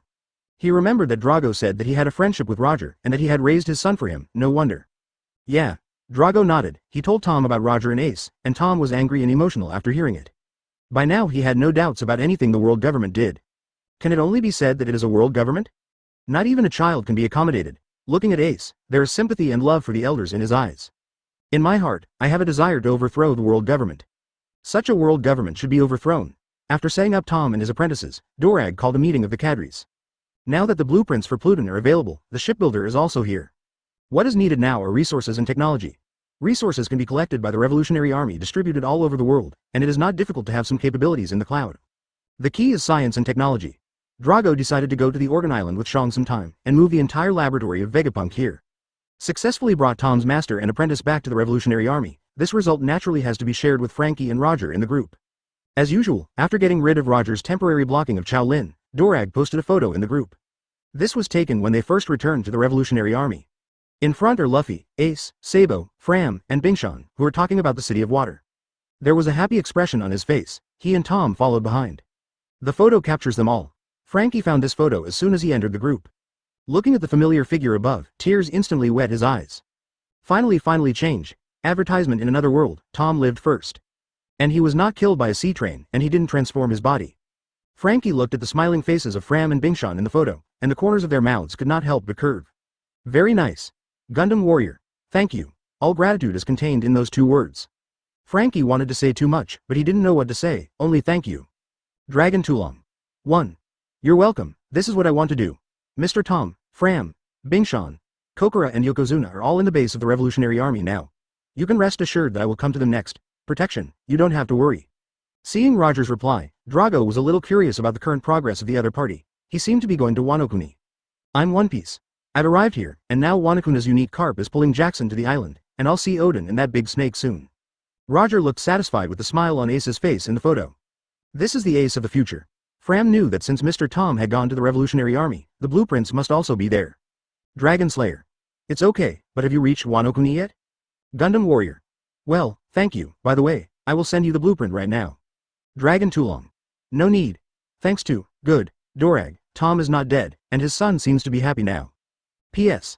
The first update. Kazuki Hiyori also looked away from the photo, curiously waiting for Roger's reply. Dragon Tulong. Keep your share for yourself, and give it to the Revolutionary Army in your world for me, they need it even more. Seeing Tom and Ace in the photo, Roger also smiled in relief. It seems that he has to go to the Revolutionary Army as soon as possible and hand over these things to them, so that he can repay Drago for his kindness. As soon as Dorag said this, it immediately attracted the attention of everyone in the group. Dorag smiled when he saw Frankie's reply. He already got this thing. In his world, Ace was just born, but everything has changed. I am One Piece. Thank you. 3. Chapter 170. Beheading Plan. Mentioning this name, Roger's eyes turned cold. This guy should be damned. Dragon Tulong. Then I wish you success in rescuing Odin. By the way, you still remember the points that Qiao Lin said you need to pay attention to. I'm One Piece. I've always kept in mind how Odin fell into their plot, and I've always remembered that I won't let them succeed this time. Roger's eyes flashed. Kurozumi Orochi, Kurozumi Higurashi, Kurozumi Mumaru, Kurozumi Kanjuro and Kaido. You wait for me. Lurker. Wano Kuni and my family are left to you. I am One Piece. Okay. Historian. Come on, Gundam Warrior, come on. Dragon Slayer. Come on. Amidst the cheers from the group, several carp pulled Jackson to the coast. Just as Roger came here for the first time, looking at the familiar place, Roger was filled with emotions. He took the lead towards the side of the ship, turned his head to look at the Roger pirates behind him, and said loudly. Set off. Everyone shouted in unison. Yes, this time they won't leave Odin alone. Wano Kuni is an island located in the New World. Due to its special geographical structure and the complicated surrounding sea area, if you want to successfully enter this island, unless you know how to enter, you will either have a shipwreck or be lucky enough to break in. And for most people it's the former. It is precisely because of this geographical condition that Wano Kuni's generals have adopted the strategy of closing the door and closing the country hundreds of years ago, isolating Wano Kuni from the world, and even marine ships cannot enter. This time, Roger and the others went to the coast where they stopped when they sent Odin back to Wano Kuni, located in Jiuli. And Kazuki Odin is Kuri's daimyo. Roger has already clarified the purpose of this visit with Rayleigh and the others. Because Kazuki Oden was betrayed by his men, the country was taken while Oden followed him to the final island, and now a guy named Kurozumi Orochi colluded with Kaido to occupy Wano Kuni. Advertisement and in the persecution of Kazuki Oden, they came this time to solve the trouble for Oden and make up for the regret. So after getting off the boat, everyone in the Roger Pirates hurried to Qiao. This time they have to do it quickly, trying to get rid of Kurozumi before he reacts. Otherwise, given how shameless this guy is, he might repeat his tricks and threaten Oden with hostages, and then they will be in a dilemma. So this operation is decapitation, but before that they have to see Oden. Because they are not familiar with Wano Kuni, they only sent Oden back and did not go ashore, so if they want to be fast and ruthless, Oden has to lead the way. Roger and the others came to Date Port, which was the nearest town to where they went to the island. Although they have long known that the people here are xenophobic, they still underestimated their vigilance. They wanted to ask where Oden lived, but before they could ask, the residents disappeared without a trace.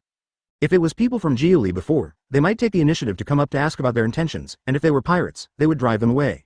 But now His Royal Highness Oden has become a fool. He goes to the Flower City to dance the fruit dance once a week. The ruler looks like this and they feel insecure. Moreover, Wano Kuni has become Kaido's territory, and people from Beast's pirates often haunt it.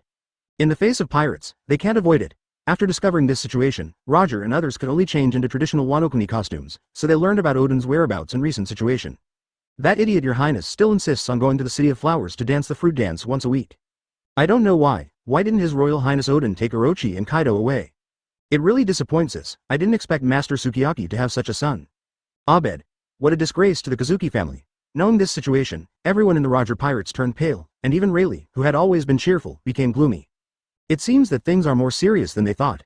If they come a little later, Oden's prestige in Wano Kuni will be completely emptied, and then Orochi and Kaido can take over Wano Kuni logically, and everything is over.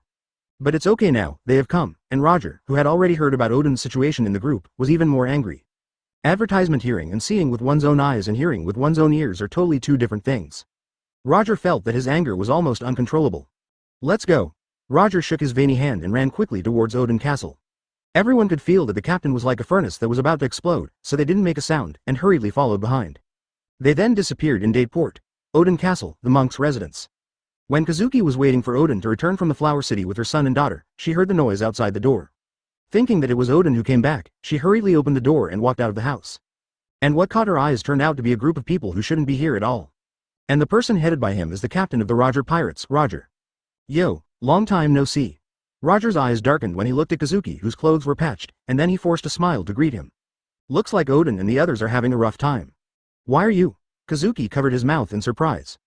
Behind her, Momosuke and Kazuki Hiyori stuck their heads out and looked at the crowd. Just when Roger and others arrived at Oden's home, Kazuki Oden was walking home with Kinemon, Raizo, and Kanjuro. They just came back from the fruit dance under the big Snake City Tower. Although Kinemon and the others couldn't understand why Oden would do this, but with years of trust, they still firmly believed that Oden had some difficulties. It should be some kind of deal reached with him after going to see Orochi, otherwise it would be impossible to do such a ridiculous thing.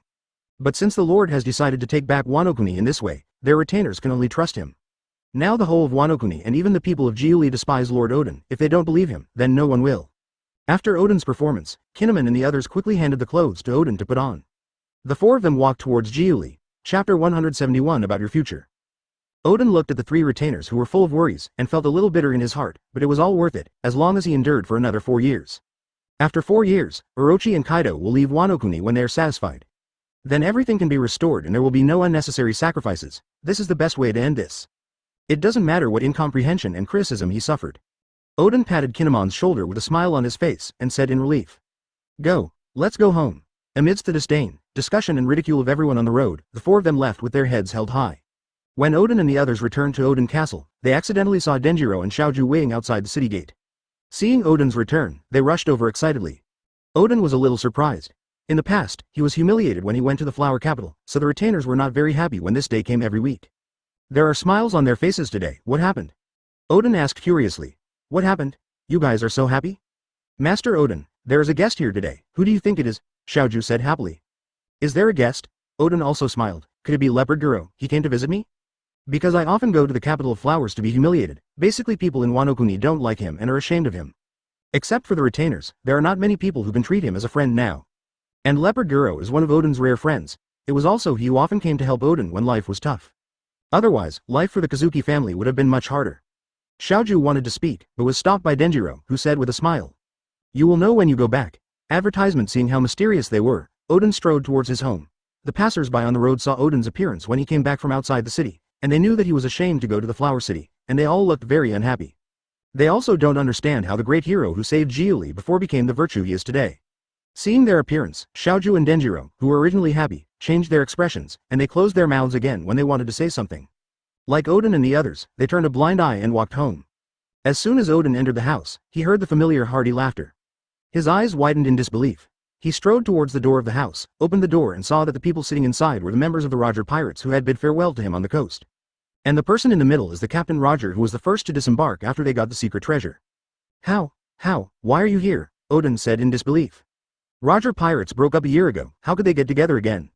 Moreover, he also knew that Roger's body was no longer suitable for sailing, and according to the ship's doctor, he would not have a long time to live. Why is Chi appearing in Wano Kuni now? Wano Kuni has no news and is basically isolated from the outside world. Odin still doesn't know about One Piece's return to the sea. Odin's surprise made everyone laugh. Roger got up and walked to Odin, put his arm on his shoulder, and stopped him from sitting down. I'm back in the sea again. This time I came here to see you. What's wrong? Are you unhappy to see me, Odin? No, Odin shook his head, it's just that I can't believe it. I didn't expect that we would meet again one day. I'm so happy.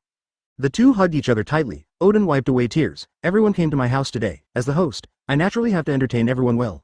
In order to celebrate our reunion, we will have a banquet today. Kinemon, go prepare it. 17. Kinemon heard Odin's words and was about to take the others out to prepare the ingredients for the banquet. At this moment Roger said, don't worry, we'll talk about the banquet later. This time we came to you for something else. What's the matter? Odin asked hastily. I've heard about your situation, and we're here to solve this trouble for you. Roger restrained his smile and said to Odin. Advertisement Rayleigh followed suit. Roger headed here as soon as he got the pure gold to solve his physical troubles. You should have asked us to help you with the drastic changes in Wano Kuni, otherwise it wouldn't be what it is now. Zero looking for flowers. Yes, we're partners on the same boat, don't you believe us? Why don't you say it? Odin, you have let us down so much. Although everyone is criticizing him, Odin's heart is warm. He has been stared at by others for more than a year. It is a lie to say that he is not in pain. But as a man, he can only bear everything, and when the matter is over, the truth will be revealed. He thought so, and insisted on it. Hearing the concern of his companions today, Odin's eyes felt hot. Zero. No, I just don't want to trouble everyone. I can deal with a big snake by myself, but I didn't expect. Odin shook his head bitterly. I didn't expect Orochi to threaten you with a hostage, and even recruit Kaido as a reinforcement? Roger interjected. Yes. Odin sighed, but I have made an agreement with Orochi, 5 years, they will leave after 5 years, and Wano Kuni will be able to recover by then. Odin, you are so naive. Roger said coldly, you already know that the big snake is mean and shameless, how can you expect him to keep the agreement? You are not saving the people of Wano Kuni, but harming them. Odin wanted to refute when he heard the words, but he also knew in his heart that he just didn't want to believe it. He opened his mouth and didn't speak. Do you know why I found out about your situation and came to you? Roger said. Odin shook his head. The others also looked at Roger. Since Roger returned to the team, they found that Roger seemed to have changed a lot, and he also knew a lot of information.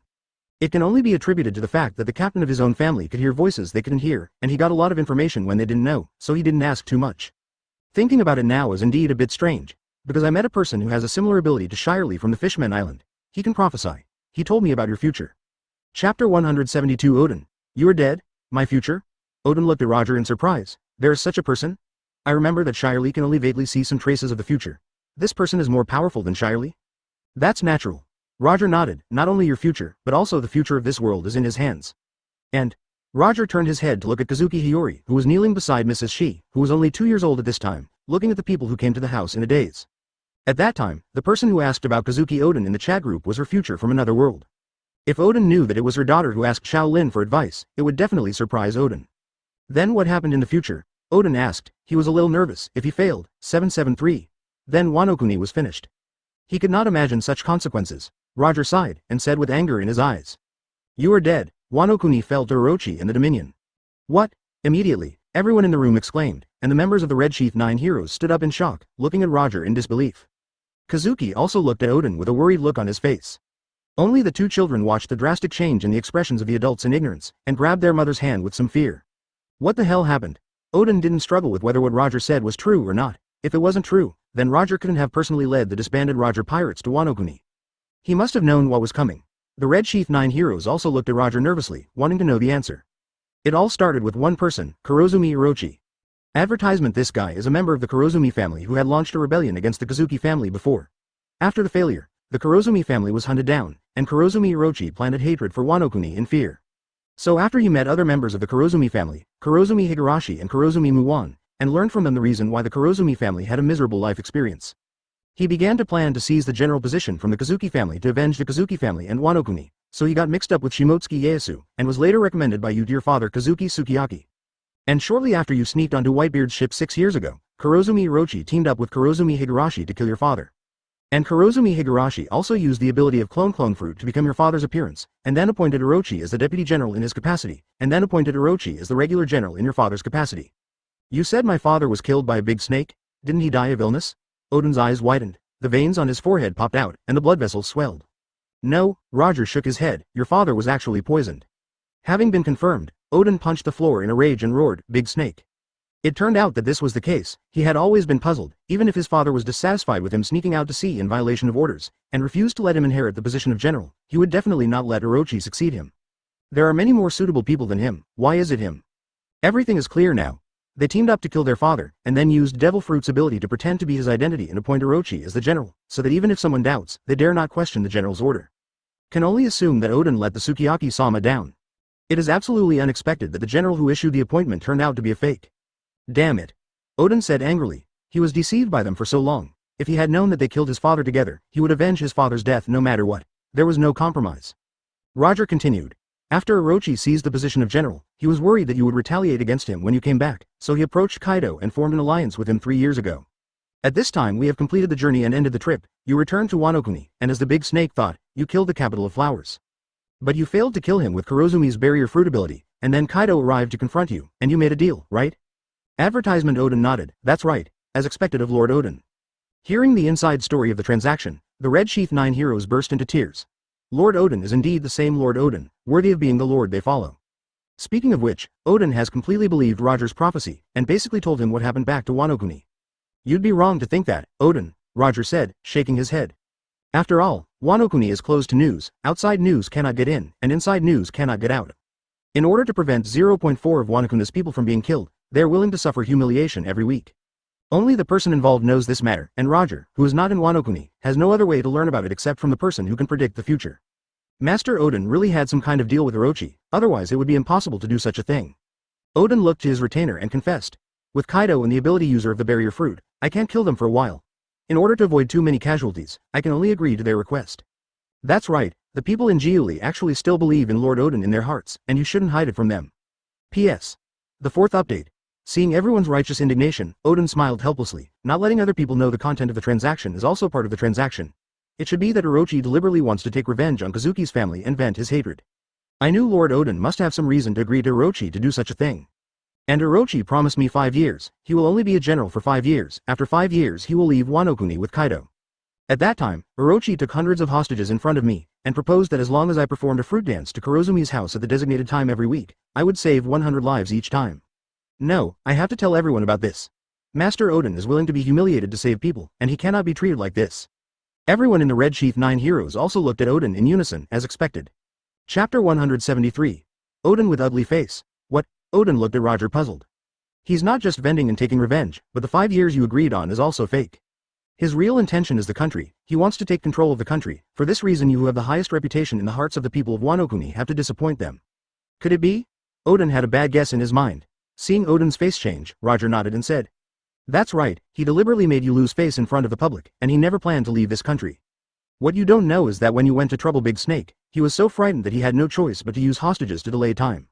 At that time, Kaido was also weak. When he first came to Wano-kuni, he didn't have many people under his command. Once you returned to Wano-kuni, he called on the people to fight Orochi and Kaido. Then those who originally turned to the side of the Big Snake will immediately turn back. The army on your side is pulled up, and Kaido's side has no men at all. At 01 he will be too busy fighting with you, and it's only a matter of time before the Snakes and Beasts pirates are expelled. So the agreement between you is just a delay plan that Orochi came up with. Do you know what's going to happen in the future? Roger mourned his misfortune, hated him indisputably and said. During the past 5 years, Orochi has opened arsenals all over Wano-kuni, and made a lot of money by selling weapons in partnership with Kaido. Wano-kuni is rich in seastone. This kind of weapon is extremely expensive in the trading market, and it is impossible to give up this income easily. The money helped Kaido raise more of his men, numbering in the thousands, over 5 years. 5 years later, Kaido is strong and strong, Wano-kuni has been plagued by him, and at the same time your reputation has reached the lowest in Wano-kuni. After 5 years, Orochi thinks it's time to deal with you. So he deliberately came to Kuri to build a weapons factory, and handed over the rebellious Hana Leopard Guro, his wife and his men to Kaido, and was killed. Advertisement. After learning about this, you finally couldn't help it anymore, and decided to fight against Orochi and do. But it's a pity that Orochi has already secured the position of general, and you lost all the popular support of Wano Kuni. No one wants to go with you to defeat the legitimate General Wano Kuni. In the end, it's just you and your 9 vassals who face off against Kaido's thousands of pirates. Kazuki Oden's complexion was very ugly. Unexpectedly, he fell into the scheme of Orochi from the very beginning. He always thought that Orochi just wanted to vent the pain that the Kurozumi family had suffered over the years, so he deliberately let him dance in public to humiliate the Kazuki family to vent their hatred. Unexpectedly, the humiliation was fake and the destruction of his reputation in Wano Kuni was real. From start to finish, it's a conspiracy, all about taking Wano Kuni. And he has been foolishly kept in the dark, waiting for the other party to leave by himself. Oden scratched his head. What the hell was he doing? If Roger didn't come to Wano Kuni to tell him the truth this time, then the future will inevitably play out as Roger said. The whole Wano Kuni will fall into the clutches of Orochi and Kaido and become their money-making tools, and the people of Wano Kuni will become their slaves. And the Leopard Guro family who were kind to him will also die because of this. Thinking of what Roger said before that he would die, Oden's heart shuddered. Could it be that their crusade failed this time? 10 people face thousands of pirates. Oden is a little trembling. If they fail, what will Ashi and his 2 children do? Oden looked up at Kazuki, Momonosuke and Hiyori. Also looked at Kazuki worriedly when he found him. Oden spoke with difficulty and asked, "Then what happened after that? What happened after that?" The Red Sheath 9 heroes also looked at Roger nervously. Unexpectedly, the situation had become like this before they knew it. They remembered the attitude of the people of Wano Kuni towards Oden-sama now, and even the people of Yuri, who were grateful to Oden-sama for his gratitude to Miyu-sama, began to have thoughts. Advertisement. It's only been a year now, and it will get worse in 5 years. We can't go on like this, otherwise everything will really be as prophesied. Kazuki's family is over, and Wano Kuni is also over. Later you had a fight with the Beast's pirates. The main focus was still on your fight with Kaido. But your strength is beyond Kaido's expectation, and you almost killed him in the frontal battle. Hearing this, everyone was overjoyed, but Oden didn't relax because he knew he would die, but he hoped that he would at least drive away these people before he died, otherwise he would die with regret. But there was an accident. Kurozumi Orochi kidnapped your son Momonosuke and appeared in the battle. The moment you fight Kaido, Momonosuke's presence throws you off for a moment, and Kaido seizes the opportunity to knock you down. And once you were knocked down, the rest of them were powerless under the siege of thousands of pirates, and all of them were captured, and the crusade failed. And at this time, the kidnapped Momonosuke became her real face, Kurozumi Higurashi. The Momonosuke just now was pretended by her when she saw that Kaido was defeated, and thus turned the tide of the battle in one fell swoop. How so? Everyone in 603 couldn't believe that this crusade ended like this. They were a little happy when they heard that Kaido was almost killed by Oden. After all, the snake is vulnerable, and as long as the backbone of the Beast's pirates, Kaido, is dead, then everything is over. But I didn't expect it to be designed by Orochi again. Kurozumi Orochi, Kurozumi Higurashi. The Red Sheath 9 heroes hated these 2 names so much that they closed their eyes and couldn't bear to hear what happened next. Afterwards, you guys were sentenced to be cooked in a cauldron for assassinating the general. In order to save them, you made a bet with Kaido. If you can survive in the frying pan for an hour, you will be let go. You were the first to jump into the frying pan and catch your retainers with planks to prevent them from being hurt by the frying pan, and bear the high temperature of the frying pan alone. The Red Sheath 9 heroes opened their closed eyes wide again, looking at Oden with tears streaming down their faces. This is the man they have followed and believed in all along. Oden survived for an hour, but Kaido and Orochi never kept their promise, and when the hour was up, just as you were cheering, Orochi changed his mind and decided to shoot you. Oden tried his best to protect you from fleeing, and then died at the scene. Chapter 174. Inner Ghost. Bang bang bang. Hearing the ending, the Red Sheath 9 heroes thumped the ground angrily. They were really disgusted today. They had never seen such shameless people as Orochi and Kaido. Master Oden, this can't go on like this. Master Oden, let's hunt down the big snake. We can't wait any longer. Oden pressed his hands and signaled them to be quiet. He had already made up his mind. He is going to fight against Orochi and Kaido. This time he will not fall into their tricks again. However, he still wanted to know what happened to Ashi and the children after his death. If something happened to them, he would never forgive himself and the 2 instigators. 2 cold lights flashed in Oden's eyes. Roger, go ahead. Oden looked at Roger and said. After you died, the rest of the people quickly fled for 9 miles under your cover, trying to protect your wife and children, but Orochi and Kaido wanted to kill the grass and kill them all the way to Oden Castle. Ashi had no choice but to let Kowamatsu escape with Hiyori, and he used his ability to send Kinemon, Raizo, and Kanjuro to take Momonosuke to 20 years later, and finally died in the Sea of Flames. Afterwards, the rest hibernated in Wano Kuni. Kowamatsu took Hiyori Higashi to hide in Tibet. Hiyori did not want to burden Komatsu and left without saying goodbye. Fortunately, he met Denjiro, and the rest continued to hibernate. Until Momonosuke and the others reappeared in Wano Kuni 20 years later. I don't need to say more about what happened after that, Tien, you understand. Hearing the ending of his wife's death and son's separation, Oden's face turned livid. He never imagined that such a future would be caused by his negligence. But what Roger said reminded him 20 years later. You mean that person actually showed up? Odin asked in surprise. Yeah. Roger nodded, and they weren't entirely sure when they saw that prophecy. But he was completely sure after knowing that their world is an anime, and the protagonist will go to sea 20 years later. The prophecy is true. Finally got some good news. Odin's angry heart calmed down a little. Now that we know that everything is a conspiracy, we can't wait any longer, we must get rid of them, otherwise it will appear as prophesied, and it will be too late.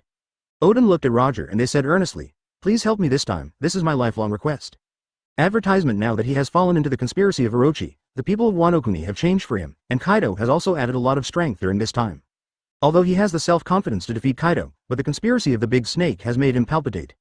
He couldn't accept the consequences of failure. When he thought that Ashi would die because of this, and the two children lost their parents and hid in Tibet, he felt a dull pain in his heart. If Roger and them are there, he believes that nothing can stop them. Hearing Odin's request, everyone in the Roger Pirates laughed. Odin, why are you being polite to us? Aren't we partners? Partners naturally help each other. Your business is our business. What do you think we came to Wano Kuni this time for? Isn't it Kaido? We've even fought rocks. Are we still afraid of this brat? When the time comes, I will personally catch this guy, Big Snake, and deal with it for you. This guy is too disgusting. Is this also a human being? Hearing everyone's work, Odin showed a smile on his face, and seeing Roger's smile, he nodded. Fortunately, this group of partners was there. Seeing them, I remembered the days when they fought together at sea, and my angry heart suddenly calmed down. Odin suddenly felt that his eyes were moist, wiped his eyes, looked at everyone and said, since that's the case, let's go to the capital of flowers and kill Orochi without delay, and then fight Kaido and regain Wano Kuni. Good. I've wanted to do this for a long time. Master Odin, this is what we have always wanted to do, and we finally waited until today. Everyone in the Red Sheath 9 heroes looked excited when they heard Odin's words. They had just heard the prophesied future, and they had long been eager to eat the flesh of Orochi and Kaido. This time it was just as they wanted, just when they rubbed shoulders and wanted to go to work. Roger suddenly said, before that, we have one more thing to do. Everyone looked at Roger suspiciously. Find out the traitor hiding among you. Advertisement. What? Roger's words fell like a thunderbolt, and Odin and the others widened their eyes. Is there a traitor among them? Odin said in disbelief. Hey, Roger, are you kidding me? It is impossible for my retainers to betray me, didn't you say that? In the end, they went to fight against Kaido with me, and when they failed in the end, they went to the frying pan together. How could they betray me? That's right, the traitor did follow you to attack Kaido. They even went through the torture of cooking together, which is why you didn't find out that he was a traitor until your death. Even Ashi didn't find out, and sent him 20 years later. And he and Momonosuke passed the information of Momonosuke to Kurozumi Orochi just after 20 years, forcing them to be chased and killed just after they traveled 20 years later. What? Everyone was shocked. Not only was there a traitor among them, but that traitor was also sent 20 years later with Momonosuke, and continued to leak, Qiao Lin's, information about Momonosuke to Orochi. The Kazuki family is left with only Momonosuke, a single seedling, and there is a ghost among the 3 people around him. This is simply too serious. That's the truth, really? Roger looked away. At this point Rayleigh laughed and said, hey, I've got him back. Then he threw the thing he was carrying in front of Odin. Odin and the others looked away. Who is this person in front of him? Kanjuro. And they turned their heads to look at the Kanjuro next to him, and Rayleigh threw out a punch, directly smashing him into water. Rayleigh laughed and said, I found this guy outside just now, and I drew a bird to send out, but I stopped him. How could it be you, Kanjuro? Odin asked in surprise. 6 centigrams Chapter 175 Elimination of Rebellion. Kinemon and the others also looked at him in disbelief. Didn't you draw very badly? Could it be that you drew that person just now? You draw so well, why hide it? Are you really a ghost? Kanjuro, what are you talking about? Kinemon said loudly, shaking Kanjuro's shoulder. But after Rayleigh knocked out the fake Kanjuro just now, they already realized in their hearts that there was something wrong with Kanjuro. There is no doubt that the fake Kanjuro was created by Kanjuro's ability. Among them, only Kanjuro's fruit ability can do this. It's just that they couldn't believe that after being friends for so many years, Kanjuro would betray them and work for Orochi. This is something they never thought of. Kanjuro, who was being shaken by Kinemon, lowered his head and suddenly let out a deep laugh. It seems that they have been discovered. I didn't expect there to be such a magical ability. Kanjuro was listening to the conversation between Roger and Odin just now, and wanted to inquire about the intention of the other party so as to send information to Orochi. Con 207 Jiro, who knew that Roger came for the prophecy, didn't believe it at first, but after Roger said one thing after another, he couldn't sit still. Basically no one knows these things except them, and even some things only Odin himself and Orochi know. Roger, who was not at Wano Kuni, how did they know? Then he heard what Roger said about the future, and everything in it was almost the same as what Orochi planned. This already made him have to believe that this future is real. That being the case, Roger should probably know that he is a snake man. Thinking of this, Kanjuro took advantage of Roger and Odin's chat and found an opportunity to sneak out while they weren't paying attention. Others thought he was going to the bathroom and didn't pay much attention.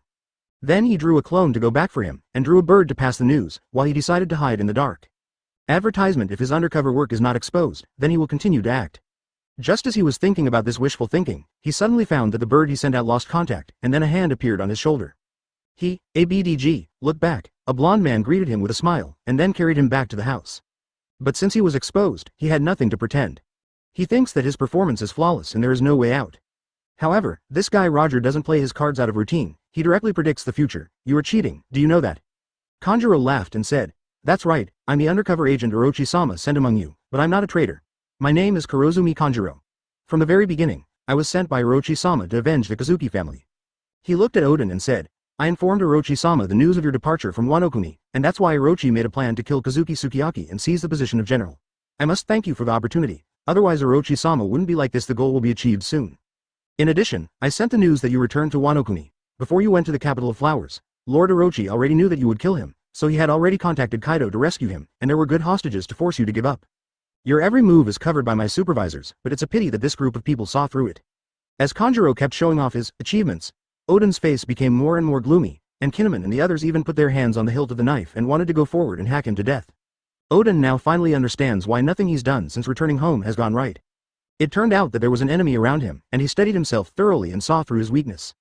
That's why he fell into the trap step by step, and finally the country was destroyed. If Kanjuro hadn't revealed this in front of him, he would really have found it hard to believe that Kanjuro had approached him on purpose, and he had been undercover for so many years without finding out.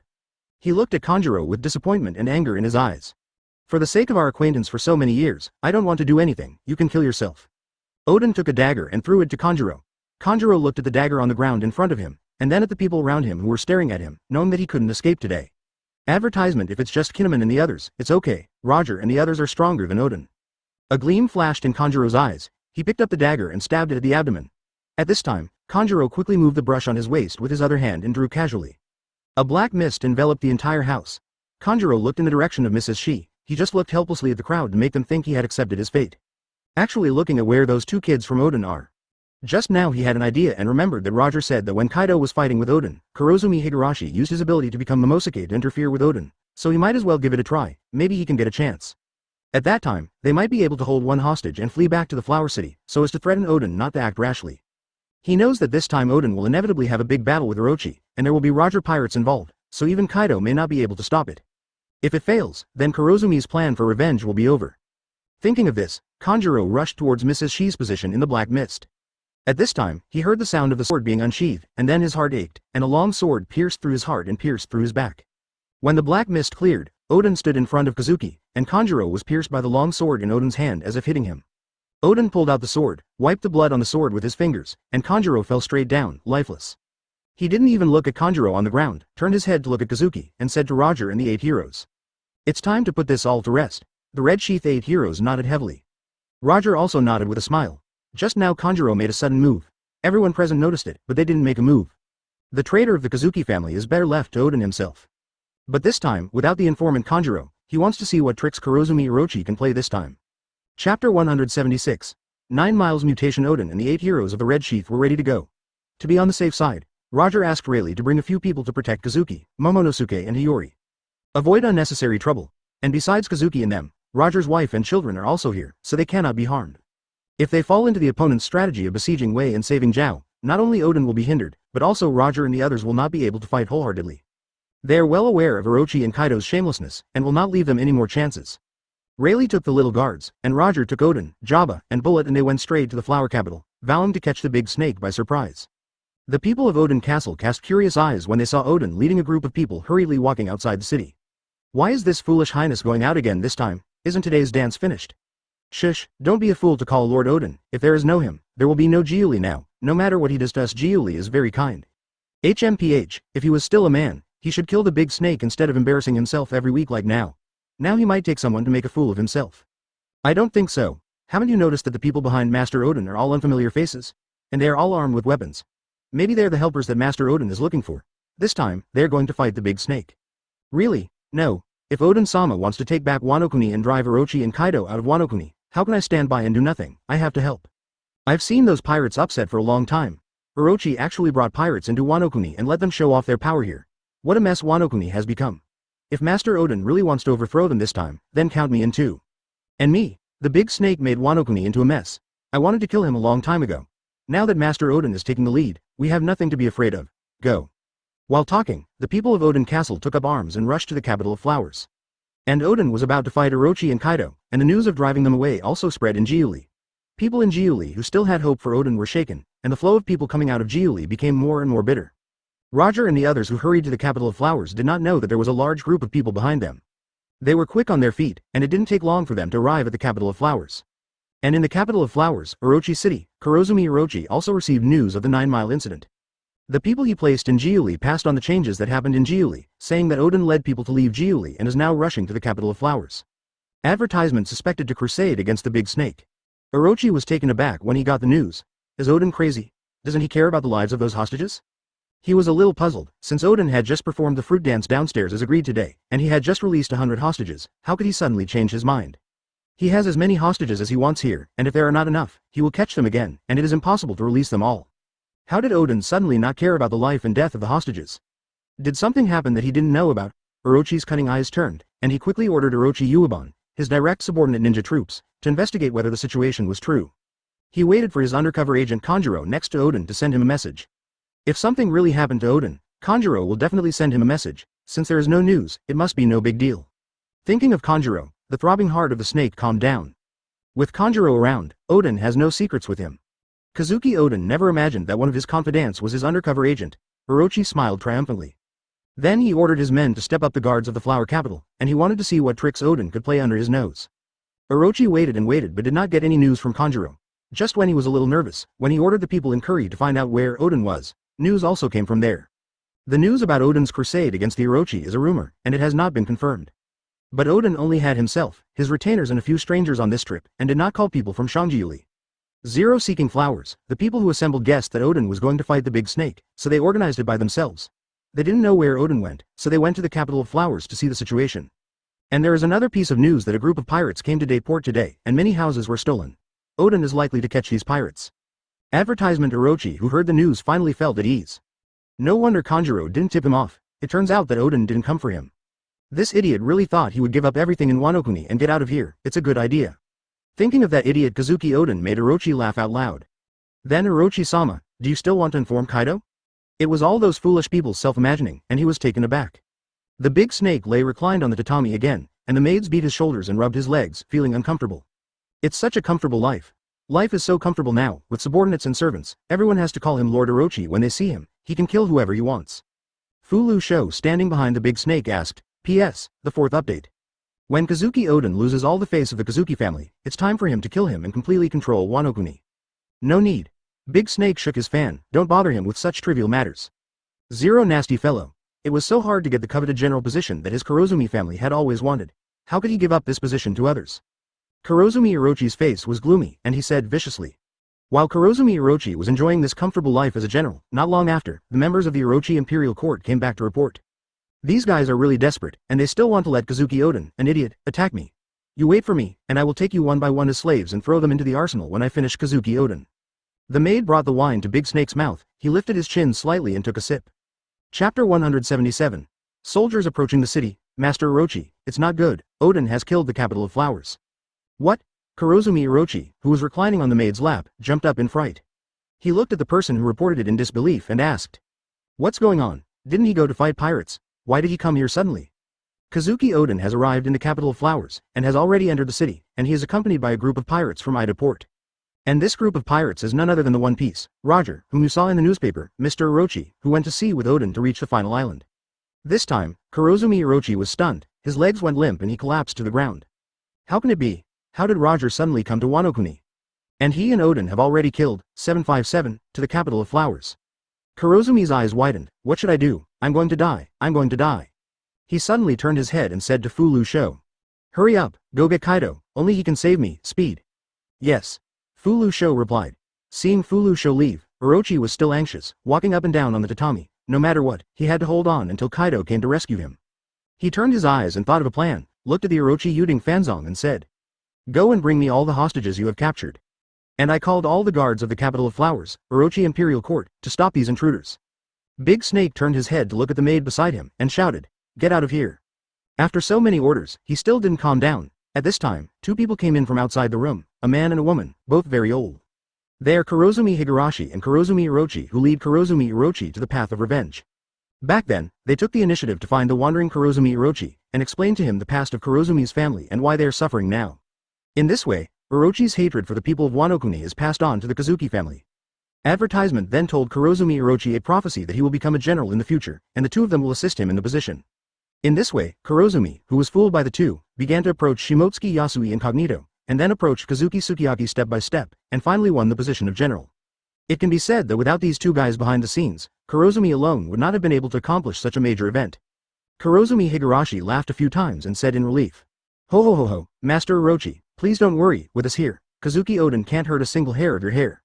Kurozumi Orochi looked at Kurozumi Muwan, and remembered that it was his barrier fruit that made the mighty Oden helpless against him. It was hard to survive until Kaido arrived, and in the end Oden had no choice but to compromise with them.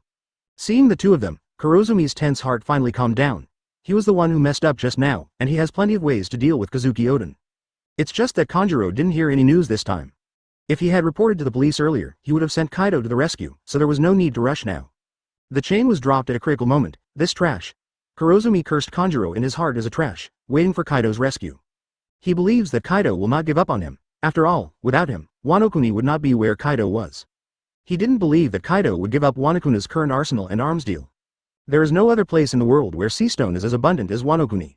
Just as Kurozumi Orochi waited hopefully for Kaido's support, Kaido, who was far away on the island of ghosts, also received help from Fu Lu Shou. Kaido just experienced yesterday's all-night drinking, and he is still drunk. Kaido, who was woken up in a hurry, hit the man who came to call him with a stick, and then picked up the phone bug. What, that Kurozumi Orochi guy was scared out of his wits by Oden again, this trash. Kaido yawned, picked up the mace with his right hand and shook it. A mere Kazuki Oden is scared like this. What? He has a helper. Who is it? Roger Pirates. Oh, it's Roger. Wait, who are you talking about? Kaido, who was still a little drunk, suddenly sobered up, and hung up the phone after hearing what the other party said. Advertisement. Kaido sat there with unpredictable emotions. After a while, he stood up and walked outside with a mace in his hand. The capital of flowers. As the most prosperous city in Wano Kuni, it is also the place directly passed by the general, so it is naturally different from other places. Whether it is architectural decoration or people's life, there has been a significant improvement. But at this time, Roger and the others were not interested in appreciating the regional customs here, and a group of people directly broke through the checkpoint set by the guards and headed straight for the Snake City. Oden is very familiar with this place. He has danced here almost every week for this year. Just like going back to their own home, they rushed downstairs with Roger. This is the guy. Has that guy Kaido arrived yet? Oden also went to this place last time, but was stopped. I've told Kaido about the situation. He should be back soon. Lord Orochi doesn't need to worry about 5.7. Knowing that Oden and the others had entered the tower, Orochi just sat down and then stood up. Facing the group of Orochi Imperial Courts who came to organize, the belligerent bullet rushed forward directly, smashing a path with both fists. He turned his head and yelled at Fu Lu Shou. This is already the second time. P.S. The first update. I was in a panic. At the beginning, he used a very strange ability to create an invisible barrier, no matter what he could not break through. With a bang, the door of the house was broken open. Several people from Orochi Yuding Fan were directly sent flying in, and fell to the ground. Others have already called home, so wait for his body to be collected if he hasn't come yet. What's more, there are the elite of the Orochi Imperial Court under my command outside. I believe they can resist for a while. On this revisit, Oden saw Orochi and Kurozumi behind him. Before Fu Lu Shou finished speaking, there was the sound of swords colliding outside the door. And Roger and Oden entered the big snake city almost unimpeded. Chapter 178 Confrontation. As a result, Orochi got a chance to breathe, and took hostages to threaten him, and waited until Kaido. This time, no matter what, this guy must be killed first. Oden immediately put his hand on the handle of the knife, stepped on his foot, and rushed towards Kurozumi. Twilight Maru. Kurozumi Higurashi said hastily. Clear. Kurozumi Konomaru crossed his fingers and immediately unleashed the ability. Oden was stopped by an invisible barrier while he was still on the way. And this barrier protects Kurozumi Orochi and the others inside. Oden leaned forward slightly, shifted his center of gravity down, held the handle of the knife with both hands, and drew the knife. Oden dual swords Taoyuan Shirataki. The two slashes slashed towards the barrier, passing across the barrier without leaving the slightest trace. Instead the slashes were bounced off, and opened two huge cracks in the wall next to it. Then it revealed a large number of hostages bound behind the wall. Kurozumi Orochi's men held knives around their necks. Seeing this, Oden's eyes turned cold, hateful. It was exactly the same as last time. Kurozumi Orochi was sheltered by this strange O1 force and couldn't hurt him at all. He also took the people of Wano Kuni as hostages to threaten him. Seeing Oden approaching and slashing with his sword, Kurozumi was so frightened that he quickly hugged his head. A few seconds later, finding himself unharmed, Orochi laughed out loud after noticing that Oden's attack had been blocked by Kurozumi's ability. Kazuki Oden, your attack has no effect at all. Haha, you should just give up. If you leave now, I can still forgive your offense. Otherwise, these people's lives will be lost. Kurozumi Orochi threatened.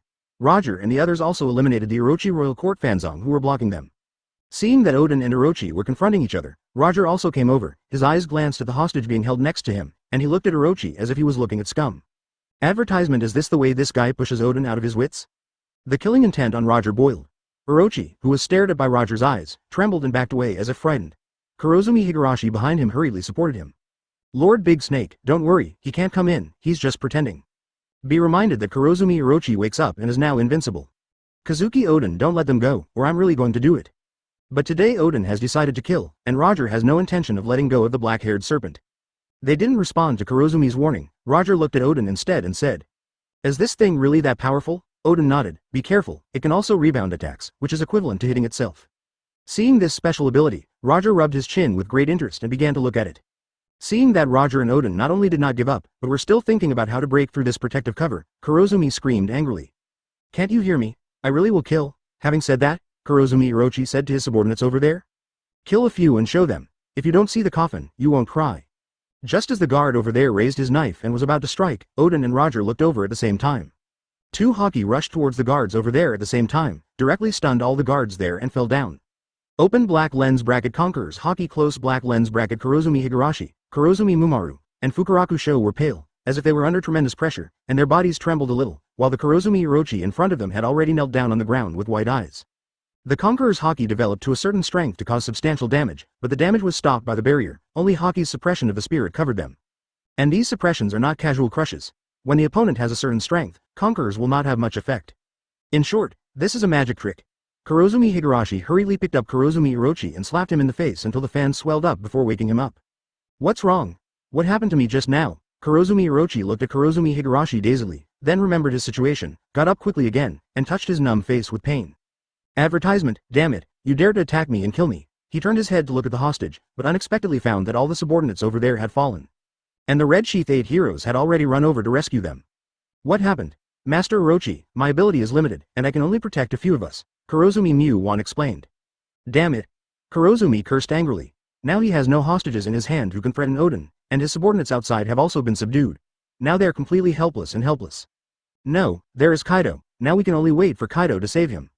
Kurozumi Kuremaru insisted hard on this side, and outside Oden and Roger's Conqueror's Haki aimed at Kurozumi Kuremaru to release at full power. They've realized that now as soon as this guy goes down it's over, and the only thing that's going to work on him right now is Conquerors. And the others on Roger's side were armed with colored weapons and attacked the barrier in turn. No matter how pervert the barrier's defense is, in short, the activation of Devil Fruit consumes stamina. As long as there is a weakness, it's easy to handle. 700. The Kurozumi Higurashi on the opposite side is obviously an old man. His physical strength is not as good as the young and strong ones, and he is also enduring the almost substantial Conqueror's impact, and he will lose his strength in a short time. Now they just need to reserve their energy and take turns, waiting for the arrival of Kaido, the opponent's reinforcement. I have to say that this ability is still pervert. Although it is not offensive, it is like a turtle shell in defense, and it is still held back by him. But they didn't care if Kaido came. The people they came to kill this time included Kaido. As time passed, Kurozumi Orochi was still looking forward to Kaido's rescue, as long as Kurozumi Mu-wan held on and waited until Kaido arrived. But gradually Kurozumi Mu-wan's physical strength began to weaken, his body trembled more and more, and Kaido was still missing. What the hell did you be ********* D Kaido do? No matter how slow you are, this time should be here. Hurry him up again. Kurozumi Orochi looked at Fu Shu and said. Fu Shu quickly took out the phone bug to contact Kaido, but there was no connection there. Kurozumi Orochi watched anxiously, grabbed the phone bug and dialed it again, but there was still no news. Fu Shu comforted. Maybe Kaido is on his way with his army, and dropped the phone bug on Enie Island, and it will be there soon. Chapter 179 Kurozumi Orochi can only think so, but he has already started to panic in his heart. He suspects that Kaido has left him and slipped away now. Hateful. He threw away the phone bug and looked anxiously at Oden and Roger who were confronting them. Compared to Orochi's panic, Oden's side became more leisurely. They have seen that Kurozumi is dying, and they are waiting for Kaido, but Kaido is not coming. What the hell is this guy Kaido thinking? Why not come? There was a trace of worry in Oden's eyes. He looked at Roger. Roger smiled and said in relief. Don't worry, with Rayleigh at home, you don't have to be afraid even if Kaido goes in person. No matter what kind of conspiracy this time, it will be useless with absolute strength. Hearing this, Oden was relieved and continued to wait for Kurozumi Kuremaru in the turtle shell to exhaust itself. Outside the big snake city, people from Wooly had poured into the capital of flowers. They were not as fast as Odin and the others. They arrived after Odin and the others broke into the big snake city, rescued the hostages, and confronted the big snake for a while. Seeing the guard of the big snake falling outside the city gate, everyone was ecstatic. The only one who can do such a thing is that Odin-sama. Sure enough, as they had imagined, Lord Odin came this time to hunt down the big snake. And the people in the capital of flowers are also aware of the changes that happened here, and everyone gathered here. People looked anxiously at Big Snake City, not knowing what was going on inside. I don't even know who will come out of it. If Master Odin comes out, then Wano Kuni will be saved. And if it is a big snake, then it is completely finished, and even the last 9 miles will be occupied by those heavily polluted arsenals. The former glory of Wano Kuni will no longer be there, and they will become slaves of pirates. Everyone stared at the tower and waited for the result. But at this time, the sound of fighting in the big snake city had already ended, and it was very quiet inside, except for the noisy people talking outside. Inside the tower, Kurozumi Muwan trembled more and more, and even had to be supported by Fulu Sho to barely stand still. His hands were already stiff after crossing his index finger and thumb for a long time. Kurozumi Orochi saw Kurozumi Muwan this way, and much hadn't arrived yet. His eyes were full of despair, and he was completely panicked. Hold on to me, if you hear me, you must hold on. Advertisement. Kurozumi Orochi looked at Odin, Roger and others who were staring at him outside the barrier, with a look of fear on his face. This time he was really scared. That damn guy Kaido hasn't arrived yet. If he wasn't stealing the house, he would have run away 100%. This guy just left him and ran away, damn it. Why are the current pirates so unreputable? I don't see him slipping away when making money, and he runs faster than anyone else when something goes wrong. How shameless. Big Snake was full of resentment, but it was too late now. His legs went limp and he sat on the ground. Seeing them like this, Roger and Odin knew that their psychological defenses had collapsed, and they looked at each other and exerted force at the same time. Conqueror's Haki aimed at Kurozumi Kuremaru was another hit. Suddenly, Kurozumi Muwan seemed to have received a mental shock, his eyes turned white, and his index fingers and thumbs were weakly separated. The barrier that had been placed in front of them disappeared instantly. It is finally over. Kurozumi Higurashi wanted to drag the big snake to escape, but the way he was going was surrounded by Roger pirates. They have no escape. Odin held the handle of the knife and looked at Orochi and the other 2 members of Kurozumi's family and said in a deep voice. The hatred of killing the father, the hatred of seizing the country, and the hatred of those Wano Kuni people who were hurt by you, let us settle it today. Seeing Kazuki Odin approaching slowly, Orochi knelt down on his knees, and he begged Yuku for mercy. I didn't do it, it was them, they ordered it, let me go, I will leave immediately, and I will never return to Wano Kuni. Contempt flashed in Odin's eyes. He didn't expect to be brushed around by this kind of guy, what a shame. But he can't let them go no matter what, the bloody revenge can only be repaid with blood. At this moment, Kurozumi Higurashi suddenly said. Do it.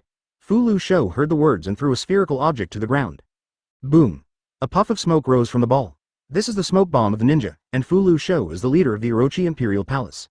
Odin watched coldly as they struggled to their deathbed. The smoke cleared. Advertisement. I saw Fulu Sho holding a child in one hand, and holding a short knife in the other hand facing the child's neck. As if frightened, the child cried loudly and shouted to Odin. Father, save me. Everyone looked over, and Fulu Sho was holding Odin's son Momosuke in his hand. Orochi, who was still kneeling and begging for mercy, heard the voice and turned his head to look over. After discovering Momonosuke, he rolled his eyes and understood what happened. He stood up again, looked at Odin and laughed. Ha ha. Kazuki Odin, your son is in our hands now. If you don't want him to die, just let us go obediently, otherwise don't blame us for being merciless. It was said that the dagger in Fulu Sho's hand was a little closer to Momonosuke, and even traces of blood could be seen flowing out. But Odin's expression didn't change a bit, and he looked at them indifferently. The big snake glanced at Odin, then at the others, and found that they were the same as Odin. What's wrong with these guys, are they so cold-blooded? Orochi grabbed Momonosuke and his body changed. Open black lens bracket snake fruit Yamata no Orochi form close black lens bracket. The big snake instantly turned into a dragon-like snake-like monster with 8 heads. One of the heads held Momonosuke in its mouth, and the other heads sternly threatened. Look carefully, this is your son, if you don't let us go, I will eat him, look carefully. Momonosuke seemed to be frightened by the monster holding him, and cried loudly.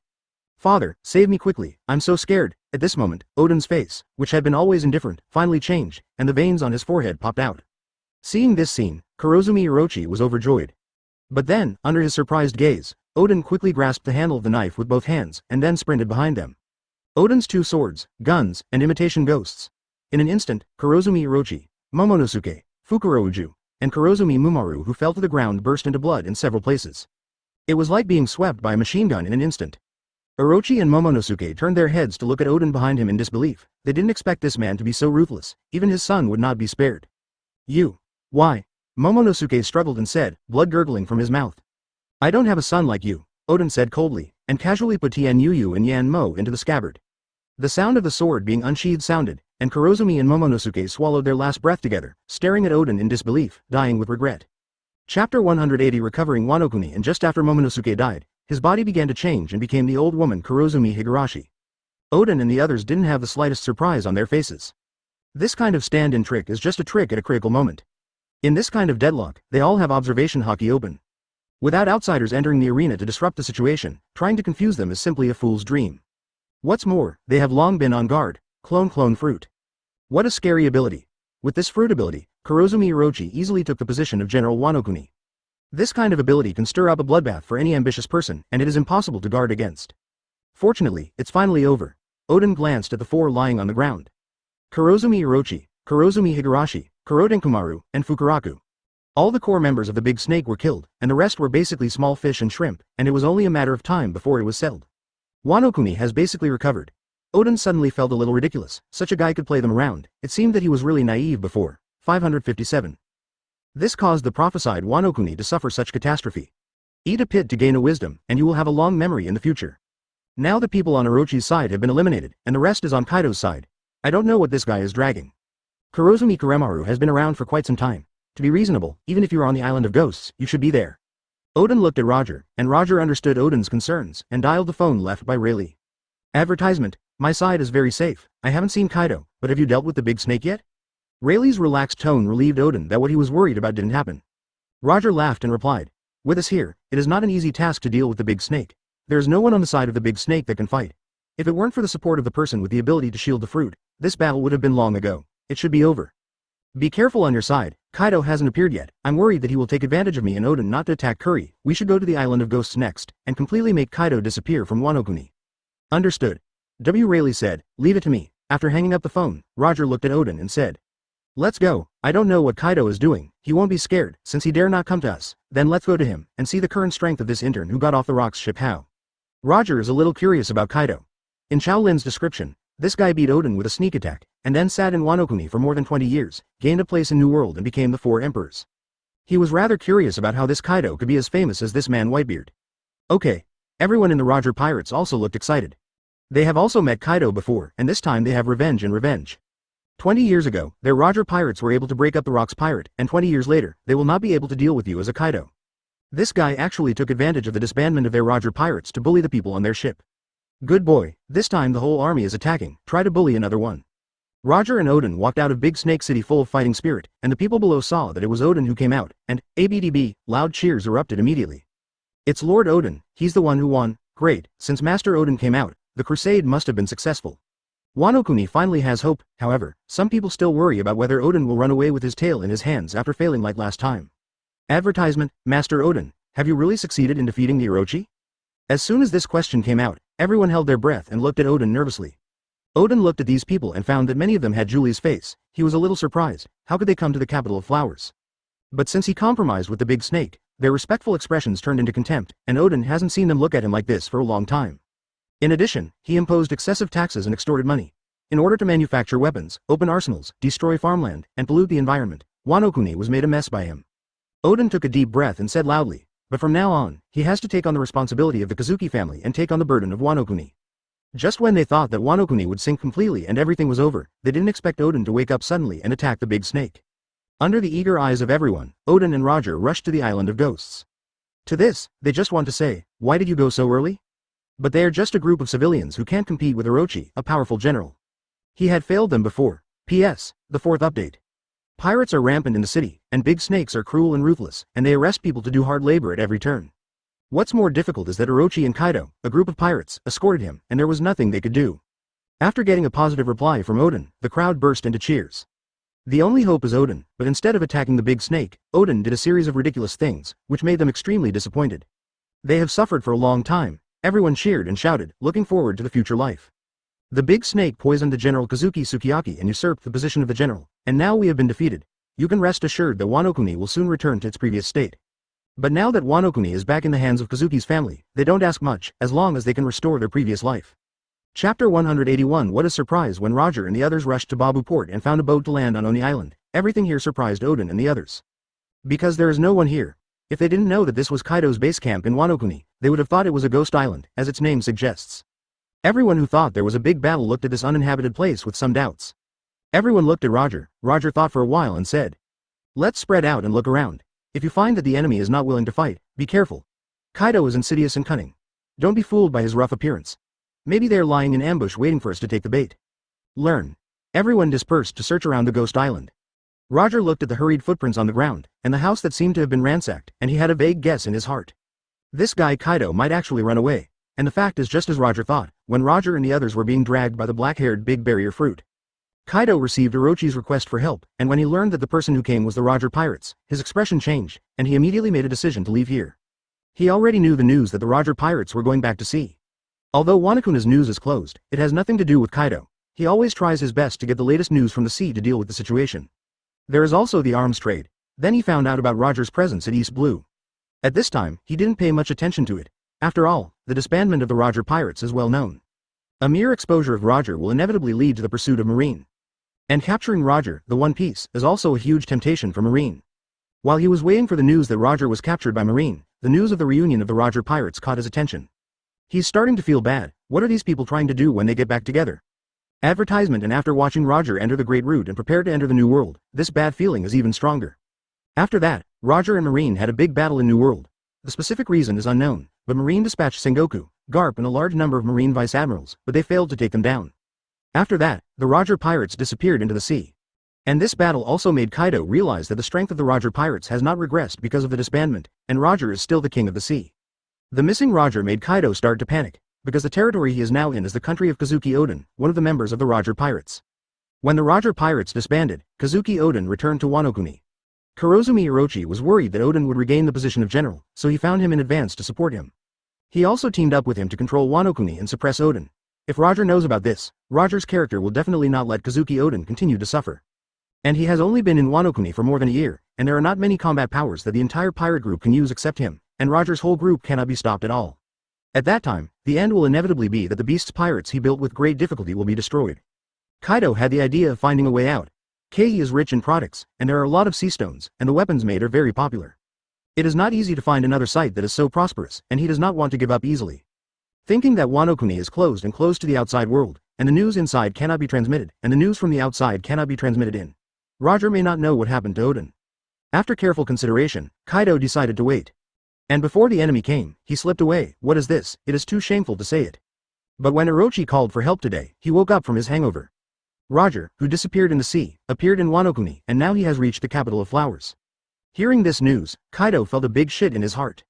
Woke up to the news. Advertisement. What is a surprise? This TM is a surprise. This time Kaido was completely sleepy and drunk, and with a mace in his hand, he called the younger brothers who had taken over this year to pack their things and prepare to leave Wano Kuni. 0 for flowers. Combining the above clues, Roger and Oden can only draw one conclusion.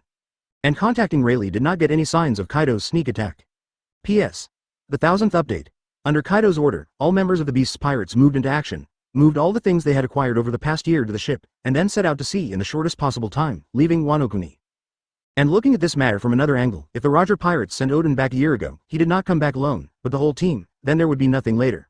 He could see that Roger went to sea this time, from East Blue to the Great Root, then to New World, and then to Wano Kuni. If it wasn't for Kazuki who came to Oden, it would be hard to believe.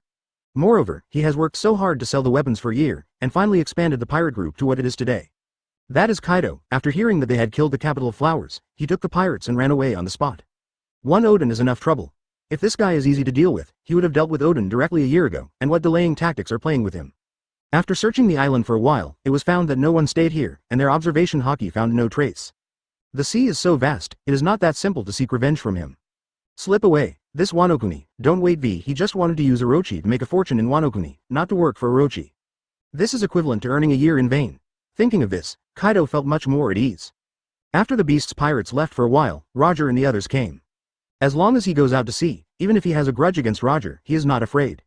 Now it's not just Oden, but also the whole team of Roger Pirates. This is no longer a question of losing face, but a question of wanting to live. Although it is a pity that Wano Kuni is a cash cow, people can always find a suitable place when they are alive, and when they die, they have nothing.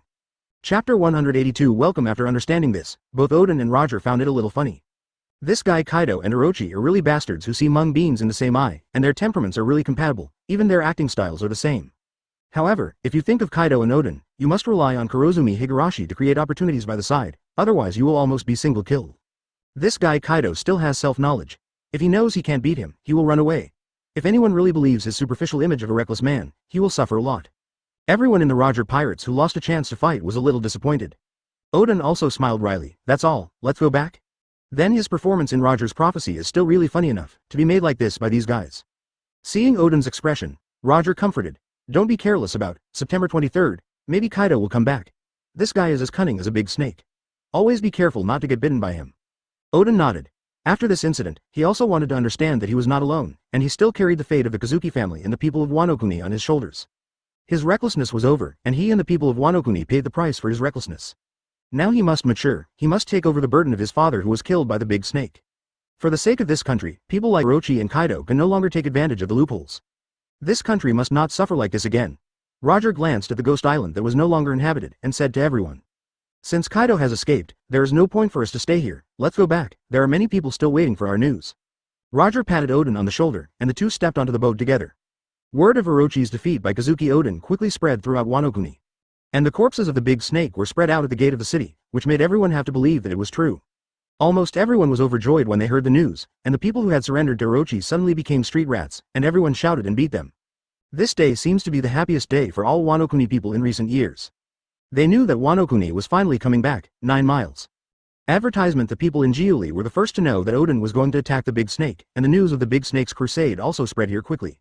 The people of Qiao Lin Oden Castle gathered at the gate of the city, waiting for the return of the hero. When Oden and Roger returned to Oden Castle, what they saw was such a scene of common people lining up to welcome, cheering and praising warmly. They still vaguely remember the attitude of the people here towards Oden when they first arrived here not so long ago.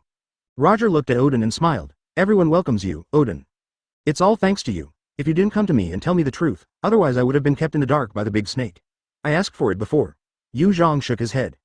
Don't say that, Lord Oden. If you are also for the hostages held by the big snake, I have to tell everyone about it, so that they can't continue to misunderstand you, Kinemon said. Before Oden could speak, the Red Sheath 8 heroes scattered away from Oden, walked into the crowd and talked about the secret in their process of defeating Orochi and Kaido. Oden stretched out his hand to stop them but couldn't. Roger laughed beside him. Just let them do it, it's not a bad thing, there's nothing to be ashamed of, and you're going to rule this country in the future, and they know it's good for you. Oden looked at Roger with some surprise. As far as he knew, Roger had never thought of these things before. How could he care about politics? Roger, not seeing you for a year has changed a lot. Seeing Oden's surprised eyes, Roger said. Well, a lot happened, I met a lot of people, and I heard a lot of things.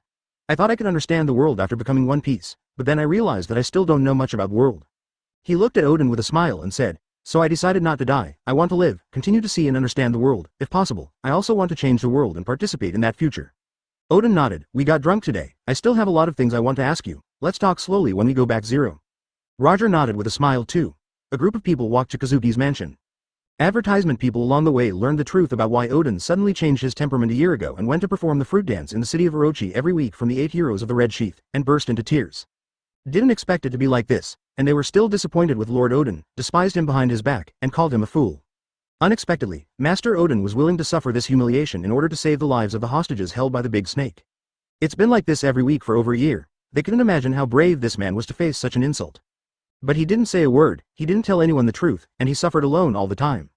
People who had been cold-eyed to Oden fell to their knees and apologized to Oden. How can they not respect such a general who loves the people like a son? Sure enough, Lord Oden is still the same Lord Oden who saved Qiao Lin, and he has never changed. I believe that with him, Wano Kuni's future will be better and better. Amid the gratitude and apologies from everyone, Oden and Roger returned home. Rayleigh and everyone who stayed at home to protect his family also came out to welcome him. Seeing them come back safely, they all showed signs of insignificance. Momonosuke and Hiyori rushed to hold Oden's thigh happily when their father came back safely. Seeing Momonosuke rushing towards him, Oden felt a slight twist in his heart. Although he knew that Momonosuke was transformed by Kurozumi Higurashi just now, he cut it off with one knife. But now seeing Momonosuke again, I feel an indescribable feeling in my heart. In particular, the picture of Momonosuke spitting blood and watching him is still vivid. Oden shook his head and shook those memories out of his head so as not to affect the relationship between father and son. He picked up the 2 children, rubbed them on their faces, turned to Roger and said, let's have a good drink today. Okay, Roger responded with a big laugh. Chapter 183 Roger. Oden, you don't understand. Finally, after a year, the Roger Pirates are all reunited today. How could such an important day not have a banquet?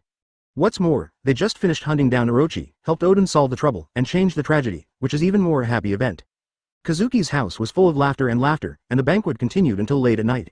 Not only that, but the entire Wano-Kuni nation was celebrating today's victory, with smiles on everyone's faces throughout the night.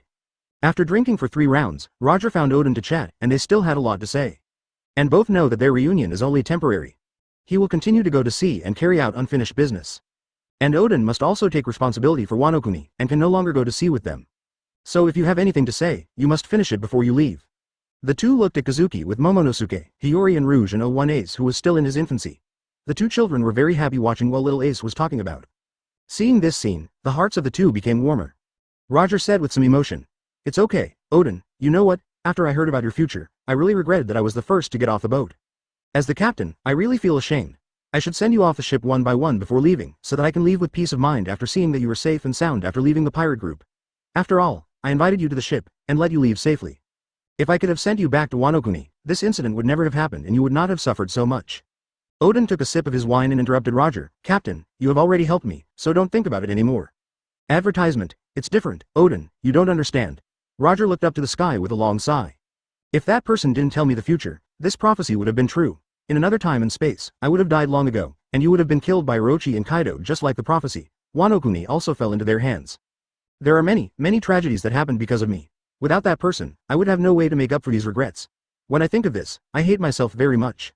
Odin was a little confused. Who is that person you were talking about? And now our situation has changed, so the prophecy is no longer valid, and the future will change accordingly.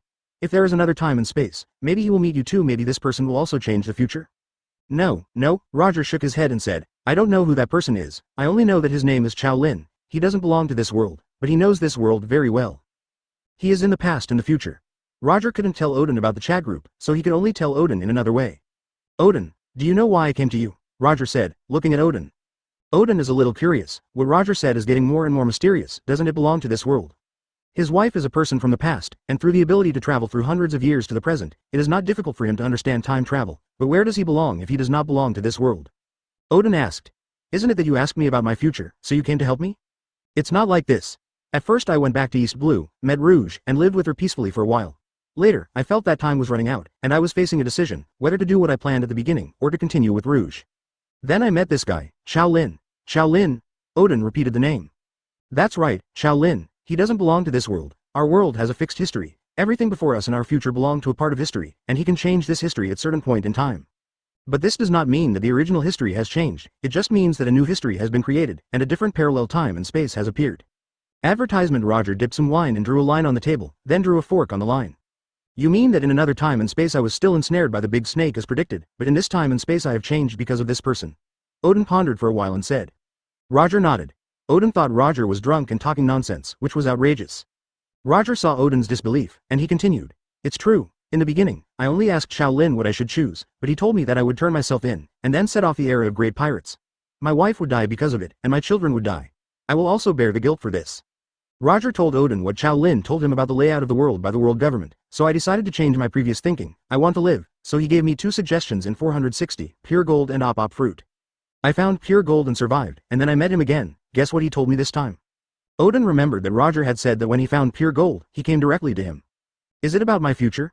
"That's right." Roger nodded, "but I didn't ask this on my own initiative, but Qiao Lin was entrusted to tell me." "Who is it?" Odin asked. "Kazuki Hiyori." Roger said slowly. He looked over to Kazuki Hiyori who was teasing Ace. "What?" Odin was startled. He also looked over there. "Hiyori is only over 2 years old now, how is that possible?" "Of course not the current Hiyori, but the future her." Roger's eyes revealed a look of pity. "It was 13-year-old Hiyori. She experienced the death of her parents in one day, and 20 years after her brother passed away, she was protected by Kawamatsu and went into exile. In order to take care of her, Hisong had to find enough food for the two of them every day, and was often hungry. In order not to burden Hisong, Rihei decided to leave without saying goodbye. It was on this day that he met Qiao Lin. Chapter 184. Roger. Odin, let us usher in a new era together.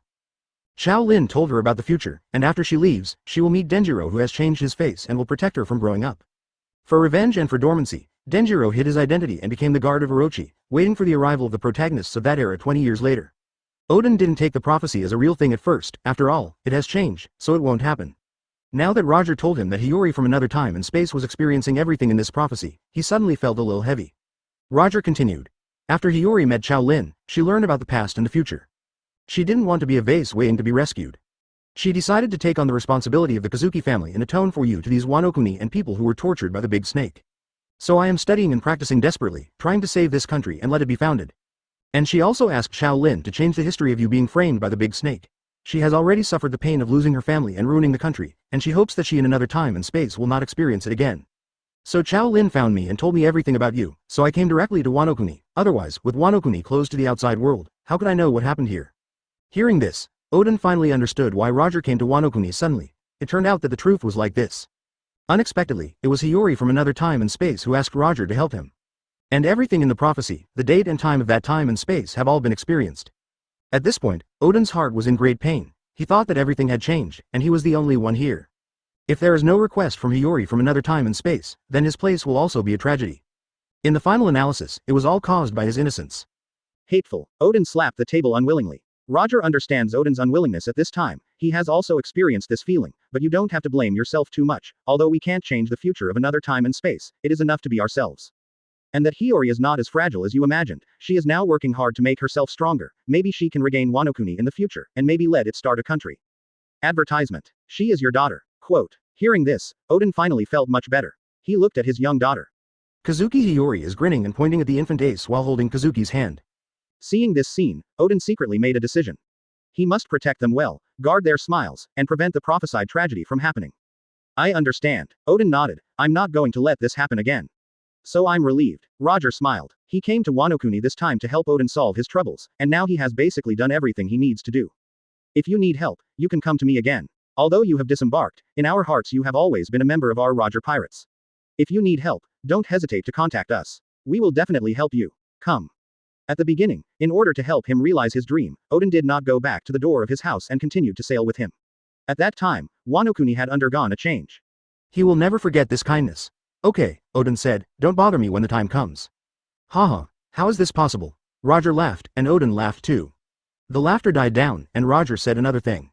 Now the troubles of Orochi have been solved, but do you still remember the prophecy of more than 20 years later? The protagonist of that era will bring about earth-shaking changes in this world. I remember. Oden took a sip of his wine. I deciphered it at the time. Qiao Lin also said that after more than 20 years, a group of protagonists will really go to sea. They will come to Wano Kuni to help Wano Kuni establish a country. They will also do things that we have not been able to do, such as subverting the world government.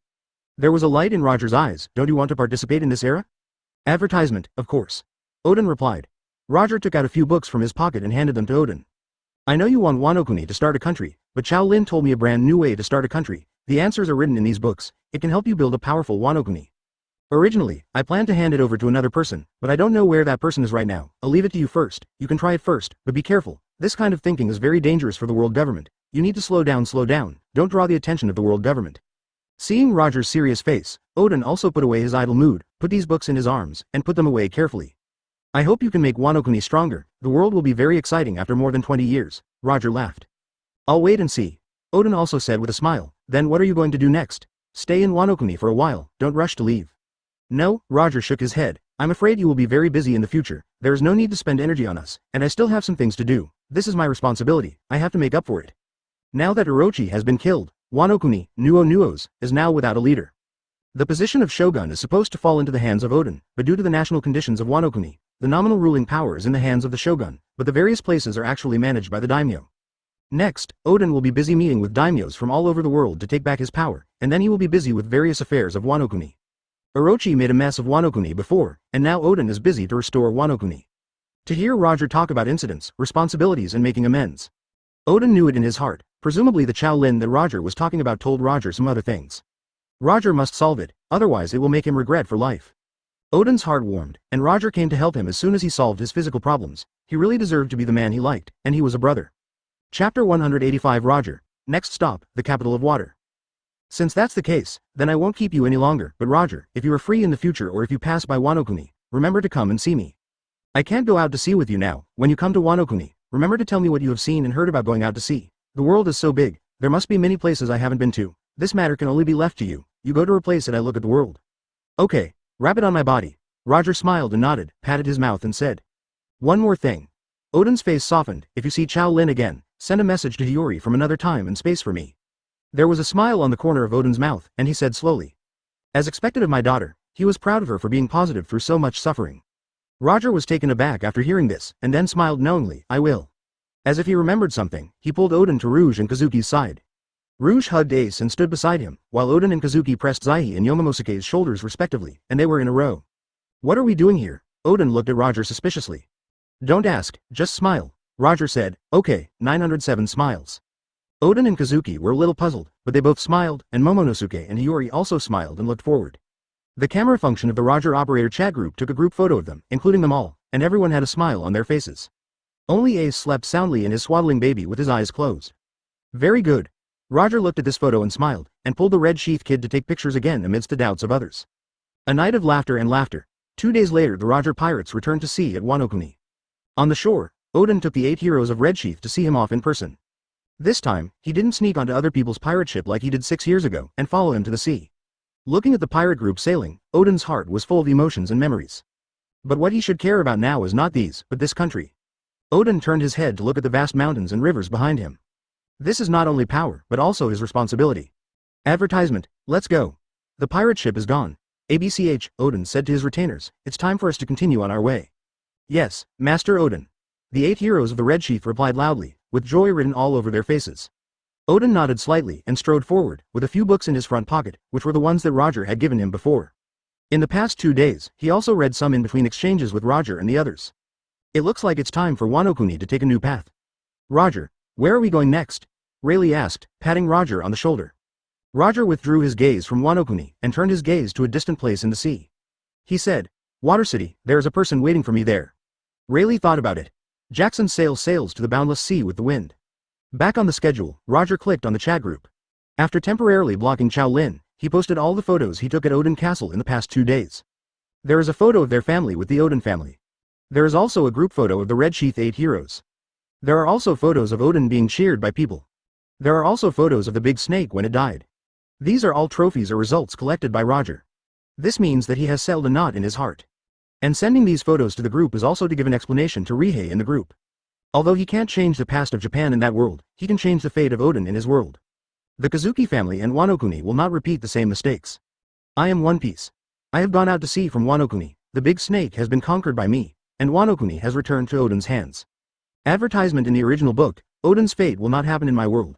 The only pity is that Kaido ran away after learning that I was coming, but fortunately, everything in Wano-Kuni is over. At Lurker, these photos are my compensation to you, unfortunately, I can only do this. Hiyori immediately joined the chat group when he found someone talking.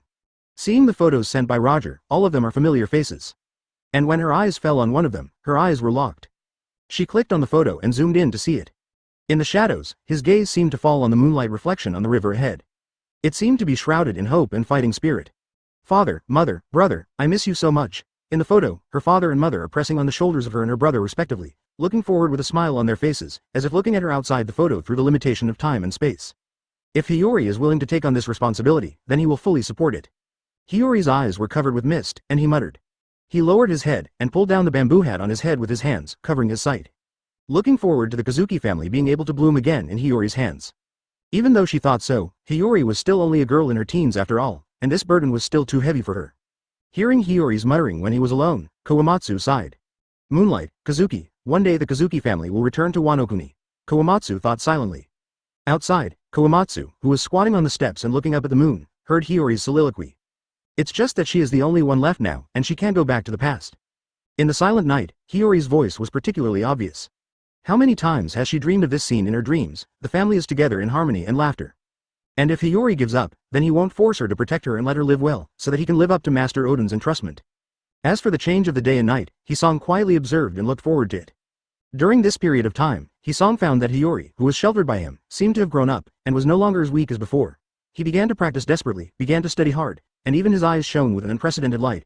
Chapter 186, As Worthy of My Daughter. Hiyori stared at this group photo for a long time, wiped away tears, and carefully looked at other photos. She smiled gratefully when she discovered Roger's words. Lurker. Thank you for saving Kazuki's family and Wano-Kuni. Without you, there would be no smiling faces in the photos. I am very satisfied seeing these, thank you. I'm One Piece. I told Oden about you, and he asked me to bring you a sentence. Hiyori's eyes widened. Her father had been dead for many years, and she never expected to have the chance to hear what he said to her. Hiyori looked excitedly at the chat group, waiting for Roger's reply. I am One Piece, Oden said, worthy of being my daughter. As expected of my daughter. Seeing this sentence, Hiyori's original tears could no longer be stopped. The tears gurgled down from the corners of his eyes, ran across his cheeks, and wet his clothes. She didn't expect to hear her father's affirmation of her one day. During this period of time, she has been working hard, and she wants to shoulder Wano Kuni, inherit her father's behest, and let Wano Kuni start the country. For this reason, she kept training to make herself stronger. In order to equip herself with the ability to take on this responsibility, she has continued to learn in addition to training, both civil and military. All I want to do is to grow myself into someone who can make Wano Kuni start the country. For this goal, day and night are working hard. Although I have always insisted on such determination, but in the dead of night, the longing for my loved ones always emerges in my mind like a tide. How much she wanted to get affirmation from her father after working hard. But her family members were gone, so she could only persevere, endure, and continue to struggle alone. Unexpectedly, today he received affirmation from his father who was still alive in another time and space. Hiyori's tears flowed out like a broken dam. And the crying couldn't be restrained, getting louder. Hisong outside is still looking at the moon shadow in the river, as if remembering something. Suddenly, Hiyori's crying woke him up from his memory, and he quickly stood up and ran into the house. What's wrong? Hiyori was crying. He hadn't seen Hiyori cry for a long time. Since Hiyori decided to take on the responsibility of Wano Kuni, she stopped showing the weakness of a child. What happened today? Advertisement, is it because studying is too difficult? Kawamatsu ran into the room, and was about to say that if Hiyori can't learn it, forget it, Oden-sama, as long as you can live well, that's enough. Just when he was about to say that, he found that Hiyori, who heard him coming in, turned his head and looked over. There was a smile on his tear-stained face. Although she was crying, there was a happy expression on her face. What's the matter? Hisong was completely confused. Master Hiyori, what's wrong with you? Kawamatsu asked suspiciously. It was so strange. Hiyori shook his head, wiped his tears, and said with a smile at the corner of his mouth. Nothing, I'm just too happy. Hearing Hiyori's reply, Kawamatsu was even more puzzled. Just now he heard Hiyori talking about Miss Oden and Mrs. Shi. Why is he happy again now? Did Hiyori enter puberty? He has heard that adolescent girls have fickle temperaments. After speaking, Hiyori happily looked at the empty wall again, shaking his head while watching, looking very happy. Hisong scratched his face, and walked out with a puzzled expression. Let's go to see the moon. He can't understand the mood of a human girl. Hiyori, who didn't know what Kawamatsu was thinking at this time, continued to look at the words of Oden passed by Roger in the chat group. My heart is warm. In this late night, it seemed to be shrouded in sunlight, and I felt extremely comfortable. She wanted Roger to say to her father for her, I miss you very much. But thinking that Roger has left Wano Kuni, it's not good to bother him. So I had no choice but to bury this sentence in my heart and wait for the next chance to say it. Hiyori said in the group. Lurker. Thank you, this is the best gift I have received in the past few years. Now I know that the fate of my father in another time and space has been changed, and I have also received my father's affirmation. Advertisement 0 looking for flowers. An inspired Kazuki Hiyori is now in high spirits. I must become stronger, I must take Wano Kuni back from Orochi and Kaido, let Wano Kuni establish a country, and fulfill my father's wish. Hiyori thought so and made a decision. Seeing Hiyori's reply, Roger's guilty heart finally felt better. I'm One Piece. If you have any doubts, you can come to me. I should be able to help you in terms of cultivation. Lurker. Yeah. After talking with Hiyori, Roger turned his attention to another person in the group, Frankie. Frankie opened his eyes. He remembered that Roger was now more than 10 years ago. I am afraid that Mr. Tom had not been or had just been sentenced to probation by Enie's lobby at that time. Roger should go this time because he wants to change the fate of Mr. Tom being killed by Spandom more than 10 years later. That being the case, he decided to go to the capital of water. He is the only one in this world who can change Tom's fate. Frankie also joined the group when Roger uploaded the photos, and he was very curious about the people and things in the photos. He also smiled kindly when he saw the conversation between Roger and Hiyori. This time he will not let Tom suffer the pain and suffering in the original book. That's when he saw Roger at him. It was not until 14 years later that the sea train and several tracks were completed before he was exonerated. Sea trains should be currently being conceived and designed. 0 He will go to the capital of water next, which is another regret of his. Roger is going to the capital of water next. Now he has not been arrested like in the original book, but Tom's crime of building a ship for One Piece is probably inevitable. Just as he changed Oden's fate before. I'm One Piece. A Gundam warrior, I decided to go to the city of water next. He remembered that Qiao Lin said that after he surrendered, Tom was arrested and sent to Enie's lobby for trial because he built a boat for him. After reaching an agreement with the judge to build a sea train, he was sentenced to probation. Everything has not started yet, and everything is too late. But all this was messed up by the guy Spandom. Chapter 187 Blackbeard. The Abominable Redhead. Frankie agrees 100% with Roger's idea, because if Roger doesn't save Mr. Tom, then Mr. Tom's fate is doomed. During this period of time, he has deeply understood the importance of Pluton design drawings. In order to save Mr. Tom, Drago later alarmed the world government's pursuit and interception, and also triggered the appearance of 3 admirals. It is enough to prove the importance of Pluton blueprint. It is inevitable that Mr. Tom, who holds the blueprints in his hand, will experience unrest in his future life. Without Roger's help, Mr. Tom would have gone through such a difficult time. So the only person in that world who can save Mr. Tom is Roger. But it's the point of this world. Frankie frowned. Gundam warrior. Please. 320. is the One Piece. This is my responsibility. I will do my best to keep you safe, even if it takes my old life. After helping Oden solve Wano Kuna's troubles, Roger feels more and more that he can live, or the meaning of living is to change the regret left before. So he will do his best for this. Watching Roger chatting with Frankie, Rie and them, Blackbeard, who was secretly observing from the side, was a little envious. These people took advice from Qiao Lin and acted quickly to achieve what they wanted. For example, Dorag successfully took away Luffy, Ace and Sabo, and also took away Tom's master and apprentice and the design of Pluton from the water capital. And Roger is not bad either. He changed his destiny and got pure gold. His body is no longer his burden. Now he goes to sea again and goes to Wano Kuni to fulfill his regrets and is heading to the next destination. There are also Frankie and Doflamingo who are also moving towards their own paths. Only he kept spinning in place. The only thing he is thankful for is that he went to East Blue early, and got Luffy's favor early, and also got Ace's favor. That way, even if he has to wait a few years before he can act, it's not unacceptable. Lord Kakuzu is on his side, how can he lose? Thinking of this made Blackbeard happy again. Although his ideal will be realized in the future, and the fruit he wants will take several years to appear, but this does not hinder his plan in the slightest. Advertisement. I wish time would pass faster. Ever since he learned that he was bound to obtain the dark fruit, he wished that time would pass. The faster time passed, the closer he was to the day when his dream would come true. While Blackbeard was imagining the future, there was a commotion on the Morbidi. What's the situation? Blackbeard listened to the commotion on the boat in surprise. Did someone come to the door to make trouble? The Whitebeard pirates will be challenged every once in a while. These people are generally stunned young people who have just come to New World. These guys experienced a pleasant voyage in the first half of the great voyage in the sea area called this paradise, and then their self-confidence was extremely inflated, want to go to New World to break out a world. And New World is the endpoint of this route, and the territory here has already been divided up. And the people who carve up these chassis are the three emperors among the pirates. Whitebeard, Big Mom, and Kaido. If you want to get a piece of land in this place, then you have to kill these emperors and they can replace them. Either fail the challenge, or get killed, or join it. For New World, these stunned youths are often the blood provided to the emperors of New World, and they are the nourishment for expanding the pirate group. Looking at the movement, it is estimated that there is another stunned young man who wants to challenge Whitebeard. Blackbeard became interested. He spent all his time on this boat, eating and waiting to die. His only purpose was to wait for the dark fruit to appear a few years later. The body is almost moldy, and the climate at sea is humid, and there is nothing else but seawater. Quite boring. These stunned youths were an interesting performance for him, and he wanted to see whether the guys would be beaten to death by the old man this time, or would be taken under his command. Blackbeard walked to the deck with great interest. Along the way, he met many companions who had the same interest as him, and went up to the deck together with a smile. Just when he got on the deck and looked around for who came, a man boarded the ship with a huge wine bottle. Blackbeard's eyes widened when he saw the man's face. This guy is red-haired Shanks. Advertisement. Blackbeard looked subconsciously at the redhead's left arm. It's empty here. Obviously, this arm is gone. It turned out to be true. Blackbeard stared intently at Shanks' missing arm. He had already seen Shanks' report in the newspaper. This guy has made quite a splash at sea after coming into the Great Lane from East Blue. Blackbeard stared at Shanks' face, his eyes shifting, his expression dark. After the disbandment of the Roger Pirates, the Red Hair stayed in New World, went on his own travels, and made some fame, and then disappeared from New World. But since then there has been no news about the Shanks guy. How so? Then I discovered that in the sticker on the newspaper, that is, in the portrait of Shanks, the guy's left arm was missing. Damn redhead. This guy really does everything. After hearing the news that Shanks had appeared in the newspaper, Blackbeard quickly took a newspaper 5.1 and read it. After all, this guy is not a newcomer among pirates, he is from New World, and more importantly, he is an intern from the ship of One Piece Roger. In order to gain Luffy's favor by any means, he forcibly got a King of the Sea and bit off its arm. Why did this guy still lose his arm? He had clearly gone to Windmill Village before Shanks. It took more than a year before his name appeared in the first half of the Great Voyage.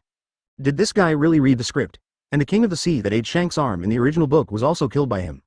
This made him feel tense. This guy must have gone to East Blue. Blackbeard had heard about Shanks' apparent departure from the New World since his return from the East Blue. This stunned Blackbeard. Chapter 188. Shanks. This fool. But even though he thought so in his heart, Blackbeard also understood that the redhead who didn't join the chat group must not know the script. But this guy is too suspicious. Obviously, the King of Offshore Sea is a war scum that can be killed easily, but he was able to bite off this guy's hand. One must know that the red-haired boy is a respectable figure in New World. Even if he went to East Blue, he is not so weak in terms of strength that he could be bitten off by a fish.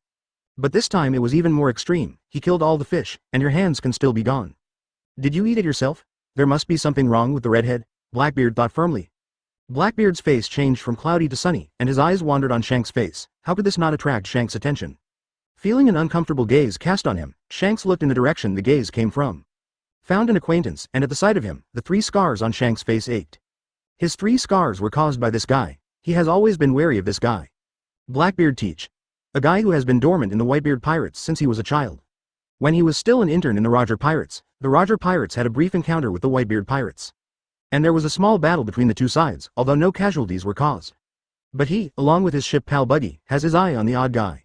And the reason for staring at him is that this guy has a bitter face all day long, and he doesn't need to sleep all day. Just like a monster. After this brief encounter, Shanks put the man behind him. After all, there are so many pirates in the sea, how can I have the time to remember an unknown guy? Until later, the Roger Pirates disbanded, he left the pirates, and then had a conflict with Blackbeard. Advertisement, and in this conflict, he accidentally discovered that this guy who has been acting mediocre in the Whitebeard Pirates has hidden a powerful strength. He was already a little strong at that time, and he was injured by this guy who he didn't care about before. This guy is not as ordinary as he appears. This reminded him of Teach's memory, and he began to pay attention to this guy, and Teach's strange behavior in the Whitebeard Pirates aroused his suspicion. The guy is acting like this on purpose, and he's under Whitebeard for a purpose. Since then, the fear of Blackbeard Teach has been deeply buried in Shanks' heart. It wasn't until later that he inadvertently discovered the report that Blackbeard was hunted down by Garp in East Blue while reading the newspaper. And the bounty released was only 100,000 Baileys. When they saw this report, almost everyone laughed at this guy. He knew that he was a member of the Beard Pirates, and even joked that Beard's men turned out to be such a weakling. In the arena of New World, it is embarrassing to say that the reward is less than 100 million. Not to mention the 100,000 Pele, it's funny to say it. While everyone was laughing at Blackbeard's bounty, Shanks' face sank when he read the report. He felt that things were not simple. A dignified Vice Admiral Garp, a marine hero, was a man who punched the Rock's pirate back then, and chased their captain all over the world. How could he pursue a guy with a bounty of 100,000 Baileys? There must be something strange in it, and based on his understanding of Blackbeard, this guy's strength is far beyond the 100,000 Baileys. The scars on his face always remind him that this man is not a good stubble. Why did Blackbeard, who was supposed to be in New World, suddenly appear in East Blue? And still alone, out of the Whitebeard Pirates operation. He must have done something shady in East Blue, and this matter cannot be known to the Whitebeard Pirates. Advertisement in this incident also angered Garp. Although Garp couldn't tell the truth of the incident, his anger was vividly reflected in chasing and killing Blackbeard all the time. East Blue. Shanks thought about it, and it happened that his next stop was also East Blue. He has been alone in New World for many years, and he knows that if he wants to get along here, he can't rely on himself, he needs a partner. So he set his goal on the East Blue where Captain Roger went to sea. Follow the captain's footsteps to sail the Great Route and see the scenery he sees, but this time, it's his turn to be the captain. So Shanks left New World and came to East Blue, and met some partners in East Blue, and one day, he came to a town, where he met a boy named Luffy. And heard a familiar name from his mouth, Teach. He still remembers that day, as usual, he came to a town to sail down for supplies. Not only did a young man not panic when he saw the pirates coming, but he ran over excitedly and asked loudly. Hey, are you pirates? Do you know Mr. Teach? Has he become the One Piece? Originally Shanks was still amazed that the children of this town were not afraid of pirates. When he heard the name Teach, the memory buried in his heart was suddenly awakened. This guy Teach went to East Blue alone, and he came here. After Shanks confirmed to Luffy the appearance of Teach in Luffy's mouth, he was sure that this Teach was the Teach. This guy came all the way to East Blue just to meet this kid. Why? Shanks was full of doubts, then he knew why. All puzzles have answers. Luffy turned out to be the grandson of Vice Admiral Garp, and Teach came to the coastal village of East Blue and wanted to lure Garp's grandson to sea to become a pirate. Shanks was dumbfounded when he heard about this situation. No wonder Teach, this guy, was hunted down by Garp to the Great Route and still didn't let him go. It's not good to kidnap anyone, but Garp's grandson, this idiot. Chapter 189 Shanks. I see, I understand. But when he changed his mind, fear of Blackbeard filled his heart again. This guy can't be that simple. He has been dormant in the Whitebeard Pirates for so many years, so he should be planning something. He couldn't have simply risked his life by running to East Blue for an ordinary thing. There must be a deeper plan behind this matter. After many inquiries, Shanks got an even more shocking news. Luffy's father is Dorag, the leader of the Revolutionary Army. Garp, the marine hero, Dorag, the leader of the Revolutionary Army. These two clues connect, plus what the captain said, and what Teach has done here from Luffy. A spark flashed in Shanks' mind. I see, Blackbeard sure knew something, he was here for the future. Future protagonists. Knowing Blackbeard's intentions, Shanks laughed. Shanks, who originally only planned to stop at Windmill Village temporarily, took Windmill Village as a temporary base in East Blue. Every time I go to sea, I will go back to the Windmill Village to chat with Luffy. And after being warned by Garp last time, Luffy has a long memory and doesn't want Shanks to be hunted down by his grandfather like Uncle Teach, so in front of Garp, Luffy never mentioned Shanks. However, Garp's return to Windmill Village happened to coincide with Shanks several times. Garp didn't realize there was another pirate abducting his grandson right under his nose. It wasn't until he saw a familiar straw hat on Luffy's head that he realized after asking that a pirate named Shanks often came to Windmill Village during his absence. After returning from each voyage, I use Windmill Village as a stopover and come to Makino's bar to chat with Luffy. Tell me what interesting things you encountered during your trip to sea. Advertisement. Not only did Luffy not stop thinking about becoming a pirate, but his desire to go to sea became even stronger. Garp was furious when he heard about this situation, and none of these pirates went to sea. What is it like to run over and tell stories to children every day? And he still stared at his grandson and said. The more Garp heard it, the more familiar it became. It seemed that the Teach from New World used the same method to trick Luffy around. And this Shanks. A figure flashed in Garp's mind, the intern of the Roger Pirates. It seems that he was also in New World before. You New World pirates are doing well enough now, this is popular now. Garp, who was furious, felt that he could no longer put Luffy here, regardless of whether Luffy was abducted by them or not. Zephyr's precedent is ahead of him, and he doesn't want to come back one day to find that Luffy was killed by some pirate who had a grudge against him. So Garp threw Luffy to Dayton's house in the mountains that day. There is no way. I originally wanted to keep these 3 boys who wanted to go to sea not to get together, so that the 3 who were close to the red and the black were black, and the 3 of them wanted to become pirates even more.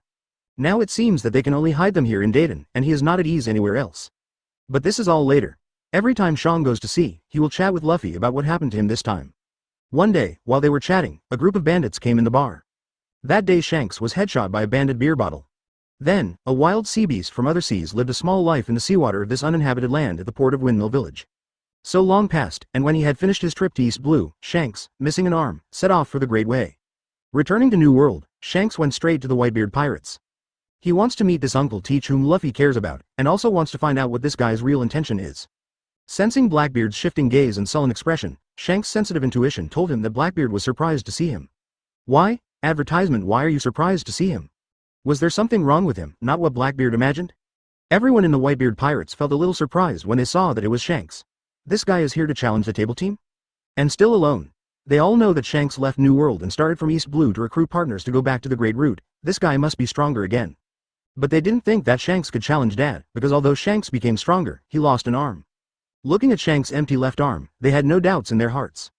If Shanks has both hands, he can still pose a little threat to Dad, but now he is not enough to be an enemy to Dad. Even if Dad's body is getting weaker and weaker now, the result is the same. However, seeing that Shanks boarded the Moby D alone, and also brought wine, I am afraid that he did not come to challenge but for other things. Just as everyone was staring at Shanks wanting to know his intentions, Marco was about to ask him why he came. Shanks did an unexpected, Qian Zhao's, move. He seemed to see a big smile on the face of a friend he hadn't seen for many years, holding a wine bottle and saying hello, before striding towards the side of the deck. Whitebeard, who was sitting in the middle of the boat waiting for a close meeting with Shanks, also looked in the direction of Shanks with some doubts. What happened? Did we have a really good time with the redheads on board? And when they set their eyes on the end of Shanks' progress, a figure that surprised them appeared in front of them. This person is none other than Blackbeard Teach, the famous honest man of their Whitebeard pirates. People give nicknames, the shame of Baituan, but in the next second, everyone in the Whitebeard pirates raised their hearts again. If they remember correctly, Teach and Shanks didn't get on well. Chapter 190. Blackbeard exploded, and it's not just generally bad. All eyes were on Shanks' eye, where there were 3 distinct scars. Teach almost lost Shanks' eyes at the beginning. Such a friendship is probably the enemy of life and death. At that time they found it very strange that Teach could hurt Shanks like this, but at that time Teach just smiled and said it was all luck. But in any case, the relationship between the two will definitely not be too good. Now Shanks is walking towards Teach, and everyone present is a little nervous, as if a war is about to break out. On the contrary, Whitebeard sat firmly in his seat, looking at the 2 approaching people with thoughtful eyes. A trace of panic flashed in Blackbeard's eyes as he watched the approaching Shanks, but it was soon replaced by a silly smile. Watching the approaching Shanks, he looked at his companion next to him in a daze. As if asking them for help, ignorant of what is happening now. Shanks walked up to Blackbeard, put down the bottle, saw a smile on his face, and said hello. Hey, Teach, it's been a long time. I'm here on a special trip to see you, and I'm here to say hello to 187 for another person. Everyone breathed a sigh of relief when they heard Shanks' words, and then they were a little surprised. They didn't expect the 2 to be so friendly. It's really strange. One is a redhead who has recently gained a lot of fame at sea, and the other is Blackbeard, a disgrace to the White Regiment. The 2 of them were able to play together, somewhat outrageous. Blackbeard's pupils shrank when he heard Shanks' words. He had a bad feeling. Basically all of his friends in this world are on this boat. The rest are either enemies or enemies. There are only 2 people who have a better relationship, and they are also Luffy and Ace, whom he met last time when he went to East Blue. Now Shanks comes from East Blue, and Luffy is also in East Blue, and Shanks doesn't lose an arm. These several elements put together undoubtedly form an answer. Advertisement: Shanks went to Windmill Village as in the original book, met Luffy, and learned about him from Luffy. Blackbeard's heart tightened. No way, could it be that Luffy was fooled away by him again? Blackbeard felt that the leeks he had grown had been eaten by others, and this worried guess made him a little guilty. If Luffy was fooled away by the red hair, would he still be remembered? He made a special trip to East Blue. In order to get Luffy's goodwill before the red hair, he traveled all the way, experienced wind and rain, and cold wind and frost. In the end, he was driven all the way back to New World from East Blue by Garp. What is the reason for all these sufferings? Isn't it just to make myself the enlightener of Luffy going to sea, and the spiritual mentor of the protagonist? Pave the way for future plans. Now the presence of the redhead is a sure sign that the guy picked up Luffy again after him. And also lost an arm. Blackbeard remembered what Qiao Lin had said in the group. Before Luffy was tricked by others, it was very simple to set up a routine, and he only needed simple events to gain favor. And once Luffy is tricked by others, it will not be so simple for people who want to be tricked afterwards, and need to start some more critical and important events. Blackbeard looked at Shanks' empty left arm. How shameless this guy would drop an arm at East Blue just to get Luffy off the ground. He panicked a bit, and Shanks definitely weighed a lot more on one arm than he did in those stories, compared to the time he'd only been in front of Luffy for a few hours. This is troublesome. I am afraid that in Luffy's heart, Shanks' status is higher than him now. ABCD. The situation is not good for him. In the future, he and Shanks are likely to confront each other. If Luffy is on Shanks' side by then, he will be in trouble. Blackbeard suppressed his nervousness and asked, "For whom?" "For Luffy, of course." Advertisement. Shanks laughed. "I heard from Luffy that you told him a lot about the sea, and made an agreement with him to become the One Piece in the future. So I came to see you specially when I went to sea this time. Thank you for taking care of him before. You can rest assured that he is doing well now." This sounds a bit weird. Blackbeard murmured inwardly, but he also confirmed that Shanks did go to see Luffy after him, probably for a year like in the original book. Thinking of this, Blackbeard couldn't help scolding the old guy Garp in his heart. Why did he get kicked out within a few hours of going to Windmill Village, and he was chased all the way to the Great Route without stopping? And Shanks not only went to Windmill Village but also stayed there for a year. Is Ning blind? You opened it when I went, and closed it when the red hair went. Ning, this is too double standard. Thinking of this, Blackbeard was so angry that he thought that with his example of prying Garp's corner this time, Garp would be smarter and wait for the red hair to come again before directly driving the red hair away. At that time, he will definitely be the first person in Luffy's heart. Emotional Garp doesn't have a long memory at all. It's your grandson who deserves to be a pirate. Hearing what Shanks said, Blackbeard could only reply with a silly smile. It turned out to be Luffy. How is he? The last time we met was more than a year ago. With a smile on his face, Blackbeard was furious in his heart, feeling that the whole world was against him. He's fine, you don't have to worry, Shanks said. Luffy asked me to tell you that he has not forgotten the agreement between you. He will definitely become the One Piece before you. These words were of course made up by Shanks himself. After he went to Windmill Village, he often told Luffy about his experiences. As time passed, Uncle Teach was long forgotten by Luffy. Of course, Shanks deliberately didn't mention this person. He knew that Blackbeard had something in mind, but he just didn't know what to do. He also didn't want Luffy to be used by this unpredictable guy, so he deliberately reduced Teach's presence in Luffy's heart.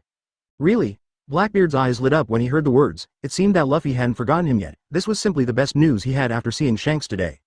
If Luffy hadn't forgotten him, his trip to the East Blue wasn't in vain. Chapter 191. Superficial brothers, but he didn't want to expose his ambition, so he said with a silly smile. Haha. This agreement is just a joke between the children. How can I become the Pirate King? But if Luffy can become the Pirate King in the future, then I am also very happy for him from the bottom of my heart. Is that so? Shanks stared at Blackbeard's innocent face, sensitively aware that this was not what he really thought, it was just a disguise. Of course. Blackbeard nodded genuinely, and the members of the Whitebeard pirates next to him also laughed. How could Teach become the One Piece? The one who wants to become the One Piece must be Daddy. But Teach, it turned out that you went to East Blue to brag with the children. You are really good at it. Be careful that people's illusions will be shattered after they see your reward. Hearing the joking words of his companions, Blackbeard didn't say much, just scratched his head foolishly and smirked. But this made Shanks more vigilant. He asked with a smile. I heard you went to East Blue alone? What did you do? Is there anything interesting? Just bored and went to East Blue to relax. Blackbeard laughed. Going to East Blue? Shanks asked suspiciously. Is it necessary to go that far? Haha, New World is too dangerous. I don't dare to hang out here, or East Blue is safer, just suitable for me. Blackbeard said with a silly smile. His words attracted the approval of his companions. After all, in their opinion, Blackbeard is just an ordinary member of the Whitebeard pirate group, and his strength is not ranked high. Even the bounty is at the bottom. Speaking of East Blue, Blackbeard retorted. Didn't you also go to East Blue? What happened to your hand? I saw in the newspaper that you lost an arm in East Blue. Did you encounter some strong enemies? Dad was shocked when he saw this. He stared at Shanks closely. He was really curious about this question. Obviously he had already solved why Shanks lost his hand, the king of the sea. Shanks didn't think much of it. Let him think that Blackbeard was up to something, and it never occurred to him that Blackbeard knew he wanted the other hand. Shanks glanced at the missing left arm and said with a smile. I plugged it on New Age. Advertisement. As soon as this remark came out, Blackbeard's pupils shrank. Shanks, you still said you haven't read the script.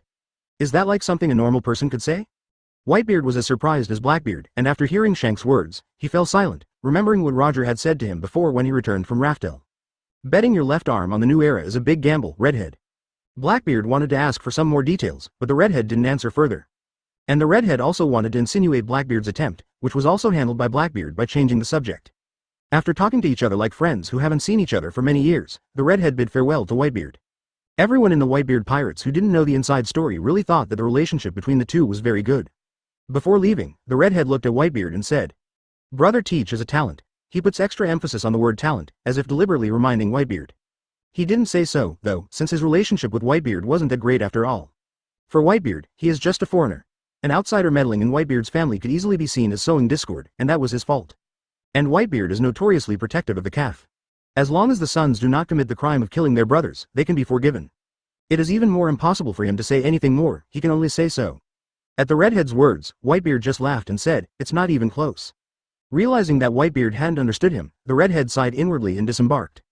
He has done his best, and he didn't gain much from the conversation with Blackbeard this time, but what is certain is that the other party does have plans, is very ambitious, and very cunning. What are they waiting for if they stay under Whitebeard's command? Perhaps the only truth Blackbeard ever said was the one he told Luffy that he wanted to be the One Piece. And what this means, needless to say. Advertisement. 0. He is a crew member of Whitebeard, and he is also Whitebeard if he wants to become One Piece, and when he said this, there is only one meaning, and he has great ambitions. This can also explain why the powerful but willing to be an ordinary crew member in the Whitebeard pirates, not the captain, because he doesn't like these, he wants more. With Shanks gone, Blackbeard and his companions joked around for a while before returning to their rooms. As soon as he entered, his face was covered with a layer of haze, and his eyes were full of anger. It may be the enemy in the future. Shanks' last words to Whitebeard are clearly telling Whitebeard to be careful. For this man who is suspected to have read the script, Blackbeard has already raised 12 points of vigilance in his heart. Blackbeard's eyes popped open. Bandit, because this is the first man in this world to see through his disguise. What went wrong? Blackbeard began to recall what Qiao Lin said about the process of the redhead brushing Luffy's affections. And he has built a good impression in front of Luffy for a year, he must not be able to compare with this.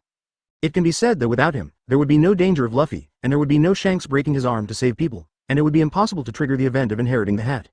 Fortunately, he has been playing well, without arousing Whitebeard's suspicion. I am afraid that the purpose of coming to the Mobidy this time is also for him. Everything lies in that bandit King Sigwin, from the bar, to Luffy talking to Shanks, to the bandit. In this regard, Blackbeard doesn't have too many worries, as long as Whitebeard doesn't squeeze him out, then he can stay here steadily and wait for the fruit to appear. How could he forget this? The most critical factor for Shanks to gain Luffy's favor is that the Thief King Sig created a critical moment of life and death for them. But what's more troublesome is another thing. Shanks seems to have his eyes on him now, and he is on the opposite side of him. The hateful Garp Blackbeard scolded Garp as a waste in his heart, and even his grandson couldn't stand it. It is estimated that he went to East Blue to meet Luffy, which aroused the other party's suspicion and vigilance. Advertisement Chapter 192 Full of expectations. Blackbeard, impotent and furious Spandom. Damn it. Blackbeard gritted his teeth and cursed. He really regretted it now, regretted that he didn't kill that bandit King Sig before leaving Windmill Village. It's all because of that guy Garp who forced him to leave the kingdom of Goa overnight in a hurry.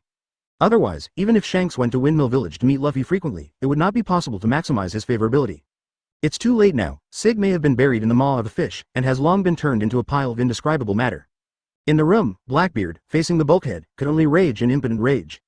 The only good thing is that he also gained Ace's favorability, hoping that after Garp throws Luffy to Dayton, Ace can help him increase his favorability again. Hope Ace won't let him down. Blackbeard recalled every detail of the communication with Ace, and found that there was nothing wrong with sending 287. Moreover, Ace and Sabo have always lived in Yamanaka, and they have very few contacts with people, and it is even more impossible for a guy like Shanks to intervene. Guaranteed that his favor will last forever. It's all up to you, Ace. Wait for you to go out to sea, Whitebeard pirates, I'll cover you. Blackbeard thought to himself. And in the forests of the East Blue Kingdom of Goa, unknown to Blackbeard. The three brothers Ace, Luffy and Sabo are besieging a wild boar, which is their dinner today. And the Teach who had appeared in front of them has been left behind by them. No, it cannot be said to be forgotten. It was marked with bad intentions and placed in the corner of memory. Waiting for him to appear again one day, this shelved memory will appear again. At the same time, in another time and space, Luchi was also looking at the photos uploaded by Roger.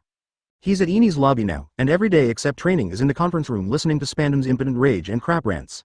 Advertisement at this point, Spandom is doing its daily roar. Trash. Scrap. Scrap. All of them are trash. It's been half a year, and I haven't found that Frankie yet. How can there be such a useless guy under the world government? Such an obvious guy can't be found, and there is not even a bit of news. Spandom slapped Dwang, loudly on the table, spitting like the shower in the shower blooming. Different from the rage of Spandom, everyone in CP9 sat in their positions with a face of indifference. Kaku propped his chin and looked ahead boredly, his eyes divergent. Khalifa crossed her legs, with a book on her lap, raised her eyes with her fingers, turned the pages of the book again, and looked at the book quietly. Jabra looked up at the ceiling. The circular carvings on the ceiling caught his attention. On the other hand, Otonashi Fukuru was pulling the zipper on his mouth in boredom. Bluno and Kumadori, one is opening and closing the door boredly on the armrest, and the other is meditating with closed eyes. Luchi, who seems to be the most concentrated and seems to be listening to Spandom, is actually flipping through the photos of the chat group. Spandom vented for a while, and everyone who saw CP9 didn't seem to take what he said seriously. A fire came up in my heart. Am I talking? Do you hear me? If you guys hadn't let someone run away under your nose, I would have got the blueprints long ago. When the 5 elders are happy, it's not just a matter of me being promoted and getting rich. I wouldn't have to stay in this crappy place like CP9 long ago. Now there is no news about Frankie at all. It's all your fault, Luchi. In vain you were called the strongest in the history of CP9, and you can't even catch a single person. Trash, all of them. Before Spandom finished speaking, Luchi, who had farted Spandom's words, leaned over and shot Spandom's eyes with a murderous look. It directly scared Spandom to shiver. Spandom thought of the ruthless Luchi in front of him. Crushing him to death was like crushing a fly, and he was the one who angered the opponent in the end. Advertisement. After swallowing a mouthful of saliva, Spandom staggered his eyes and set his eyes on Khalifa next to Luchi. Persimmons need to be picked soft. It's all Khalifa's fault. Frankie was delivered to you, you guys talked, he even reported himself as his family, and you didn't realize that there was a problem with the other party's identity, which made us miss the opportunity to catch him and get the blueprint's best chance. It's all your fault. Zero. If it weren't for you, I wouldn't have wasted my time looking for someone. For half a year, the people he sent out searched all the stops along the track of the sea train. At the beginning, there were clues of Frankie, and he personally took all the members of CP9 to find it. But not found. Later, there were no clues about Frankie, as if this person disappeared out of thin air. After that, he expanded the scope of the search from the sea train to the entire paradise, and then to New World and other sea areas, but still did not get any clues of Frankie. There has been no news until now. Spandom couldn't sit still anymore. He found Tom with great difficulty. After designing Tom, he searched for a few years and retargeted his apprentice Bingshan. In order to avoid repeating the same mistakes, he adopted a gentle strategy, let CP9 people stay undercover by his side for half a year, and finally got the exact information of the design drawings. Now the people are gone, and the design drawings are also missing. It means that everything is in vain. And his dream of being promoted and getting rich after success has also been shattered. 4.6 He has spent many years for this. The most important thing now is to find Frankie, but Frankie disappeared out of thin air, and he has no way of finding out. Sitting in the Enie's lobby all day waiting for the report to come back is not a long-term solution. He wants to get promoted and get rich, and he doesn't want to stay in this ghostly place for the rest of his life, facing these bloodthirsty monsters without emotion all day long. The daily impotence and fury are all venting his dissatisfaction and anxiety, as if he has found a target. Spandom grabs the question of Khalifa missing Frankie and chatters endlessly. Khalifa didn't argue with him too much, and still read the book and ignored him. The most useless thing in the entire CP9 is the loudest voice, and he was the one who gave the order not to act rashly. Chapter 193 Spandom. Getting promoted and getting rich is just around the corner.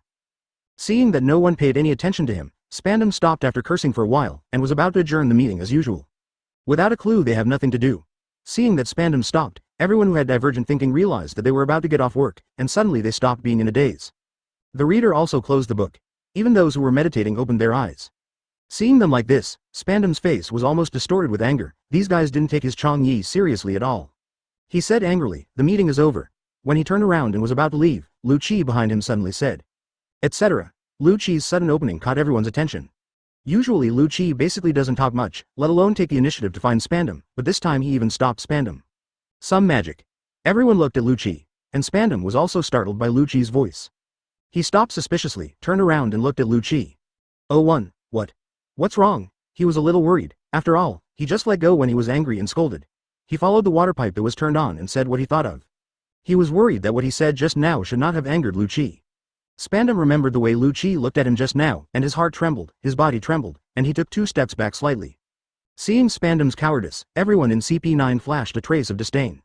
This useless fox pretending to be a tiger is fine. If someone else really wants to do something, let alone do something, a word can scare him half to death.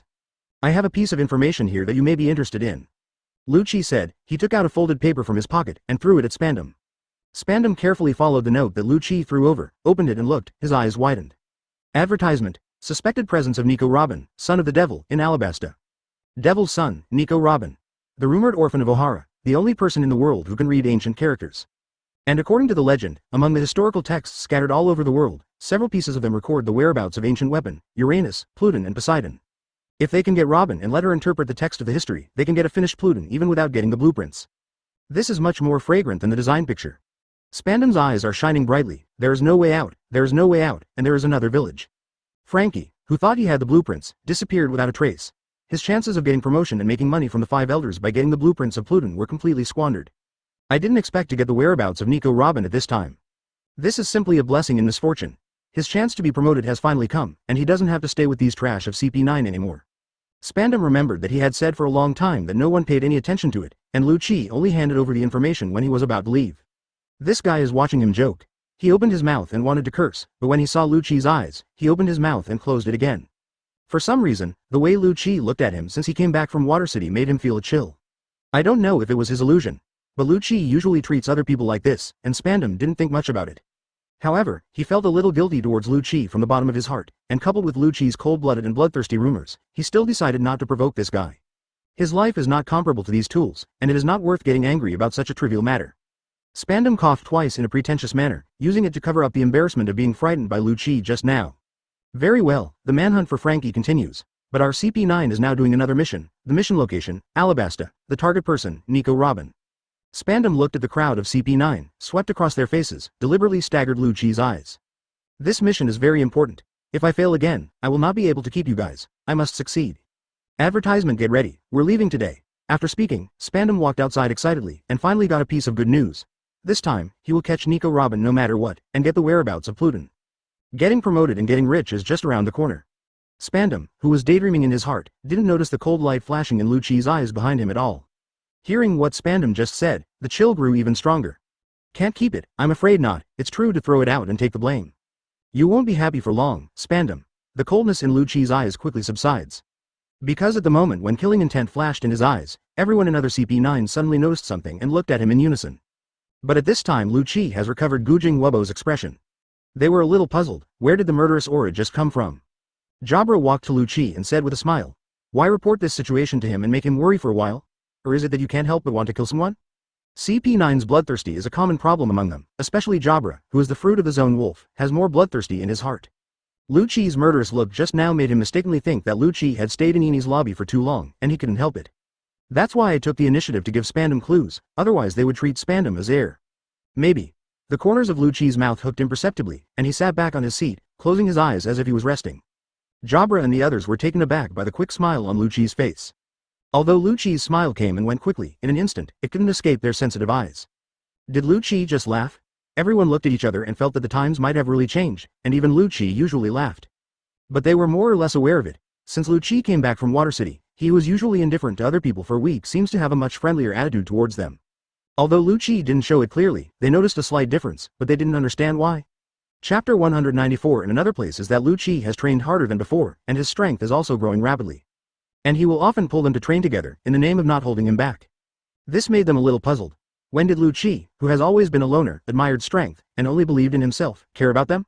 This is really strange. But they didn't ask Luchi, after all, it sounds weird to ask how you treat us better. And they are not the ones who can say these things among themselves. But one thing is true. Luchi is constantly getting stronger, and they, who are also CP9, cannot be left too far by Luchi. Otherwise, it is really dragging him down.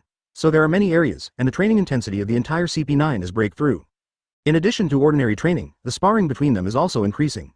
Constantly become stronger in actual combat. Seeing that Luchi closed his eyes and rested his mind, he didn't plan to leave, and the others didn't stay too long, and walked to their room. The last time I went undercover in the City of Water for a whole year, I don't know how long it will take to go to Alabasta this time. It's best to get things done before you leave. After they left, Luchi opened his eyes with his eyes closed, and started the chat group. When Spandom opened and closed his mouth crazily just now, Luchi was looking at the chat group. Looking at it, he felt that it was time to finish this guy. After returning from Water City for half a year, the training here has reached saturation. It's time for a real life and death struggle. So after he saw Robin in the group, a thought flashed through his mind. Now Spandom is struggling with Frankie. His mind is full of Pluton's affairs, and now if there is anything that can make him fall into it, it is only Pluton. So Luchi changed his mind and thought of using Robin to lure Spandom out, and then find a chance to kill him. Anyway, Spandom is also the chief of CP9, and being killed casually will always lead to investigation. Advertisement, so Spandom has to die for a reason, and the best reason is to die in a mission, which is much smoother than dying in Enie's lobby. And he also wants to go to Alabasta to do something. Nico Robin. This woman is always a hidden danger in Alabasta, and she is another key to Pluton. Now things in the water capital have changed because of him. And this woman has been living under Aokiji's eyes. The bigger problem is that Spandom, who is targeting Pluton blueprints, will definitely have his eyes on other clues. And who knows when it will fall on Nico Robin. Maybe at some point this woman will fall into the hands of the world government. At that time, the Revolutionary Army, which had already gained some bargaining chips against the world government because of him, was pulled back after Nico Robin fell into the hands of the world government. This is not good, he doesn't like to be busy in vain. So instead of being passive, Luchi decided to take the initiative to make amends when the time came. Put an end to this trouble. He remembered that Nico Robin was now captured by Crocodile, one of the Shichibukai, and forced her to do things for him, also for Pluton. According to the current time, the other party should have come to Alabasta, preparing to seize the kingship of Alabasta and the information about Pluton hidden in the underground history text. Even Pluton cannot fall into the hands of the world government, and naturally it cannot fall into the hands of such a pirate as Crocodile. So Crocodile, he must kill. For Pluton to drag the people of the whole country of Alabasta into misery, such a fellow is a scourge alive. And he also has plans for Pluton, so he can't live. As for Nico Robin, if she is sensible, please show her the way. Go to the Revolutionary Army. It happens to be the only one in the world who understands the text of history. When you go to the Revolutionary Army, you can poke the weakness of the world government. If you don't understand the situation, then you can only solve it so as not to become a hidden danger. Now the trend of history has changed because of him, and he doesn't expect everything to develop as in the original book. So in order to avoid getting worse, he has to do something. Advertisement Alabasta's situation is now a blank slate, and then he must take control of the overall situation and keep everything under his control. For this he must have enough information. These information cannot be in the CP, because he can know the information of the CP, and Spandom can also know it. He wants to use this to calculate that Spandom must have something that Spandom doesn't know. So the best source of information is here. Luchi looked at the chat group. This chat group is a natural intelligence center. It not only gathers big figures in the pirate world from different time and space, but also has a core figure, Qiao Lin. From Qiao Lin he can get all the information about Alabasta. At that time, he can arrange Spandom, Crocodile and Nico Robin into his plan. But the trouble now is how to ask Qiao Lin this question. Qiao Lin also mentioned Alabasta in the group before, but he said it by Robin.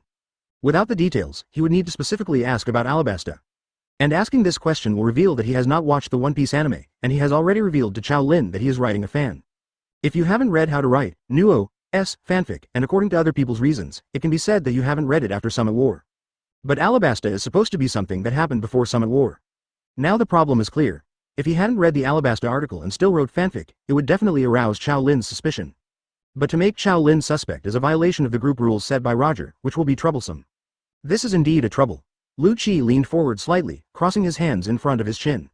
You have to think of a good reason to ask this question. Luchi opened the chat group and looked at the group members who were chatting in the group. Suddenly an idea popped up in his mind. He can't ask, but there is another person in the group who can.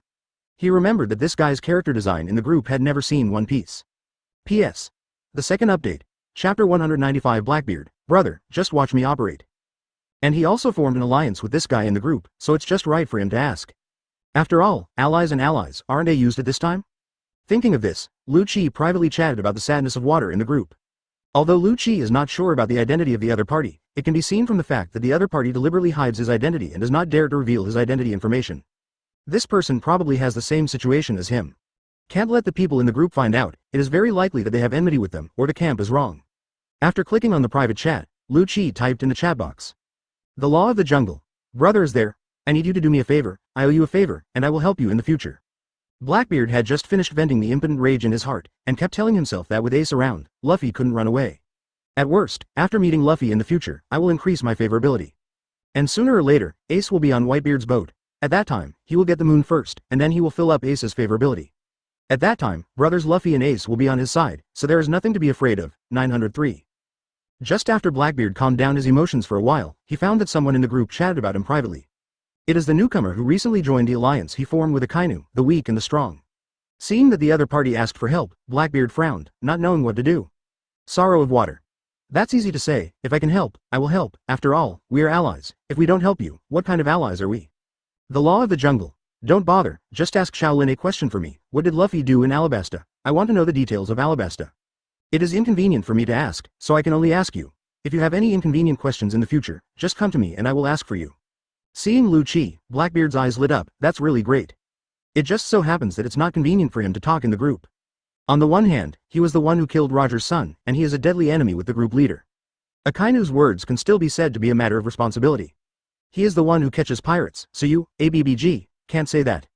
But he created Summit War single-handedly. It can be said that without him there would be no Summit War, nor the death of Ace and Whitebeard.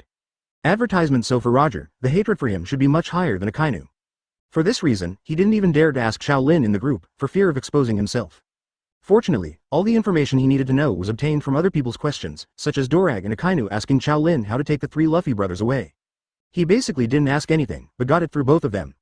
He also made a trip to East Blue Windmill Village. Although there was a little error in the actual operation in the end. But in general, the good impression that should be brushed is still brushed. The only thing to hate is that damned Garp. Thought. Here Blackbeard is another burst of resentment. Although the Luffy matter is over, it doesn't mean that he doesn't need to ask other questions. After all, no one can say for sure what will happen in the future. Maybe one day he will ask Qiao Lin some important questions, and these questions will reveal his identity, and then he will be in trouble. Now if there is, the jungle of the jungle, helping each other, it is equivalent to asking his own questions through other people's mouths. Perfect. I didn't expect that the alliance formed would have such a little effect. Their alliance has never been used since its development. On the one hand, they are not in the same world and cannot be of much help in real life. Another problem is that they dare not jump too much in the group, so there is no chance to ****s people off. It seems that now the greatest usefulness of this alliance has appeared. Your mouth is my mouth, and my mouth is your mouth. Blackbeard smiled and replied in a private chat. Sorrow of water. Don't worry, you can take care of me, we are allies, we should help each other, just watch me operate. With Blackbeard's promise, Luchi also felt relieved. The law of the jungle, then I'll leave it to you. Blackbeard quit the private chat and joined the chat group. Advertisement at this time, Roger and the others had finished chatting, and lifted the temporary block on Qiao Lin. Blackbeard immediately at Qiao Lin in the group.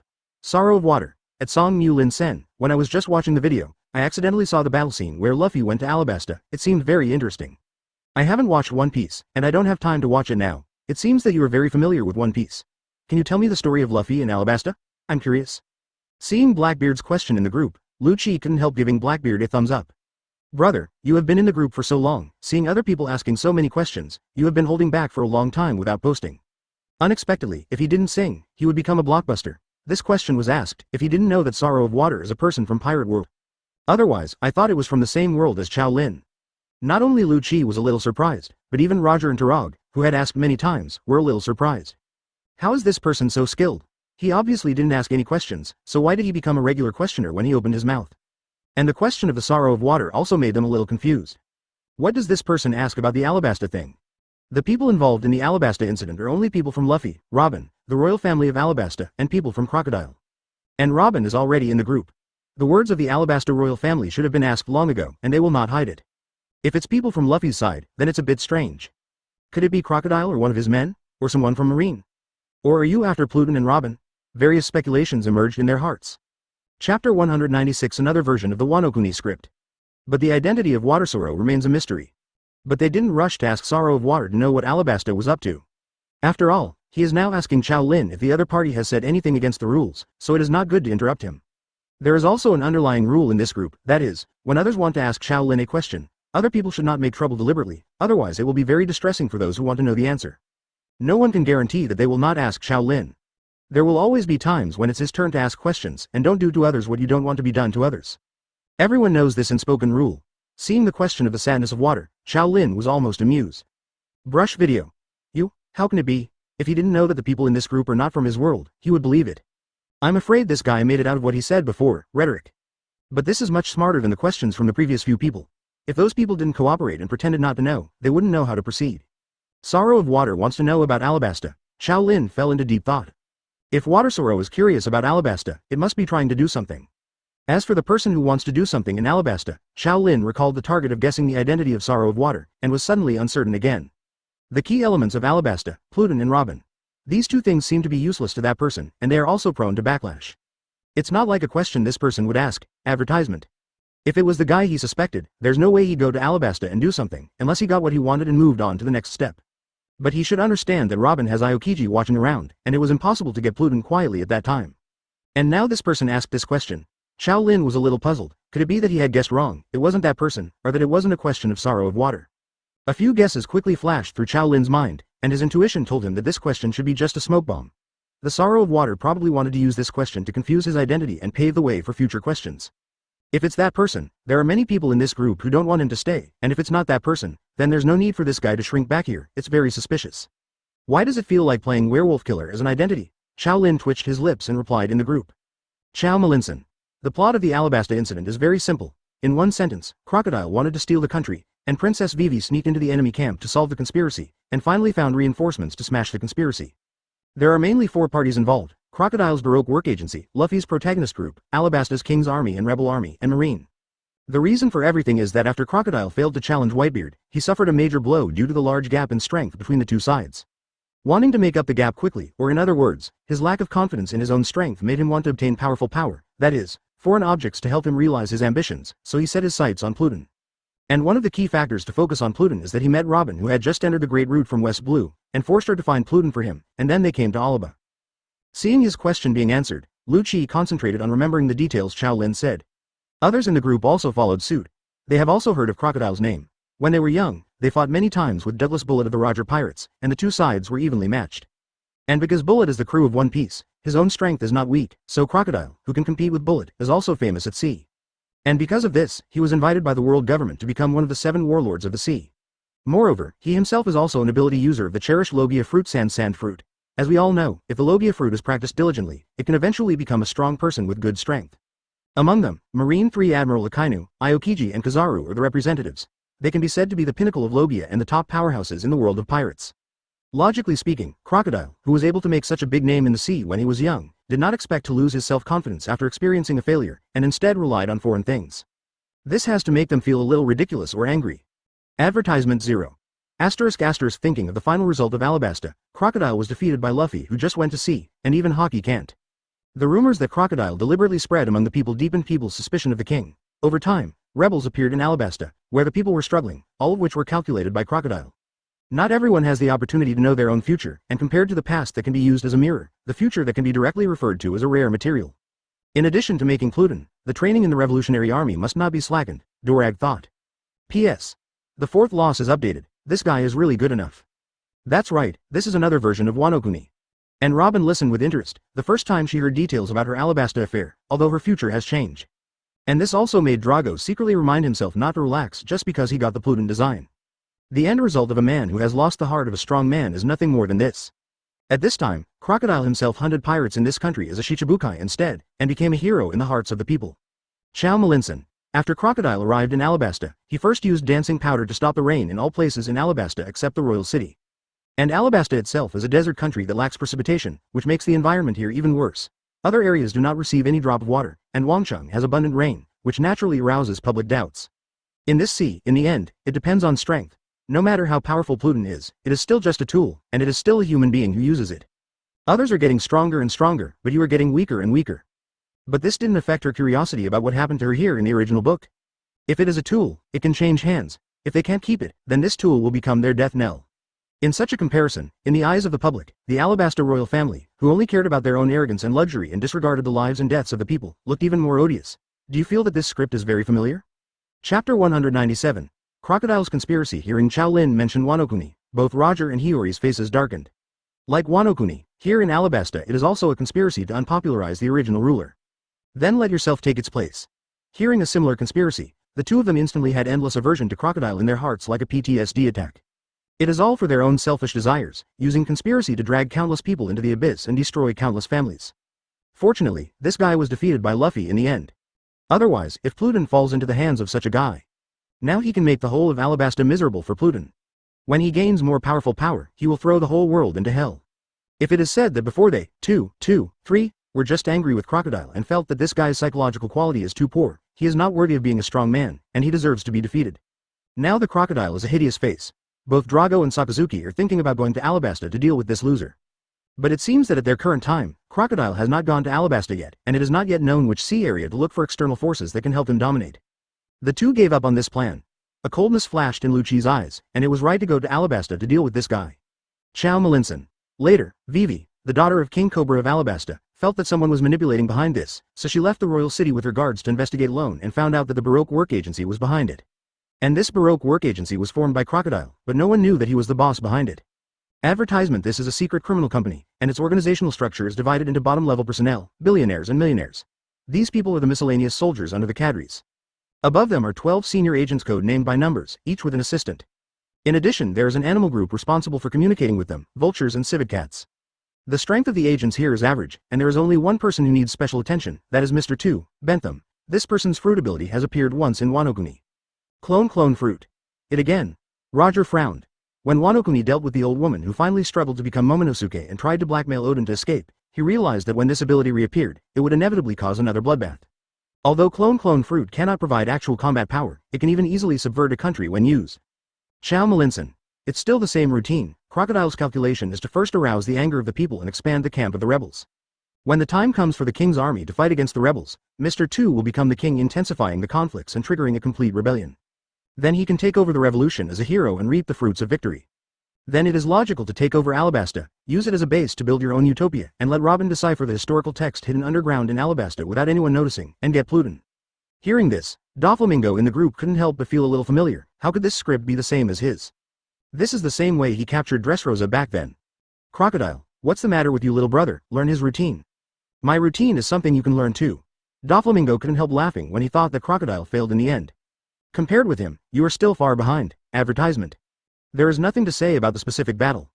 It should be noted that Robin has no intention of handing over Pluton to the other party. She has already planned to assassinate Crocodile after reading the main text of the history and die with him.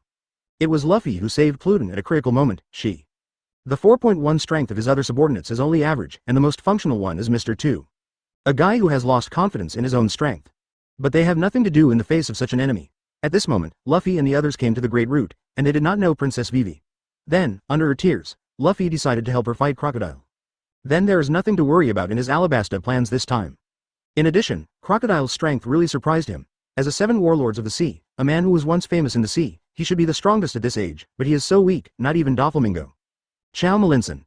Crocodile's plan is like this, but in practice, except for one problem, Princess Vivi sneaked into the Baroque Work Club, although there is no definite evidence, but it has been roughly figured out that the person behind it is Crocodile Zero. As for Crocodile, afterwards, things were simple. Luffy and the others came to Alabasta, and discovered the truth of Alabasta step by step. Luffy fought with Crocodile, and then broke the sand of Crocodile Logia with water, defeating each other. After hearing what Qiao Lin said, Roger had such an expression on his face. The biggest use of clone fruit is here. Replace other people's identities to do some invisible deeds. But when he thought of the person he was about to face, Doflamingo couldn't laugh anymore and had a headache. Whether there is Pluton's whereabouts in the historical text here is still a mystery. Robin did not give an exact answer, and the Revolutionary Army did not get Pluton because of it. Although Roger is not in favor of borrowing the external force of Devil Fruit to make himself stronger, it has to be said that these things really have incredible abilities. Luchi will write down what Qiao Lin said, including Crocodile's plan and people who need attention. If it is Doflamingo, then you need to think again.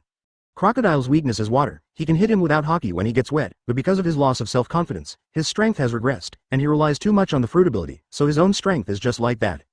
The Alabasta chapter is basically like this. There is nothing to say, and the details are the crying scene of Princess Vivi. Perhaps it is precisely because of these fruits that the sea is full of waves. Chapter 198 Luchi. Feeling unwell, just let Spandom die here logically, and then take Crocodile's Shichibukai title logically. Killing him is enough. It's even simpler than imagined. As for the ability of the troublesome Logia sand fruit, Luchi's eyes flash with disdain. From Qiao Lin's mouth, he already knew that this guy's physical skills had basically degenerated into scum, and what he could fight depended on his ability. According to the development of the plot, Luffy will fight against him later. At that time, Luffy broke through several times, and it was difficult to beat him with physical skills. Crocodile's physical skills were not enough for him. And relying too much on abilities. Luchi smiled, he stretched out his right hand, and attached a layer of black armor to it. Then you can try it. He hasn't done anything in the past 6 months, so he can take Crocodile to see if his teeth are sharper. It suddenly occurred to him that he hadn't paid Blackbeard for asking him to pay Qiao Lin. He got up quickly and quickly returned to his room. I found a box, which contained the salary he received for working for the world government for so many years. The amount of salary is not much, he usually has no expenses, and he has no hobbies except killing people, and the world government here also includes food and housing, so he has saved all his expenses. Moreover, they also work 2 jobs in the water capital, one in the shipyard and one in CP9, receiving 2 salaries. But he had no desire for money before, so he didn't have any extra income. Adding up is more than 200 million, which is not comparable to those pirates who live to steal money and treasure. Thinking about the last time Doflamingo made a move of 10 billion, he really felt a bit shy with 200 million. Luchi inexplicably felt a little uncomfortable. He didn't feel this way before, but now he felt as if he was slapped in the face with money. Remembering that Doflamingo also took Dressrosa by illegal means, he secretly wrote a note to Doflamingo in his heart. And he has to find a way to get something, otherwise there will be nothing as a thank you next time. Advertisement. After thinking about it, Luchi returned to the chat group, and then chatted with Blackbeard privately. At this time, Blackbeard was also planning to ask Luchi if he got a satisfactory answer, and give him the reward quickly. It's enough for him to ask questions for Luchi. He wouldn't even have to pay for Qiao Lin's remuneration. He's a poor guy now. He used all the money my father gave me for food and drink. Originally, I was just eating and dying on the boat and waiting for the time to pass. I have to find something interesting to do. For a pirate, the most interesting thing is drinking. Now that Qiao Lin has finished answering, he still doesn't give out red envelopes, which will affect his reputation. Although Qiao Lin doesn't know the contents of the red envelopes, what if he finds out later? Then he will suffer a blood loss. At this moment, Blackbeard saw Luchi's private chat. The weak eat the strong. I'm sorry to trouble you. I forgot to give you a piece of this thing just now. This is my reward to Qiao Lin. Next time I will help you. Blackbeard opened the red envelope and saw that it was a total of 200 million Baileys. He is a little jealous, although the Whitebeard pirate group is big enough, but more people means more monks and less meat, and the money they get each time is enough to eat and drink for a period of time. 200 million can make him happy for a long time, but even though he thought so, he still couldn't move the money. Blackbeard sent the 200 million yuan as a red envelope to Qiao Lin without change. Sorrow of Water sent a red envelope to Qiao Linson. Watching the 200 million he got fly away, Blackbeard felt a little distressed. But what made him feel even more distressed was that he didn't seem to have anything that could be used as a reward in exchange for Qiao Lin's advice. Now it seems that in terms of ability, Roger and the others have basically given everything they can, and Hockey is also full. When it comes to him, it seems that they can only use money or items as a thank you gift. Thinking of this, Blackbeard gave me some headaches. It seems that there is no one poorer than him in the whole group now. Now that I think about it, Doflamingo is cool, throwing it out as 10 billion. Blackbeard's eyes are full of envy and hatred. And Doflamingo, who didn't realize that he was targeted by others because of showing off his wealth last time, also opened the red envelope sent by Blackbeard. Advertisement. He originally wanted to see who it was from the content of the red envelope, but when he saw that it was money, which was only 200 million, he immediately lost interest. On the other end of the chat group, Qiao Lin also discovered that there were 13 million more intercepted bank text messages in his mobile phone. It's not bad, the only pity is that it doesn't have any abilities or items. He closed the text message casually and returned to the group. Seeing that no one asked any more questions, Qiao Lin quit the chat group. Seeing Qiao Lin's withdrawal, Roger temporarily blocked Qiao Lin and asked Blackbeard about Alabasta's intention. I'm One Piece. At Shuiji Bay, are you going to Alabasta? Seeing Roger's question, Blackbeard was taken aback for a moment. How did he know whether to go or not? But this happened to be a good opportunity for him to establish his personality. Maybe he could fool Roger. He quickly called Luchi and asked him to help. This was his problem. After seeing Luchi's reply, Blackbeard replied quickly, 350. Water sorrow. Well, something happened on my side, and now Spandom is after Robin, so I want to go to Alabasta early to let Robin go. Seeing Shuiji's sad answer, everyone else's eyes widened, and Spandom actually stared at Luowu. What about Frankie? They remembered that Frankie's situation should have been disclosed in detail in the group before, so it is very likely that Sorrow of Water took some actions during this process, which led to the failure of Spandom's plan. So Spandom can only think of other ways. After realizing this situation, everyone who was afraid of Blackbeard's identity was relieved a little, that he should not be an enemy anymore. Roger asked a few more questions, and Blackbeard answered them all under Luchi's command. Blackbeard couldn't help laughing at this. After what happened this time, he should be able to put aside his real identity. But his reply in the group is always slow and he always avoids some questions, which is more or less abnormal. And it is clear that Roger and Dorag will speak up after helping the group of friends solve the problem. But this person seems to have solved the matter of the water capital, but he didn't say a word. Is it because he is really low-key and doesn't care about other people's thanks, or there is another reason? Chapter 199. To Cake Island. Both Drago and Robin had doubts about the identity of Sorrow of Water. And Sakazuki only thought that his ally probably chose a completely different path from the original one like him. Blackbeard's smooth performance also let Luchi breathe a sigh of relief, and his identity cannot be exposed in the group, otherwise it will cause unnecessary trouble. After finishing the group chat, Luchi packed his bags in the room. Next stop, Alabasta. Targets, Spandom, Crocodile, and Nico Robin. This time all members of CP9 were dispatched. After seeing Qiao Lin leave the group chat, Doflamingo also drew his attention to reality. He is not interested in paying attention to the identity of this water sorrow right now. He is now facing a big trouble, or challenge. This determines whether he can successfully carry out his plan in the future. Successfully whitewashed and gained the initiative in one fell swoop. He even gained the status of controlling the world in a sudden transformation. But for now it's just the beginning. He has arrived at the destination, Wanguo, which is the base camp of BIGMOM pirates. Wanguo is a country that exists like a fairy tale, composed of many islands, mainly Cake Island. BIGMOM lives on the main Cake Island, an island made of cakes and cream, all of which are real and edible. And other islands such as Cocoa Island, Jam Island, Nut Island and many other islands have the same name, and the buildings on them are made of the same thing as their name, or rich in these substances. The combination of these substances can finally make a cake, which reflects a honeycomb structure from the side. All other children serve BIGMOM alone. Advertisement. As soon as Doflamingo came to this sea area, he discovered the changes here. He has been here many times, and he no longer has the original freshness. As for Granu and Dellinger, when Doflamingo came here before, he always arranged them to be housekeepers at home, and did not bring them out. This time they saw the spectacle here, and they all made surprise sounds. The sea of juice, the mountain of nuts, the island of candy. All kinds of magical substances make them a little greedy. Looking at their expressions, Doflamingo inexplicably felt like he was taking his family on a trip. But they didn't come out for a trip this time, but for a mission.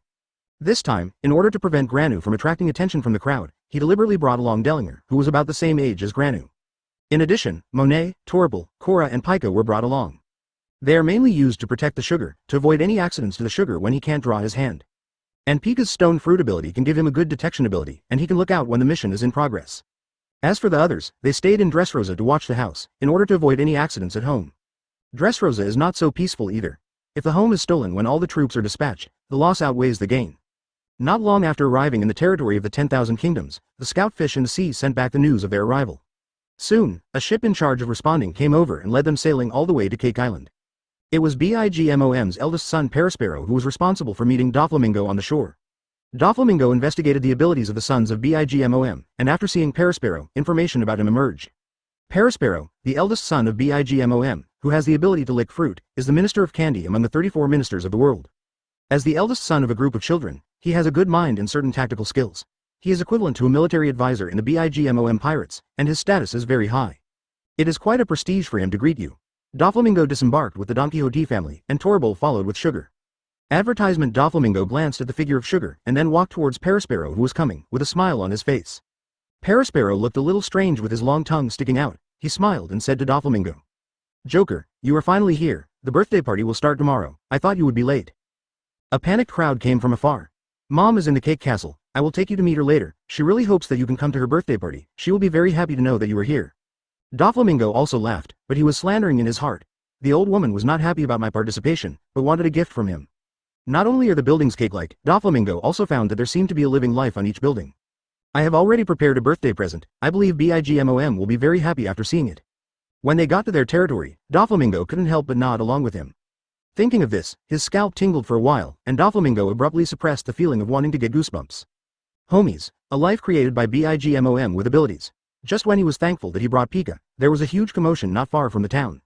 Even greedy for his body, in a blink of an eye, I came to the town outside the castle. I have to say that it is the same as in a fairy tale. Doflamingo asked curiously. While dealing with it, from the corner of the eye, he looked at the Tang Jide family members behind him. "Pack up your mood and chat with Perospero. Aren't I here? Where's Bigmom?" Doflamingo's heart trembled. There are homies everywhere here, which is equivalent to being full of Bigmom's eyes. It is not so simple to move around under her nose. Perospero laughed. Perospero not only has a long tongue, but he is also a chatterbox, and he can't stop chatting with Doflamingo. Good. Chapter 200. The Man-Eating Monster. How dare someone make trouble in Cake Island? A trace of doubt flashed in Doflamingo's heart, and he gestured to Torbo with his eyes, reminding the other party to keep an eye on Granu and not to be swept away by the flow of people. Doflamingo to Perospero. "What's going on here?" But just after asking, Doflamingo understood what happened. Because the protagonist of this commotion had already appeared not far away, her huge body was clearly visible in the crowd. The surrounding buildings were easily destroyed by Bigmom, and the sugar tower was picked up by her and stuffed into her mouth. After discovering that the smell was not what she wanted, she spat it out again and ran to other buildings. "Is this the craving?" Doflamingo recalled what Qiao Lin said about Bigmom. "It explodes at any time without warning. Once attacked, it will become a monster who only knows how to eat sweets. Don't stop until you are satisfied. And in this process, the 6 relatives do not recognize her, and whoever blocks her is her enemy." Unexpectedly, as soon as I came to Cake Island, I saw Bigmom's craving attack. I'm afraid the town's greatest fear is the old woman. 373. These thoughts flashed through Doflamingo's mind quickly, and then he frowned. The sugar is still here, so it cannot be affected. Perospero saw the turbulent flow of people and the sound of destruction in the distance, and he guessed that his mother was ill. Hearing Doflamingo's question, he smiled wryly and said, "Mom's craving for food is happening again, so I have to stop her quickly." At this time the other sons and daughters of Perospero also gathered together. "Brother Perospero, what should we do? Let Mom go on like this, and the desert city will fall." "What did Mommy get into this attack?" asked Perospero. "Caramel puff tower. Every time the birthday party is approaching, my mother wants to eat this. Now the chefs are rushing to make it, and it will take a little time." Advertisement. How much longer? 5 minutes. Perospero looked at Katakuri next to him. As the 2 eldest children of their mother, they were very aware of their mother's situation after she became ill. "Can't stop. Whoever stops dies. I can only find a way to guide her in the right direction. You first arrange for the evacuation of the residents of the desert city. I will go to my mother and tell you that Katakuri will be handed over to you," Perospero said. "Okay." Katakuri nodded slightly, and then told the others, "Do as Perospero said." "Yes." The others jumped into action. Perospero said to Doflamingo before leaving, "I'll excuse you first, something urgent happened to my mother." Doflamingo responded with a smile. Watching Perospero go away, not far away, Bigmom was holding those living homies into her bloody mouth. Doflamingo frowned for a while. It's not like he hasn't seen such a scene when he came to Cake Island before. The desserts in Cake Island are all living homies, and it feels magical at first sight. But ever since I heard that Bigmom ate his childhood companion alive at the birthday party, seeing such a scene again left me with a chill. I'm afraid this old woman has fallen in love with the feeling of cannibalism. That's why you give life to food and then eat it. At this time, Parasparrow was talking in front of Bigmom not far away. Suddenly Bigmom let out a roar, and the 4 Emperors-level Conquerors Haki suddenly radiated from Bigmom. Seeing this, Doflamingo's expression changed. What he is most afraid of is the attack of the indiscriminate Conquerors of Bigmom, once the sugar is stunned. ABBC.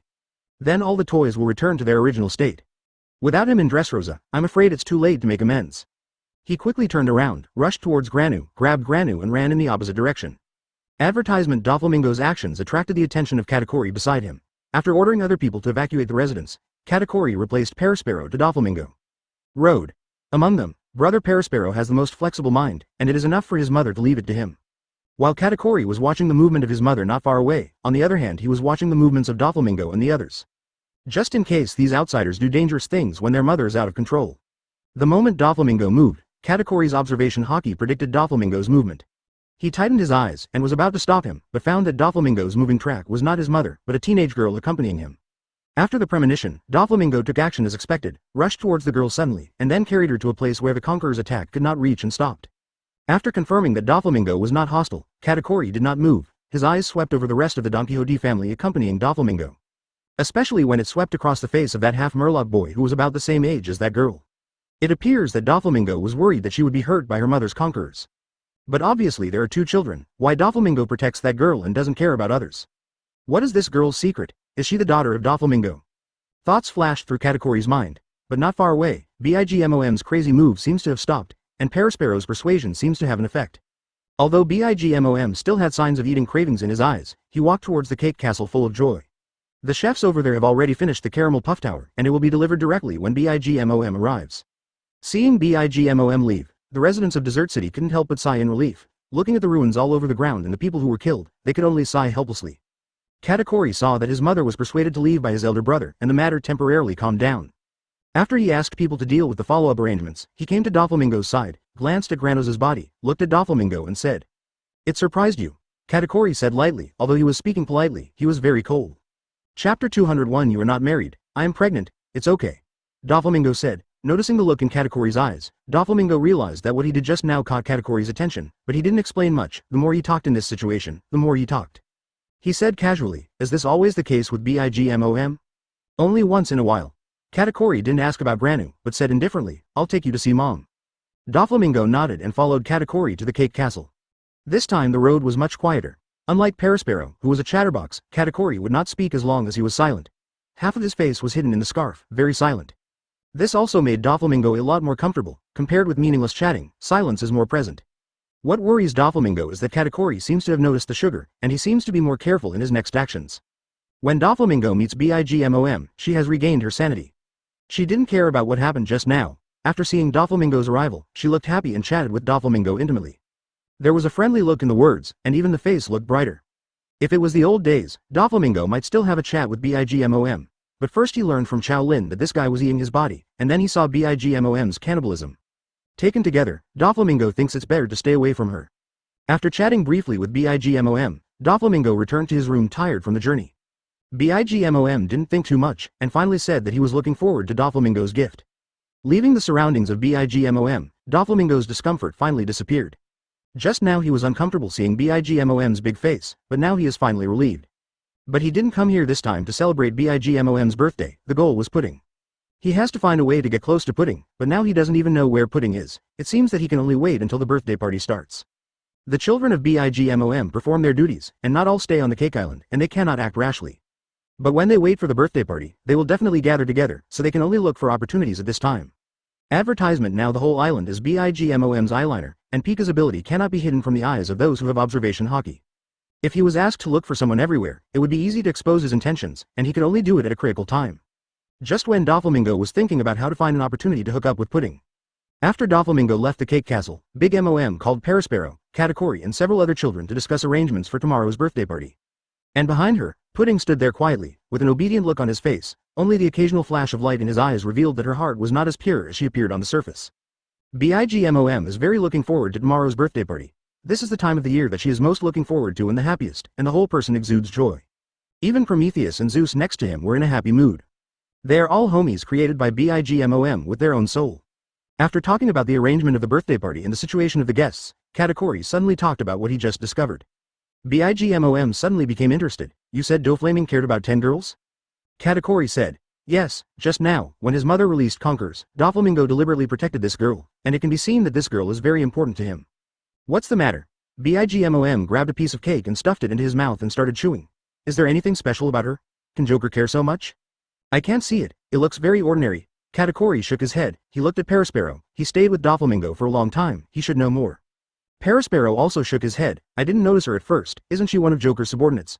When you said that, I remembered it. It seems that Joker often looked at this girl on the way here. Could it be her daughter? Someone said, 0 for flowers. No way, I haven't heard that Joker has a child. But Joker is so old, it's normal to have children, but I haven't heard that he has children and no women. Could it be that he has any special hobbies? Or is it that Doflamingo is playing with cultivation? That girl is not just his subordinate, but also someone he likes. It's very possible that Katakuri said just now that Doflamingo was patronizing and protecting this girl, and no one else cares about it. I'm afraid this is the only possibility that can make him care so much. Advertisement. It can make a guy like Joker tempted. This girl seems very interesting. I don't know what kind of person it is. The children of Bigmom suddenly became 8 trigrams. 0.0 Listening to their chatter, Katakuri remained expressionless and did not participate. Perospero looked very interested, and planned to ask later, why didn't he think of it just now? When Bigmom heard the children chatting about Doflamingo's unmarried life, his eyes suddenly lit up. She just gave birth not long ago, and now her body is just ready for the next child. And Doflamingo's identity is no secret from her. Former celestial dragons, formerly the royal family of Dressrosa. If not, the world government would not have indulged him to such an extent, robbed him of the heavenly gold and made him a Shichibukai, and even seized the throne of the allied countries. Although it is only the former celestial dragons, the blood flowing in Doflamingo's body is the real celestial dragon's blood. Descendants of God. The blood of the legendary god.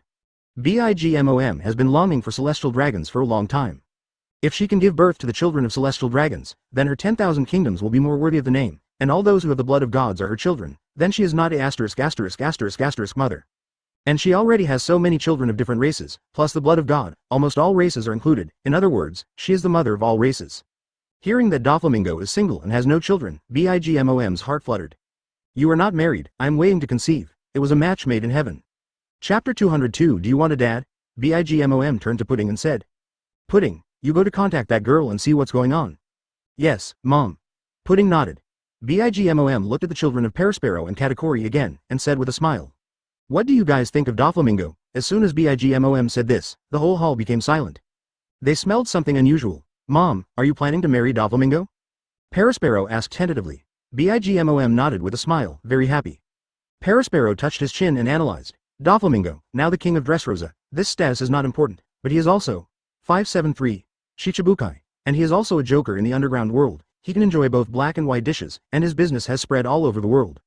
The point is that his status is very special, and the world government has to sell his face. This person is indeed very good. It is indeed a good choice if the marriage draws him into our camp. So who are you going to marry, Doflamingo, mother? Perospero's words caught the attention of Bigmom's daughters. Bigmom has more than 30 sons and daughters, besides the young ones and the ones who are already married. There are also a dozen or so who are eligible for marriage. None of them have the ability to make decisions about their own marriages, and they all have to rely on Bigmom to decide. Those who are strong, Bigmom will not let them go, and those who are weak will be used by Bigmom to marry them. It is unknown whether they will even be able to marry. Not to mention choosing who to marry. Compared with others, Doflamingo is obviously a good choice for this marriage. Not to mention other things, the appearance alone looks much better than those crooked melons and cracked dates. Possesses the lineage of God. Advertisement also has good strength. The most important thing is that he has rich financial resources, holds black and white business in his hands, and is the king of a country. It must be a good life to be married to such a person. Don't think that being the children of Bigmom will lead a comfortable life. Everything they do is for Bigmom. What's more, Bigmom's children add up to hundreds of people, and Bigmom is not a good mother. Rather than being a worker bee who serves as a queen bee all her life, it is better to find her own destination. And Doflamingo is a good home. Thinking of this, their eyes became enthusiastic, and they looked at Bigmom expectantly, hoping that she could choose themselves. Compared to the daughters who were full of expectations, Katakuri had a not-so-good guess in his mind. No, Mom, you don't want Katakuri to look at Bigmom in surprise. Hearing Perospero's analysis, Bigmom was as happy as a child with hundreds of tons. He didn't care to wipe his hands full of cream, clapped them, and said happily. What do you guys think about the fact that Mommy's next husband has decided to be Doflamingo? What? Dozens of BIGMOM children present were stunned. Parasparrow has a big mouth, and his long tongue is held out like a croak. No, my mother. But the enthusiastic daughters stared wide-eyed. They thought they were choosing a husband for them, but they didn't expect you to want to get married again. It hasn't been long since Ning gave birth last time, so come again? Katakuri's head was full of black lines. He felt something was wrong just now. Mom's childbirth syndrome is back. BIGMOM has two major illnesses that are the eternal pain in their hearts. One is food craving disorder. Once the denial of relatives occurs, even if her own child appears in front of her, she will kill him if she is not careful. Several brothers have already died like this. If these brothers and sisters want to say how much they love their mother, it is a lie. There is love, after all, they are the ones who gave birth to them, but the fear is also greater than love. The other is childbirth syndrome, giving birth continuously. Advertisement 10 months out of the year, I have been raising a baby, but BIGMOM has a rich body, so I can't see it. Moreover, not only one child is born in one child, but there are fewer twins and triplets, and more septuplets and octuplets. The key is to be born but not raised. Those young brothers and sisters are brought up by these brothers and sisters zero. It's hard for them big ones for this, and BIGMOM is now 66, still alive. And as he grew older, BIGMON became more and more swollen, and after pregnancy, his temper became worse and worse. At this time, it is not only the residents of all nations who are suffering, but also them. After all, they are children who are in direct contact with BIGMOM. And BIGMOM has never indulged them so much because they are children, and if they don't pay attention, they will be deprived of life. They don't want to bear the pain themselves, nor do they want their brothers and sisters to bear it. If they could, they would really like to say something, rather than being born again. But no one can stop BIGMOM, and what made Katakuri and Parasparrow even more embarrassing. Doflamingo was almost 10 years younger than them, which would be really embarrassing in the future. Parasparrow and Katakuri looked at each other, and they couldn't let BIGMOM have such an idea, and they must let her give up before her mother made up her mind. They were sure that Doflamingo would never agree. Although Doflamingo's strength is not very good, if they really want to keep him, he can't escape. But his importance cannot be underestimated. Many businesses of the BIGMOM pirates are carried out through him. 3.6. Although the four emperors are well known, they are huddled in the New World, and many things must be done through the intermediary of the underground world like Joker. At that time, don't get married and become enemies instead, which is equivalent to cutting off your own money. Mom doesn't care about these, she can do whatever she wants, but they can't help it. And like other men, they just treat it as a breeding machine that can be thrown away when it is used up, but Doflamingo is different. This guy is a man with means and a scheming heart. If he is forced to stay, it may bring them immeasurable troubles. After all, his identity is not just a pirate, but also a former celestial dragons. They don't want to plant a bomb in their home that they don't know when it will go off. Chapter 203 Doflamingo's Peach Blossom Tribulation. Parasparrow said quickly, Mom, you can't do this. What? Even BIGMOM, who was still smiling just now, suddenly became gloomy, staring at Parasparrow. Why? All of a sudden, Parasparrow was enveloped by pressure, and he felt that he was about to suffer. Just now he forgot in his heart that he could not directly block his mother's thoughts, but could only guide them. Katakuri hurried out to make a rescue and said, Mom, I don't think this is a long-term plan.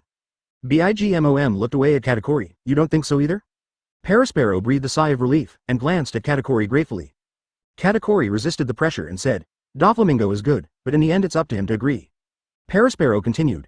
Besides, Doflamingo seems to have a sweetheart. At this time, it seems that it is not good for his mother to marry him, and if his mother brings it up, if Doflamingo disagrees, then where will the face of our BIGMOM pirates be put? So I think it's best to ask the workshop what Doflamingo means before making a decision. Hearing Parasparrow's words, the gloomy expression on BIGMOM's face subsided. What you said really makes sense.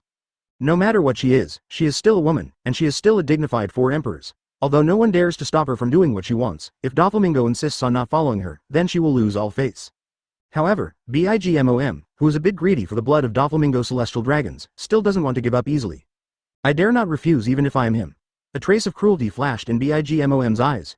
If he disagrees, can she force her? It wasn't Doflamingo's heart she wanted anyway, just a little help. Katakuri and Parasparrow exchanged a look and said, But Doflamingo is not those guys after all. He used to be celestial dragons. We all know how arrogant celestial dragons are. If you threaten him, it may backfire. Advertisement, and he seems to have a special connection with the world government. If we move him, we don't know what troubles will be caused. Parasparrow added, Yes, Mom, although he is not celestial dragons now, he was once celestial dragons, and the cause of the Valley of the Gods incident was also celestial dragons. Although we are not afraid of Marine, if we fight with Marine, we will lose both sides, and Whitebeard, Redhead and Kaido will watch from behind, so we have to guard against it. The other children who didn't quite agree with BIGMOM's ideas also echoed. Hearing the opposition of the eldest son and the second son, and the disapproval of the whole hall, BIGMOM had no choice but to give up this idea temporarily. It's not that she doesn't understand at all the stakes they mentioned, but she feels a little pity. The seeds sent to her door. 0 opening parenthesis caret, oh alas. Okay, I get it, you all should leave. Bigmom waved his hand in a lack of interest and said. Bigmom, who failed to fulfill his wish, could only let go of Dakai to make up for the regret in his heart. The others breathed a sigh of relief seeing that their mother had finally given up on this outrageous idea. Especially Parasparrow and Katakuri, who were big players, originally regarded Doflamingo as a younger brother and junior. Suddenly my mother said, from today on, you will call him dad, and he will call you brother. Who can stand this? Gotta get Doflamingo off right after the birthday party and stay here for a few more swings in front of mom. Maybe it hooked up that outrageous idea of mother again. That would be bad. Parasparrow made up his mind and went to tell Doflamingo immediately, and then try not to appear in front of his mother as much as possible. It's good for you, good for us. Thinking of this, Parasparrow walked out quickly, and the others followed and left the hall. Pudding is also preparing to leave. Then Bigmom stopped her. Advertisement. Pudding, you continue to contact the girl next to Doflamingo, ask her identity, and whether Doflamingo has a woman now. Although Bigmom has temporarily given up, it doesn't mean she won't come up with whims in the future. If Doflamingo doesn't have someone she likes, it means she still has a chance. But Parasparrow said something right, she couldn't mention it directly, otherwise it would be a small thing to be rejected, and it would be a big thing to lose face. For other men who have no status and status, she can marry the domineering queen and force her home. But for people with status like Doflamingo, this trick will not work. At that time, if it fails and spreads out, it will be a joke. Therefore, it is still necessary to let Doflamingo take the initiative to mention it, but this is a bit troublesome. Pudding heard Bigmom's words and realized that her mother hadn't completely given up. However, she didn't dare to contradict her mother like her two elder brothers did, so she could only smile and respond obediently. At only 14 years old, the key to living in Wanguo is to please her mother as much as possible. Parasparrow and Katakuri, who were planning to leave, heard Bigmom and Pudding behind them before they stepped out the door. Suddenly the corner of his mouth twitched. Mom, she really doesn't give up. Doflamingo must be notified quickly, before it is too late. Back in the room, Doflamingo still doesn't know that he is facing a major disaster in his life. Peach Blossom Tribulation. Their residence is a guest room in Cake Castle, and the birthday party will be held tomorrow. They will rest here for one night, and they can go directly to the party tomorrow morning. But Doflamingo and the others don't have the time to think about how to celebrate Bigmom's birthday. Tomorrow's birthday party is just a cutscene. The key is how to find Pudding to make a deal with her. They had observed it on the way here just now, and the castle was a bit troublesome. There are not only chess players patrolling the aisles, but also a living decoration popping up out of nowhere on the decorations in the corridors. Chapter 204 Eat melon and eat it on your head. Some are doors, some are lamps, and some are paintings. Then think of the cake island and there is a Bree who is peeping in the mirror. For outsiders, this place is really a dragon's pool and a tiger's den, and it's a fantasy to live here quietly. Even the pica brought by Doflamingo this time must pay attention to moving in this castle. In the entire Bigmom pirate group, there are hundreds of millions of bounties offered, and observation hockey is even more common. Shishi Fruit's ability is hidden from the eyes, but not from hockey. As soon as Doflamingo entered the room, he asked Torbull and Monet to dispose of the mirror in the room, and then he also eliminated homies, and then began to plot tomorrow's plan. Let Monet bring Sugar and Dellinger to approach Pudding, while Torbull and Pica are in charge of adapting. And he restrained Katakuri. This guy's observation hockey was in the way and he couldn't be allowed to appear at the scene of the crime. Just as the Don Quixote family is plotting tomorrow's move. There was movement outside the door. The footsteps were followed by a knock on the door and shouts. Joker, it's me, Parasparrow, I need to talk to you about something. Parasparrow? Why did he come to see him at this time? Doflamingo and the others were a little puzzled, looked at each other, and then at Doflamingo. Doflamingo pressed his hand to signal them not to panic. Then he shook his head and signaled Monet to open the door. After Monet saw Doflamingo's eyes, he went to the door and opened it. It was indeed Parasparrow, and Katakuri was walking with him. What's the situation? What brought these two over? Logically speaking, there should be a lot of people to invite for Bigmom's birthday party. Doflamingo has met several important characters of the underground world on his previous visits. For example, what big news is Morgan's, the king of loan sharks Feld, the king of shipping Umit? Why come to him instead of receiving them? Advertisement. He said he was going to rest. Doflamingo's eyes flashed doubt and vigilance. He looked at Katakuri. Could this guy see some flaws? Seeing the two, Doflamingo stood up, opened his hands in surprise and said. Parasparrow, Katakuri, why are you here? What's the matter? Katakuri glanced at the others in the room, and said to Doflamingo. There is one thing, but it's best we talk about it alone. Doflamingo wondered. They are all my family members. I can absolutely believe that my own people will not get in the way. As soon as Doflamingo finished speaking, Parasparrow said nervously. The fewer people who know about it, the better. He winked at Doflamingo, who was even more perplexed by Parasparrow's strange behavior. Seeing that they didn't come to trouble him, they looked more like they were asking for him, and I don't know if it was his illusion, he even saw it on Katakuri's indifferent face. A trace of embarrassment. Awkward. Is this guy going to be embarrassed too? Doflamingo was a little surprised, and then a smile appeared on the corner of his mouth. He wanted to see what these two guys wanted to say to him, and it made them feel uncomfortable. What's the fun thing? Of course, he was not 8 trigrams, but he thought, maybe we can find an opportunity to fulfill the purpose of coming to Cake Island this time. Doflamingo laughed and said, oh well, then he said to Torbol and them. Go out and wait. Yes, young master, Dover. Torbol and the others walked out, with a hint of worry in their eyes. After the rest of the Don Quixote family went out, Perospero and Katakuri glanced at each other, and Katakuri walked to the window, leaving only a back view. It seems that he is not going to say anything, and this matter will be handed over to Perospero. Perospero said with some embarrassment, to be honest, we just got a new brother some time ago, and my mother is very happy about it. Advertisement. Doflamingo nodded, he had also investigated and found out about it. But what does this have to do with him? Could it be that birthday presents are no longer enough for Bigmom, and this time, by the way, he also needs to give him a full moon gift? And then? Doflamingo asked. Then. Perospero rolled his tongue in embarrassment, then mother's body has almost recovered. What does Bigmom's recovery have to do with him? Doflamingo stared at Perospero. This guy is obviously a chatterbox, why is he talking now and then, as if he was constipated? Speak quickly if you have something to say, and let the fart go quickly. After he got used to Perospero's beeps, he felt awkward listening to him speak slowly and word by word. Wait. Doflamingo seems to have captured some important information. Childbirth, recovery. Doflamingo's heart beat violently, and the corners of his mouth twitched. It couldn't be what he thought. No way. He looked at Perospero, worried about hearing the words he didn't, wanted to hear from the other party. Perospero saw the slight change in Doflamingo's expression and realized that the other party understood what he meant. That being the case, he didn't procrastinate anymore. Perospero stated frankly, Mom is looking for her next husband. Perospero's words hit Doflamingo's forehead like a bolt from the blue. The corner of his mouth twitched. How could this be? I originally ate Perospero's melon, but I didn't expect to eat melon and eat it on my own head. He obviously tried to avoid contact with Bigmom as much as possible, and even cancelled his previous marriage plan without mentioning anything in front of Bigmom. Why did this old woman still have this idea that she shouldn't have? What exactly went wrong? Chapter 205. Katakuri. I have nothing to do with the rain. Obviously he has been to Cake Island to celebrate Bigmom's birthday a few times before, and he never let Bigmom have such a bold idea before. Why did this change suddenly appear today? A look of embarrassment flashed across Katakuri's face, who was pretending to be watching the scenery by the window, and he looked outside as if he hadn't heard anything. In fact, today's Big Mom Queen wants me to confess incident.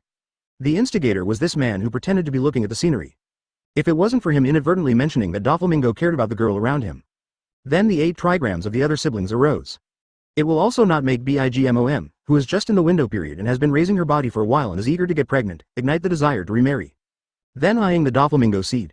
The fuse of all this is Katakuri, the man who now pretends that it has nothing to do with him. Katakuri. I have nothing to do with the rain. Doflamingo's heart trembled a little, he pointed at himself, and asked in disbelief. You don't think it's me, do you? If Perospero admits, then he doesn't care about anything, and 367 runs away overnight. Even if he offends Bigmom, it doesn't matter if New World doesn't have a place for him. In this new world, love without waiting. In the tense eyes of Doflamingo, Perospero shook his head. No, Doflamingo lifted his heart and put it down, okay. Perospero added, Mom thinks so. Doflamingo raised his heart just now, and his feet were already slipping subconsciously. Perospero did not finish speaking and continued, but we were dissuaded. Advertisement. Doflamingo feels like a roller coaster ride in the heart, you can't talk all at once. He just wanted to breathe a sigh of relief, Perospero continued. Although we discouraged her, my mother still did not give up. Gone, you are playing tricks on me. Doflamingo cursed in his heart, scolding Perospero for not speaking, freely, what is going on with you talkative today?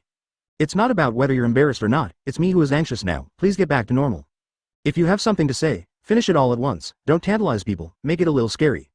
The other is angry. Bigmom. This old woman really has a heart for him, this time he has calculated everything, and even asked Qiao Lin for a perfect solution. Unexpectedly, in the end, I still couldn't stand the accident caused by Bigmom's whim. What is going on? Could it be that Bigmom's excessive secretion of estrogen and hormones today leads to too strong desire for reproduction?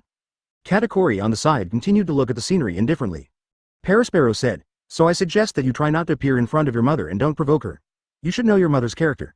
If she really wants to do something, even Katakuri and I can't stop it.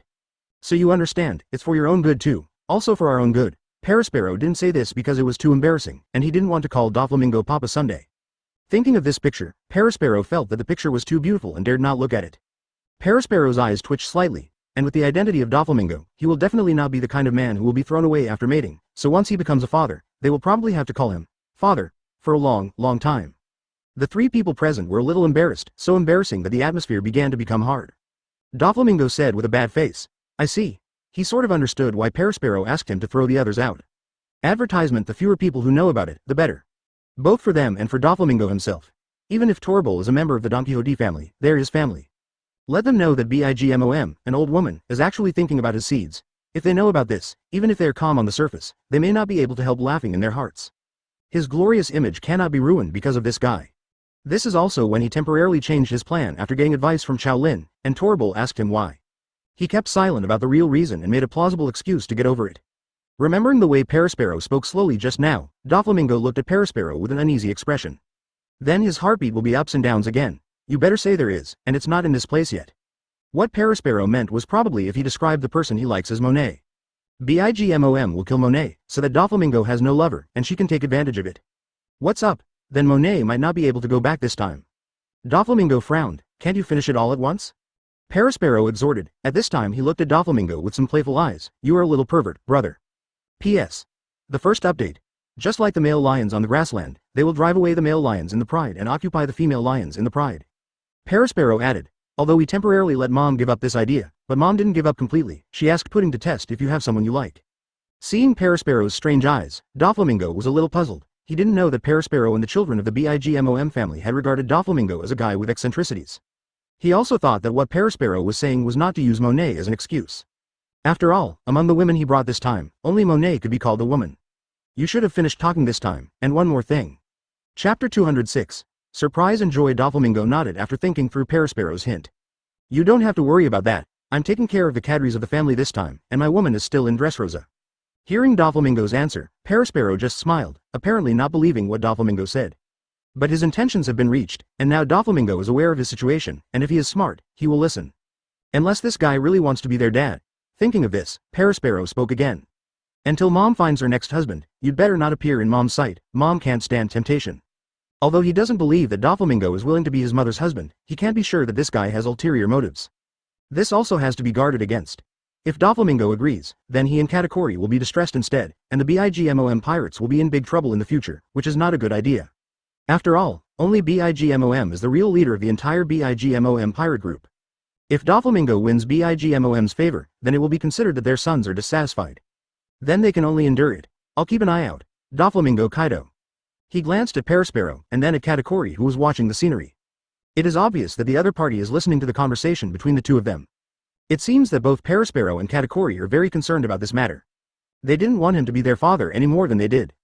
Thinking of this, not only I am against it, but the children of Bigmom are also against it. Doflamingo couldn't help but breathe a sigh of relief. He was worried that he would be alone and helpless after coming to Cake Island. If Bigmom's children hear their mother's wishes and forcibly match them up, then he will feel uncomfortable. Now, instead of making a match, they even took the initiative to come to the door to remind them, so it will be easier now. Perisparrow and the others were obsessed with Bigmom, and he himself didn't have this idea. Advertisement. This marriage can be done. He wrote the name upside down. Seeing that Doflamingo did not agree to the marriage as they wished, both Perisparrow and Katakuri breathed a sigh of relief. The purpose of coming to Doflamingo this time has been achieved, and they will not stay too long, so as not to attract the attention of their mother. If they let her know, they will remind Doflamingo behind her back and stop her marriage plan. Even the two of them have no good fruit to eat, Perisparrow told Doflamingo. Since that's the case, then we won't stay any longer, and you must remember my words. Besides, we never came to look for you. Perisparrow went to the door. Katakuri also seemed to be tired of looking at the scenery outside the window, and followed Perisparrow. As he passed Doflamingo, the voice came from under his scarf. Excuse me. After the two of them opened the door and went out, other members of the Don Quixote family came in. Looking at Doflamingo, his eyes are full of doubts. Torbull asked. Dover, what's the matter? It is naturally impossible for Doflamingo to tell them what happened just now. This is a shame in his life, and if he is known, he will be nailed to the pillar of shame. He kept silent on this matter, and turned to another important matter that Perisparrow had just mentioned. Our chance has come. A flash of excitement flashed in Doflamingo's eyes. Unexpectedly, they were still looking for opportunities to get close to Pudding, and Bigmom took the initiative to send Pudding to their door. When he just heard Perisparrow talking about it, Doflamingo couldn't believe his ears. The surprise came so quickly that he was a little flattered. Obviously, he was still facing the predicament of almost losing his body just now, but he didn't expect that in the blink of an eye, the main goal of coming to Cake Island this time was in front of him. Zero looking for flowers. Advertisement. It was a surprise and a surprise. This time Pudding came to contact him, which is an excellent opportunity for him to reach a deal with Pudding. Doflamingo told them that Pudding would come to him next time, and let them see his instructions. Not long after Perisparrow and the others left, Pudding came to Doflamingo's accommodation in Cake Castle with a plate of food. On the way, he almost collided with Perisparrow and Katakuri. However, both of them are very powerful in physical skills, and they flashed to the dead end before meeting Pudding. 0. He held his body tightly and made no sound. Pudding walked past them without noticing. They don't want Pudding to find out that they went after Doflamingo. After Pudding left, they also left the scene quickly. But all of this was seen by a mirror embedded in the wall in the corridor. Bree just shrank behind the mirror and peeked at everything that happened in the castle. I happened to spot Katakuri and Parasparrow sneaking around. From the reaction of the two when their mother had a meeting not long ago, to the current actions in the direction this road leads to, and seeing Pudding who was arranged by her mother to inquire about the news. Bu Lei had a guess in his heart, covered his mouth and laughed behind the mirror. It seems her brothers don't want the new dad very much. Just when she wanted to look through the mirror to see what would happen to Doflamingo when he met Pudding. Didn't even find a mirror in Doflamingo's room. Bu Lei scratched his head in doubt. I remember that there is a mirror in this room, why is it missing? Undeterred, Bree looked around in her mirror world again. At this time, Pudding has arrived at the door of Doflamingo. Chapter 207. Each has his own scheming, all are actors. At this moment, Pika, who was hiding in the wall, had already discovered Pudding before Pudding arrived here. He came back early to report the situation to Doflamingo. When Doflamingo learned that Pudding came to find her as Parasparrow said, the corner of his mouth curled up and a smile appeared on his face. Finally reached. It doesn't take much effort to find a place without breaking through the iron shoes. Now as long as he wants, he can directly turn Pudding into a toy and take it away. But, Doflamingo shook his head, this is not the best choice, he has to consider the next thing. Following Pudding's knock on the door, Monet went to open the door again. What caught the eye was Pudding, which they had been thinking about this time. Directly, Pudding was holding a plate with a lid on it, and it was estimated that there were some 573 foods in it. She is petite and only 14 years old, she looks very cute, coupled with a harmless smile on her face, it is easy to make people feel good. Treat her like a sister. Hi, I'm Charlotte Pudding. Seeing Monet Pudding who opened the door, a sweet smile appeared on his face. You are Sister Monet. I heard that there is a lovely sister here, so I specially prepared some chocolate desserts, can I come in? Sure. The young master has been waiting for you for a long time. Monet also had a gentle smile. She pushed the glasses on the bridge of her nose and said in a harmonious voice. Santang will be very happy if she knows, I will take you to find her. At this moment, a male voice came from behind Monet. Who's Monet here? My lord, it's Miss Pudding. She's here to find sugar, and she has prepared delicious desserts. Monet replied. Really? Then came the sound of footsteps. Doflamingo walked over, looked at Pudding and smiled. You are Bigmom's daughter Pudding? Yes. Pudding saluted. Advertisement. Hello. Mr. Doflamingo, my mother asked me to entertain you, so I prepared some snacks, which I made by myself. If you don't mind, please try it together. Good. Doflamingo nodded. Pudding walked into the room, put the plate on the table, and lifted the cover to reveal the white, black, and brown chocolate desserts inside. Every piece is carefully embellished. Pudding is the manager of the coffee shop, Caramel, in Chocolatetown, and his specialty is chocolate dessert dishes. In order to complete his mother's task, Pudding carefully made this dessert, hoping to get closer to sugar. Then get the words out of her mouth. The aroma of chocolate spread in the room immediately, and the smell made people salivate. Doflamingo picked up a piece and popped it into his mouth, complimenting the taste. Then casually asked, why are you looking for sugar? For sugar, her favorite food is grapes, but if this is a dessert made by you, she should like it very much. Then he motioned to Monet to bring sugar. Pudding covered his mouth in surprise. Do you like grapes? Then next time I will prepare some desserts with grapes and chocolate. I have nothing to do, I just heard that there is a cute girl, so I want to meet her. My favorite thing is to drink afternoon tea and chat with the cute girl. Doflamingo, you will not refuse? Of course not. Doflamingo laughed. When Monet went to find Granu, the two chatted casually. Pudding was a little surprised that this man Doflamingo was so easygoing. In her imagination, this guy should be rebellious so he wouldn't waste time on unlike her. She suddenly remembered the anomaly between Doflamingo and sugar that brother Katakuri had mentioned during the meeting not long ago. And 8 trigrams about them. She trembled in her heart, this guy doesn't really have any eccentricities. She is about the same age as Granu. The corner of Pudding's mouth twitched at the thought of this, and the smile he had been maintaining was about to froze. She doesn't want to marry yet, and this guy is her mother's eye. If her mother finds out, she will be out of luck. And Doflamingo is wondering, Pudding is obviously here to test him, so why are they talking about desserts? Advertisement, didn't you come to ask him if he has someone he likes? Are you married? Are there any illegitimate children? Why talk about irrelevant topics? You Bigmom pirates have the habit of procrastinating, talking like you can't keep peeing? When the two of them pretended to be false, and their heads were running wildly on another channel 0. She can turn Pudding into a toy with the flick of a finger. Pudding's eyes lit up when he saw the sugar, he got up quickly and sat down on the sofa with him. Do you like to eat chocolate? I made these with my own hands. You can eat whatever you want. I heard that you like to eat grapes. Next time I will make you some grape-related chocolate desserts, okay? The eyes were full of bewilderment, then he looked at Pudding who was close at hand, and then at Doflamingo, asking if he wanted to do it now. Pudding watched the gleam in the eyes of the sugar that was eating happily, and then disappeared quickly. He kept handing the dessert to the sugar, and talked about the characteristics of this dessert. Monet came over with sugar. Now turn Pudding into a toy and take it away, it will be difficult to collect it when it is finished in the future. 2.8 Seeing the look in Granu's eyes, Doflamingo shook his head. Now is not the time to make a move. Then their mission to Cake Island this time is complete.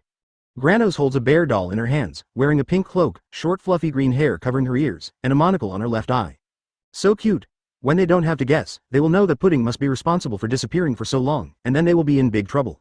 Now the entire BIGMOM pirates know that Pudding was sent by BIGMOM to inquire about him. The sugar that has not been approved can only pretend to be a little girl to deal with Pudding's closeness, but the chocolate dessert made by Pudding is really delicious. After eating a few pieces, she fell in love with it. The whole person looks petite and cute, and she looks like a doll. P.S. The third update. Granos was stunned by Pudding's affectionate behavior. She glanced at Pudding and then at Doflamingo. Pudding held Granu's arm and said with a smile, as if chatting with a girlfriend. Chapter 208 The target is sugar?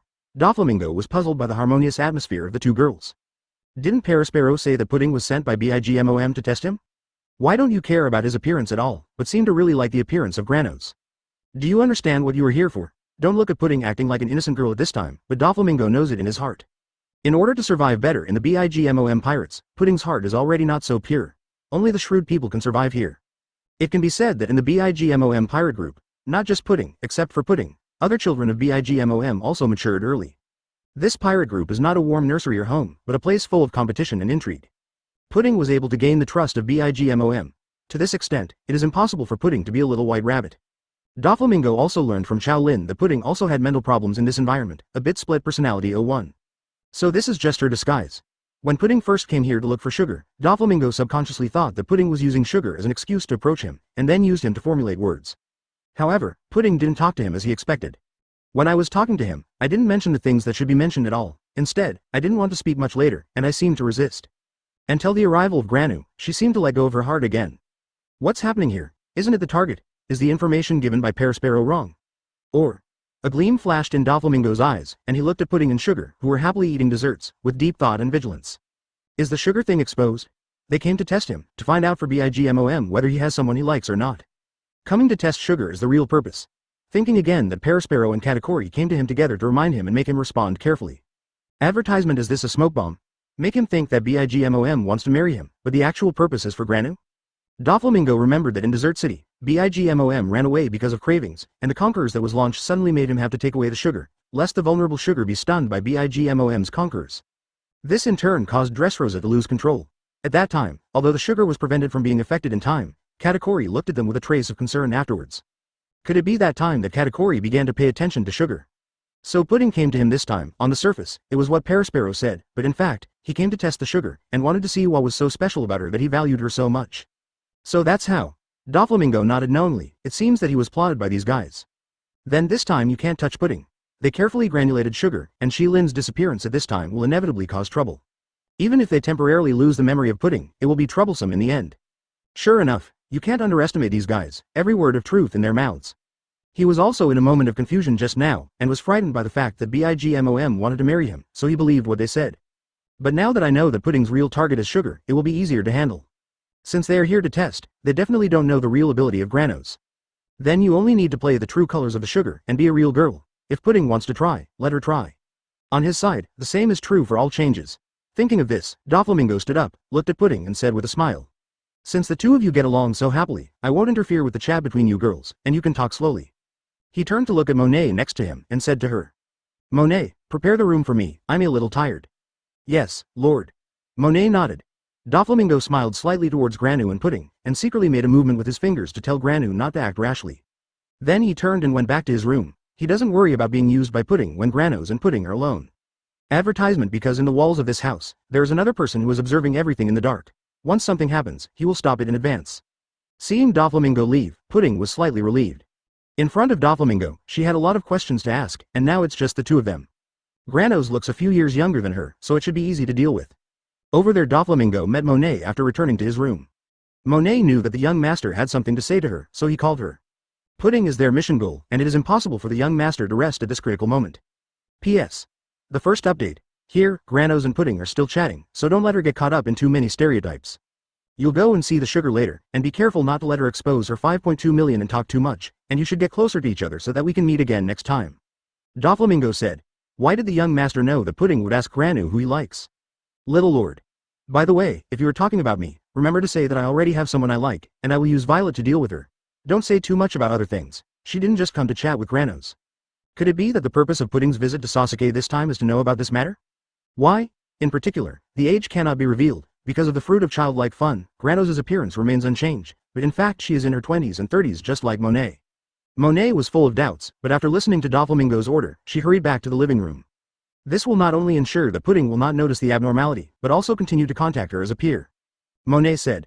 Doflamingo added, after leaving the living room, she waited here. Although it is impossible to complete the task today, you can still find other opportunities, but before that, you must create conditions for the opportunity. Yes, young master. Monet nodded, but she was a little confused about the following things. Since he guessed that the other party wanted to inquire about Granu's situation, the best choice was to let her be an ordinary girl. Chapter 209 How is it possible? It's not me. Doflamingo watched Monet leave inside. Pity. Pudding has been delivered to your door today. If you don't think about the future, you can finish this task now. But it just doesn't work. But after being alone, he felt a little strange again. About sugar. Even if Bigmom is very interested in sugar, it will not let Perospero and Katakuri play this drama together. This is too much for her. It would be fine if he knew the ability of Granos, but he still doesn't know. Doflamingo narrowed his eyes, maybe he misunderstood. Bigmom's real idea is to let Pudding test him. He was just worried that Pudding wouldn't be able to try anything from him, so he set his sights on the girl who seemed to be more foolish than Granos. If this is the case, then Bigmom is still eyeing him. The corner of Doflamingo's mouth twitched at the thought. Whether it's staring at Granos or him, this is the worst ending. Regardless of what Perospero said is true or not, one thing is certain.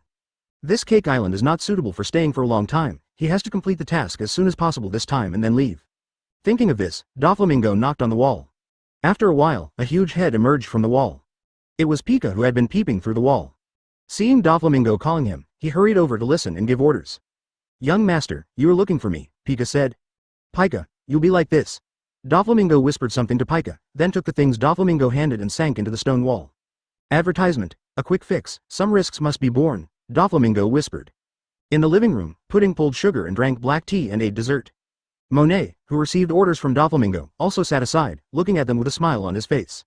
The identity she confesses to Pudding is the elder sister of Granos, and they were taken in by the young master when they were very young. Now he has become a cadre of the young master. It is revealed between the lines that Sasuke stayed in the Don Quixote family because of her. And the young master attaches great importance to her, that's why he takes care of Granu. To add credibility, Monet also demonstrated the abilities given to her by the young master to Granos. Logia snow fruit. A rare Logia devil fruit. Pudding looked at the snowball spinning in Monet's hands, and clapped his hands in amazement. It's amazing, Monet's sister has great abilities, not only powerful, but also very beautiful. Pudding looked at Monet with admiration and said. But on the other side of her heart, another psychological activity was going on. It seems that the mother and elder brother misunderstood. Doflamingo really values is not Granu, but Granu's older sister, Monet. According to her previous chat with the sugar, she learned some information. Doflamingo usually doesn't meet much with Granos, instead he goes with the man with a runny nose and stays with her longer. She is more favored in the Don Quixote family because she is Monet's younger sister. When she asked how old the sugar was, Monet came out. Interrupted the chat between the two, and then answered Pudding's question for Granu. 10 years old. Granu looked at Monet in surprise. She was already an adult, yet still acted like a child. Although the desserts brought by Pudding were delicious, she was really upset to be called out one by the other party. And being unable to grow up is also a pain in her heart. If others dare to talk about her because of her young age, she will turn you into a toy in the next second. Advertisement. But when she looked at Monet, Monet's eyes told her that this was the young master's order. No way. Granos could only smile and nod and repeat, 10 years old. Knowing the age of the sugar, Pudding confirmed his guess that Doflamingo must have fallen in love with her sister. After affirming this guess, Pudding put the target of the stereotype on Monet. A gleam of pity flashed in the innocent eyes like a deer. If this woman is really someone Doflamingo likes, she won't survive tonight. Then Mr. Doflamingo must like Sister Monet very much, Pudding asked in a crisp voice. Oh, Monet was stunned. What is the problem? Why did it suddenly come to this? Monet, who was only supporting Granu at the side, suddenly became the center of the problem, and she was a little confused. It took a few seconds to react, and quickly waved his hand in denial. How could it not be? How could I be worthy of the young master? Really, I don't believe it. Pudding tilted his head and said, with disbelief written all over his face. Only Iowujiwu can explain Doflamingo's importance to her sister Granos. And she even let her eat the precious Logia fruit. You must know that another ice-type Logia, Good Jiao, is in the hands of Marine Admiral Aokiji. If snow fruit is developed properly, even if it is worse, it will not be much worse than frozen fruit. Such an important fruit should naturally be given to trusted people. And the most confidant person is a woman. Naturally, apart from relatives who are related by blood, there is only a lover. As far as she knows, Doflamingo has only one seedling, and all the family members have died. That excludes the relatives, and the rest is only the lover. Looking at Pudding's expression, Monet remembered what Doflamingo said to her just now. If Pudding asks who he likes, he will say Violet. The young master actually knew what Pudding wanted to ask in advance. Could it be that the two sons of Bigmom who came just now came to say it? What is this operation? Chapter 210. Monet tells his story. Monet said helplessly. Of course it is true. The young master is the king in the hearts of all the cadres of our Don Quixote family. How could we think about these things when we consider him the master? Moreover, the young master treats us like relatives. Compared with these, we are more like blood-connected family. Also, you are asking the wrong person this question. The young master does have someone he likes, but it is not here, but in Dressrosa. When Monet said this, not only Pudding was a little curious, but even Granos's eyes widened. And this matter, how could she not know? Seeing that Granos also looked puzzled, Monet was afraid that Pudding might see something, so he quickly glanced at her with warning eyes. Seeing Monet's warning, Sato averted his eyes, took the dessert and ate it. Now the two sides of the show have changed. It became Pudding and Monet. Then she can just eat and watch the show with peace of mind. Does Doflamingo really have a crush? Pudding curiously said. Who is it? Someone who can please Mr. Doflamingo must be beautiful. Pretty, Monet thought about violets. Okay. Well, that's natural. Monet said with a smile. Her name is Violet, but this is her nickname, because she is like a blooming violet, very beautiful and sexy.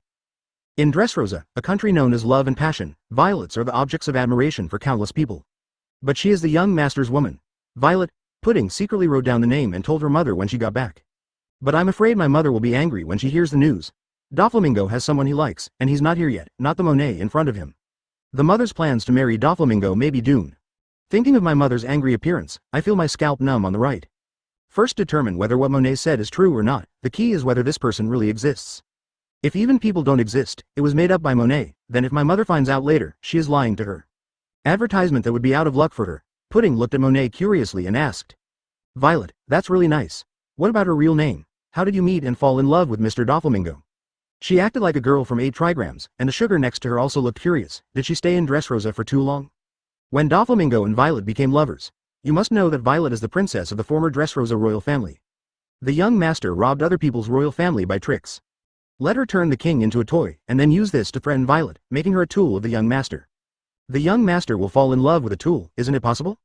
Thinking so, Granu was just slandering in her heart. Just now the young master asked Monet to go in and probably mention something. She didn't know why she made such a statement.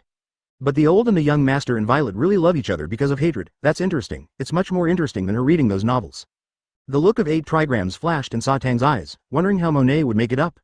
Let me hear that too. At this time, Monet also probably understood that Pudding's coming to find Granu this time was a fake, and knowing who the young master likes is the real thing. Bigmom pirates want to marry their Don Quixote family? Then Pudding came here this time probably under the command of Bigmom. Which daughter of Bigmom would you like to marry? Several figures flashed through Monet's mind: Smokey, Strom, Sneyman, Garrett. There are too many daughters to count, but even if they want to get married, as the young master, I am afraid that only the 4-star smoothie can be worthy of him. Now, Bob, Monet finally understood what the young master said just now. Said he has someone he likes. It seems that the young master knows that Bigmom intends to marry Don Quixote family. Advertisement, but the young master was unwilling, so he used Violet as a cover. So that's the case. Monet's eyes flashed with a sudden look. If it is married with Bigmom, Don Quixote family will become a subsidiary of Bigmom pirates. And the young master's ambition is to become the One Piece king, so naturally he will not agree to this request. But he was worried that he would anger the other party, so he asked her to ease the conflict and let Bigmom dispel this thought. Her real name is Violet. It's a long story. Are you sure you want to hear it? Monet looked at Pudding and said with a smile. She didn't care about Doflamingo's 8 trigrams, but this time she came on a mission, and she had to listen if she didn't want to. This matter begins with the young master's first visit to Dressrosa. The Don Quixote family was originally the king of Dressrosa, and the later Liku family was just serving the Don Quixote family. After the Don Quixote family left Dressrosa, they represented the country. The young master who won the throne should have killed the greedy King Liku, but when he did it, a beautiful girl stood in front of the young master. Yes. Monet pointed his index finger on his face, looked at Pudding and said. The king of Liku did not shed tears when he saw the coffin, and under the wisdom of the young master, he could only enshrine the throne. It turned out to be like this. Pudding's eyes widened. This made the young master furious, so he set up a plan to force King Liku to abdicate. Okay then. Monet said with a smile, then let me think about how to tell you. That's right. Monet nodded. Is this girl Violet? Pudding asked. P.S. The third update. Pudding nodded. I'm curious. In order for the young master to become the One Piece, let's see her. Monet's brain was working quickly, recalling the romance novels and stories she read in her spare time, and chose the one she thought was the most suitable. When the young master came to Dressrosa from North Blue and wanted to regain Dressrosa's throne, Li Kuju, who acted as Dressrosa's agent, refused to hand over the throne. She is Violet, but she has another identity, that is, the daughter of King Riku, the princess of Dressrosa at that time.